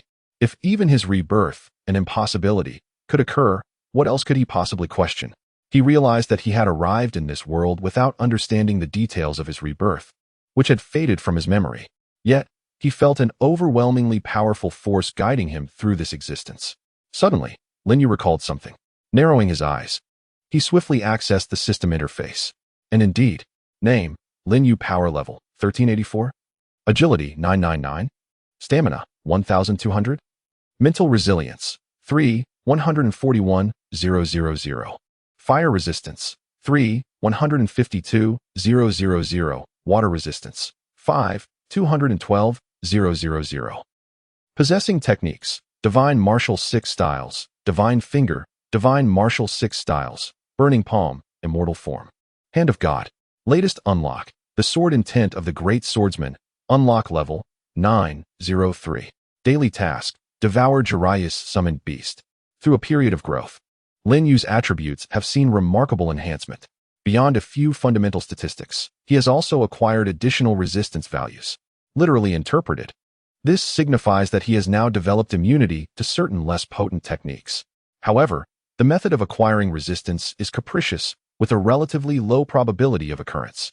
Occasionally, the system issues perplexing tasks, such as devouring the Kusanagi sword, Blade of the Void, or devouring the starry sky. For tasks that he cannot complete at the moment, Lin Yu opts to await the refresh the following day. Not every moment is opportune. When confronted with bizarre tasks, Lin Yu has no choice but to forfeit. Hence, after such an extended period, the unlock level of his great swordsman's sword intent has merely reached 903. Lin Yu chose to disregard these matters and proceeded directly to the final entry of the system. It was a line of small text at the very bottom, stating, "Mastery of the ultimate power of the world, incomplete." For an extended period, he had been at a loss. However, after experiencing the current circumstances, he has begun to glean his own insights. Is there a connection between the Crimson Lightning and the ultimate power of the world? Chapter 76. Danzo Shimura will not allow you to leave Konoha. That afternoon, the old man Sarutobi Hiruzen seemed to have been stirred by some stimulus. He directly initiated discussions once more. In the conference room, the personnel swiftly assembled, including the previously absent Sarutobi Hiruzen, who surprisingly appeared this time. Compared to the last meeting, a cold smirk and fury adorned Sarutobi's visage. Observing his grim expression, Lin Yu couldn't help but think that he must have uncovered something. Even seated across from him, Lin could sense the tremors in Sarutobi's beard, his gaze intentionally or unintentionally drifting towards Danzo's direction. These subtle details were also captured by Lin Yu, who merely smiled in response. Between Konoha and Kirigakure, at the request of the Hokage, we have resumed negotiations, hoping that the outcome will satisfy both parties, said Shikaku. Subsequently, his gaze shifted, and Sarutobi Hiruzen turned directly to Lin Yu. At this moment, He had learned a piece of information, precisely what Lin Yu intended for him to know. Indeed, Lin Yu's departure that night had aroused Sarutobi Hiruzen's suspicions. Even now, he dared not let his guard down around someone so full of doubt. 4. In a moment of carelessness, even a fleeting glance could betray him, rendering him a target once more for Sarutobi Hiruzen. Thus, the atmosphere in the room was particularly oppressive, even suffocating. Sarutobi Hiruzen fixed his gaze on Lin Yu, while the other high-ranking officials of Konoha watched him, anticipating his remarks. I apologize. There have been significant developments concerning the Uchiha clan in Konoha over the past few days, which have delayed the negotiations with Kirigakure, he stated, addressing Mizukiage with a hint of regret. While mentioning the Uchiha clan, Sarutobi Hiruzen meticulously observed Lin Yu, searching for any unusual behavior. If there were any, his keen eyes would surely catch it. If it were an adult, perhaps Sarutobi Hiruzen might not discern anything amiss, for seasoned ninjas, even when faced with interrogation, would seldom reveal their true thoughts. However, Lin Yu was different. He had always perceived Lin Yu as a child, and any hidden intentions would quickly manifest on his face. While words may deceive, expressions are much more difficult to manipulate. This method is indeed clever and can be considered a form of negotiation. However, it holds little efficacy against a trained ninja. When applied to Lin Yu, its practicality diminishes significantly. This is primarily because he is a reincarnated individual, possessing an extraordinary mindset. Although he may still fall short compared to the seasoned Sarutobi Hiruzen, he is far from easily revealing himself. No worries, no worries. The ramen in Konoha is quite delectable. I can't help but reside here. Who knows if I will ever be able to savor such exquisite food again? Lin Yu responded calmly with a smile. With a shift of his gaze, Sarutobi Hiruzen slowly inquired, might Lord Mizukiage be unaware of the circumstances surrounding the Uchiha clan? This is also a trap set by Sarutobi Hiruzen. Since it is a trap, it is not so simple. For him, although Lin Yu's response could be deemed flawless, it harbored a critical flaw. He had consistently evaded questions concerning the Uchiha clan. Thus, Sarutobi Hiruzen's next statement was a further probe. This probing is the most direct and potent. I have heard whispers of a certain madman, rumored to have even slain his kin. However, Lord Hokage, I find myself disinterested in such matters. Let us instead discuss the issue of compensation. Lin Yu offered a subtle smile. In the game of wits between the two, he emerged with a slight advantage. His previous statement, seemingly innocuous, was in fact a retort directed at Sarutobi Hiruzen. This was revealed by a minuscule detail.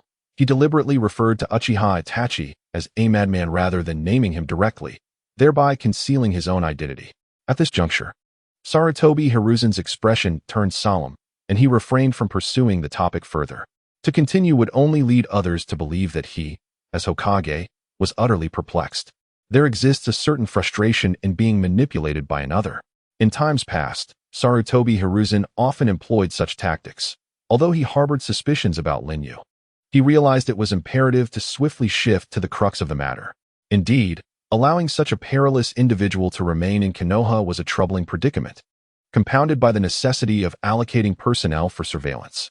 This situation has further exacerbated the already personnel-strapped Umbu. Sarutobi Hiruzen now harbors suspicions that it was due to Lin Yu's interference that Uchiha Itachi's mission met with failure. Moreover, just as these doubts began to take root, Danzo unveiled a plethora of revelations. Thus, filled with suspicion, it is only natural that he would not easily retract his misgivings regarding Lin Yu. Taking a deep breath, Sarutobi Hiruzen finally shattered the silence. In truth, we in Konoha bear our own share of responsibility in this matter, and after careful consideration, we have resolved to enhance our previous compensation, while maintaining all additional conditions, raising the amount to double. Of course, I sincerely hope that you, esteemed Mizukiage, being a person of such magnanimity, can overlook past grievances and accept our heartfelt apology. We will also entrust the relevant personnel involved in this incident to your esteemed authority. Should you have any further requests, please do not hesitate to voice them. This is not a retreat on his part. Rather, he desires to expedite Lin Yu's departure from the village, for Konoha can no longer afford the unpredictability he represents. At this moment, Danzo narrowed his eyes, casting a sidelong glance elsewhere. Historically, Konoha's negotiation tactics have leaned towards gentleness, and indeed, upon witnessing Sarutobi Hiruzen's demeanor, Lin Yu contemplated thoughtfully and nodded. He had anticipated that Sarutobi would adopt a firmer stance, compelling Lin Yu to concede under unchanged conditions. Yet, the current circumstances left him somewhat bewildered. Where is the negotiation in this? This is merely Sarutobi Hiruzen indirectly compelling himself to depart from Konoha. Even if I were to propose more favorable terms later, Sarutobi Hiruzen would undoubtedly acquiesce on the spot. However, it is precisely due to my understanding of Sarutobi Hiruzen's intentions that I can act accordingly. Thus, I rose to my feet and declared with a slight smile, I demand 20 times the compensation. My words invigorated the previously silent atmosphere, igniting expressions of outrage on every face. 20 times. Does that imply you wish to cease negotiations? If necessary, let war erupt. I refuse to continue living in subservience. A mere mist ninja dares to take themselves so seriously? If we mobilize half of Konoha's shinobi, we shall conquer in 30 minutes. Even Shimura Danzo slammed his palm upon the table. Although he was exceedingly displeased with my audacious demand, even harboring thoughts of tearing me apart, reason reminded him that it was not he who initiated the confrontation. It seems there is no need for further discussion. Is there, Lin Yu? Today, you shall not leave this village of Konoha. Chapter 78. The inevitability of one's circumstances in Konoha. Within the courtyard of the Hyuga clan, Hinata Hizashi wielded a wooden sword. Embodying the essence of martial tradition, yet felt an overwhelming sense of pressure. Following the turmoil within the Uchiha clan, he had become considerably more subdued. For he could not guarantee that he would not be the next victim. For the sake of the Hyuga clan, he had devoted himself wholeheartedly, even shouldering the burden of compensation owed to the mist. As the leader of the Hyuga clan, he often felt a sense of suffocation. How could he face his kin? Even if the compensation required liquidating all of the Hyuga family's assets, what then? He had endured the pressures imposed by Sarutobi Hiruzen like a submissive dog, and he had truly had enough. He was at a loss for words. Memories of the past suddenly resurfaced. Even when facing the Cloud Village, he could not muster courage. He consented to the upper echelons of Konoha's plan to surrender his own brother, an act that had left an indelible wound in his heart. As a prominent noble within Konoha, endowed with the esteemed Byakugan, he felt he lived no better than a dog. Thus, Hizashi fervently yearned for someone to lead the Hyuga clan to glory, which is why he maintained a strict demeanor. It was his burden to bear. Perhaps, at one point, he had considered Niji. Yet, the branch family would forever remain the branch family, never to be seen as the true lineage, leaving him to place his hopes on the young Hanabi. As for Hinata, he held little expectation, merely hoping she would not become the subject of ridicule. He wished for nothing to go awry. With a deep sigh, he spoke with caution. A sense of unease lingered within him. Though he could not quite articulate the source of his discomfort, it was an unsettling feeling that sent shivers down his spine. 9,998. 9,999. 10,000. After executing 1,000 strikes, Hinata's fragile arms were overcome with pain. Who would have thought that even Lin Yu could not endure such a task? Yet in Konoha, there was a little one who could persist year after year in her training, never uttering a complaint. It was hard to fathom. Hinata sheathed her wooden sword, rolled up her sleeves, and prepared to embark on the next phase of her training. Her hands had become swollen and red. Even though her body had acclimated to years of training, how could her frail 7-year-old form withstand such strain? It was merely a matter of old injuries accumulating new ones. She gritted her teeth against the pain, remaining silent. Father, I wish to continue practicing gentle fist. The gentle fist technique involved concentrating chakra in the palms to strike the opponent, allowing even the slightest touch to inflict internal damage. This is a unique martial art of the Hyuga clan. At the tender age of 7, Hinata, bearing her weary frame, once again offered a slight bow to Hyuga Hizashi, preparing for the next task.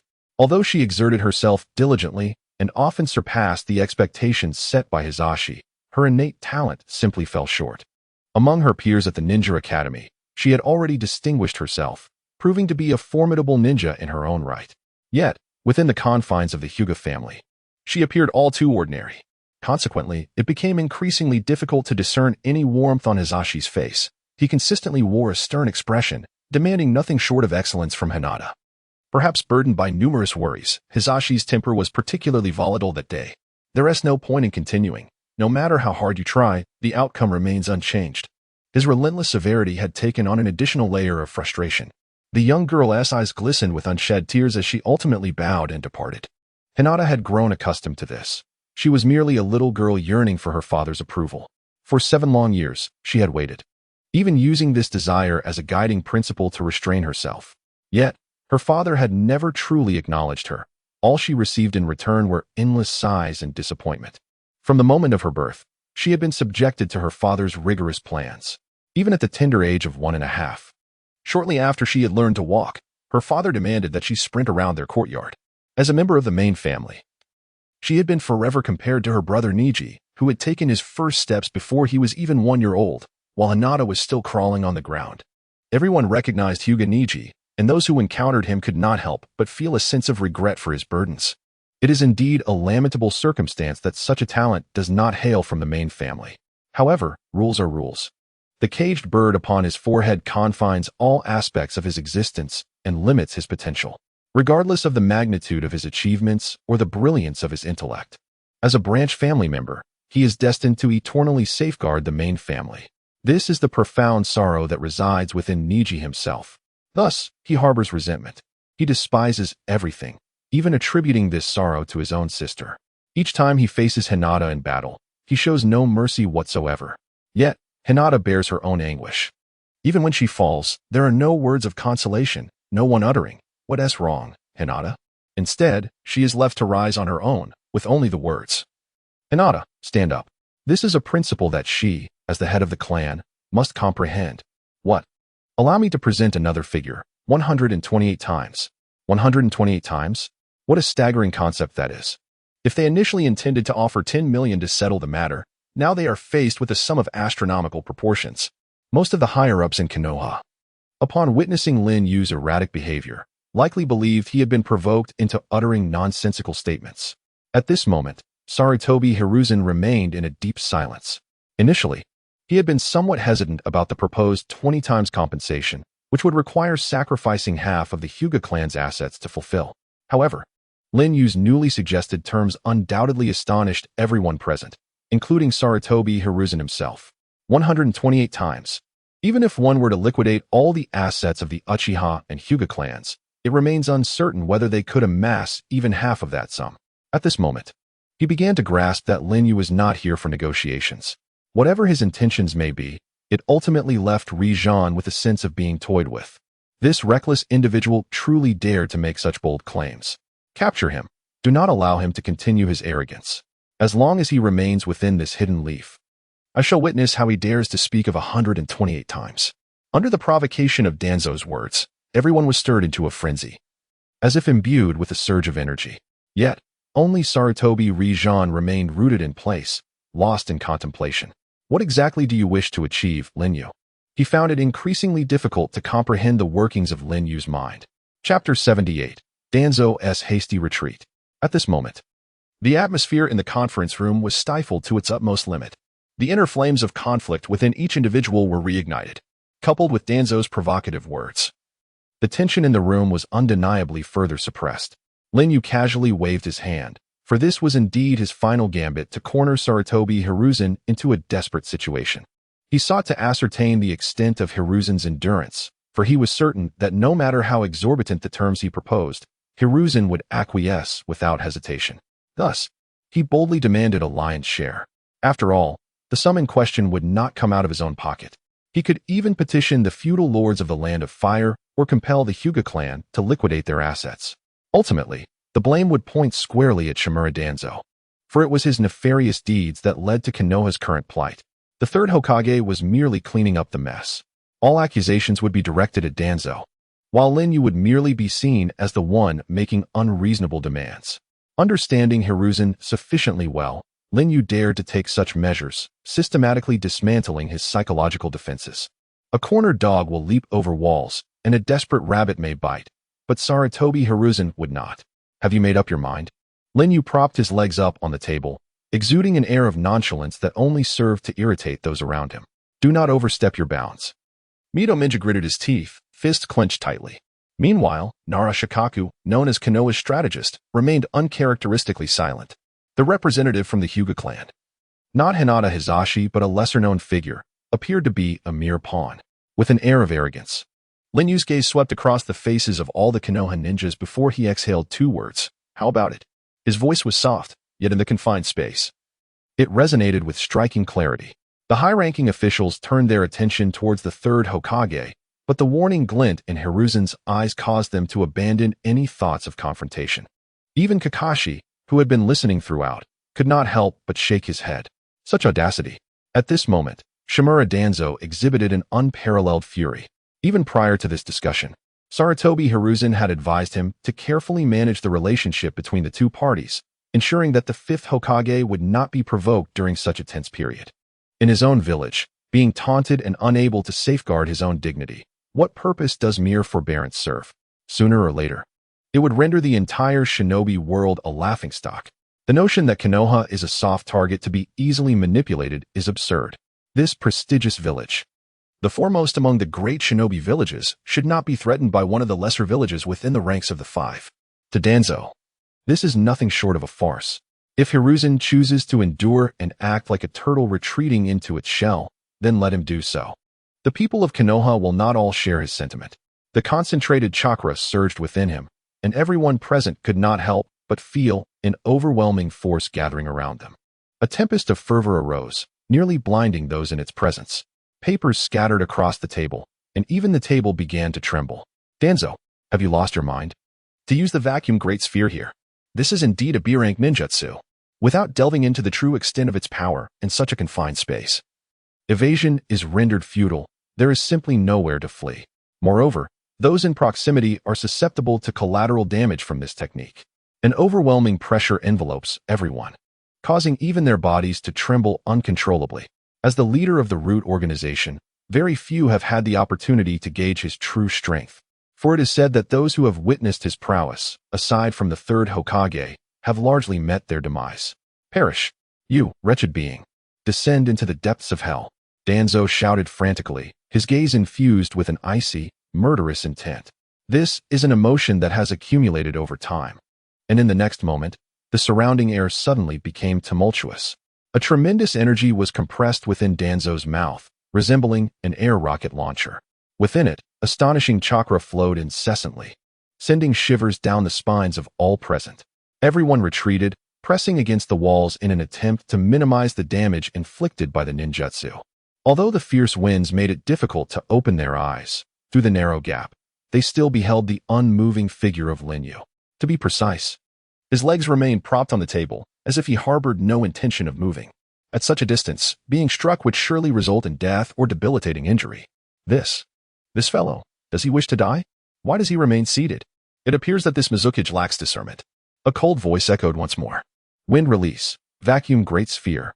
A colossal air rocket suddenly hurtled toward Linyu, its diameter measuring 50 meters. After a tumultuous gust, the onlookers could scarcely keep their eyes open. The astounding chakra erupted from Danzo's mouth, nearly penetrating the walls. That terrifying strike seemed to shake the very foundations. The entire building began to tremble perilously. What now? Aren't you capable? Danzo suddenly broke into a sinister grin. Even the walls of the conference room were shattered into fragments by the vacuum great sphere. Layers of energy were stripped away, and the entire conference room appeared on the verge of collapse. A thick cloud of smoke dispersed. Countless high-ranking officials wore vacant expressions, their pupils betraying the terror buried deep within. Indeed, an organization capable of commanding the Root was no benign entity. What now? Linyu replied nonchalantly. Yet, Danzo was left utterly dumbfounded, his eyes wide with disbelief as they fixated on Linyu. How is this possible? No, you clearly haven't moved at all. What kind of sorcery have you employed? Danzo's gaze turned frigid. He had evidently struck his target, yet there was no effect. Even Linyu's clothing bore no signs of damage. Did he miss? No, that was not the case. In truth, Danzo had hit his mark directly. And at such close range, it was implausible for him to have misfired. Even the wall behind Linyu had crumbled, indicating that the earlier attack should have landed. But why? Danzo could not comprehend, and his countenance reflected profound humiliation. Only Linyu understood. This was the advantage of wind resistance. Although such a wind release appeared formidable, yet he remains unaffected. Thus, he need not move. Even if struck, it matters not, as it merely evokes a fleeting sensation akin to the sting of the wind. At this moment, Sarutobi's gaze has grown utterly vacant. What manner of power is this? Capable of withstanding Danzo's formidable technique? Yet, in the following moment, an even more astonishing event unfolded. Danzo fled. This man, who is exceedingly concerned with his reputation and embodies the spirit of Konoha, has been utterly frightened away. What could have led to such a turn of events? Observing Lin Yu's demeanor, though it may evoke annoyance, it simultaneously exudes a chilling aura. Chapter 79. The Ninja Tortoise. No one could have anticipated that Shimura Danzo, who once spoke with such bravado, would find himself fleeing like a cornered wild dog. Meanwhile, on the streets of Konoha, a man appeared, seemingly deranged. As he sprinted forward with fervor, frequently casting terrified glances behind him, his eyes, bloodshot and wide with fear, conveyed sheer horror. The cold sweat pouring from his body soaked the bandages wrapped around Danzo. Although Lin Yu had not made a single move, a profound sense of dread enveloped him. It felt as though his arms were being violently torn from his body. The same motion, the same sensation, each tear resonated within him, as if every limb, every part of his being, even his very entrails, were experiencing unbearable agony as if forcefully extracted. Why this torment plagued him remained a mystery. All he comprehended was that this overwhelming fear emanated from the individual before him, a person decades his junior, who, while running, gasped for breath, causing Danzo to feel as if he were on the brink of collapse. He understood that if he lingered any longer in that place, only a path to demise awaited him. Lin Yu, this is an exceedingly dangerous individual. Nearly after a single move, even before he had the chance to strike, Danzo could almost ascertain his intentions, lurking in the shadowy corners of Konoha. This is a corner of Konoha where sunlight seldom penetrates, yet it serves as a formidable bastion of power. The inhabitants resemble machines, adorned with masks, standing resolutely as they mechanically wield their short swords. Some of them incessantly transport intelligence documents back and forth. This is the Root, a place devoid of emotion and identity. Suddenly, the gates of Root swing open. An array of dim light floods in, and the sensation of sunlight causes the pupils of all the working ninjas within the Root organization to constrict sharply. However, they soon recognize a familiar figure sprinting towards them. It is Danzo. It is Lord Danzo, the one to whom they have sworn their eternal allegiance. At this moment, they were taken aback. What was the matter with Danzo? Everyone noticed the despair and anguish etched on his face. What had Danzo experienced? What could possibly evoke such terror? No one knew. Beneath the surface, the headquarters of the Root organization was rarely quiet. As usual, an enigmatic atmosphere enveloped the entire interior, imparting an inscrutable sensation. In the shadows, a chilling wind stirred, with countless erratic air currents drifting like phantoms below. Get away. Just leave me be. In the depths, a tortured scream pierced through the darkness. The individual appeared to be in immense agony. Danzo's eyes were bloodshot, and his voice was hoarser than usual, resembling that of a sickly man. I will kill you. I must kill you. At the time when Lin Yu had already made a name in the underground black market, he had repeatedly warned Sarutobi Hiruzen to be wary of this individual. It would be best to eliminate him before he matured. However, Sarutobi did not heed his advice, leading to the current predicament. You do not see far enough. Third Hokage, you still lack foresight. Throughout history, all peace has been built upon suffering. Without bloodshed and injury, how could peace ever be attained? Danzo's gaze was frigid. His eyes, tinged with an eerie crimson, seemed to conceal a stubborn resolve. Rising to his feet, he approached the members of the organization, and in the next moment, all the Root ninjas knelt in unison. They had always been loyal to Danzo. Not to that relic, Sarutobi Hiruzen. Gather everyone. We are about to undertake something monumental. Yes. In an instant, a chill swept across all the ninjas. Danzo never engaged in actions without certainty. Once he made a decision, a complete strategy was assured. Lin Yu, what capabilities do you possess that can possibly contend with these thousands of elite? Danzo's voice was raspy, his mind swirling with countless thoughts. In the conference room, everything unfolded too swiftly. Even Sarutobi Hiruzen had not grasped the situation before the man had fled. Indeed, when they all regained their composure, they realized Danzo had fled in a panic, overwhelmed by fear. Indeed, it was somewhat embarrassing. Even when Danzo uttered those words, everyone perceived him as a true man, feeling that his will of fire had briefly surpassed that of Sarutobi Hiruzen. The reason was simple. This man had spoken the words that no one dared to utter, stepping forward in a moment that demanded the dignity of Konoha. Such a warrior deserves to be celebrated. Even in the event of a failed negotiation, others would perceive him as far more resolute than Sarutobi Hiruzen, a man worthy of admiration. Today, Danzo Shimura basked in the limelight. albeit merely for a fleeting 5 seconds as a true man. In that moment, nearly everyone silently aligned themselves with Danzo Shimura. However, this did not include the cowardly Sarutobi Hiruzen, who made a hasty retreat. Observing Danzo's ignominious flight, Hiruzen glared with fury in the direction of his departure, leaving behind a multitude of unresolved issues for him. Furthermore, a far graver predicament awaited him. This farce has rendered Konoha in a precarious position. For instance, has the conflict between Konoha and the Hidden Mist reached its zenith, to the brink of war? Lord Mizukage, I implore you to temper your anger. At this moment, a look of helplessness and profound regret adorned his face, albeit feigned with an official demeanor. When Sarutobi Hiruzen uttered these words, it was evident that this Hokage had truly exhausted his efforts. Regarding the compensation, let us adhere to Lord Mizukage's stipulations. However, Konoha's financial resources are rather limited. If possible, I would prefer to arrange for installment payments, providing a sum to the Hidden Mist Village annually as restitution. In truth, Sarutobi Hiruzen found himself in a quandary. Although he wielded considerable authority before the villagers as the third Hokage, he appeared inconsequential amidst the assembly of high-ranking officials. He had stated his case and donned the guise of humility. At least from certain perspectives, Sarutobi Hiruzen proved to be a commendable leader. Very well.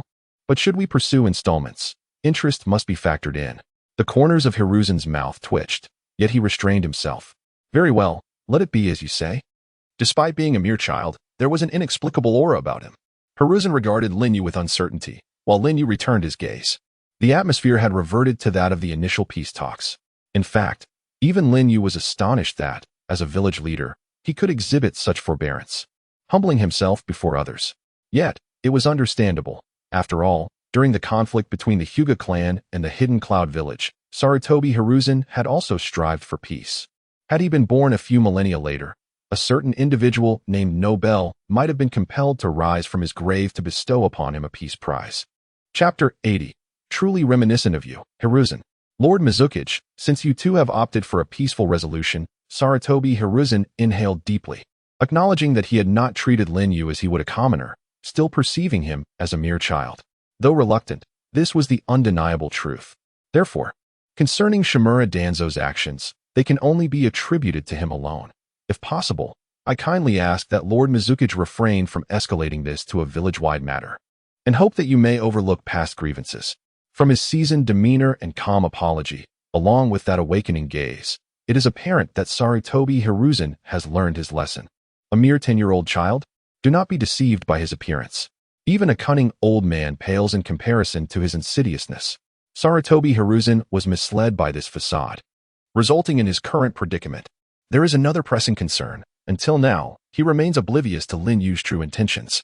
If it were merely to leverage the threat of war for exorbitant compensation, a reasonable sum would suffice, rather than an astronomical figure like 128 times. The originally agreed compensation of 1 million has now soared to over 100 million. For any minor ninja village, such a demand would be impossible to meet, even at the cost of their entire village. Thus, Sarutobi Hiruzen understands that this individual is not gambling, but rather has carelessly mentioned a figure without contemplation. What then is the purpose of such an action? It seems to hold no advantage for him. Is he testing something, or seeking to place himself in a difficult position, relishing the sight of the Hokage's embarrassment to satisfy some twisted psychological need? Although Hiruzen has aged, he was once a man at the pinnacle of power within the ninja world. He comprehends that those with exceptional strength share a common flaw. When one's power reaches a certain echelon, the mere sensation of dominance no longer suffices. True satisfaction arises from intellectually surpassing others. Is this man before him driven by a similar desire to witness powerful individuals falter and suffer in his presence, thus gratifying an inner need? In his earlier days, Sarutobi Hiruzen would have unhesitatingly concluded this to be the case. Yet, reality has gradually imparted a vital lesson. One should refrain from hasty judgments, especially before fully understanding the enigma that is Linyu. The unconventional individual truly instills a sense of dread within him. Your sincerity indeed places me in a difficult position. However, the previously mentioned additional conditions still hold. Do they not? With a bitter smile, Linyu let out a faint sigh. His gaze turned serious as Sarutobi Hiruzen re-evaluated Linyu. Certainly, there are conditions. In the future, if merchants from the Mist Village come to conduct business in Konoha, We can offer certain discounts and subsidies in areas such as healthcare and education, as well as regarding shops and taxes. Ultimately, this fosters a mutually beneficial relationship, does it not, Lord Watershadow? Straightening his posture, Linyu regarded Sarutobi Hiruzen with a gentle smile. In truth, this old fox often harbors ulterior motives. After such a prolonged deliberation, it is time to bring matters to a close. The longer Linyu remains in Konoha, the more unsettled Sarutobi Hiruzen feels. For the one suffering a loss is certainly not him. In this moment, he merely opted for a temporary forbearance. Sooner or later, he would compel Linyu to regurgitate everything he had consumed, and in double measure. This is merely a temporary retreat on his part. Although the incident in the Hidden Mist village remained concealed from the ordinary villagers, its repercussions were far more substantial than he had anticipated. Within the Leaf Village, various clans were murmuring discontentedly. An unyielding retreat would only stoke the flames of unrest within people's hearts. Paper can never entirely conceal fire, especially for the clansmen of Konoha, who are driven by the indomitable will of fire. In truth, the greatest burden fell upon the Hyuga clan. After all, the exorbitant demands from the Hidden Mist nearly cost them dearly. Even Sarutobi Hiruzen did not take the initiative to inquire about Hisashi's stance, merely urging him to quickly prepare a portion of the compensation. Upon learning that the Hyuga clan was liable for such a hefty sum, Hisashi felt the weight of pressure intensify to an unbearable extent. In just a few days, he appeared significantly aged. At this moment, in a residence resembling a dojo within the main house, Hisashi Hyuga, concealed behind a screen, casually lit a cigarette and took a few puffs. As the clan leader, he certainly would not indulge in cheap tobacco, especially being a seasoned smoker who would not skimp on such comforts. For a leader like him, burdened by immense pressure daily, a touch of smoke or a sip of liquor was essential to find an outlet for his stress, lest he risk losing his composure entirely. As he exhaled a ring of smoke, Hisashi seemed to ascend to another realm, a stark contrast to his usual serious demeanor. Outside, as the leader of the Hyuga clan, every action and word he uttered represented his clan, keeping him perpetually tense. Only when he occasionally retreated behind the screen to indulge in a few secretive puffs could he experience a semblance of relief and liberation. Oh, Sarutobi Hiruzen truly is a piece of work. It is only behind the screen that Hisashi can reveal his authentic self. Casting aside his usual decorum, he even crossed his legs and hummed a light tune. Through the shadows of the screen, he observed Hinata and Niji engaged in rigorous training, with her brother showing no mercy. Each gentle strike of his soft fists upon her seemed to go unnoticed by her. At that moment, Hisashi extinguished his cigarette and slowly emerged from behind the screen. That's enough, Niji. I apologize, esteemed clan leader. Niji halted his advance, bowing deeply to Hisashi. Niji, this is not your concern. You may withdraw for now. As he watched Niji's retreating figure, Hisashi fell into deep contemplation. You truly are reminiscent of him, Hayashi. At this moment, Hinata Hyuga's eyes trembled slightly, her father's recent words causing her to teeter on the brink of despair, as if she were about to burst into tears at any moment.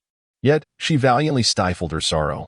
As a member of the main family, even in her desire to weep, she felt compelled to retreat into the solitude of her blankets, rather than weep openly in public, thereby preserving her dignity. In her tender years, Hinata was imparted with wisdom by Hisashi. At the mere age of 7, the weight of expectations bore heavily upon her petite shoulders. Chapter 81. Bringing back a pack of cigarettes, Hinata. Hisashi was on the verge of articulating something to Hinata, but instead let out a sigh, regarding her with a gaze that spoke of helplessness. You must be weary, Hinata. Return home and rest. Father, I can continue training. Young Hinata had always struggled to convey her feelings. She mistakenly believed that her father had lost hope in her, which is why he denied her the opportunity to train. Please, go home, Hinata. You have already practiced for 10 hours today. Why not take a moment to play outside or purchase something? Hisashi retrieved a large bill from his wallet and extended it towards her. However, Hinata did not accept it. Instead, she bowed deeply in respect, her gaze gradually firming with resolve. Father, have I done something wrong? If there are shortcomings in my conduct, please point them out, and I shall amend my ways. Hisashi shook his head, choosing silence. The conflict between the main and branch families weighed heavily upon his heart, alongside the pressing concern of ensuring the survival of the Hyuga clan in a harsh world. The realities of society were fraught with challenges he had to navigate. He suddenly came to a realization. The adult world is filled with myriad frustrations, yet it should not burden a child. Abruptly, Hizashi's white eyes widened slightly as he regarded Hinata earnestly, placing his left hand gently on her shoulder and giving a slight nod. Go on, Hinata. Take a stroll, and, while you're at it, bring me back a pack of cigarettes. What are cigarettes? Young Hinata inquired with curiosity, her innocent face causing even Hizashi to falter in his explanation. They come in a square box containing slender sticks. Clenching his fist, Hizashi's gaze seemed to waver. Given Hinata's tender age, he was reluctant to lead her astray, but time was of the essence, and his craving had no remedy. Be good. The remainder will serve as your pocket money. Leaning down, ensuring no one else was around, he whispered in her ear. Yes, father, she replied. But isn't this a rather formidable weapon? This marks the first occasion on which Lord Hayashi has sought a favor from Hinata, and naturally, she is filled with determination. Hayashi presented Hinata with an empty box of Huazi cigarettes, offering a wry smile, reminding her not to make any mistakes in her purchase. The total sum amounts to 1,280,000, to be repaid over the course of a century. Within the Hyuga clan's ancestral grounds, in the Grand Hall, Sarutobi Hiruzen visited adorned in the Hokage cloak. On this occasion, his words carried a tone of command, rather than merely persuading Hayashi to concede. He was pressuring Hayashi to expedite the provision of the funds. He even sought to recruit ninjas from the Hyuga clan to fill vacancies within the Umbu. Although Hayashi appeared to listen quietly, internally, a tempest raged. Were it not for Sarutobi's presence, he would have thoroughly expressed his disdain for the man-S lineage. Hayashi maintained a calm demeanor, making it unmistakably clear in front of Sarutobi that he could not produce the requested funds. At that moment, Sarutobi narrowed his eyes. Having anticipated Hayashi's lament over financial constraints, had they not previously reached an understanding? Beneath the seemingly harmonious tone lay a hint of peril. Hayashi smirked inwardly. Yet his expression remained unchanged. I apologize, esteemed Hokage, but I truly have no funds available. The previously agreed sum is not accurate. Even if I were to liquidate the entire Hyuga clan's assets, it would not suffice. Indeed, it was my oversight. Yet I still hope the Hyuga clan can contribute a portion. Taking a deep breath, Sarutobi's gaze suddenly deepened. This is what you agreed to beforehand, Hayashi. Why do you now wish to renege? Or does the Hyuga clan no longer wish to serve Konoha with unwavering dedication? The conversation shifted abruptly. I have heard troubling news regarding the Uchiha clan recently. I wonder if, as the head of the Hyuga clan, you are aware of it? Who could have predicted that one among them would seek to obliterate the entire Uchiha clan? I hope you will train your subordinates well, ensuring that no second Itachi Uchiha emerges. The implication was clear. Contemplate the fate of the Uchiha and refrain from engaging in any actions that would be deemed inappropriate. At this juncture, Sarutobi displayed no restraint, launching a verbal assault and threatening Hayashi directly. Inwardly, Hayashi scoffed at the audacity. Is this the extent of your threats, Sarutobi Hiruzen? Is this your true face, hidden beneath layers of diplomacy? Yet, over the years, how many such instances had he orchestrated? Through the matter concerning the Uchiha clan, Sarutobi Hiruzen has once again found himself in a position of constraint, a scenario not unfamiliar to him. Each time this occurs, it is fair to say that he experiences a sense of helplessness. The intent of the third Hokage is abundantly clear. If you do not assist me, your fate will mirror that of the Uchiha clan. Thus, Hyuga Hizashi finds himself compelled to play the role of an obedient subordinate, wearing a mask of resignation. Had the compensation merely amounted to a few 100,000 or even 1,000,000, Hizashi might not have batted an eye, willingly relinquishing the funds to settle the matter.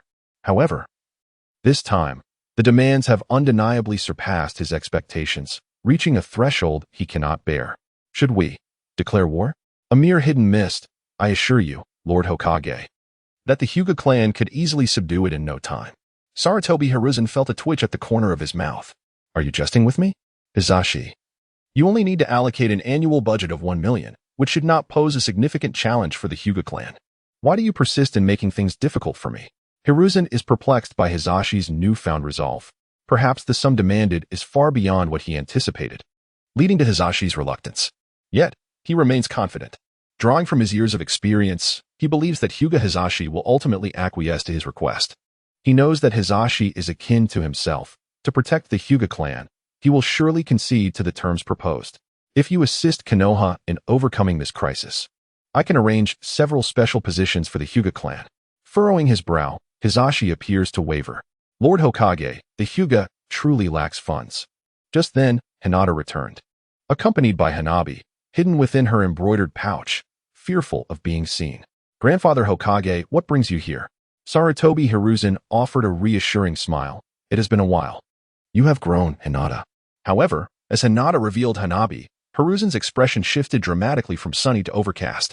Father, I have brought your Hanabi. At this moment, Hinata Hizashi, who was savoring his tea, inadvertently sprayed it all over the ground. Chapter 82. Forgive me, blue in the village of Rain Hidden, the streets appeared somewhat desolate, particularly after the rain, where only a few scattered souls wandered.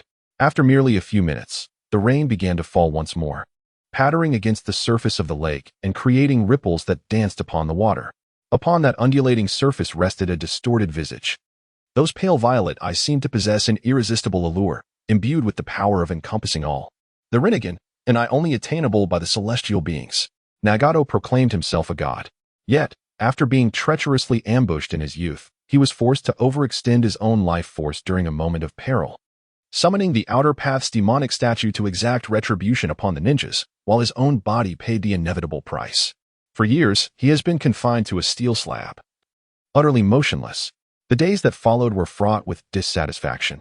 In simpler terms, he was rendered a cripple. Indeed, he felt as if he had become a mere shell of his former self, relying solely on those eyes and a black chakra rod to barely sustain his daily existence. He was unwilling to accept such a fate. He yearned for the entire ninja world to experience suffering. And that wretched individual. Zero, calm down. A girl with flowing purple hair said soothingly beside him, her eyes betraying a hint of concern. Ever since she learned of Lin Yu's actions, Nagato's demeanor had grown increasingly erratic, with his temper becoming disproportionately volatile over even the smallest matters, leaving him in a state of agitation. He was a god. No one should dare challenge his divine status. Yet, all of this had been shaken by a mere boy named Lin Yu. Here it comes. This target may pique your interest. Conan glanced at the new intelligence report. It spoke of a significant transaction originating from Konoha, seemingly instigated by someone, Lin Yu. Upon hearing this news, the orange-haired spiky-headed individual contorted his face in rage. However, in the next moment, with a sudden rush, a terrifying repulsive force erupted around him, causing the very ground to tremble. The entire surface of the lake appeared as if it had been violently shattered, unleashing boundless terror while continuously emitting waves of repulsion. Boom. This state persisted for a while, seemingly an outpouring of inner turmoil. The man ceased his release of energy, and his expression gradually regained a semblance of tranquility. In its place, however, emerged a chilling sensation. Where?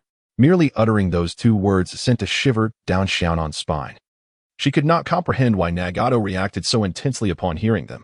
It appeared he was returning from Konohagakure to Kirigakure, and my associates had been closely monitoring his movements. Considering the time, he should be drawing near. Yet, this task has yet to be undertaken. Payne's gaze flickered. Within those eyes, which possessed boundless power, there seemed to be an eerie light pulsating incessantly. This is his long-cherished desire, to determine the outcome against Lin Yu. Why not engage? As long as he does not flee, I shall ensure that this time he returns with no means of escape. Xiaonan could not help but furrow her brows. An unsettling feeling lingered within her. It has been so long. The Shao organization has maintained a cold stance regarding matters pertaining to Lin Yu. However, Xiaonan's concerns extend beyond this. Given the passage of time, how much has his strength increased compared to before? Lin Yu, the power of devouring. Can one truly withstand it solely with divine eyes? As Lin Yu traversed the streets of Konoha, he had already prepared to depart. Lan, clad in a ninja uniform, maneuvered through the rugged paths, the tight fabric accentuating her figure. A gentle rain began to fall from the sky. At this moment, she trembled slightly, her exquisite features marred by tears that mingled with the rain. How could he leave? He had yet to teach me the three-body technique, and he chose to depart just like that? Is this disappointment? Suddenly, an umbrella shielded her from the rain that pelted her head. Filled with joy, Lan turned to find that it was not a familiar face. Return home, Lan. You are ultimately from different worlds. He hails from the hidden mist village.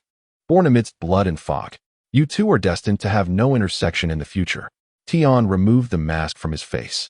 Although he harbored a dislike for that person, he dared not speak too radically in light of his sister. Aren't we also not from Konoha?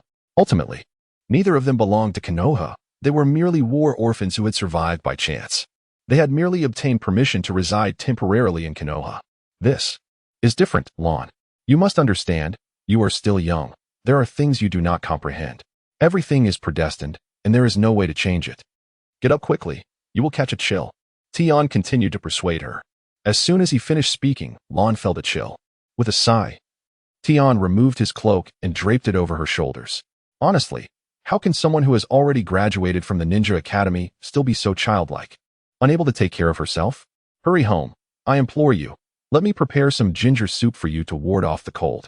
In your current state, you will certainly fall ill by tomorrow. He will return, one tee-hee. Lan Days murmured softly. Yet, the heavens offered no reply. For even they were uncertain of the answer to such a question. As the shadow of a village, unless compelled by pressing matters. Even if he were to revisit Konoha in the future, it would undoubtedly not be a frequent occurrence. At most, they would maintain their connection through letters. Who truly knows such matters? Yet, perhaps if not for the conflicting stances of both parties, heaven might have befriended him. After all, he fundamentally harbors no disdain for Linyu. However, in the realm of ninjas, who can remain unscathed? Each serves their own master, engaged solely in their respective dealings. The divide between Konoha and Kirigakure is an insurmountable chasm. Should they encounter each other again, they may very well find themselves as adversaries. Forgive me, Lan. This is the final occasion. Once adorned with the mask, Tian reluctantly rendered Lan unconscious, carefully cradling her in his arms. It was his first glimpse of his sister in such a state. Ah, the trials of a teenage girl. Tian shook his head, a smile unconsciously gracing his lips. A memory surfaced in his mind. If he recalled correctly, during his time in Kirigakure, he had heard Linyu refer to himself in a certain manner as the big brother-in-law. Was it mere coincidence? Yet, Tian paid it little mind. For he was a straightforward man, and the term big brother-in-law had yet to register in his thoughts. Chapter 83. Are you laughing at me? At this moment, Linyu was swiftly traversing the forest. The distance from Kirigakure to Konoha would typically require several days for an ordinary person. However, Linyu was different. His agility and stamina surpassed those of the average individual. What might take others 2 or 3 days, for him, was merely a matter of hours. Kirigakure is enveloped by the sea on all sides, and most must rely on boats for passage. After leaving the borders of Konoha, he found a small vessel and prepared to head towards Kirigakure. A clap of thunder echoed from the distant sky, startling even the boatman. It was his first encounter with such a thunderous sound. Perhaps rain is imminent, the boatman murmured. Dear guest, beware of the wind, steady yourself. At that moment, layers of paper began to unfurl in the sky, concealing countless lethal intentions, swirling and releasing like myriad blades. The paper began to coalesce from an unknown origin, gradually forming a chilling figure suspended in the air. Her body was flanked by wings crafted from the very paper, enabling her to hover gracefully above. An ethereal presence, akin to an angel. Konan, a core member of the Akatsuki organization. Countless sheets of paper continuously reconfigured around her, unfolding in a peculiar display. She exuded an air of cold elegance, standing motionless high above, gazing intently at Linyu. This path leads to nowhere. Merely uttering those 4 words seemed to precipitate a drop in the ambient temperature by several degrees. Even his exterior exuded an unmistakable chill. Observing the handsome man before her, she noted that although he did not lift his gaze, an inexplicable aura emanated from him, undeniably causing her to tremble. This individual, just how formidable has he become? Could the eyes of the divine truly be his adversary? Is there not one more person missing? Why not summon them all together? Linyu fixed his gaze upon the frigid woman before him and spoke in a low tone. How do you know so much about us? Xiaonan narrowed her eyes, seemingly unable to see through him. What do you truly know about our identities? In an instant, before Linyu could respond, countless pieces of paper detached from her form, swiftly encircling him. These sheets, composed of thousands of explosive tags, held the potential to obliterate that area with the slightest movement. How could he possibly be privy to this secret? Not even within the entire ninja realm was his identity known. Yet, from his gaze, Xiaonan discerned that he recognized pain and seemed to possess profound knowledge of him. Why do you possess these insights? Xiaonan commanded the explosive tags to whirl menacingly, their terrifying power unfurling gradually. The paper danced rapidly through the air. The ferryman, sensing the gravity of the situation, cast aside his oars and leapt into the sea, aware that retreating offered a slim chance of survival, while remaining would surely lead to demise. Choosing silence? Playing the part of a master? However, in the next moment, without hesitation, Xiaonan opted to detonate the explosive tags. In an instant, a cataclysmic explosion erupted around the vessel. Each explosive tag detonated without exception, giving rise to a colossal mushroom cloud that threatened to engulf the sea surface of that region. The sky appeared to be ablaze, with oxygen rapidly depleted, and the terrifying pressure caused whirlpools to form on the ocean's surface. The sheer force of thousands of explosive tags was unimaginable. Even Xiao Nen was momentarily taken aback, for this was her inaugural release, and she had not anticipated such overwhelming power. As she gazed at the vessel being consumed and torn apart by flames, she looked toward the horizon. Perhaps that man had already met his end amidst these vast waters. Yet, why did her brow continue to twitch? Instantly, an unsettling feeling lingered within her. Was it because everything had unfolded too effortlessly, leading her to feel a sense of disquiet? Although the potency of the thousands of explosive tags was not to be underestimated, why did she harbor such a sensation? Had he truly perished? The man who, in Xiao Nan's heart, could rival the divine, had he succumbed so easily? Everything arrived with such ease that it evoked an almost surreal sensation. Yet, in that moment, the embodiment of pain suddenly narrowed his eyes, and a subtle change crossed his countenance. His form materialized directly in the air above, adorned with a spiky orange hairstyle. Suspended in midair, and revealing segments of black chakra receivers across his face and body. Within his pair of renegade eyes resided a profound disdain for all existence. Possessing those eyes granted one the authority to scorn everything. Had he arrived too late, having just exchanged his physical vessel? Was he truly deceased? Conan's gaze flickered as she quietly nodded, only to swiftly shake her head once more. It was not until the sea lay still and devoid of ripples that Conan reaffirmed her nod. Why, oh why? Could he not have waited for my arrival before taking action? Payne chuckled, his figure suddenly erupting in laughter, a chilling sound that seemed to carry an eerie power, reverberating throughout the surroundings. Upon discovering that Conan had expended tens of thousands of explosive tags to vanquish him, Payne laughed yet again. This time, his laughter resonated even louder. Those who could be vanquished by the explosive talisman were hardly worth my effort. It seems we had previously overestimated his significance. That fellow was merely a man defeated by an explosive talisman, utterly worthless. After shattering the immense boulder that had weighed upon his heart, Payne felt an exhilarating sense of liberation, as if he had finally been freed. Well done. With this menace eliminated, the path ahead for Akatsuki would undoubtedly become much smoother. However, at that moment, Conan gazed at Nagato Payne with a hint of concern. She had never anticipated that Lin Yu's existence would have such a profound effect on Payne, transforming him into someone increasingly unfamiliar, almost unrecognizable. Yet, she dared not voice her thoughts. At this moment, Nagato Payne unleashed his repulsive force with unrestrained fervor, relentlessly harnessing this power to strike at the waves. His laughter echoed wildly, bordering on madness. Just then, Nagato Payne suddenly tensed, sensing an unsettling shift in the atmosphere. His expression changed dramatically. At that moment, a terrifying repulsive force surged from the ocean's surface, propelling Nagato Payne through the air. Repulsion. This is the power possessed by the renegade. Xiao Nan's gaze sharpened as she swiftly sensed that something was amiss. On the surface of the sea, a figure drew her attention once more. What are you laughing at? Lin Yu chuckled, a surge of force erupting from his palm, sending Payne, suspended in midair, hurtling into the clouds. Chapter 84. The man favored by the gods. Why? Why is he still alive? Xiao Nan stared almost vacantly at the figure standing on the horizon, from his face emanating an air of confidence. Yet, even if he could survive amidst the fiery tempest of thousands of explosive tags, there remained a crucial question. Doesn't he possess the renegade? Moreover, how could he wield repulsion? How could he send Payne flying? That last strike, Payne didn't he even manage to defend against it? With his reflexes, it seemed impossible for him to have failed to react. Could his repulsion surpass that of Payne?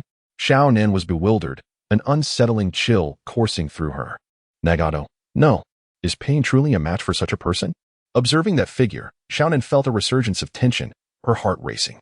At that moment, Payne, having been sent spiraling into the clouds, seemed to awaken from a dream. As he opened his eyes, his heart was filled with astonishment. Repulsion? He was drenched in cold sweat, realizing that this was no ordinary repulsion. It was a force that transcended his own. He clearly understood that although he had attempted to counter the last strike with his repulsion, his body had still been propelled away. Why was that? Only Payne knew the answer. This repulsive force has far surpassed his own capabilities, transcending even a single magnitude of strength. What could possibly be the reason behind this? Whence does this power originate? Does he possess the eyes of a deity? Or even the renegade that surpasses his own?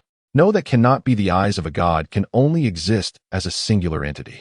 A flicker of astonishment crossed Pain's gaze, which ultimately spiraled into madness.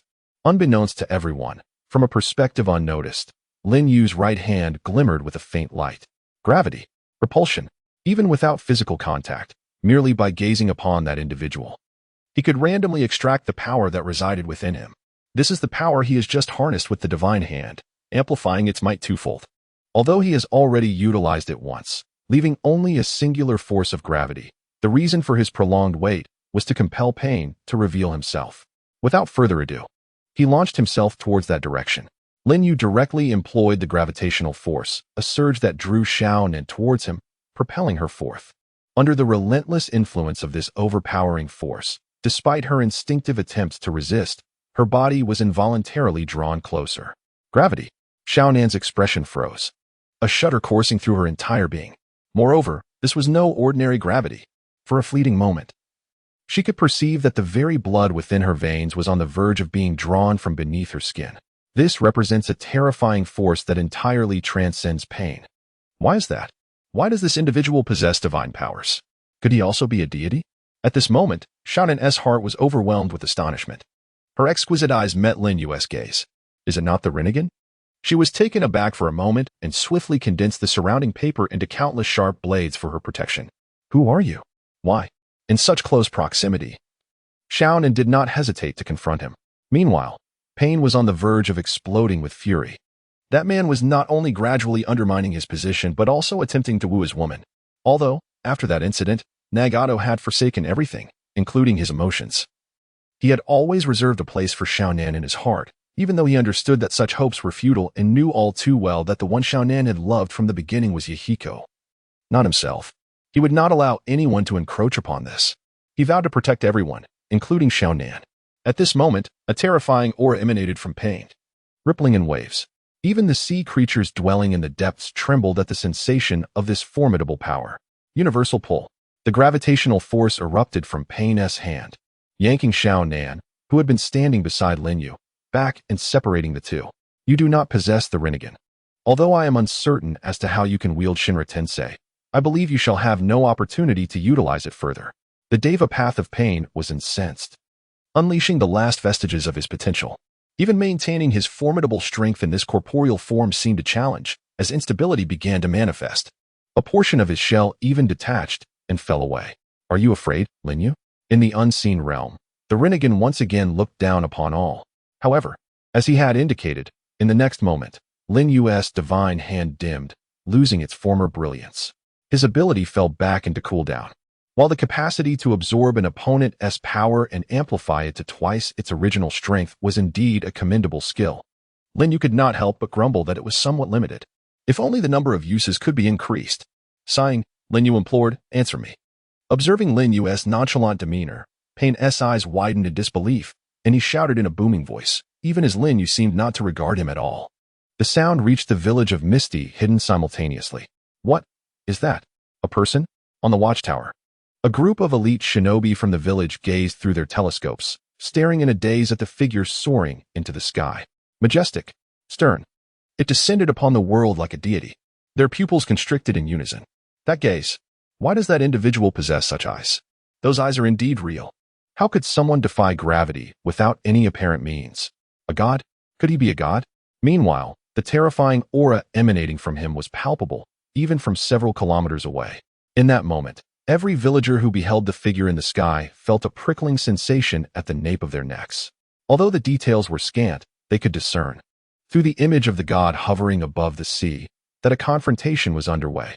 Could anyone truly stand against a deity? It was utterly terrifying. How could someone engage in battle with a being possessing such eyes? What manner of formidable existence was this? One claimed to be a god, while the other was a man favored by divinity. Only those who have experienced pain can comprehend true peace. It is through the cycle of suffering that peace can be born. Lin Yu simply observed the floating figure of Pain and waved dismissively. Enough, enough. Why so much unnecessary chatter? Chapter 85. The pitiful one in the eye of the reincarnation. In a fleeting moment unnoticed by Pain, a flash of red appeared in Lin Yu's eyes. Chakra surged within him, transforming him as if he were an entirely different person. What have you done? Pain. The Deva path was drenched in sweat. He could even perceive this subtle change. While others might miss it, his Rinnegan granted him the ability to see all, allowing him to detect even the smallest shifts imperceptible to ordinary eyes. In that instant, Lin Yu's combat prowess seemed to ascend to an entirely new level, instilling a sense of dread within Pain. What overwhelming might? Pain perceived the situation, yet he remained unresponsive. In the next instant, Lin Yu materialized behind him, delivering a powerful punch aimed directly at his torso, sending him hurtling away. With the activation of his celestial body and his inherently extraordinary attributes, he had ascended to a terrifying echelon of power. Even the repulsive force failed to react in time. The sheer ferocity of his punch landed squarely on the body of Pain from the Akatsuki. Strangely, despite his ability to nullify all, he found himself unable to withstand even this ordinary blow when faced with Lin Yu. He was directly struck from the heavens, plummeting into the depths of the ocean. The villagers of the Hidden Mist stood in stunned silence, their expressions frozen in disbelief. Even the members of the Kagaya clan began to scramble for the telescopes held by the Mist villagers, clamoring, "Let me see, let me see." After a tumultuous shoving match, they gradually discerned the figure responsible for the divine fall. This signifies that the man's power has transcended even that of the divine. To surpass the divine? Merely contemplating this incites a profound sense of dread. Upon fully discerning that figure, the ninjas of the Kagaya clan were left utterly astounded. The man who vanquished a god was none other than their esteemed leader, the ruler of the entire Hidden Mist, the fifth Mizukichi, Lin Yu. What does this imply? With just a mere glance, he sent the Deva path Pain plummeting to the ocean's depths, though the abilities of the Rinnegan extend far beyond this. Could such a dismal state truly be real? Conan wavered, for she had just moments ago rubbed her eyes in disbelief. She had thought this was but a dream. Yet, it was anything but. It was strikingly real. No, it cannot be. The tumultuous waves crashed upon Pain, simultaneously shattering the last vestige of his inner defenses. Pain clasped his hands together. He could no longer endure this humiliation. Shinra Tensei, feel the agony, Lin Yu. That terrifying gravitational force caused even the ocean itself to tremble. Drawing in massive stones and rocks lying at the seabed, as well as ancient fossils that had rested there for millennia. Crabs, grouper fish, and even electric eels inexplicably emerged from the air, all inexorably moving toward a singular direction. That colossal sphere was stripping everything in its vicinity away. The pressure was unbearable. The dreadful pull surged toward Lin Yu. This is a terrifying force, one that even Lin Yu's own body begins to be gradually drawn towards. However, upon seeing that familiar smile on Lin Yu's face once more, Pain was momentarily stunned. What is he doing? Not only is he resisting this gravitational pull, but he is also running towards that orb. Witnessing this scene, Pain was utterly bewildered. A madman, an unequivocal lunatic. Suddenly, as Lin Yu was nearly entirely attracted to the orb, he gently waved his hand towards it. In that instant, Pain's pupils constricted sharply. Merely a wave. Yet it contained astonishing pressure, an essence of sword intent from the Grand Sword Master. No sword was even necessary. With his hand as the blade, he could cleave through all things. Indeed, under the enhancement of the immortal body, although the Grand Swordmaster's sword intent had only a 9.03 unlock rate, it managed to elevate its efficacy by an additional 2 or 3%. What has he done? Pain exclaimed in astonishment. With just a single wave, he severed that orb in two, and it could not be restored? How was that possible? The meteor descended once more, and countless stones fell, striking the surface of the sea and stirring up towering waves. The power of a god? Even Conan was inadvertently taken aback, her violet eyes now brimming with shock. Of course, her remark was not directed at Pain. It seemed as though Lin Yu was the true deity, while Pain was merely a second-rate pretender masquerading as a god. In another swift motion, Lin Yu descended rapidly, propelled by gravity. Once again, a terrifying punch surged forth, unleashing a cascade of tumultuous waves upon the sea. Time and again, strikes resounded, stirring up monstrous tides. What appeared to be an ordinary blow, devoid of remarkable technique, had inexplicably brought the formidable Pain of the Six Paths to such a precarious state. Each punch seemed capable of shattering Pain's very being. Even with the support of a chakra receiver, his form appeared feeble and ineffective. At that moment, Pain's body was on the verge of disintegration. With only a few remnants of chakra receivers barely sustaining his movements, it was evident that continuing the battle was an impossibility. In this battered state, he could not even execute a simple Shinra Tensei. Speaking became a struggle, his words muddled and unclear, as if the chakra receivers had been damaged. He was consumed by rage, yet simultaneously felt utterly powerless. The control over pain had become exceedingly difficult. The last vestiges of connection were on the brink of severance. Nevertheless, pain remained resolute, lifting his gaze slightly. Even in such a dire predicament, he maintained an air of divine arrogance. This is the confidence bestowed upon him by his eyes. Yet now, the once unwavering certainty within him has wavered slightly, his gaze even betraying hints of insecurity. In the final moment, Lin Yu refrained from striking. He and Tendo Pain severed all ties completely. His body once again sank into the depths of the sea. At this moment, in a secluded mountain, atop a century-old tree within a suspended wooden cabin, a red-haired man, whose body was adorned with bones, possessed an empty stare. As he coughed up blood, the excessive use of his eyes had once again taken a toll on his body. Relying solely on the test tubes attached to him for survival, he found himself devoid of composure. Those eyes were his only source of confidence. However, with the arrival of a certain individual, his confidence began to erode once more. Lin Yu, one day, I shall stand upon your head and declare who the true deity is. Chapter 86. A temporary calm. Go ahead. I will not kill you. You will come to regret this. Xiaonan squinted, speaking coldly. The surrounding paper scraps danced away in the wind, and her figure once again vanished into the sea. Gradually, peace returned to the world.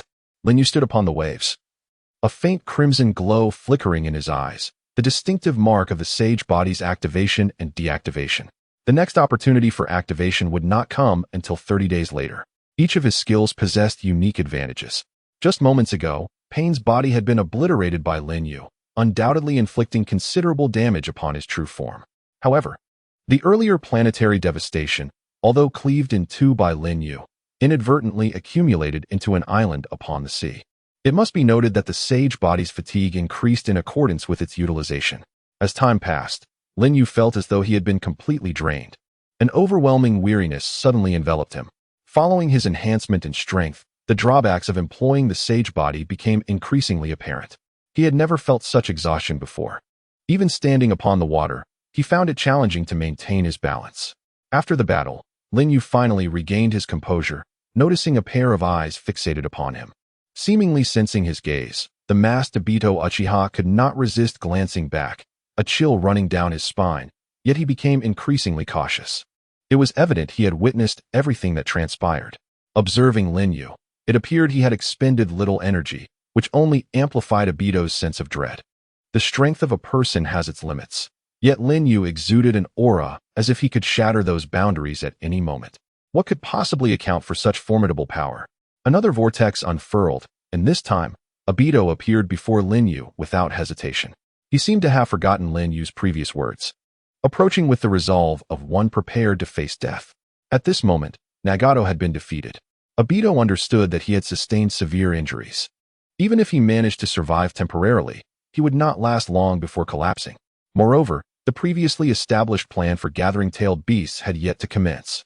Relying solely on his own strength, he could not carry out the forthcoming actions.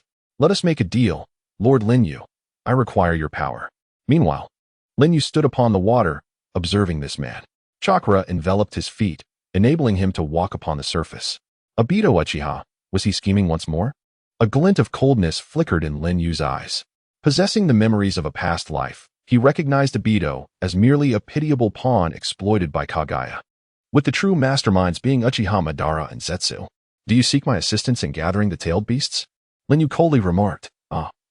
Nothing can escape the astute and formidable Lord Lin Yu. Although Obito appeared to have a cheerful demeanor on the surface, it was merely a facade, concealing a tinge of fear within his heart. This individual possesses an extraordinary strength that defies the heavens, and he has even grasped the forthcoming plans of Obito with remarkable clarity. One might attribute his intelligence network to an extraordinary capability. However, it seems more akin to possessing the ability to foresee the future. Could it be an exceedingly rare bloodline limit? The masked man scrutinized Lin Yu once more, his expression darkening as he mused silently. Yet, aside from the faint glimmer emanating from his eyes, Uchiha Obito found nothing particularly peculiar. If Lord Lin Yu could assist me in collecting the tailed beasts, I would, in return, present you with an Eye of the Sage, imbued with formidable power, the Rinnegan. Surely, you must desire such a gift? Not at all. The response was succinct, delivered with remarkable swiftness. This once again plunged the masked man into a state of dismay. Indeed, not everyone yearns for the eye of the sage, particularly in the presence of absolute power, where those who surpass even the gods have little desire for such an eye. In the face of overwhelming strength, all additional possessions seem frivolous and devoid of value. I advise you to abandon any thoughts of the tailed beasts, unless you wish to vanish completely from this world. Otherwise, heed my words. The fourth great ninja war was ignited for this very reason. This elucidates the reason behind Lin Yu's arduous endeavor to resurrect the Uchiha clan from the depths of despair. Had he aligned himself with the masked man from the outset, he would have never intervened to save the Uchiha. He harbored a desire to prevent history from repeating itself, coupled with an ominous premonition. Initially pondering where to locate this individual, Lin Yu found it fortuitous that the person had sought him out. Thus, he decided to be forthright about the matter. The threat emanated from a formidable force. Nay, it was indeed a divine threat. After witnessing Lord Lin Yu's overwhelming prowess in vanquishing pain, the designation of a divine threat is hardly an exaggeration, especially for Uchiha Obito. It was evident that Obito possessed no capacity to resist Lin Yu at that moment. Alas, Obito's plans had been thwarted. Who would have thought that even the eyes of a god could not capture your attention? What, then, do you truly yearn for? Moments later, shrouded in silence, Uchiha Obito once again submerged himself into the black vortex. Lord Lin Yu has returned. In an instant, this news undoubtedly invigorated the entire Hidden Mist village. Even the elusive Terumi Mei, who is seldom seen, came forth to extend her welcome. Joyous celebrations ensued, and meat was roasted in abundance. During this period, the Hidden Mist village could be considered a realm of tranquility. The pressing matters concerning the Uchiha clan had been thoroughly resolved, although a few troublesome individuals remained unaddressed. It was permissible to set those aside for the time being. The Rinnegan, indeed, possesses an allure that is utterly captivating. Its bizarre ocular techniques are enough to baffle the mind, transcending even the powers of the Sharingan. Lin Yu had, at one point, wavered in his resolve, yearning to possess such eyes. However, not everyone is destined to wield them, for the acquisition of these eyes entails grave consequences for one's physical well-being. Take, for instance, the copy ninja Kakashi. Lin Yu felt that it was the Sharingan that ultimately led to his downfall. Originally, he could have steadily risen to become an exceptional ninja through sheer diligence. Although he is gradually achieving that status now, he remains unaware that his potential could have surpassed even that of the legendary Hiruzen Sarutobi. Presently, however, he finds himself lacking in both accomplishment and recognition, with his chakra reserves barely sufficient to sustain 3 uses of lightning release. While it is true that the Sharingan afforded him considerable advantages, such as the ability to discern and replicate an opponent's hand seals, he was never truly one of the Uchiha clan. The glimpse he caught of the Uchiha's supreme ocular power was but a mere fragment, and merely maintaining its function drained a significant portion of his chakra. Chapter 87. The island rising from the sea. The tremendous commotion in the Hidden Mist village undoubtedly captured the attention of the 2 great ninja villages, particularly for Konohagakure. The scouts from Kumogakure were left wide-eyed upon witnessing the sudden emergence of an island from the sea. Surely, this should be a stretch of ocean. How could we possibly have miscalculated our position on the map? Here lies an immense disk, with the ground exuding a foul stench that evokes profound discomfort, particularly as a group of individuals set foot upon this land. Their astonishment upon discovering a crab ensnared in the soil was palpable, rendering them momentarily speechless. Extracting the crab from the earth revealed only a portion of its body, the center brutally cleaved in two with a sharp edge. Such sights abound, with the air thickened by the putrid odor of decaying marine life permeating the surroundings. Was this truly once a vast expanse of sea? What events transpired here? This scene undoubtedly struck terror into the hearts of all present, with some individuals' pupils quivering and their gazes becoming vacant. Be cautious. After all, this is still the realm of the Hidden Mist, and one must exercise utmost prudence when engaging in ninja activities, a man with piercing eyes proclaimed emphatically. It seemed as though he could sense the remnants of chakra lingering in the air. Such a formidable chakra, merely a vestige, still exuded an overwhelming presence. Almost everyone found themselves unable to suppress their thoughts about the events that had transpired here. The enormous meteorite, suspended high above, had inexplicably vanished overnight. If this feat were indeed within the realm of human capability, it would be utterly terrifying. Who possesses the power to accomplish such a thing? To conjure an island from nothingness would not be an exaggeration to attribute to a deity. Furthermore, what connection exists between this suddenly emerged island and the colossal meteorite? It is imperative to promptly inform Lord Rakich. Dark currents swirl beneath the surface, heralding the impending eruption of a hidden storm. At this very moment, the team dispatched by Konoha has arrived at this location. Kakashi, having removed his mask, appears utterly astonished. This mission, classified as an S-rank task by Sarutobi Sasuke, involves investigating the mysterious occurrences on the surface of the sea. He witnessed an extraordinary sight, an island rising abruptly from the ocean's depths. However, as a seasoned ninja, he discerned the remnants of past battles that had transpired here. Each scar left behind evoked an overwhelming sense of dread. This was particularly true when Kakashi stumbled upon a rotting carcass of a fish, mercilessly severed in two.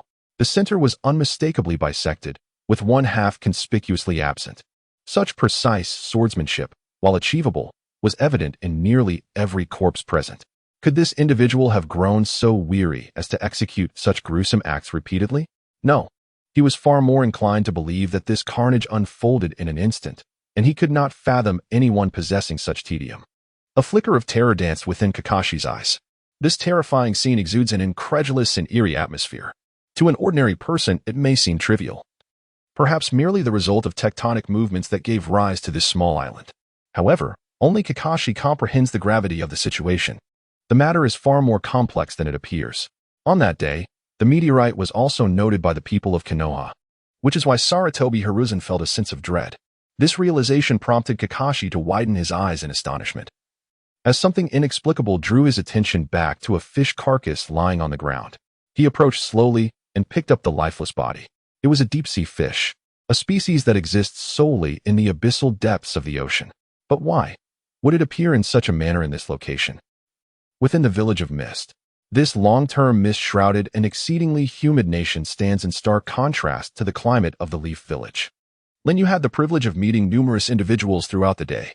Though physically present in the Leaf Village, his thoughts remained tethered to the Mist Village. After all, it is the village under his jurisdiction. As the leader of a village, he could no longer shift responsibility onto Zero as he once did. To put it eloquently, his mindset has evolved. Previously, he was singularly focused on the enhancement of his strength, lacking a deep sense of belonging to the happenings of the village. However, the Mist Village is his true home, as this body he inhabits originates from there. The two individuals he was about to meet were distinctly different. One was clad in a form-fitting deep blue outfit that showcased her nearly flawless curves to perfection. Her orange hair cascaded down to her waist, while wisps of bangs gently obscured her right eye, creating a uniquely enchanting half-profile. She appeared to be around 27 or 28 years of age. Aside from her slightly advanced age, there was no doubt she was a beauty. Lin Yu recognized the person standing before him at first glance.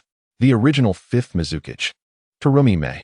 Indeed, had she not been herself, as a ninja possessing a bloodline limit from the hidden Mist Village, she would have long since incited the insurgents, rallying a group of Mist ninjas capable of contending evenly with Yagura. Accompanying her was a middle-aged man, exuding an aura of profound wisdom, undoubtedly possessing two bloodline limits. Terumi Mei was also a prodigious ninja, second only to Hate in her potential to succeed the position of Mizukage. For years, due to her resistance against Yagura's reign of blood, she had remained in a state of constant tension. One could assert that this moment was the most relaxed she had experienced in a long while. As for whether she would ascend to the role of Mizukage, Terumi Mei was indifferent. It was rather pleasant to have someone else bearing the weight of responsibility for her. However, her companion held a different perspective. What could have been a successful rebellion, elevating her to the status of Mizukage, had been thwarted by a single individual, rendering her prior efforts futile and transforming them into mere illusions. "Oh, Terumi Mei, how may I be of service to you?" "Goodness, Hate, you still maintain such formality?" Terumi Mei replied with a playful smile, her lips curving gracefully. "Since your appointment, I have yet to witness your elegance. Seeing you today, you are indeed striking." A smile lingered on her charming face.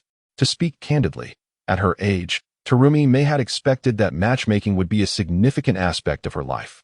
Rather than occupying the position of Mizukage, inundated with reports and affairs that left her dizzy. Had there been anyone else in the hidden mist at that time, she likely would have shunned such responsibilities. It must be said that Hiate's presence had alleviated many of her burdens. Thus, her visit today served two purposes. First, to express her gratitude to Hate for rescuing the hidden mist and dismantling Yagura's oppressive reign, restoring prosperity to the village, and second, to thank him for sparing her from numerous obligations. Chapter 88. The Clumsy Byakugan. As she concluded her thoughts, Terumi Mei's tone inadvertently carried a hint of allure. Women of this age often possess the most captivating allure. In the depths of Mei's eyes, there lies a profound admiration. The mere glance between her elegantly crossed legs evokes a flurry of thoughts, a siren. This term has always been employed to describe such women. However, unbeknownst to her, a spark of interest began to kindle for the man seated before her, the one occupying the position of water shadow. The reason she refers to him as a man rather than a boy is that Mei perceives no trace of childishness within him. Instead, it is his maturity and composure that render him appealing. What am I contemplating? He is, after all, over a decade my junior, Mei mused quietly within herself. It must be said that women are often prone to flights of fancy in such matters, especially upon encountering someone as youthful as Lin Yu. She could not help but swallow hard. Indeed, anyone would feel their heart flutter. There is no exception to this. His exquisite visage, even if devoid of remarkable strength, or if he were merely an ordinary person rather than a water shadow, possesses a charisma potent enough to ensnare many. Moreover, Lin Yu, despite his youth, has already achieved such great accomplishments. He has attained status, and he wields power. Undoubtedly, a man like this is bound to thrive anywhere. Merely from their first encounter, Mei found herself utterly captivated, even contemplating without hesitation the idea of returning home with him to start a family. Enough of this infatuation, let us discuss more pressing matters. Behind her, a middle-aged man with an eye patch over his right eye spoke in a hushed tone, filled with uncertainty. Qing, Mei's trusted confidant, had once been among those on Konoha's most wanted list. Beneath the eye patch, though it appeared shrouded in mystery, Lin Yu, armed with memories from his past life, recognized it as the Byakugan he had acquired from the Hyuga clan during the Third Great Ninja War. At that moment, the veins beneath the mask began to throb, indicating his intent to utilize the Byakugan. No, it should be said that he had already activated it. Lin Yu merely cast a fleeting glance, his expression indifferent. For the sake of Mei's honor, he did not pay it much heed. Yet, in that instant, Qing recoiled a few steps, stumbling and collapsing to the ground. His eyes filled with terror. His mouth hung agape, as if he had encountered some horrific entity. What on earth is happening? Mei instantly rose from her chair, her gaze falling upon the bulging veins on Qing's face, and she seemed to grasp the situation. However, she chose not to voice her thoughts. How could such a phenomenon exist? The meridians are so perfectly aligned, the flow of energy throughout the body utterly unimpeded. In the depths of his heart, Qing wrestled with turmoil. Initially, after consuming the cleansing elixir, Lin Yu's body was purged of impurities, resulting in an unprecedented clarity throughout his meridians. To the eyes of an ordinary person, this was undoubtedly a peculiar sight. His Byakugan could perceive this with astonishing clarity, his insight surpassing even that of the Sharingan. Indeed, there was no mistaking it. The reason for Qing's profound fear lay in the fact that he discerned perfect meridians within Lin Yu, a phenomenon he had not encountered in several decades. What did this signify? It indicated that individuals of such caliber often cultivated at a pace far swifter than others.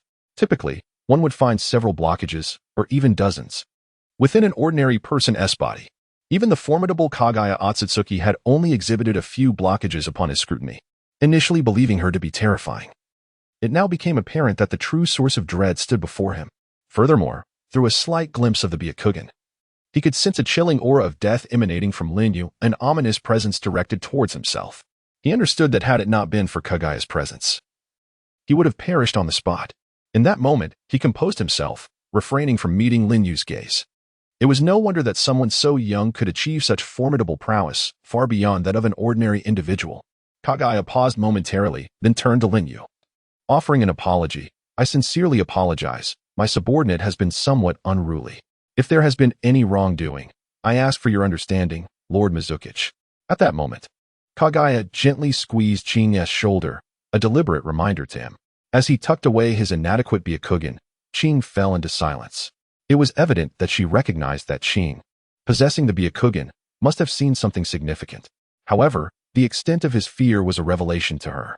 At this instant, Kagaya's mind was consumed by a singular thought.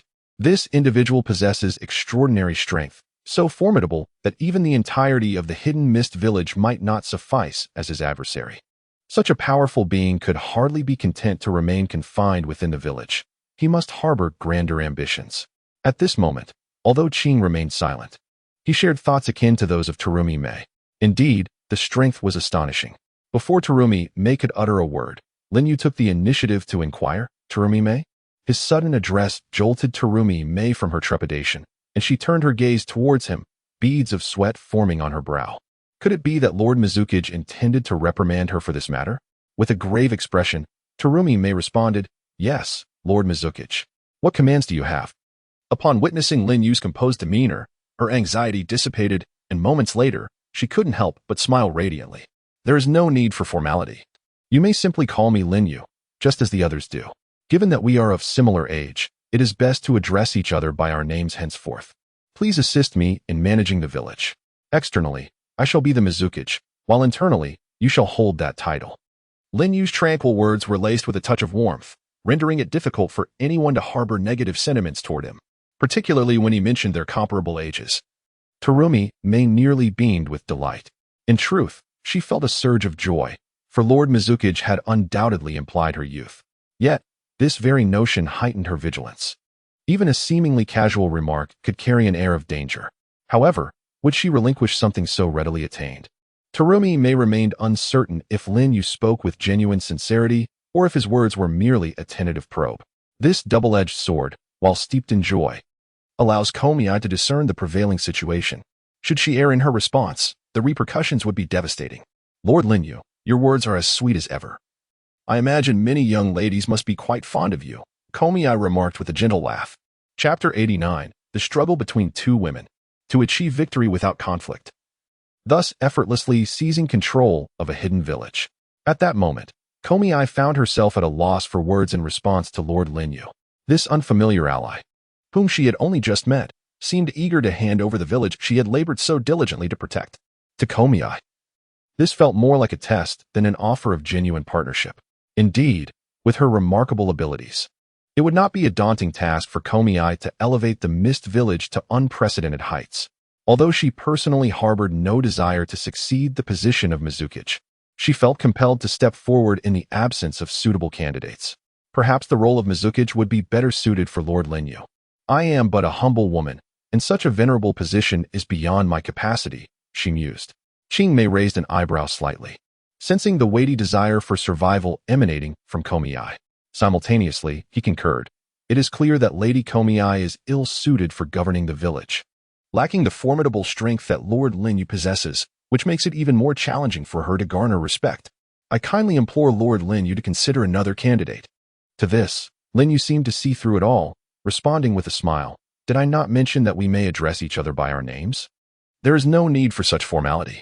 I have been away from the village for an extended period, and I fear that leaving everything to zero would overburden her. I had intended to invite you, and since you have come to seek me today, let us discuss matters openly." His admiration for Komiai was genuine. During the time of the 5th Mizukage, although Lin Yu resided in Kanahagakure, he frequently heard tales of her exploits.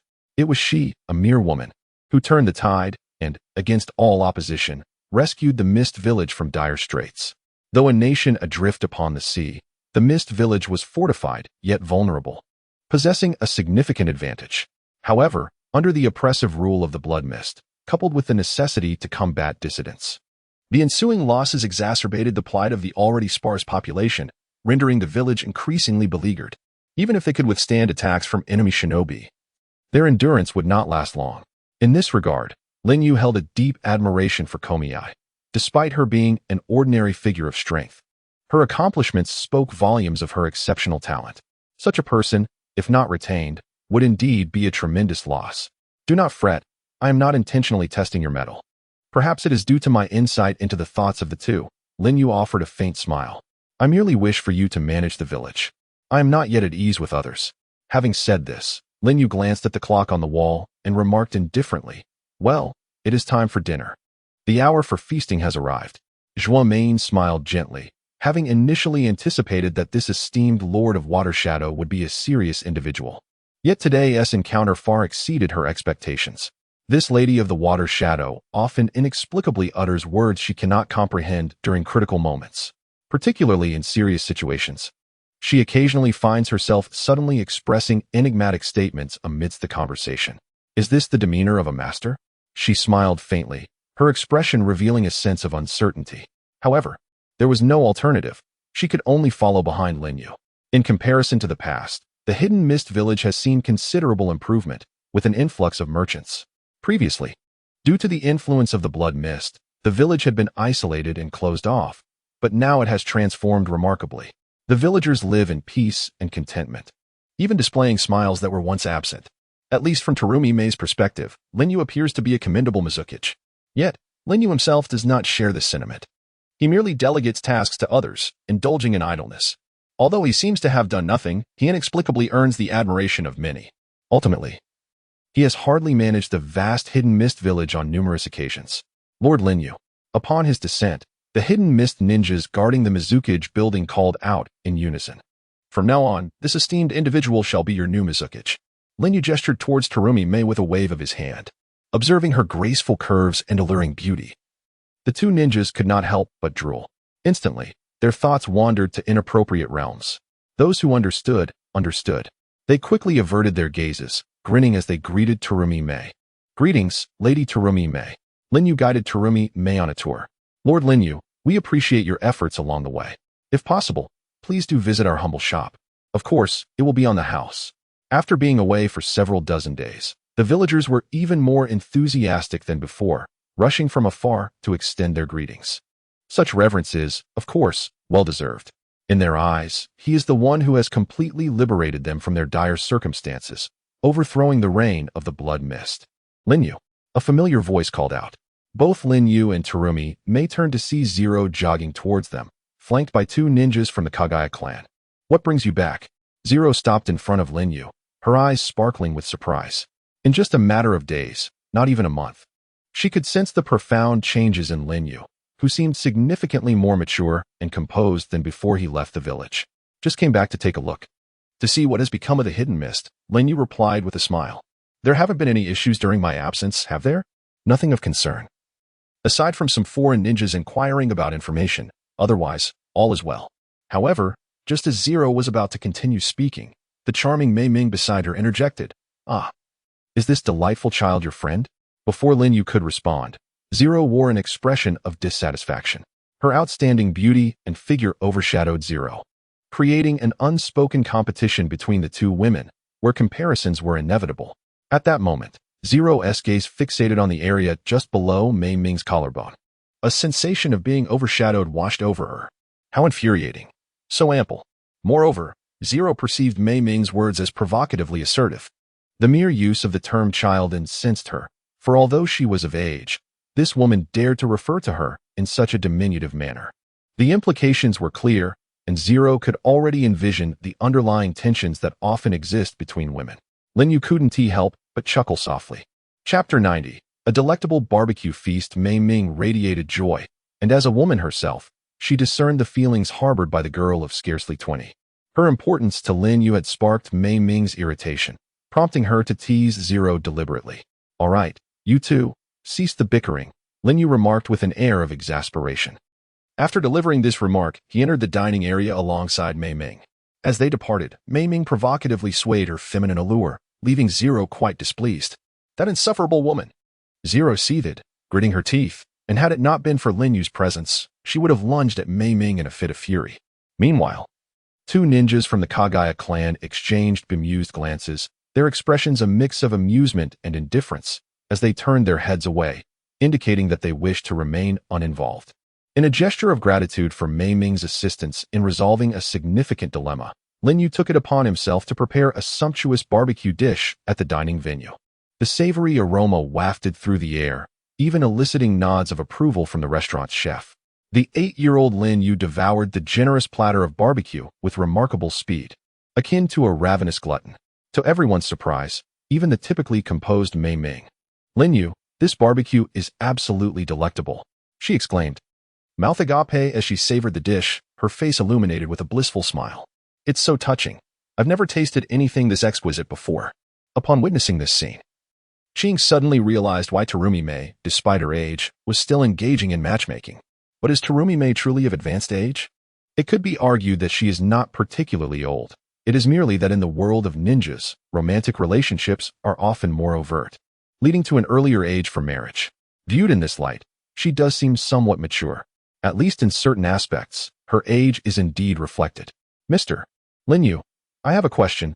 Terumi Mei could not help but inquire after devouring an entire piece of grilled meat. The remnants of grease at the corners of her mouth, illuminated by the sun, did not evoke any discomfort. On the contrary, they lent her an air of, "Why do you frequently leave the village for extended periods? Isn't it quite perilous out there?" Just the presence of bounty hunters alone must be enough to cause considerable concern. I have grown accustomed to freedom and detest the feeling of constraint.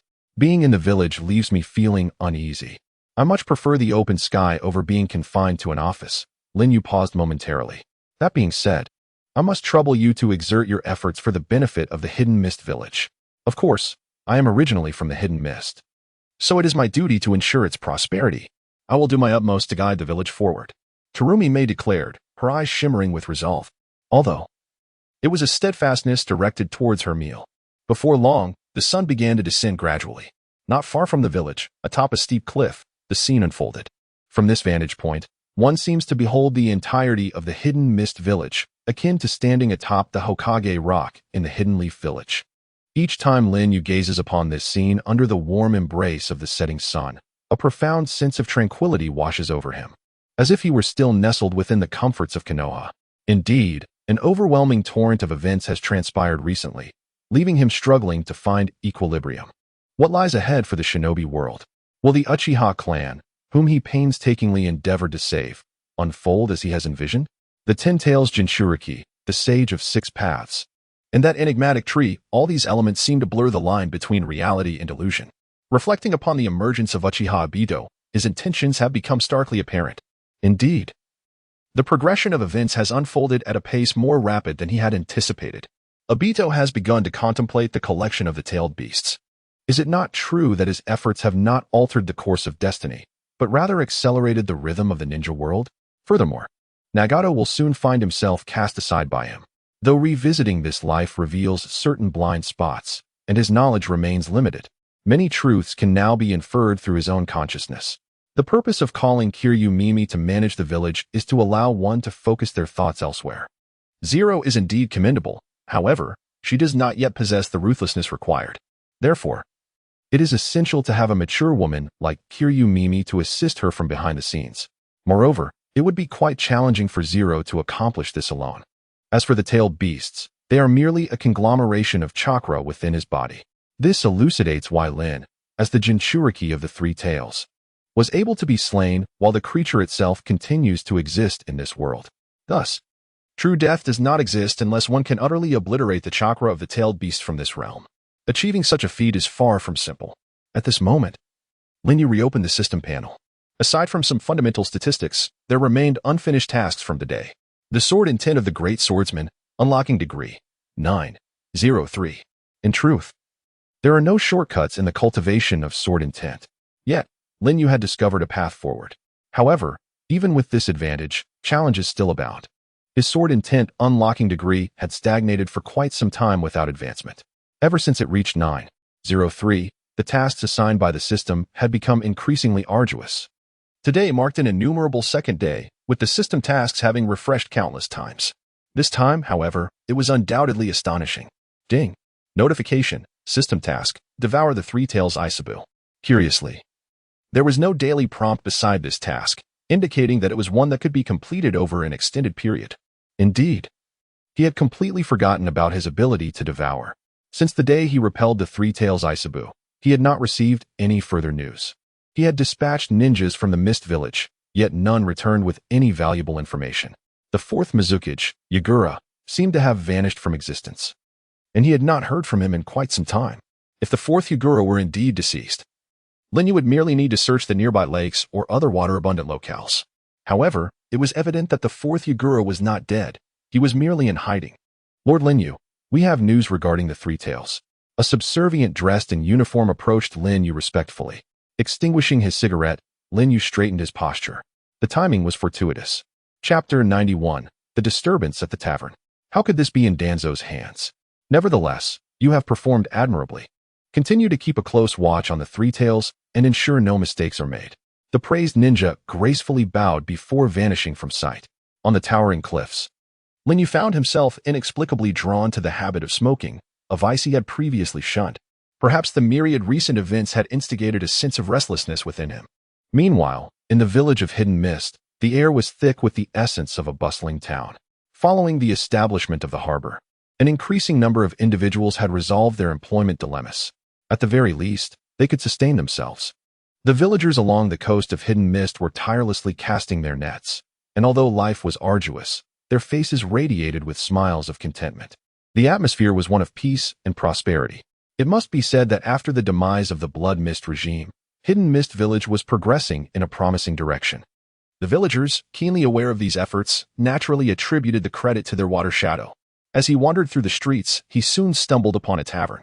Unlike others, the taverns of Hidden Mist were simply establishments for drinking, earnest in their purpose, devoid of any frivolous services. This place is predominantly a gathering spot for individuals from neighboring villages, with scarcely any local residents from Wuyin venturing here. The area is teeming with unscrupulous merchants and individuals distributing small cards, as well as those engaged in covert activities reminiscent of ninjas. Indeed, the majority of the populace here consists of lesser figures, with few elite shinobi wandering about. However, at this moment, a cacophony of footsteps echoed from outside the tavern. The individuals donned the garb of ninjas, adorned with the emblem representing the Hidden Mist Village. Indeed, they were ninjas from the Hidden Mist. Suddenly, with a resounding crash, the tavern door was violently thrust open. The intruders swiftly entered, transforming the establishment into a chaotic scene. All the merchants instinctively averted their gazes, fearing entanglement. This scenario unfolded repeatedly, a band of gluttonous ruffians. Hush! Lower your voices. These are the ninjas from the Hidden Mist. They might just rip your head off. Whispers echoed incessantly in the air. Some patrons were utterly bewildered by the unfolding events. Lord Yamada, as per your instructions, we have prepared the finest wines in advance. Hoping you will indulge in their exquisite flavors, a figure approached with utmost reverence. Excellent, tavern keeper. Upon my return, I shall certainly report to Lord Mizuki's, ensuring your establishment faces a reduction in taxes. The corpulent man swaggered into the tavern, followed closely by his subordinates. Ah, thank you for your kind words, my lord. I have also prepared a sumptuous feast. May I request your esteemed presence at the table? The tavern owner bowed and nodded respectfully. Very well. Bring forth the finest food and drink. The ninja, puffing on a cigar, cast a menacing glance around. Simultaneously, he fixed his gaze on Lin Yu's position, conveying that matters were far from simple. As anticipated, the sudden intruding ninjas began to interrogate the patrons within the tavern. They inquired about personal details, professional identities, and their reasons for being in the Hidden Mist. Ultimately, if they encountered anyone with questionable backgrounds, they extorted a sum of money. Fearing Yamada's authority, most complied and paid up. Soon, it was Lin Yu's turn. Yamada, with a cigar in hand yet unlit, exuded an air of arrogance. From where do you hail? Yamada demanded loudly. Konoha, Lin Yu replied candidly without hesitation. His response ignited a fervor within Yamada, who nearly dropped his cigar in surprise. What? You are from Konoha? I shall have to scrutinize your identity further. Seize him and bring him back for interrogation by Lord Mizuki's. The surrounding figures instantly mobilized, encircling Lin Yu. Oh no, that man is doomed. Look at his shoulder. It bears the mark of A.J. Nin. The mark of A.J. Nin? Does that imply this individual is formidable? Formidable? A.J. Nin typically signifies the pinnacle of one's village's prowess. Just look at him. So young, yet already A.J. Nin. The atmosphere in the tavern shifted dramatically as the patrons suddenly turned pale.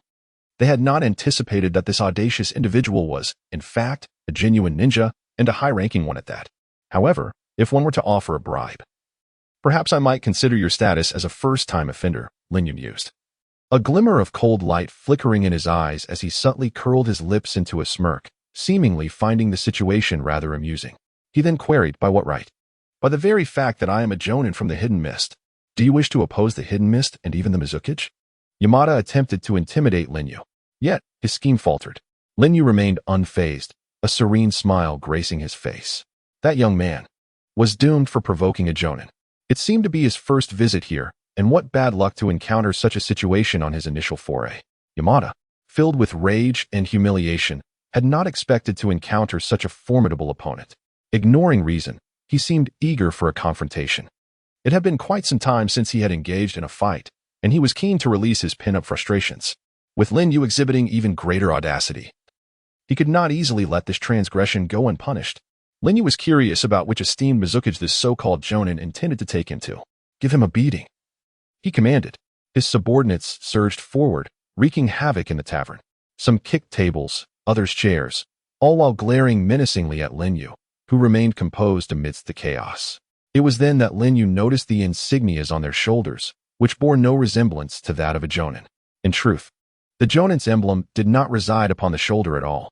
They were merely a band of ruffians masquerading in ninja attire, seeking to swindle food and drink. Alas, one could only wonder what they were thinking. Judging by their garb, they were likely not impoverished, and yet they chose to resolve matters with fists rather than finances. Youthful folly and ignorance of the world, ultimately failing to comprehend the power of a jonin. Meanwhile, the onlookers in the tavern regarded Lin Yu with a sense of bewildered ignorance. Only the tavern owner, wishing to prevent the situation from escalating further, stepped forward. Gentlemen, this young brother is new here and unfamiliar with the customs. Allow me to smooth things over for him. Money exchanged, he must also endure a beating. Yamada wore a triumphant smile, clearly intending to make Lin Yu pay. Yet, in the very next moment, every one of his subordinates was sent flying. This is... Yamada's pupils suddenly constricted tightly. Immediately, a sense of foreboding surged within him. Chapter 92, Dragged Out to Feed the Fish. Yamada's pupils shrank sharply. Following that, the anguished wails of his subordinates echoed painfully. While they were referred to as subordinates, they were merely Yamada's hired lackeys, donned in a few sets of ninja uniforms to bolster his presence. Now, they lay utterly immobilized, their bodies in a state of complete fracture. Moreover, several of them had suffered gruesome injuries, their flesh utterly shattered. Lin Yu's demeanor transformed, shifting from calm to one imbued with murderous intent. An ominous aura emanating from him without reservation. The atmosphere around him felt akin to standing at the edge of an endless abyss of hell, surrounded by a mountain of corpses. The overwhelming aura of death erupted violently. That kid, is he also a ninja? Such terrifying murderous intent. Yamada recoiled, his expression shifting dramatically. Not just him, but nearly everyone present felt it. Despite their numerical advantage, how could a mere glance incapacitate his subordinates so thoroughly? You are quite bold, daring to masquerade as a high-ranking ninja from the mist, engaging in such deceit. A subtle smile graced Lin Yu's lips. The air around him crackled with lethal sword intent. Damn it, why are you all just standing there? Hurry up and capture him. He is a spy from Konoha. If Lord Mizukage finds out, none of you will escape. Damn you all, move. Yamada growled through gritted teeth. Inside the tavern, no matter how he incited them, outside, no one was swayed in the slightest. Not long after, the tavern lay in disarray. Yamada knelt in despair on the ground, trembling violently like a dog, though it was evident that fear consumed him. No, please don't throw me into the sea to feed the fish. Yamada knelt, pleading for mercy, unable to meet Lin Yu's gaze. You claim to be a high-ranking ninja from the mist? Now you've reduced yourself to a cowardly wretch? Shouldn't you be wielding your kunai and challenging me once more? Lin Yu said coldly, devoid of any emotion on his face. Yes, you are right. I am but a dog, driven mad by the allure of money, I swear. If you spare my life, I promise, there will be no next time. In the face of Lin Yu's derision, he could only nod and bow repeatedly. Spare my life, and I shall serve you like an ox or a horse. A mere glance from Lin Yu was enough to instill an overwhelming fear within him. The once proud and illustrious Misty Hidden Shinobi now resembled a timid lapdog. This is truly the disgrace of the Hidden Mist. Perhaps if he had displayed a semblance of fortitude, Lin Yu might have regarded him as a man, maybe even spared his life. Yet, in his current state, he is utterly pathetic. He attempts to masquerade as a ninja of the Hidden Mist, but lacks any of the attributes befitting such a role. I beseech you, grant me mercy, and I shall acquiesce to any terms you propose. At that moment, a sudden influx of umbu shattered the existing commotion. Swiftly, a cadre of masked ninjas encircled the entire tavern, instilling a paralyzing fear in all present. Ha! You are finished, poor little creature. The elite of the Hidden Mist have arrived. Quickly, seize this fellow. He hails from Konoha. Capturing him will earn you great merit, and Lord Mizukage will reward you handsomely. As if grasping at a lifeline, the man desperately called out, scrambling toward the group of masked ninjas. Drag him out to feed the fish.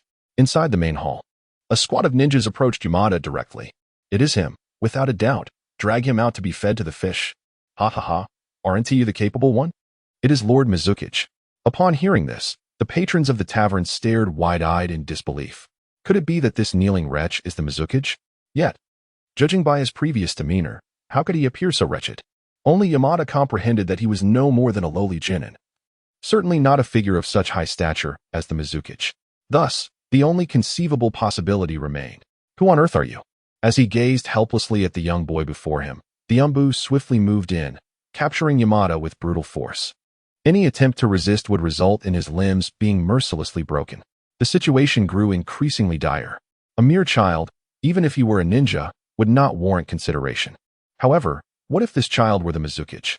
With a mere gesture, the Umbu brutally snapped his arm. Crack! Yamada emitted a pained cry, horrified to discover that he could no longer move his hands or feet, devoid of any sensation. His limbs had been shattered. He is the Mizuki's. Yamada was struck with extreme astonishment. The Mizuki's is but a child? Staring at the scene unfolding before him, Yamada was rendered speechless. In his mind, the Mizuki's should have been a towering, formidable figure, an intimidating bully beyond reproach. Yet, the individual standing before him had delivered a resounding slap to that perception. He is the Mizuki's? I cannot believe the Mizuki's is so young. Amidst the crowd, whispers floated in the air, directed towards the water shadow, with mockery accompanying their scorn. His transgressions were numerous, far too many to be encapsulated on a mere sheet of paper. Awaiting him was but a singular fate, death. Yet, he harbored a profound fear of mortality, dreading the notion of being dragged away to serve as sustenance for the fish. Even with his limbs shattered, the mere act of surviving in this world rendered him a subject of ridicule. But what did it matter? The very essence of existence was enough for him, a realization he had come to deeply appreciate. He could not fathom what wrong he had committed. Everyone feared death, himself included. Alas, misfortune had befallen him, inciting the wrath of a formidable entity, and the consequences were all too predictable. In the next moment, he and his companions were seized by the shadowy figures, taken away to feed the fish. Time swiftly passed, and before long, the better part of a day had elapsed. News in the land of mist traveled rapidly, and the events of that day reached the ears of many merchants without delay. Upon learning of the plight endured by the victim of the notorious tyrant Yamamoto, the economy of the land of mist began to experience an upward trend. An increasing number of merchants flocked to the area, drawn by the ideals of justice, courage, decisiveness, and authority. Lin Yu's persona was forever immortalized, becoming a figure of admiration among the villagers of the land of mist. Chapter 93. Return to the village hidden in the leaves in the forest. Lin Yu, Terumi Mei, and Zero gathered around a crackling campfire. Mei, savoring the succulent roasted meat, wore a look of sheer satisfaction. Pray tell, how did you hone your culinary skills? She inquired. Indeed, a man who could cook was highly esteemed. As Lin Yu deftly manipulated the flames with his fire release technique, he pondered the nature of his own appeal. Yet, judging by Mei's expression, it seemed he was held in high regard, at least as a token of gratitude. I must take my leave shortly, henceforth. I entrust the land of mist to you both, he declared. Are you departing so soon? Won't you stay a while longer? She asked, surprise evident in her tone. Nay, I have more pressing matters to attend to. Deep down, he understood that forcing himself to remain in the land of mist would only hinder his growth. A premonition stirred within him. In this fast-paced world, another turning point was imminent. He aspired to elevate his prowess to the next level. How is it that in such a short span of days, I feel your strength has surged so rapidly, Lin Yu? Zero remarked, his eyes reflecting astonishment as he gazed at Lin Yu, who had become a familiar presence, having spent ample time beside him. Zero's perception of Lin Yu was keen and discerning. Is that so? Perhaps you've had a bit too much to drink, Lin Yu responded with a chuckle. The power of devouring has become sufficient to rival any shadow-level opponent. In other words, at this moment, Lin Yu possesses strength beyond that of a shadow. However, the abilities Lin Yu possesses extend far beyond this. 3 days later, after registering at the border of the hidden leaf, before Lin Yu could even enter the village, he heard a cacophony of chaos erupting from a distance. A young boy with golden hair was once again leaving his artistic mark on the Hokage rock with a can of paint. Subsequently, he made a grotesque face at the approaching leaf ninjas with an attitude that was nothing short of outrageous. Damn it, Naruto. I shall inform Lord Hokage of your misdeeds, and you shall face the consequences. Huh, who's afraid of you? Even if you tell old man Hokage, it won't matter. Just then, his head collided with Lin Yu's abdomen. This mere impact produced astonishing results. Ding. Successfully absorbed 0. One of the Nine Tails chakra, acquiring the ability ice resistance of 60 points. Ding. Successfully absorbed 0. 2 of the Nine Tails chakra, acquiring the ability agility of 60 points. Ding. Successfully absorbed 0. 3 of the Nine Tails chakra, acquiring the Eye of Charm from the 6 paths of divine martial arts. The system's continuous notifications nearly overwhelmed Lin Yu's mind. Simultaneously, a faint purple trace flickered in his eyes. It was a newly awakened skill. The advantage of the Eye of Charm lies in its capacity to specifically counter those who utilize illusions. The stronger the illusion, the greater the counter-illusion. While the ability may appear modest, its true efficacy would only be revealed upon its application. To his surprise, merely bumping into Naruto allowed him to absorb such substantial benefits. Although it was only 0.6, it seemed insignificant, yet the extracted tailed beast chakra rendered the once vibrant Naruto suddenly drowsy, to the point where he was easily captured by the pursuing ninjas. Let us see you escape now. Come, we shall meet Lord Hokage. Though he had his thoughts, Lin Yu understood that he must proceed with his plan step by step. He was acutely aware of the reasons behind it. At the very least, he was certain that he would not have much interaction with him for now. However, as he made his way to the Hokage building, Lin Yu suddenly spoke up. Come out, there is no need to hide. He scanned the surroundings, and the visage of Uchiha Fugaku emerged momentarily before swiftly shifting back to that of a stranger. For safety, such precautions were necessary. Yet, since you have discovered my presence, I wonder if the Umbu will catch on. You have aided me. Now it is my turn to assist you. According to the intelligence I have gathered, Danzo will soon make a move against you. Lin Yu shrugged, responding with indifference. And so, what achievements could one expect from someone who cannot even confront themselves? A person who fled like a frightened puppy during the previous discussions. Even with Danzo's prowess, bolstered by Sarutobi Hiruzen, he remained unperturbed. He had leveraged the power of the Akatsuki. They may very well be keeping a close watch on you. However, if you remain within Konoha, you should be safe. Once you leave, you must exercise caution regarding this organization. It is said that every member of this group is an S-rank rogue ninja, possessing terrifying strength. S-rank rogue ninjas? Lin Yu was suddenly reminded of the events that transpired at sea that day. The proud Pain floated above the water's surface, arms outstretched, his gaze contemptuous of all. He mistakenly believed that possessing such eyes equated to possessing everything, which is why he was ultimately crushed by Lin Yu. From Lin Yu's expression, Fugaku gradually began to understand his meaning. After a moment of silence, a few words finally escaped his lips. Yet, disbelief lingered in his gaze as he regarded Lin Yu. Indeed, this young boy was far from ordinary. Even when facing Itachi, he had displayed astonishing prowess. However, that did not imply he could contend with so many dangerous individuals simultaneously. What Fugaku failed to anticipate was that Lin Yu not only engaged in combat, but utterly incapacitated Pain. Pain was left in ruins, without any capability to retaliate. Had Fugaku been present at that moment, his eyes would have likely widened in shock. A boy decades younger than himself possessed the power to challenge a deity. Although Lin Yu's expression hinted at the gravity of the situation, Uchiha Fugaku chose not to articulate it. The rumors concerning him had long since spread throughout the ninja world. Never mind, I merely wish to caution you, with your strength. It should be a trivial matter to handle. Lin Yu smiled faintly, deepening Fugaku's uncertainty regarding his true intentions. Is there any progress regarding the Uchiha matter? There has been little progress. The third Hokage still presents a lukewarm demeanor. In recent days, he seems preoccupied with some matters, becoming rather lax regarding the Uchiha situation. However, now that Itachi has defected from the village, I surmise he is powerless to act. At least for the time being, he will not trouble the Uchiha clan. As the leader of the Uchiha clan, he now appears somewhat humble in the presence of Lin Yu. Chapter 94. The third Hokage returns to collect his debts. He has returned, Lord Hokage. He has come to demand payment. However, could we perhaps delegate such matters to someone else next time? Half an hour later, in the Hokage's office, Kakashi made his appearance. The taste of deceit is hardly pleasant, and Kakashi is not particularly adept at lying. especially when faced with someone so formidable. It feels as though the very air is being siphoned from his lungs. Fortunately, Lin Yu ultimately harbored no significant suspicions. In response to Lin Yu's insistence for repayment, Sarutobi Hiruzen found himself at a loss. Thus, he could only send Kakashi to falsely claim his absence from Konoha. Hadn't he gone to the hidden mist to attend to matters? How had he returned so swiftly? Faced with Kakashi's probing inquiry, he finally lifted his gaze, their eyes locking in mutual scrutiny. In that moment, the entire Hokage office took on an eerie atmosphere. This issue indeed leaves Kakashi at a loss for words.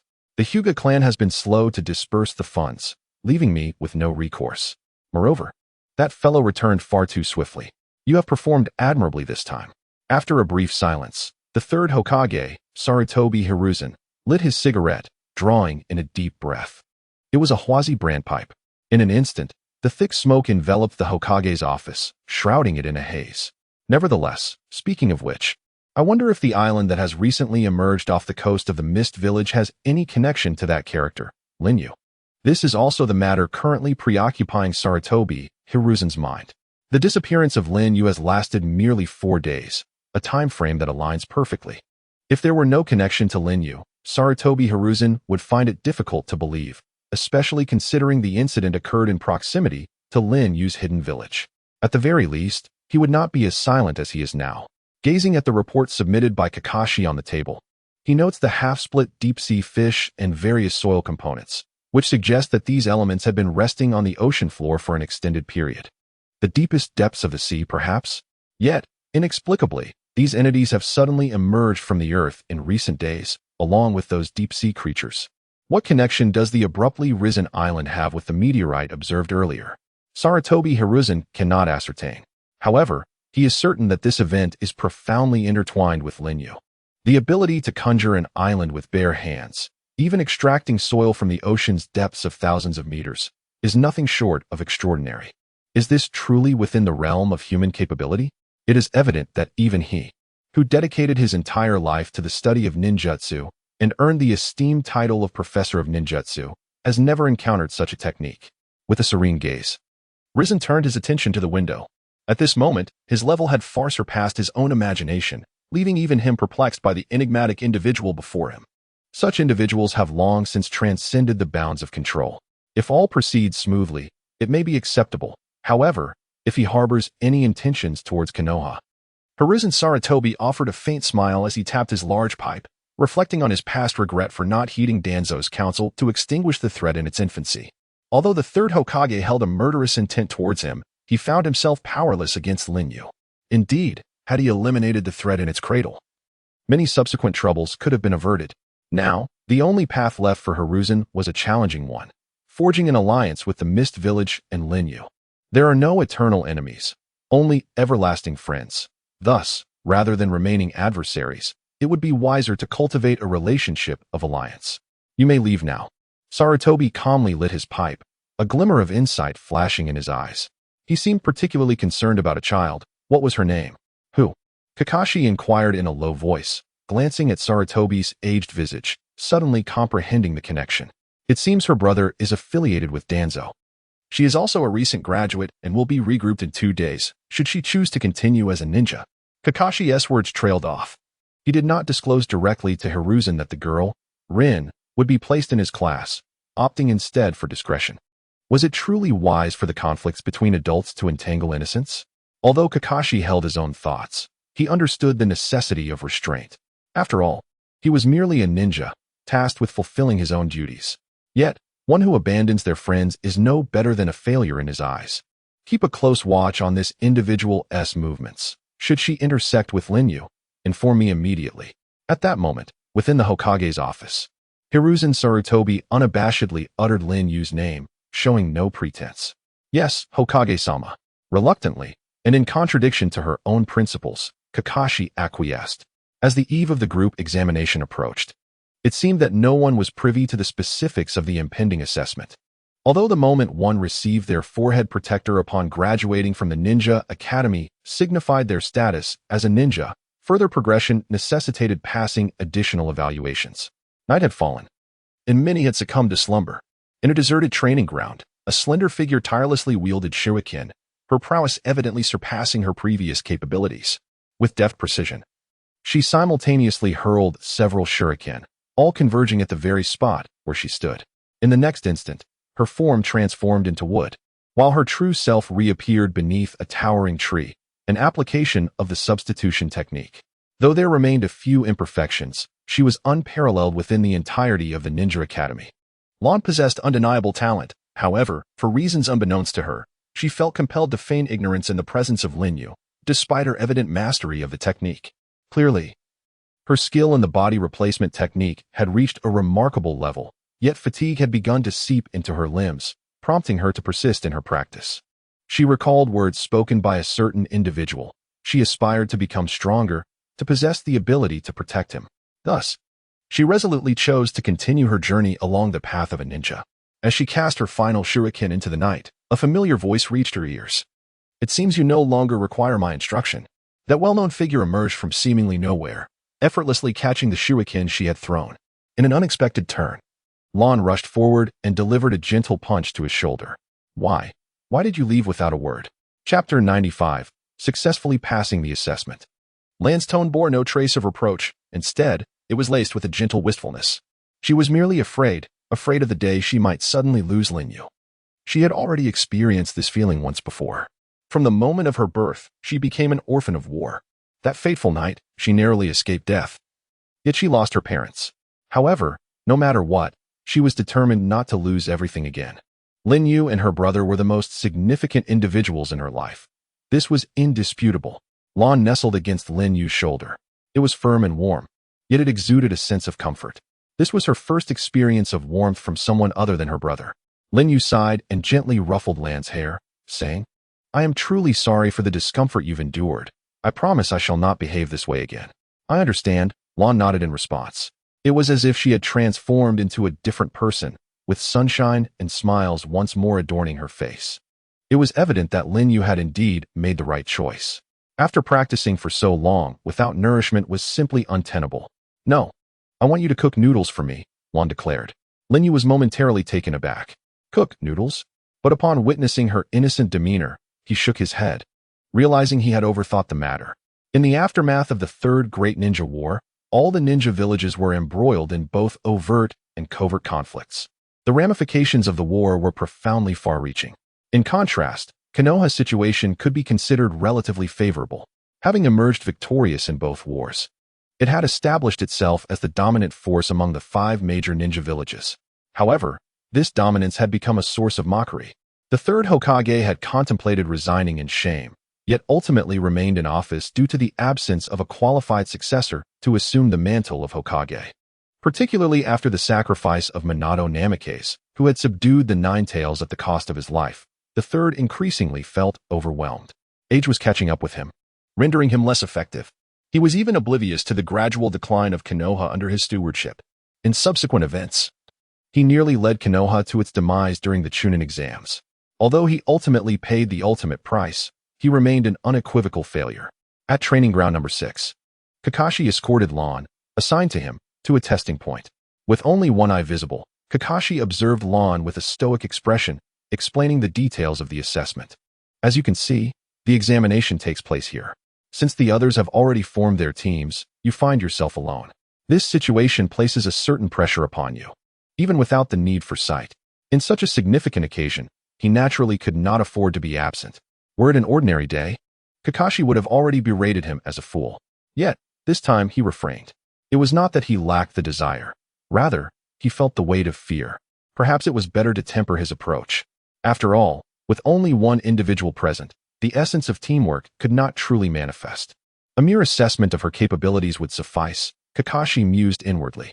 Of course, the reason for Lan's solitary assignment stemmed from the higher-ups' directives, the rationale behind which eluded his comprehension. Nevertheless, could one truly forge ahead without companions? A subtle pang of nostalgia stirred within him. Together with Obito and Rin, he had formed the Team Minato. His mentor was a renowned figure within the ninja realm, famously known as the Yellow Flash, who had achieved the remarkable feat of single-handedly repelling over 100 elite ninja. Alas, Rin perished. Obito also met his demise. Even his teacher was lost to him. As a fellow solitary soul, Kakashi could profoundly empathize with the loneliness that lingered in the shadows. To this day, he remained plagued by regret. Was it her unique status that precluded her from being assigned a team? Kakashi scrutinized the girl before him intently. Indeed, she did not hail from Konoha, and perhaps her connection to a certain individual rendered her unable to choose her companions. What a jest! Though his heart retained a semblance of kindness, regrettably, he seldom expressed it. While he felt a sense of injustice on Lan's behalf, it was an inescapable truth that no one could truly exist in isolation. Even he was incapable of such a feat. It was evident that Lan could only silently endure it all. How cruel it is for a 7-year-old girl. Enough of idle chatter. Let us begin the contest for the bells. Kakashi shook the bell at his waist. Strangely, unlike his loquacious self in previous years, he now spoke with remarkable brevity. Wind release, gale palm. Kakashi leaped onto a tree, his eyes filled with astonishment as he surveyed his predicament, rendered momentarily speechless. Much like Lin's technique, the blue palm of this girl fused an extraordinary amount of chakra beyond the usual requirements of the technique itself. This meant that through continual compression of chakra, its power was effectively doubled. Most importantly, this maneuver recalled a deep-seated fear within Kakashi. Thus, in that fleeting moment of distraction, he could only think of escaping. Yet, was this truly a feat achievable by one freshly graduated from the Ninja Academy?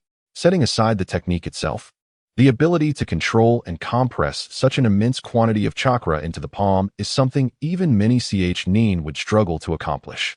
Yet here was this girl, achieving just that. Indeed, she was cut from the same cloth.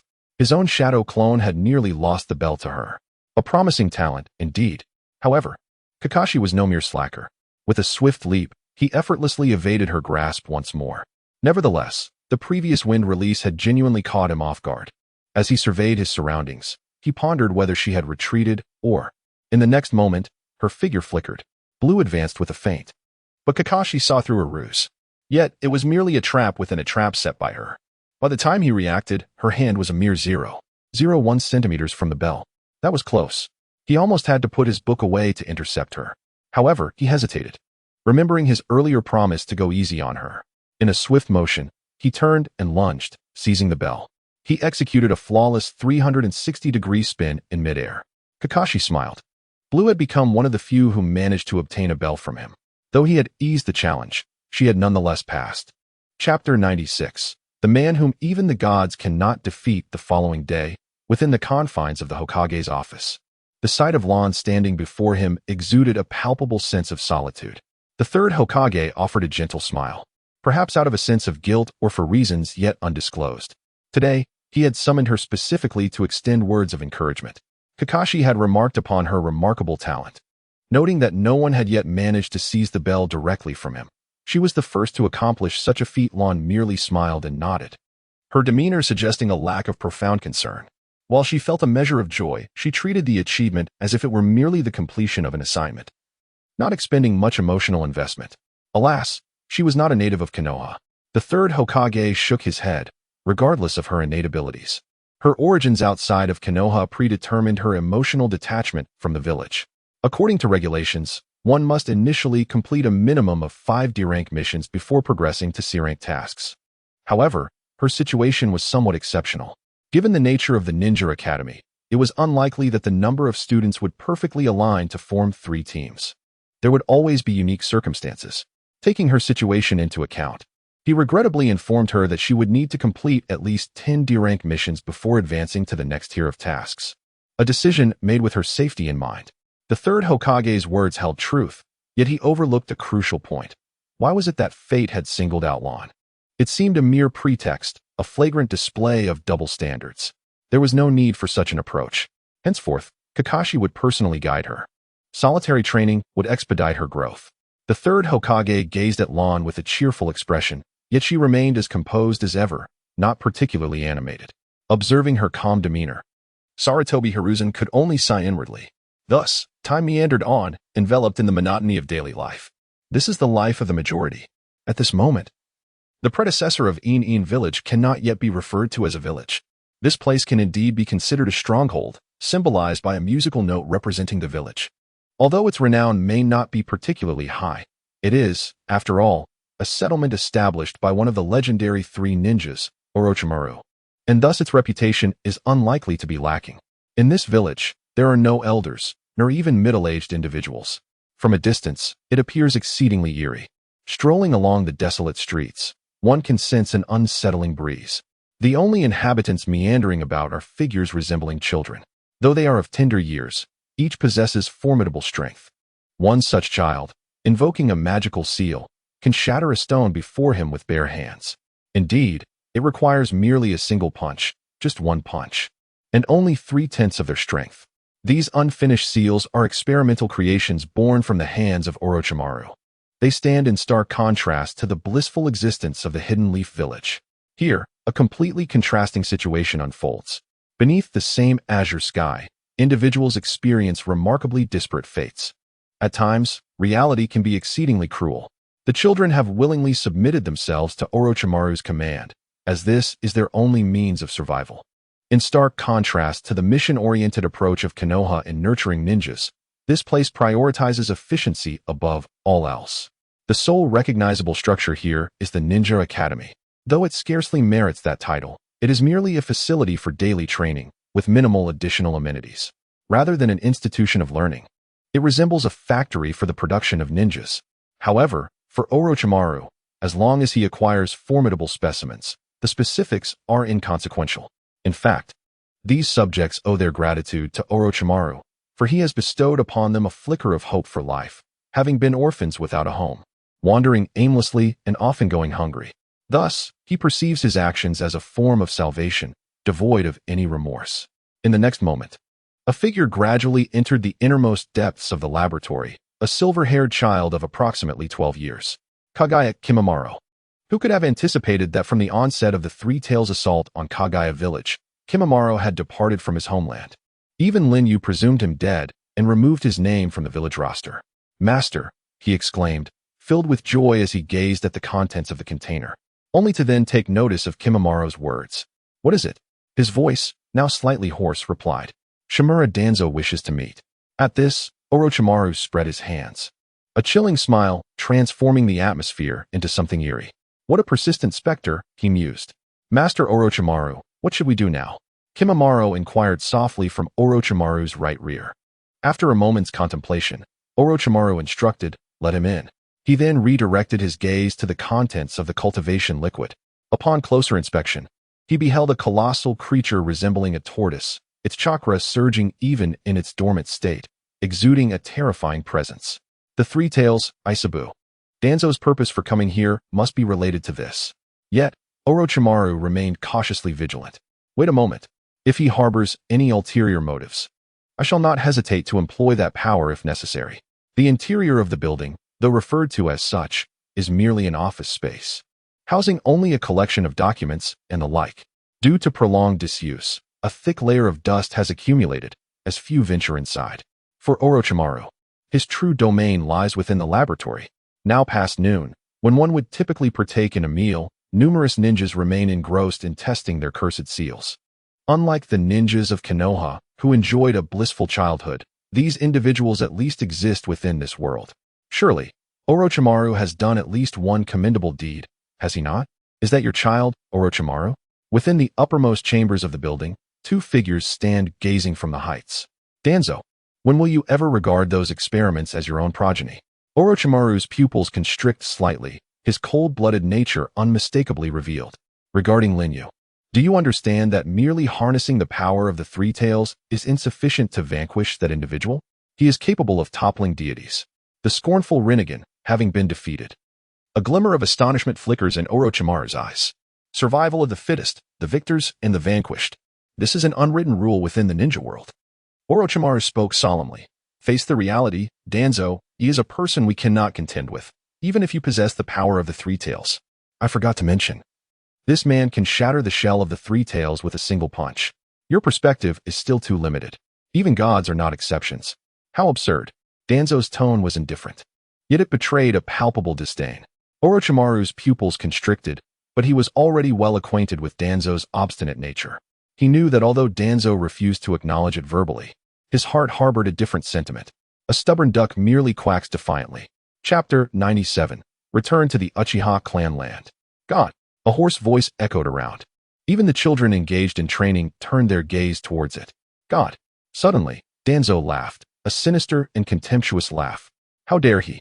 Does he truly consider himself a god? A mere fledgling. What right does he have to call himself divine? His eyes widened in fury, the wrinkles on his face taut and pronounced. Yet, despite this, it remained a fact that he had defeated that individual, the one who possessed those eyes, the Rinnegan. Orochimaru watched Danzo with keen interest, finding the situation rather amusing. Regarding this matter, one must concede. Stand down, or else the roots of your organization, painstakingly built over the years, will be obliterated. While he has yet to harbor murderous intent, you still have a chance to choose. Orochimaru revealed a sinister smile. His grin had always been peculiar, emanating an unsettling chill even from a distance. You jest, Orochimaru. Even if what you say is true, and he has vanquished a god, it merely indicates that the standard of this god is rather low. What qualifications do you have to utter such words? A man who fled in disgrace. Orochimaru laughed freely. Danzo could not help but tighten his grip on his staff, his palms slick with sweat. He found himself unable to refute Orochimaru's words. A medley of emotions swirled within him, his gaze reflecting a hint of trepidation regarding how Orochimaru had come to know this information. Simultaneously, he had no grounds to argue. Yes, he had fled, but what did that matter? If it were merely himself, he would indeed concede defeat. However, what if the Roots organization and the Umbu were involved? Moreover, there was the power of the tailed beasts to consider. As for those rumors, Danzo held no belief. How could a single individual possibly shatter the shell of the Three Tails? Furthermore, the Three Tails stood before him, seemingly intact, contradicting the tales he had heard. With a single punch, one could bring the tailed beast to its knees, followed by shattering the shell of the three-tailed creature. This is merely a trick to deceive children. However, indeed, if a person lacks the capability, rapid growth is impossible. Thus, Lin Yu is undoubtedly a formidable individual, yet he is by no means an insurmountable adversary. After a moment of contemplation, Danzo's gaze shifted once again to the cultivation vessel containing the Three Tails. The chakra emanating from it seemed poised to explode everything in its vicinity. At that moment, the Three Tails lay in slumber. Following the demise of the Mizukage, Yagura, who served as its Jinchuriki, the Three Tails had fallen into a deep sleep. The purpose of the cultivation vessel was to facilitate a swift restoration of its existing power, perhaps even augmenting it further. Danzo stared intently at the shell of the Three Tails, which appeared perfectly intact. Observing this, the once furrowed brow of Shimura Danzo eased slightly. I warned you, Danzo, even if you do not believe it. He is indeed the one who drove Itachi away, Orochimaru remarked with a chilling smile, slowly uttering the words, the night of the massacre. A mere 10-year-old child could rise to become the Hokage of a village, and even Itachi could not inflict harm upon him. There is no need for me to elaborate further, as you are well aware of what I mean. Danzo wore a troubled expression. Indeed, it was him. Subsequently, he fell into a profound silence. Mizukage Linyu, the power of a god. In Konoha village, members of the Uchiha clan regarded the suddenly arrived Mizukage Linyu with utmost respect. Even elders of 70 or 80 years were seen pulling their children and grandchildren to kneel before him. The night of the massacre, had it not been for him, they would likely have been reduced to mere bones buried in the ground. Although the situation for the Uchiha clan had not changed in the slightest, Linyu had genuinely saved the entire clan. Despite not being born of the Uchiha, nor hailing from Konoha, it was this individual who brought them salvation. Moreover, analyzing the future situation, it is highly probable that Sarutobi Hiruzen will refrain from targeting the Uchiha during this period. Linyu nodded and walked alongside Uchiha Fugaku. Surveillance, of course, still existed. As long as there remained a single Uchiha in Konoha, monitoring would inevitably be present. However, thus far, the scrutiny of the Uchiha clan had become somewhat negligible compared to before. The majority of the Umbu had been dispatched by Sarutobi Hiruzen to carry out missions. Thus it was impossible for them to allocate substantial attention to the Uchiha. Consequently, during Lin Yu's infiltration of the Uchiha, not a single Umbu was aware of the occurrence. Although Lin Yu was neither from Konoha nor from the Uchiha clan, from now on, we shall treat him as one of our kin and eternally include him in our family lineage. Fugaku wasted no time in addressing the matter directly. The members of the Uchiha clan appeared utterly astonished, but soon their expressions transformed into fervent enthusiasm. Indeed, Lin Yu was deserving of this honor. He gazed ahead, observing the rows of blood-red Sharingan. Some had achieved the one tomo, while others had reached the 3-tomo, though the majority remained at the 2-tomo stage. In response to the Uchiha's enthusiasm, Linyu merely smiled, not taking it to heart, as he was perplexed by Fugaku's intentions. Upon arriving at Fugaku's residence, Linyu gradually began to comprehend the significance of Fugaku's actions. As evening approached, he entered the home to find a lavish spread of delectable dishes prepared by Mikoto. He was momentarily taken aback. Mikoto gently scolded Sasuke, who was already reaching for the food, saying, "Sasuke, you mustn't be so impolite." One would only realize how endearing Sasuke was beneath his aloof exterior after spending time together. It was hardly surprising, had the night of the massacre transpired. His temperament would undoubtedly have been drastically different. Aside from the troubling news of his brother's defection, he seemed to carry on as usual. "Lord Mizukage," Mikoto said, bowing deeply in her apron, her eyes filled with gratitude. Her long, straight black hair framed her figure, which had remained as captivating as in her youth. Despite her role as a homemaker, "There's no need for such formality. These are merely trifles," Linyu replied, waving off her gratitude. No, you mustn't." "Sasuke." Mikoto's words trailed off as she cast a helpless glance at Sasuke. Only when Fugaku fixed his serious gaze upon Sasuke did the boy hastily return the bright red crab to its place. "These dishes are prepared for Lord Mizukage. Do not be disrespectful, Sasuke." Chapter 98. A new identity. "You are far too indulgent with him," Fugaku remarked with a sigh, shaking his head at Mikoto, while Linyu observed in silence. After a moment, he gently clapped his hands and said, "Let us forego the meal. If I linger too long, the Umbu will take notice. It would not bode well if Sarutobi Hiruzen learned of my presence here." Although he spoke with remarkable calmness, the aura he exuded left Uchiha Sasuke, still a student at the ninja academy, profoundly astonished. Even though he had yet to attain the rank of a lower ninja, he could still sense the immense power radiating from this individual. This person, seemingly of the same age, possessed a strength that was astonishingly formidable. In fact, at the very moment he spoke, Sasuke felt as if he had surpassed several levels beyond himself, even eclipsing his brother, who had betrayed their village. Moreover, witnessing his father's humble demeanor as he referred to this man as the Mizukage was bewildering. Mizukage? Could it be that he was the leader of the Hidden Mist village? Although at his age, Sasuke had only a rudimentary understanding of what a Kage entailed, having merely gleaned concepts from books. He was aware that the Hokage was also a Kage. Thus, could this individual's power truly rival that of the venerable Sarutobi Hiruzen? Such a thought was terrifying. How could someone of his own age possess such overwhelming strength? Sasuke, recognizing the gravity of the situation, set down his chopsticks and adopted a serious expression he had never worn before. "Greetings, Lord Mizukage." However, Rinyu merely smiled, his gaze fixed intently upon him. "I shan't take up much of your time. The reason I summoned you is to deliver something of great importance. Oh, this document is a gift to you, granting you an identity within Konoha. From this moment forth, you shall assume this identity and may enter and exit the village at will." It was then that Rinyu comprehended the significance of Uchiha Fugaku's intent to inscribe him into the family lineage. A document. Name: Uchiha Kira. Personality: indifferent. Height: 173 centimeters. Weight: 43 kilograms. Position: captain of the Uchiha Guard Unit, also a member of the Umbu. Missions: D rank, 120 C rank, 121 B rank, 212 A rank, 127 S rank. 12 Friendship: Uchiha Shursui. Though standing at a mere 173 centimeters, for a 10-year-old, this was quite respectable. Analyzing the completion rates of missions, he was barely at the level of AJ Nin. With Uchiha Shursui now deceased, Rinyu realized he would no longer have to navigate the complexities of interpersonal relationships and would not be recognized by others. In fact, he would be able to enter Konoha openly, without the cumbersome identity of the fourth Mizukage.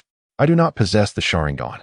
Setting down the document, Rinyu calmly regarded Uchiha Fugaku. "That is of no concern. You have never awakened your eyes since birth, so your apprehensions are unwarranted. As long as you can disguise yourself effectively, no one will cast suspicion upon you." The term disguise was pronounced with great weight by Fugaku. Due to his identity as the Water Shadow, he could not remain in Konoha for extended periods, even with the tacit approval of Sarutobi Hiruzen. Moreover, staying in Konoha under the guise of the Water Shadow would inevitably restrict his actions.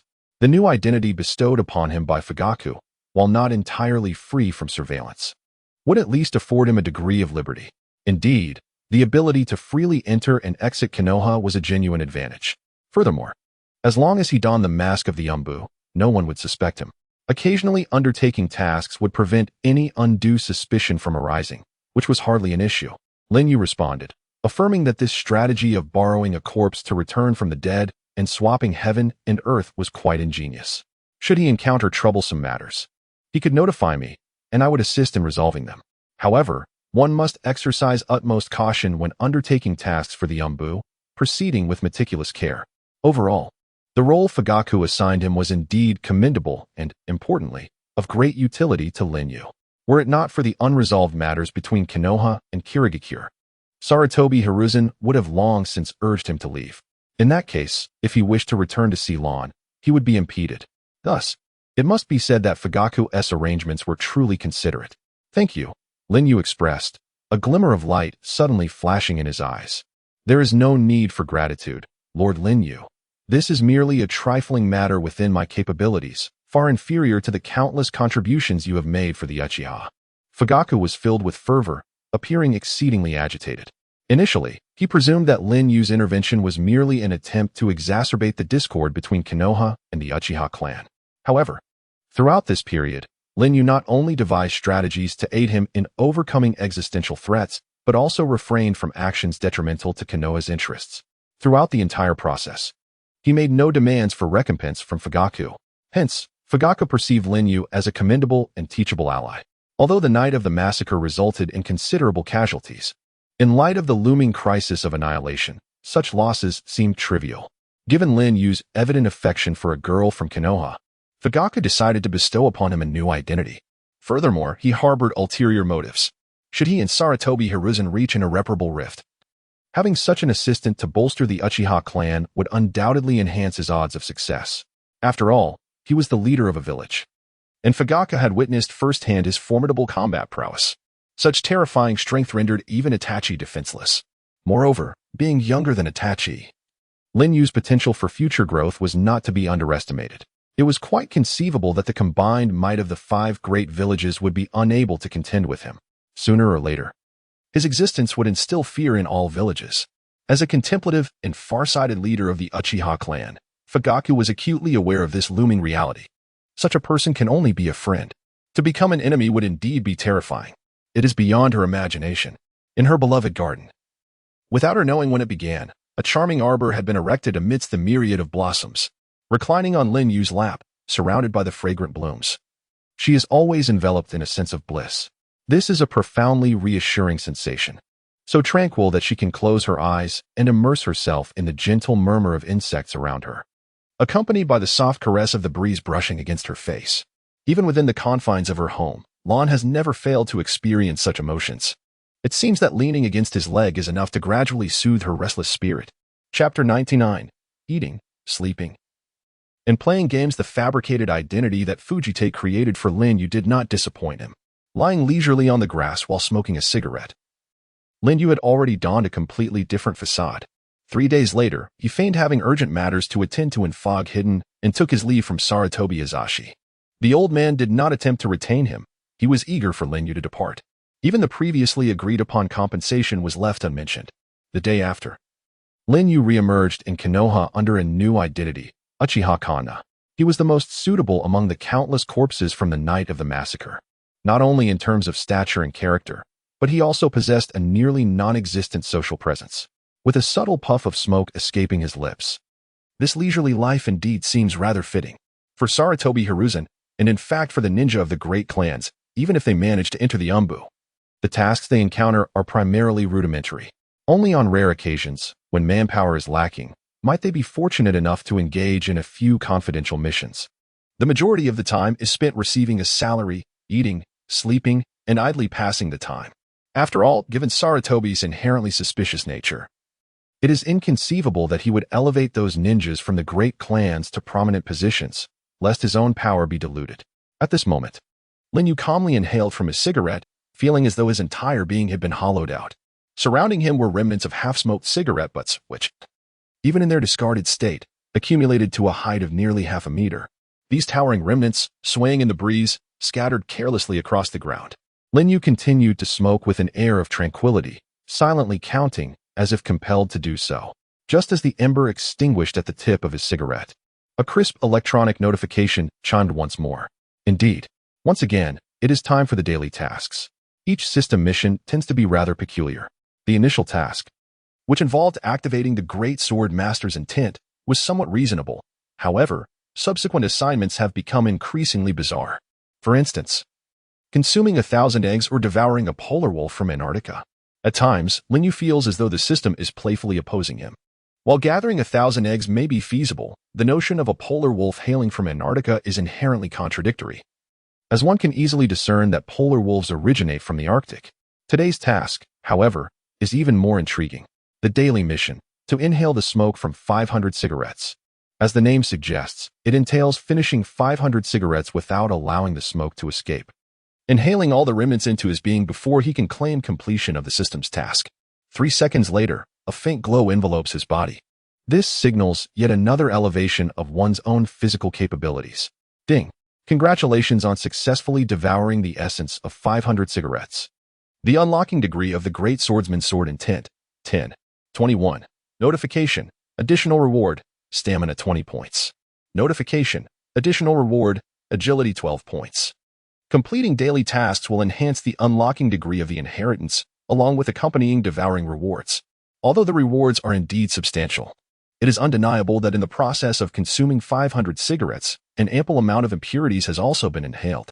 Under such circumstances, the smoke cannot be transformed by the system. Simply rising to his feet, Linyu felt a slight sense of euphoria. He then closed his eyes, quietly absorbing the entirety of this experience. In the imagery, there persisted the woman, reminiscent of a viper, wielding her sword. Each strike, each movement, was utterly astonishing. What appeared to be a simple maneuver was imbued with profound principles. Though he repeated these elementary actions for reasons unknown, Linyu could only grasp the most superficial aspects each time. His comprehension was always minimal, much like the pace of his unlocking degree's enhancement.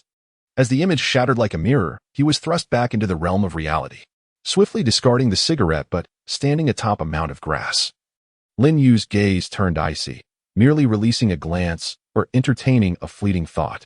Boom! It was as if some force had intervened, sending even the caterpillar lying in the grass soaring into the sky. The waters of the nearby lake, hundreds of meters away, erupted violently, creating waves of tumult. It bore resemblance to Pain's repulsion, yet its potency surpassed that of his technique. This was merely one facet of the great swordsman's sword intent. Another aspect bore similarity to the observation haki, existing almost instinctively, yet many fail to recognize this power, never harnessing it throughout their lives. The system's role is to assist in guiding him to continually unlock this power. However, it is not the observation haki that is being unlocked, but rather the sword intent inherent to a great swordsman. This sword intent even possesses the capacity to instill fear in adversaries. This is precisely why some individuals, upon merely casting a glance at him, experience an overwhelming sense of dread. Is this the manifestation of merely 1/10 of the great swordsman's sword intent? Linyu couldn't help but feel a twinge of astonishment. Nevertheless, his mind still felt somewhat hazy. Indeed, fulfilling the task and enhancing the unlocking degree is no simple endeavor. Fortunately, he still had a considerable amount of time left. I've been looking for you for quite a while. What are you doing here alone? Is there something amiss? At that moment, a figure swiftly appeared before Linyu, removing their mask to reveal a familiar face. Yamato, an elite member of the Hokage's direct Umbu. If he wasn't mistaken, he and Yamato had no prior interactions, as Yamato, being directly under the Hokage, typically engaged with confidential missions. His immediate superior was certainly not Yamato. Hence, the sudden appearance of the latter took Linyu by surprise. Subsequently, Yamato regarded the towering figure of Huazi Yin with an expression that was exceedingly difficult to calm. However, he was not one to meddle in affairs that did not concern him. Even if he had something to convey, he would refrain from doing so in Linyu's presence. He appeared rather composed, yet to Linyu, he seemed rather dull. Follow me for a moment. I have a task to assign to you, an urgent S-rank mission. The operation code for this task is soul retrieval. Prepare yourself to depart at any moment. An urgent S-rank mission? Linyu was momentarily taken aback. This involved confidential tasks pertinent to 2 or even multiple nations. According to Saratobi Hiruzen's temperament, members of the Uchiha clan within the Umbu would gradually be sidelined and ultimately expelled, returning to their homes and retirement. But why would he make such a decision? Lin Yu's pupils constricted, as if he sensed something amiss. Chapter 100. Indeed, what do you wish to disclose to me? This will be your first S-rank mission within the Umbu. As the leader of this operation, I need you to be adequately prepared and not falter at a critical moment. This mission is of great significance, and we must not afford any mishaps. Furthermore, at all times, ensure that our identities remain concealed, and do not allow others to discern that we hail from Konoha. If necessary, you must destroy your own body. For only in this manner can the enemy be prevented from determining our origin through a corpse analysis. As Day gazed at the youth before him, a sense of distaste washed over him. He began to elucidate the particulars of their mission, akin to instructing a novice. Having perused the dossier, he recognized that it was no small feat for Lin Yu, given his credentials, to infiltrate the Umbu and become one of its ranks. What struck Day as particularly disconcerting was that, despite being of the Uchiha clan, Lin Yu had yet to awaken his Sharingan at this age. With such mediocre potential, and lacking a bloodline limit like the Sharingan that could facilitate their endeavors, Day found himself burdened with the thought that, should peril arise, he might have to divert his attention to safeguard this youth. What are your strengths? Day inquired flatly, his expression remaining blank yet tinged with an unsettling aura that could suffocate if one stared too long. Perhaps taijutsu, Lin Yu responded with calm assurance. Indeed, it was true. Typically, apart from the 6 paths of divine might and the divine hand, he seldom employed ninjutsu. Most often, he relied solely on his physical prowess to subdue his opponents. However, this did not imply that his ninjutsu was inferior to his taijutsu. As Day cast a cursory glance at Lin Yu, a fleeting expression of indifference crossed his face. Taijutsu? Another anomaly. It was curious for an Umbu member to possess superior physical skills over ninjutsu. In the meantime, another member had also arrived at the grassy expanse, approaching at a measured pace, though his masked visage rendered identification difficult. Nevertheless, Day paid little heed. The mission at hand was straightforward, typically necessitating the use of force. Location: an inconspicuous site within the Land of Fire. Enemy identity and strength: unknown. Mission objective: eliminate the stronghold of the hostile forces within the Land of Fire. At this juncture, Lin Yu comprehended the essence of the task. Gradually, he donned his mask, a subtle smile gracing his lips as he did so, unnoticed by the others. As he absorbed the details provided, the solution crystallized in his mind. A clever subterfuge, this team would be the starting point. Regardless of whether it is the Land of Fire or the Land of Water, such tasks are far from uncommon. Each territory is infiltrated by countless hostile strongholds, with some individuals lurking in sewers or dark caves for years, subsisting on the occasional rat that scurries by, quenching their thirst with water found in the crevices of rocks. In pursuit of valuable intelligence, they are willing to make personal sacrifices. Often, the greatest threat to a ninja village comes from such individuals, who act like nails, firmly constricting the village's throat and body, rendering it incapable of sound or movement. The operations of the Umbu, while somewhat tolerable, do not differ much from the covert activities of these individuals. Their task is to eliminate such threats. In a dimly lit forest, their figures wove through the shadows, moving with deliberate slowness to avoid making any noise. Typically, only under such circumstances can their actions remain undetected. Generally, these nails emerge only at night, when darkness offers them ample concealment. As shadows shifted, they approached a flickering light. A few masked figures swiftly drew near. According to intelligence, they had arrived at a border region. A group of traveling merchants, burdened with several packs, appeared ordinary at first glance.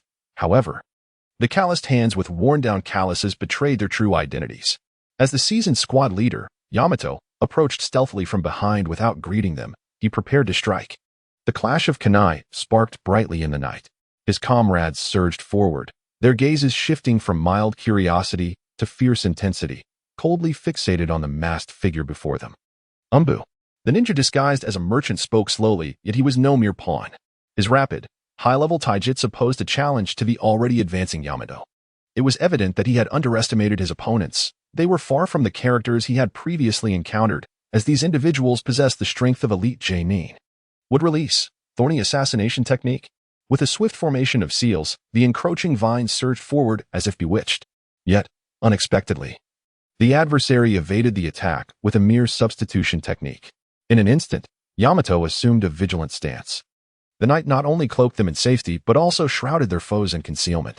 Furthermore, Those who had long been accustomed to combat under the veil of darkness found themselves even more adept in this obscured realm. In the next moment, an enemy ninja materialized behind Yamato, brandishing a kunai and lunging forward with a grotesque expression twisted across his face. Death. As the enemy plunged the kunai into Yamato's heart, a faint smirk crept upon his lips, reveling in the thought of vanquishing Konoha's Umbu. However, from behind, a vine erupted from the ground, ensnaring his limbs. Almost immediately, the vine pierced through the heart of the enemy ninja. 5 minutes later, Yamato had swiftly dispatched his opponent. Thus is the way of combat for ninjas in the shadows. A lesson learned. Just as he intended to cast a glance of mentorship towards the figure of Hayashi behind him, he was taken aback by the sight of fallen ninja corpses strewn across the ground, 4 or 5 in total. Each one, even if not a jonin, possessed strength nearly on par with one. Moreover, Yamato realized that only Hayashi stood behind him, while another individual was scouring the vicinity for any remaining threats.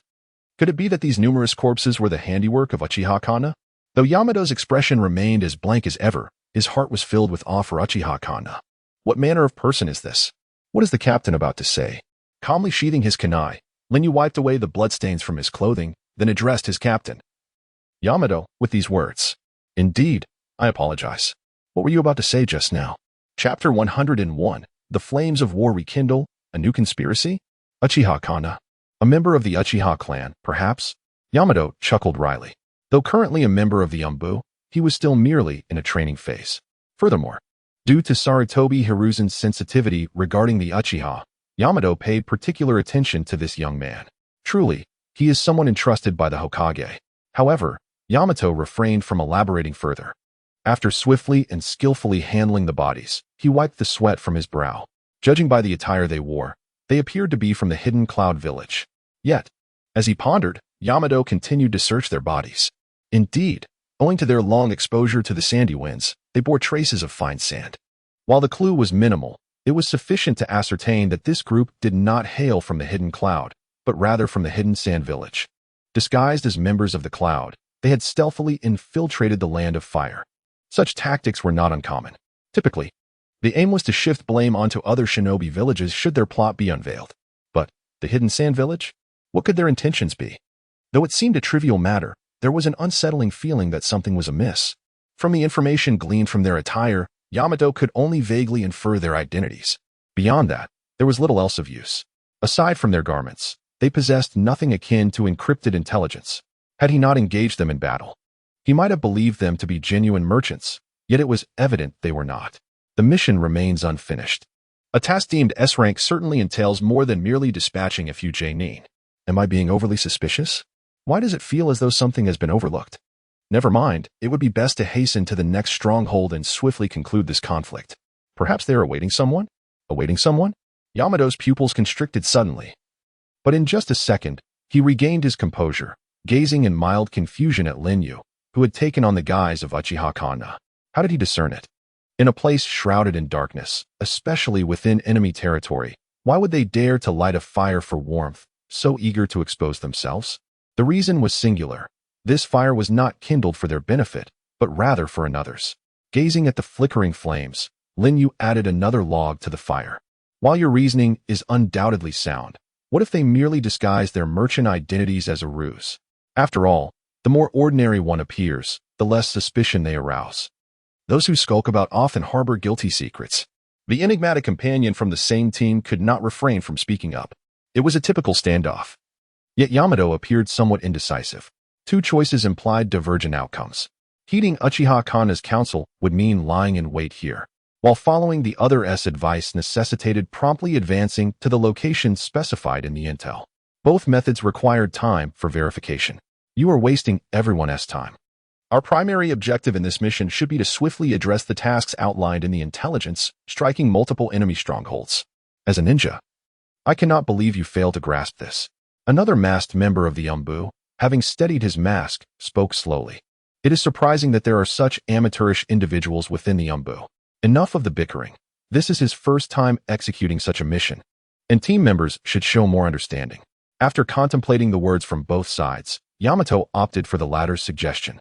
Indeed, there was no need for him to take unnecessary risks. He simply needed to fulfill the task requirements.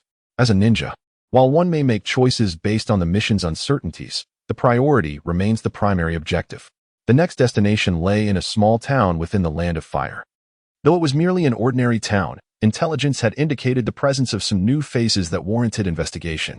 Yamato donned the attire of those masquerading as merchants. Re-emerging into view, the garments of the Konoha Anbu were, after all, rather conspicuous. Removing his mask revealed a rather simple-minded visage. Let us proceed to the next location. As soon as the words left his lips, Yamato's figure blurred and vanished from sight once more. At that moment, a crow with crimson eyes slowly took flight from the branches. The cawing of the crow cast a somber shadow over the surrounding atmosphere. As it flapped its wings, preparing to soar into the sky, one could discern the red tomo within its eyes, subtly revolving. Soon, it disappeared from view, leaving no trace behind. In the Land of Fire, a small town lay 15 kilometers southwest of Konoha, with wisps of smoke rising into the air. This quaint little town is merely a haven for those who cherish pastoral living.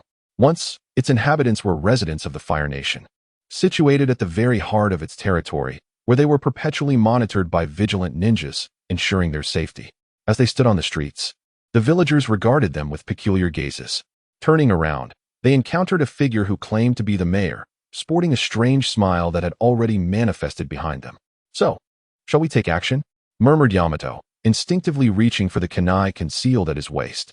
This subtle movement did not go unnoticed by the self-proclaimed mayor, who remarked, "It's best to keep such things hidden in your sleeves. If the Konoha ninjas catch wind of it, your true identities will be compromised. You must understand, those from Konoha are quite astute. Nevertheless, your arrival here suggests that your identities remain undisclosed." Or the mayor's demeanor suddenly shifted to one of seriousness, causing the very air around them to thicken, rendering it difficult to breathe. "I'm merely jesting. Why so tense? By the way, I had intended to come and fetch you, yet here you are on your own." A fleeting glance revealed Yamato, subtly signaling his companions to remain silent. Just then, a figure surged forth from behind him, proclaiming, "Fortunately, we encountered a few Konoha ninjas along the way, but we have dealt with them." Chapter 102. Is this even possible? Calm and composed, Lin Yu appeared unperturbed amidst the overwhelming pressure. Behind him, Yamato was drenched in sweat. Although his face retained a foolish expression, his heart was engulfed in terror.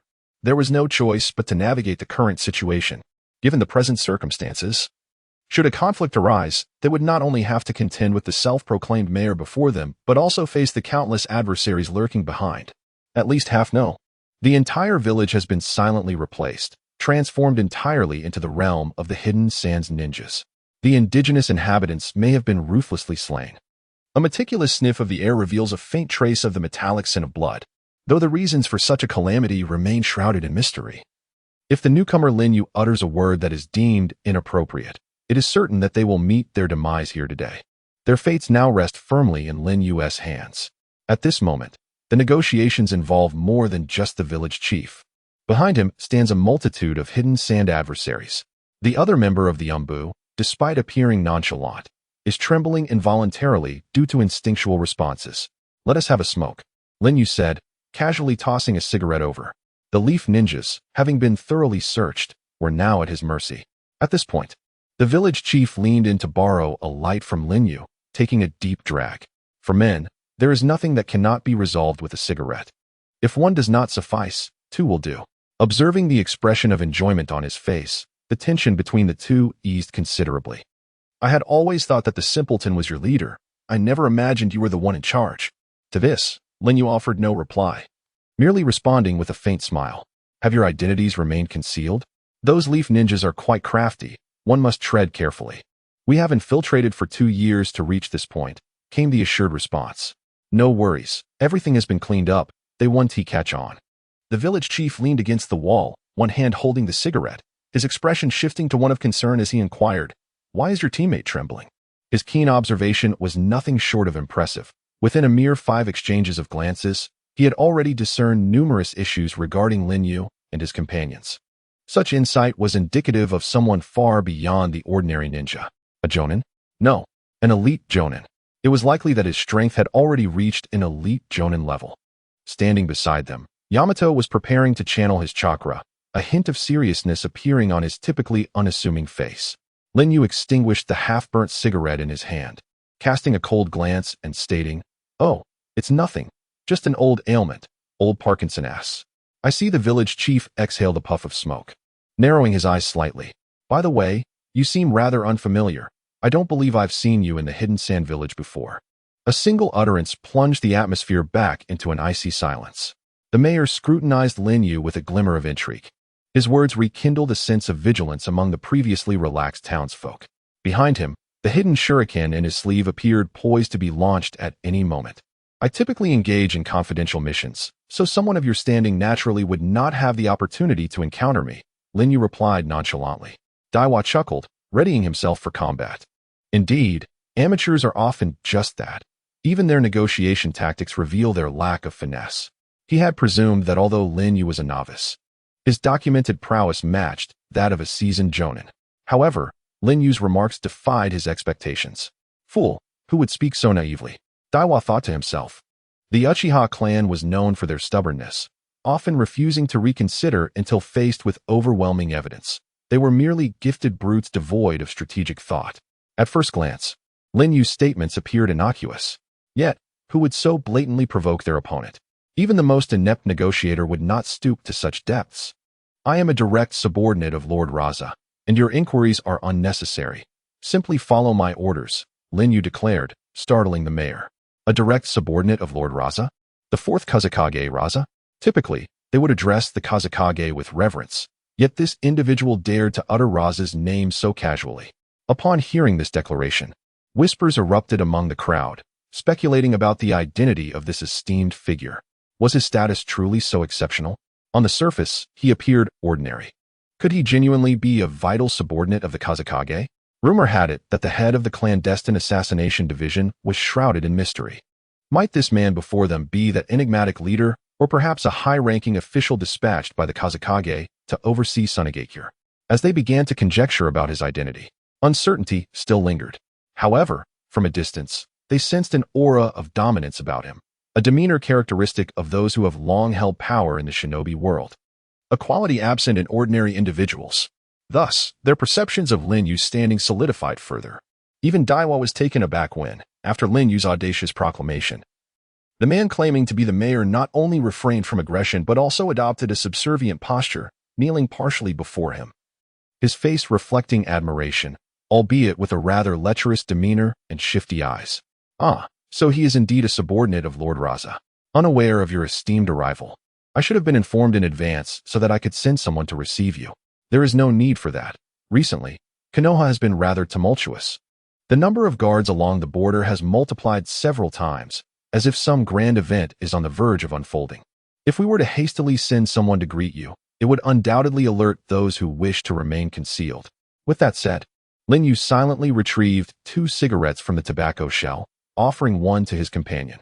The demeanor of the town mayor upon receiving the cigarette underwent a complete transformation. No longer exhibiting a subservient attitude, he stepped forward proactively, using fire release to light Lin Yu's cigarette. His previously neutral expression was replaced with a constant smile. The scene before Day and the others left them utterly astonished. Such a display of behavior was unprecedented. Chapter 103. A startling dialogue. "No wonder I had not encountered you before. You are directly affiliated with Lord Kazekage. It is truly an honor to meet you." The mayor scrutinized Lin Yu, who remained unperturbed. There was no doubt about it.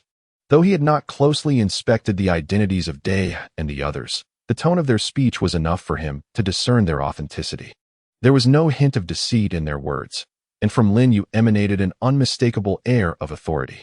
This sort of pride, even a well-trained ninja could not mimic through mere practice.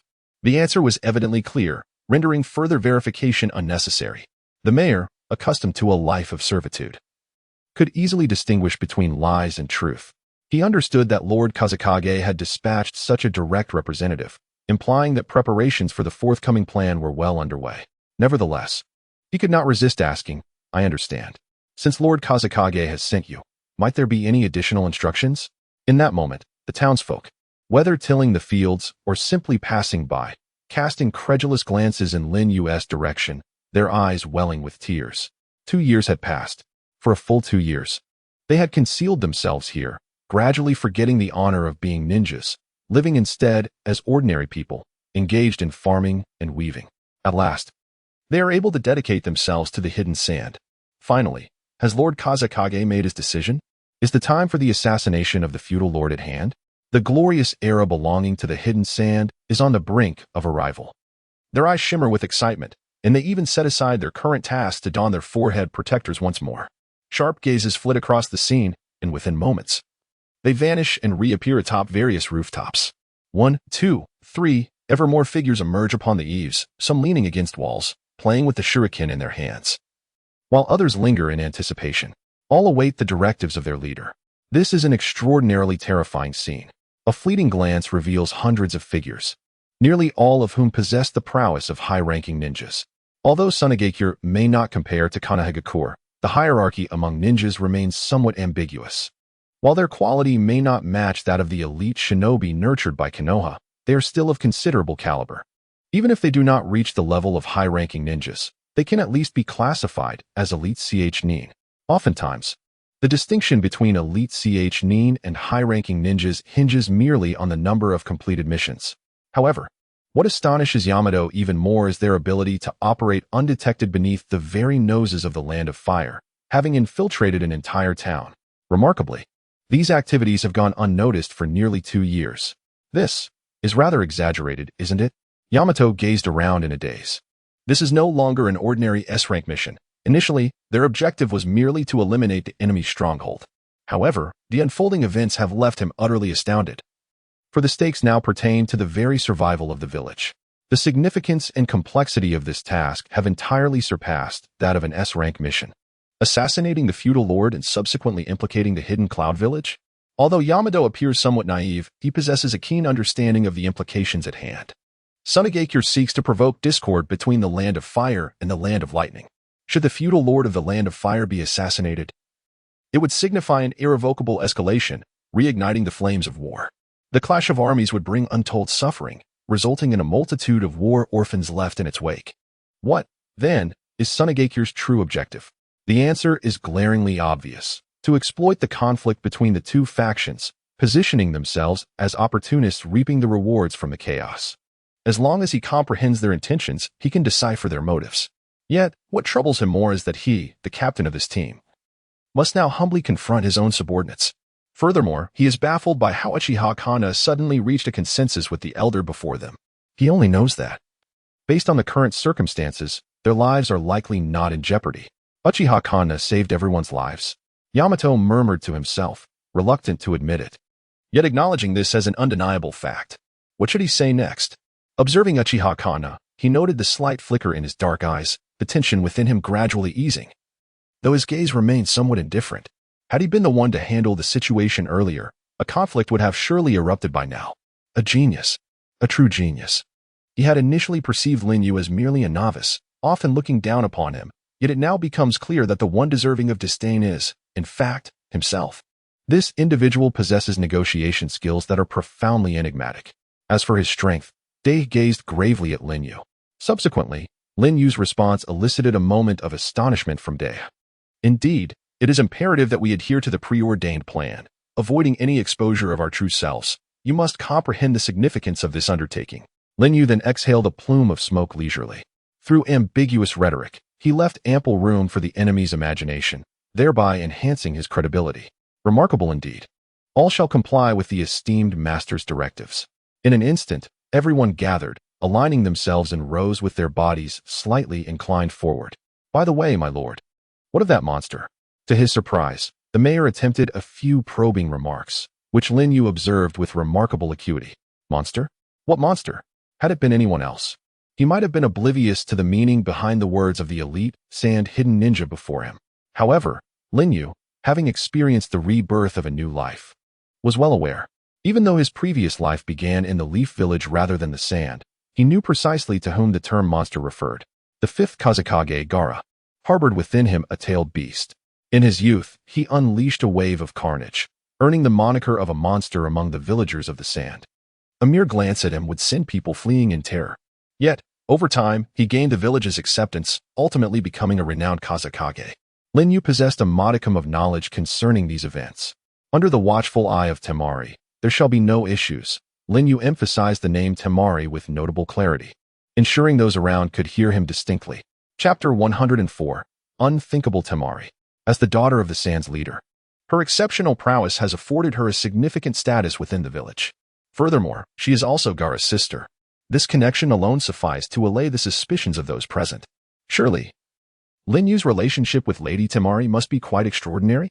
For individuals like us, lacking such connections, even a mere encounter is exceedingly rare. The mayor did not hesitate to lavish praise, his countenance resembling a kettle boiling over, his breath coming in heavy gasps. Observing his lecherous demeanor, Lin Yu instantly comprehended the situation. Well then, a case of youthful infatuation. The effect was as anticipated. The assembly before him was thoroughly convinced, having completely accepted Lin Yu's assertions. As night fell, Lin Yu and his companions arranged for their accommodations. The transformation of this task was truly unexpected. However, within the depths of the secluded mountains, they found themselves unable to establish communication with the third Hokage, relying solely on their own skills to adapt to the circumstances. As night fell, the events that followed came to a close. Meanwhile, on the surface of the sea between the hidden mist and Kanahegakure, an inexplicable vortex suddenly emerged, spinning at an astonishing speed. Initially, the onlookers remained largely oblivious to it, as the distance was considerable, and even if they wished to flee, it would be a simple matter to do so. Such occurrences upon the ocean's surface have become rather commonplace. Indeed, they merely regarded it as an utterly ordinary whirlpool. However, what transpired next elevated their terror to unprecedented heights. The whirlpool's velocity continued to escalate, growing exponentially with each passing second. What is that? At that moment, they could no longer ignore the sudden menace. The whirlpool spun with such speed that it generated an overwhelming suction, rendering it nearly impossible to keep their eyes open. Dozens of fishing boats were affected by this unexpected force, their hulls tilting as they were inexorably drawn toward the center of the whirlpool. Sensing the impending danger, the fishermen abandoned their nets, the leader shouting frantically, "Quick! Row faster!" Yet, in reality, they were afforded no opportunity to escape. Within 3 seconds, their fear had reached its zenith. Wind release, great breakthrough. Each figure aboard the fishing boats was a ninja from the hidden mist, each possessing extensive combat experience. Unlike ordinary fishermen, they employed wind release to hasten the vessel's speed. Even the captain, who had been leisurely fishing, immediately removed his mask. The whirlpool's speed intensified. Without time to ponder, they were swept into the vortex, followed by a crashing wave that obscured their departure. Strangely, the whirlpool seemed to target them specifically. After engulfing all the fishing boats, its momentum gradually waned, ultimately vanishing from sight. Accompanied by the sound of waves, the ninjas, who had been surveilling, were easily dispatched by an individual. Indeed, the reputation of the 3 ninjas was well-deserved. A frog, appearing from nowhere, had taken up residence at the center of the whirlpool. With a cigarette clenched in its mouth, it resembled a streetwise amphibian, exuding an air of dominance. "Little Jiraiya, do not assign me such trivial tasks in the future." The toad, with an air of discontent, expressed his grievances, for he felt a deeper sense of unease. Above him stood a rather stout figure, adorned with an oil-inscribed forehead protector and crowned with a spiky mane of white hair. This individual, renowned as one of the legendary Sannin, had a disciple whose mere name instilled dread throughout the ninja world. The Yellow Flash of Konoha was a name that had haunted the realm of shinobi for several years. In those early days, the major ninja villages issued a decree: upon encountering the Yellow Flash, one must abandon their mission and flee post-haste. As his master, the illustrious Jiraiya was equally renowned. Long ago, he had possessed the eyes of a sage.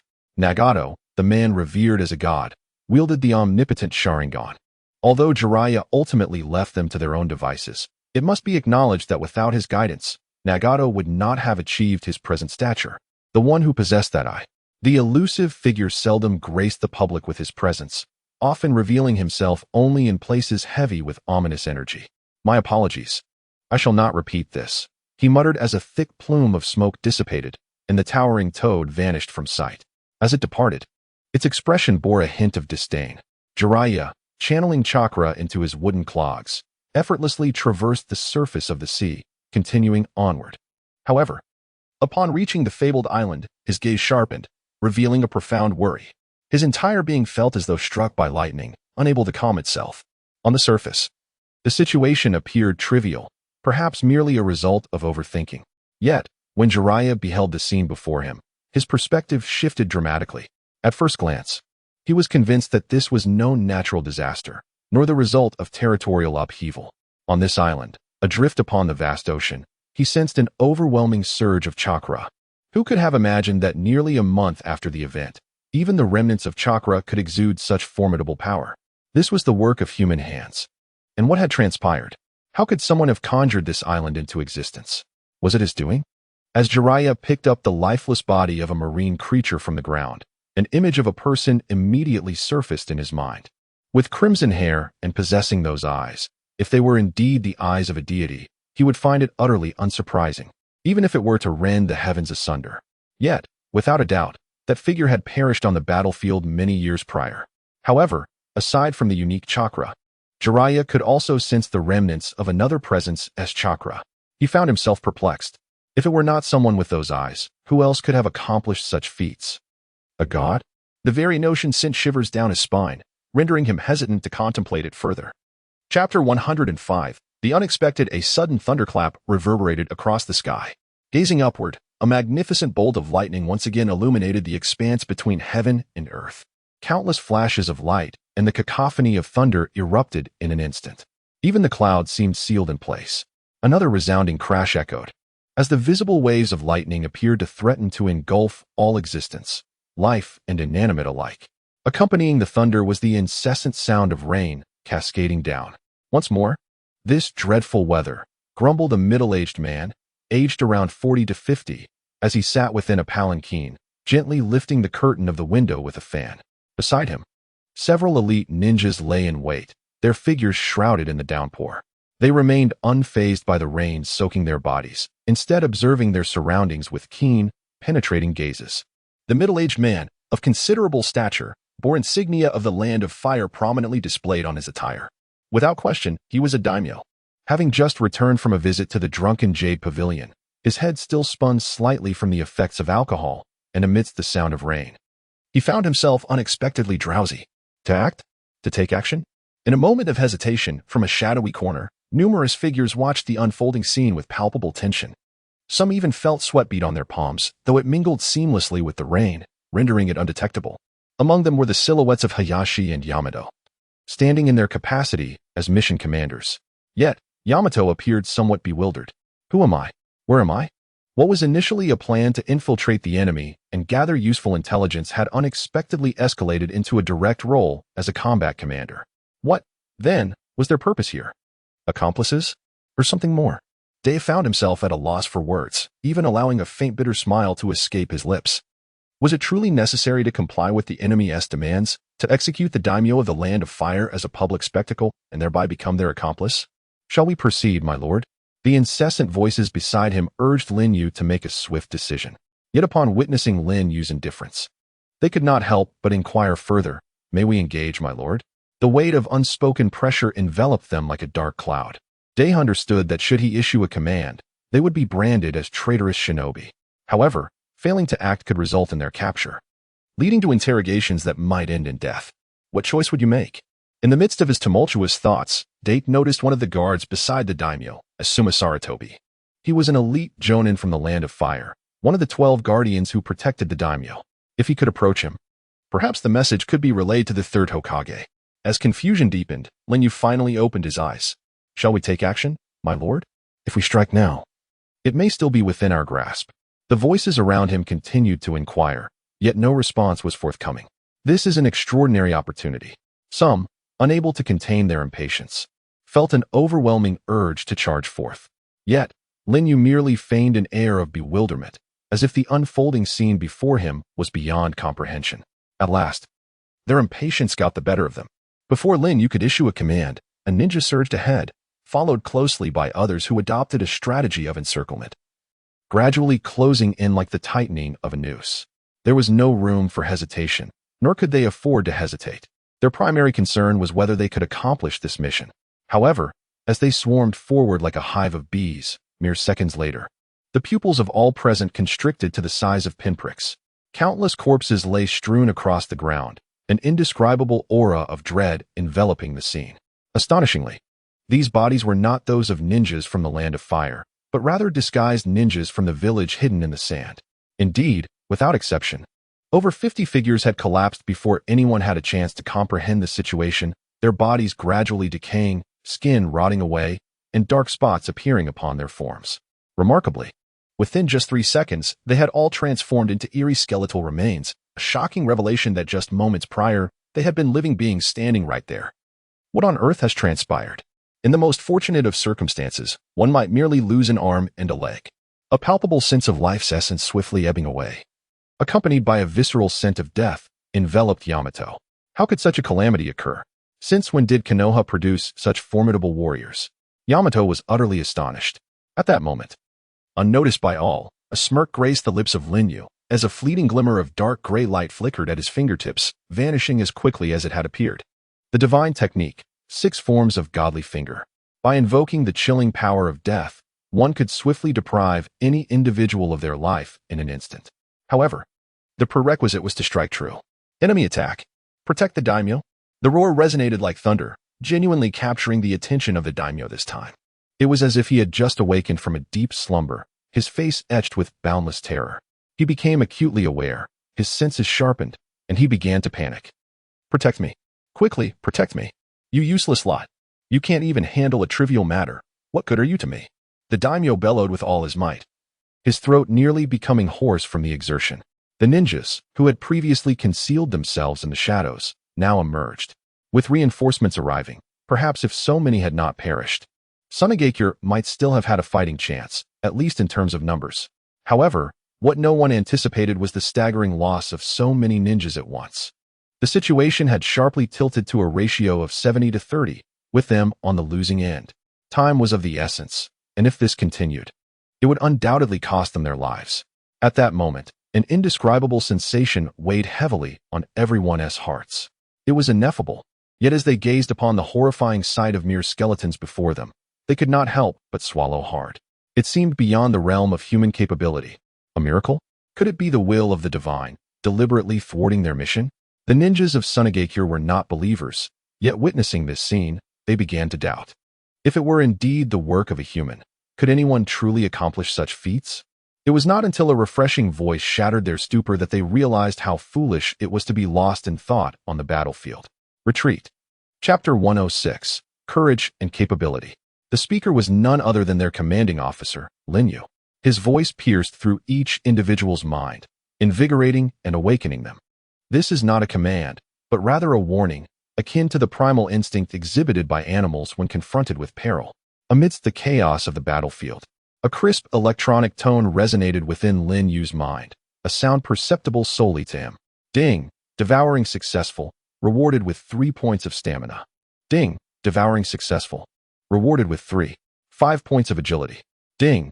Devouring successful, rewarded with 2 points of strength. Moments later, dozens of notifications reverberated in Lin Yu's consciousness, overwhelming him with a sensation akin to his head about to burst. His mind was in a tumultuous whirl. As the last words faded, Lin Yu felt an unprecedented surge of power emanating quietly from the depths of his being. It was as if he were undergoing a metamorphosis, with crackling sounds echoing throughout his body. This sensation had not graced him in a long time. For reasons unknown, he felt as if he had been reborn. Unlike the gradual ascent experienced before, this was a result of the cumulative data, leading to a distinct physiological response. In that fleeting moment, he was enveloped by an overwhelming sense of amplified strength. For the formidable, even the slightest enhancement in power could be disowned, let alone such a tempestuous surge. This was all due to a trace of devouring power embedded within the divine martial 6 form's divine finger. Just moments ago, Lin Yu had orchestrated all of this from behind the scenes. Yet, for the time being, no one would perceive it, nor would anyone pay attention. Slowly lifting his gaze to behold the remnants of the sand-hidden battered forces, Lin Yu's pupils constricted slightly. A commanding shout of retreat resonated powerfully. Only those who were missing limbs or had entirely lost their fighting spirit flashed the most despairing glances. For them, the term apocalypse was hardly an exaggeration. The psychological decision to retreat had long been made. Indeed, what power did they possess to withstand such a force? Beyond the will of the divine, they could conceive of nothing else. Yes, retreat was imperative. At Lin Yu's command, all remaining ninjas of the sand hidden fled into the dark, seeking salvation. Notably, though they fled, it was not without dignity. As a small contingent of the Konoha ninjas pursued, the majority of the elite remained positioned around the daimyo, safeguarding his safety. Upon hearing the news of the enemy's retreat, the daimyo transformed his demeanor, even emerging from his palanquin to bellow loudly. "Aren't you capable? Come out and face me. Why do you not continue? Rodents, make haste to flee." However, in the next instant, swish, accompanied by the sound of slicing air, a shuriken was hurled forth, landing heavily at the daimyo's feet. "Protect the daimyo." Dozens of elite ninjas surged to the front, placing their bodies before him. Minutes later, as the army withdrew, the group gradually let down their guard. Yet, just as they attempted to pry the shuriken from the earth, they found it stubbornly lodged. After stowing away his kunai, Asuma Sarutobi approached the shuriken directly. "Let me see." When he exerted all his strength to extract the shuriken, he realized it only shifted slightly. It was not until he employed both hands and summoned all his might that he managed to pull, yet still, half of it remained ensnared. How could this be? In the midst of whispered murmurs, Asuma Sarutobi noticed a subtle detail. He picked up a headband from a lifeless corpse, and after wiping away the viscous black substance with a clean cloth, a somber expression settled upon his face as he instinctively lit a cigarette. Yet, he remained oblivious to the fact that the tip of the cigarette was already damp, rendering it utterly incapable of igniting. Nevertheless, he held the cigarette between his lips, gazing at the scene before him. The inhabitants of the hidden cloud village? He was taken aback by how deeply their infiltration had penetrated. However, upon witnessing the repugnant sight of death before him, Asuma's demeanor grew somewhat indifferent. What had transpired moments ago? Who had orchestrated this? Leaning quietly against the palanquin of the feudal lord, Asuma felt an inexplicable shudder run through him. This is the first time he has experienced such an intense sense of anxiety since his birth. Is this something within human capability? Asuma pondered a question that many would inevitably ask, yet it appeared devoid of any clear answer. It seemed prudent to return with some samples. Hours later, as Linyu stood in the town, gazing into the distance with a profound expression, a throng of ninjas began to surge forth. Those disguised as sand ninjas from the hidden cloud were far from simpletons. They prowled through the forest, utilizing the cover of night to gradually shake off their pursuers from the Leaf Village. By the time their figures settled into the town, their demeanor remained cautious, their eyes darting around, scanning their surroundings with vigilance. At that moment, Yamato suddenly materialized behind Linyu. "You have performed admirably. The message has been successfully dispatched, and it won't be long before Lord Third sends reinforcements to eradicate the threat. Due to your outstanding performance, I shall petition Lord Hokage for a commendation upon the completion of this mission." In the hushed whispers, Yamato was enveloped in a shroud of perplexity. He felt an inexplicable depth to Uchiha Kanna. Yet, being well-versed in this team member's dossier, he refrained from overt skepticism. He attributed Kanna's audacity and eloquence to his lineage within the Uchiha clan, a trait not entirely surprising for one of such esteemed heritage, given his previous suspicions. Yamato could even comprehend the rationale behind Kanna's special recruitment into the Umbu. As he slowly raised his gaze, he observed that the once mighty army had dwindled to less than 3 tiers, with some wounded likely having perished, overtaken by the pursuing adversaries in the depths of the forest. However, this moment was not one for preoccupations with trivial matters. Such courage and prowess, if not stemming from the Uchiha lineage, would have surely drawn the favor of Sarutobi Hiruzen long ago. Alas! Chapter 107. The perfect conclusion of the mission. Yamato's gaze shifted, and he noted that the ninja from Sunagakure were returning in droves. Observing their trembling forms not far off, he abandoned his spectator's demeanor and leaped down from the high vantage point. The dead lay where they fell, the wounded suffered in silence. The night air was cool, lending a chill to the atmosphere, yet the sight before them instilled a deeper cold within their hearts.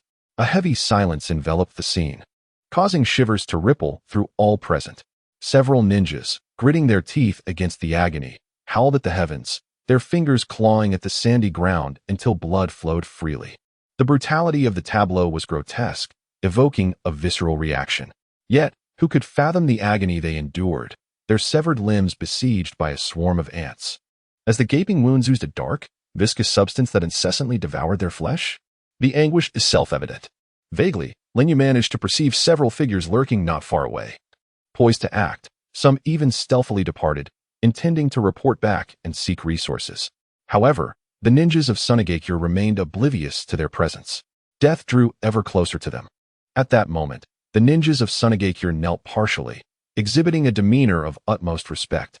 Perhaps, prior to the unfolding of recent events, they harbored some degree of discontent within their hearts. Yet, having endured these trials, they were acutely aware of their own recklessness. They had charged heedlessly into danger, suffering grievous losses of limbs, yet they bore no grievances. Were it not for Lin Yu's command to retreat, pulling them back from the brink of terror, it is likely that they would all have perished in that place today. Thus, words failed to convey their sentiments, and they could only kneel partially to express their reverence. Those missing an arm fared relatively better. The true tragedy lay with those who had lost legs, their wounds festering and oozing, a source of indescribable agony. Yet, even in such dire straits, a mysterious psychological force seemed to unify their resolve. From Kagaya to Kirigakure, then to the Uchiha clan, and ultimately to this cadre of ninjas from Sunagakure, it appeared that wherever Lin Yu went, he was encircled by an aura of brilliance. A smile flickered across his face, igniting a flicker of anticipation within him. Once, he had merely existed as an ordinary J-nin, devoid of such accolades. But now, in this scene, did it not imply a possibility of him ascending to lead the 5 great villages? He felt little sentiment towards the battlefield. He merely went with the flow, remaining unperturbed. As long as he could continuously devour and ascend to the pinnacle of power within the shinobi world, even wielding the strength to annihilate the heavens and earth, there would be no need to remain tethered to a ninja village. He aspired to become a formidable entity. The dust lingering in the air had yet to settle. Faintly, one could hear mournful wails echoing. Just hours prior, they had been unscathed individuals. Now, they were reduced to those missing limbs, with some even revealing ghastly skeletal features upon their faces.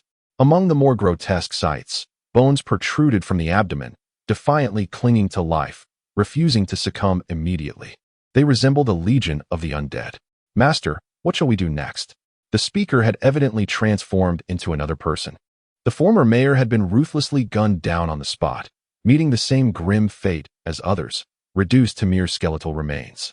Amidst the casual murmurs, a palpable sense of dread emanated from the very core of their beings.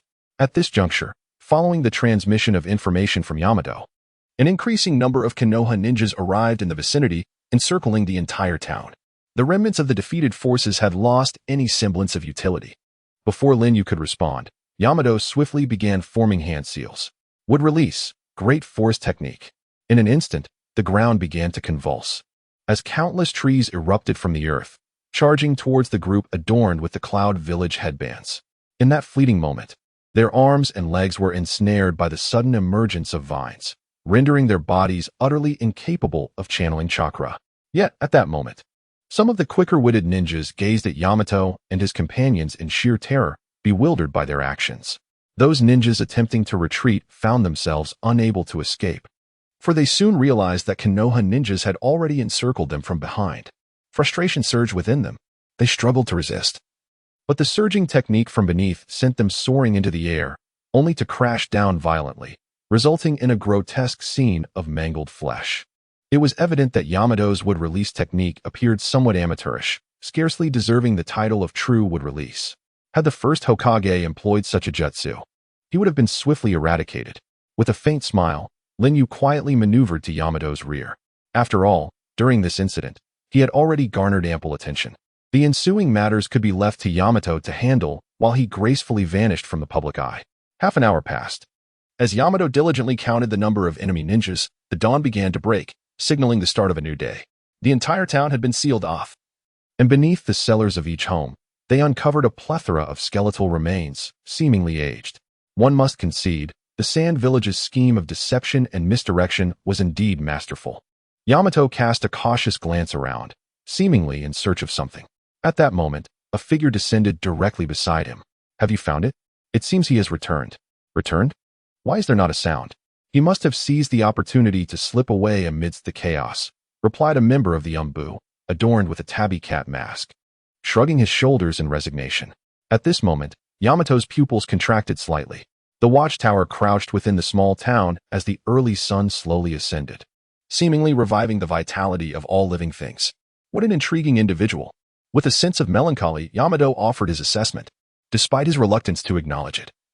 It was evident that the prodigious talents of the Uchiha clan exceeded his expectations. However, he harbored no significant doubts, after all.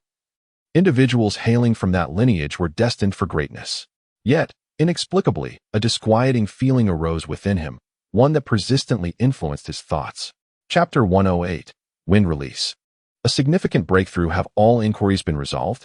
At that moment, the cunning Sarutobi Hiruzen seemed to sense something, his eyes narrowing slightly. It was confirmed beyond doubt that they were indeed from Sunagakure, and it appeared that this mission was personally sanctioned by the 4th Kazekage. Through the assassination of the daimyo, they aimed to maliciously shift blame onto Kumogakure, igniting tensions between the two villages and seizing the opportunity for their own gain. However, most of the Sunagakure shinobi had already bitten their tongues upon capture, leaving us unable to extract further advantageous information from the corpses. The interrogation unit was still investigating, and any new intelligence would be reported immediately. With a soft sigh, Sarutobi Hiruzen donned a serious expression. You have performed admirably. I shall grant you a respite during this period. Taken aback, Yamato felt momentarily bewildered. However, his astonishment grew, for the most. A break might indeed be perceived as a reward, yet within Konoha, particularly in the Umbu, such a notion felt more akin to a punishment. Those endowed with capability were continually relied upon, resulting in an unending cycle of tasks. Upon completing one mission, another would swiftly follow. This was the true honor of being part of the Umbu. Hokage-sama. In truth, the primary credit for this matter belongs to Uchiha Itachi. His trembling voice betrayed a hint of panic. At that moment, Sarutobi Hiruzen, in a fit of rage, swept the documents before him to the floor, his brow furrowing deeply. Another one from the Uchiha clan. Sarutobi Hiruzen was filled with fury at that moment. He was thoroughly displeased. It was perplexing how the once benevolent words of his had transformed into an increasingly irritable demeanor. Perhaps it was due to the incessant disappointments that plagued him, including the fact that even Hinata was delaying the payment of compensation. Following the Night of Annihilation, he had gradually contemplated expelling the Uchiha clan members from the Umbu, which led him to assign tasks that were not only mismatched to their capabilities, but often exceeded them by several magnitudes. This particular S-rank mission had been meticulously investigated by Sarutobi in advance, and he had gleaned some insights. Uchiha Kanna was one of the few Uchiha ninjas within the Umbu, and thus, Sarutobi's expectation was that if he were to perish during the mission, it would provide a legitimate reason to expel him from the Umbu. However, even under such dire circumstances, Kanna effortlessly accomplished the task.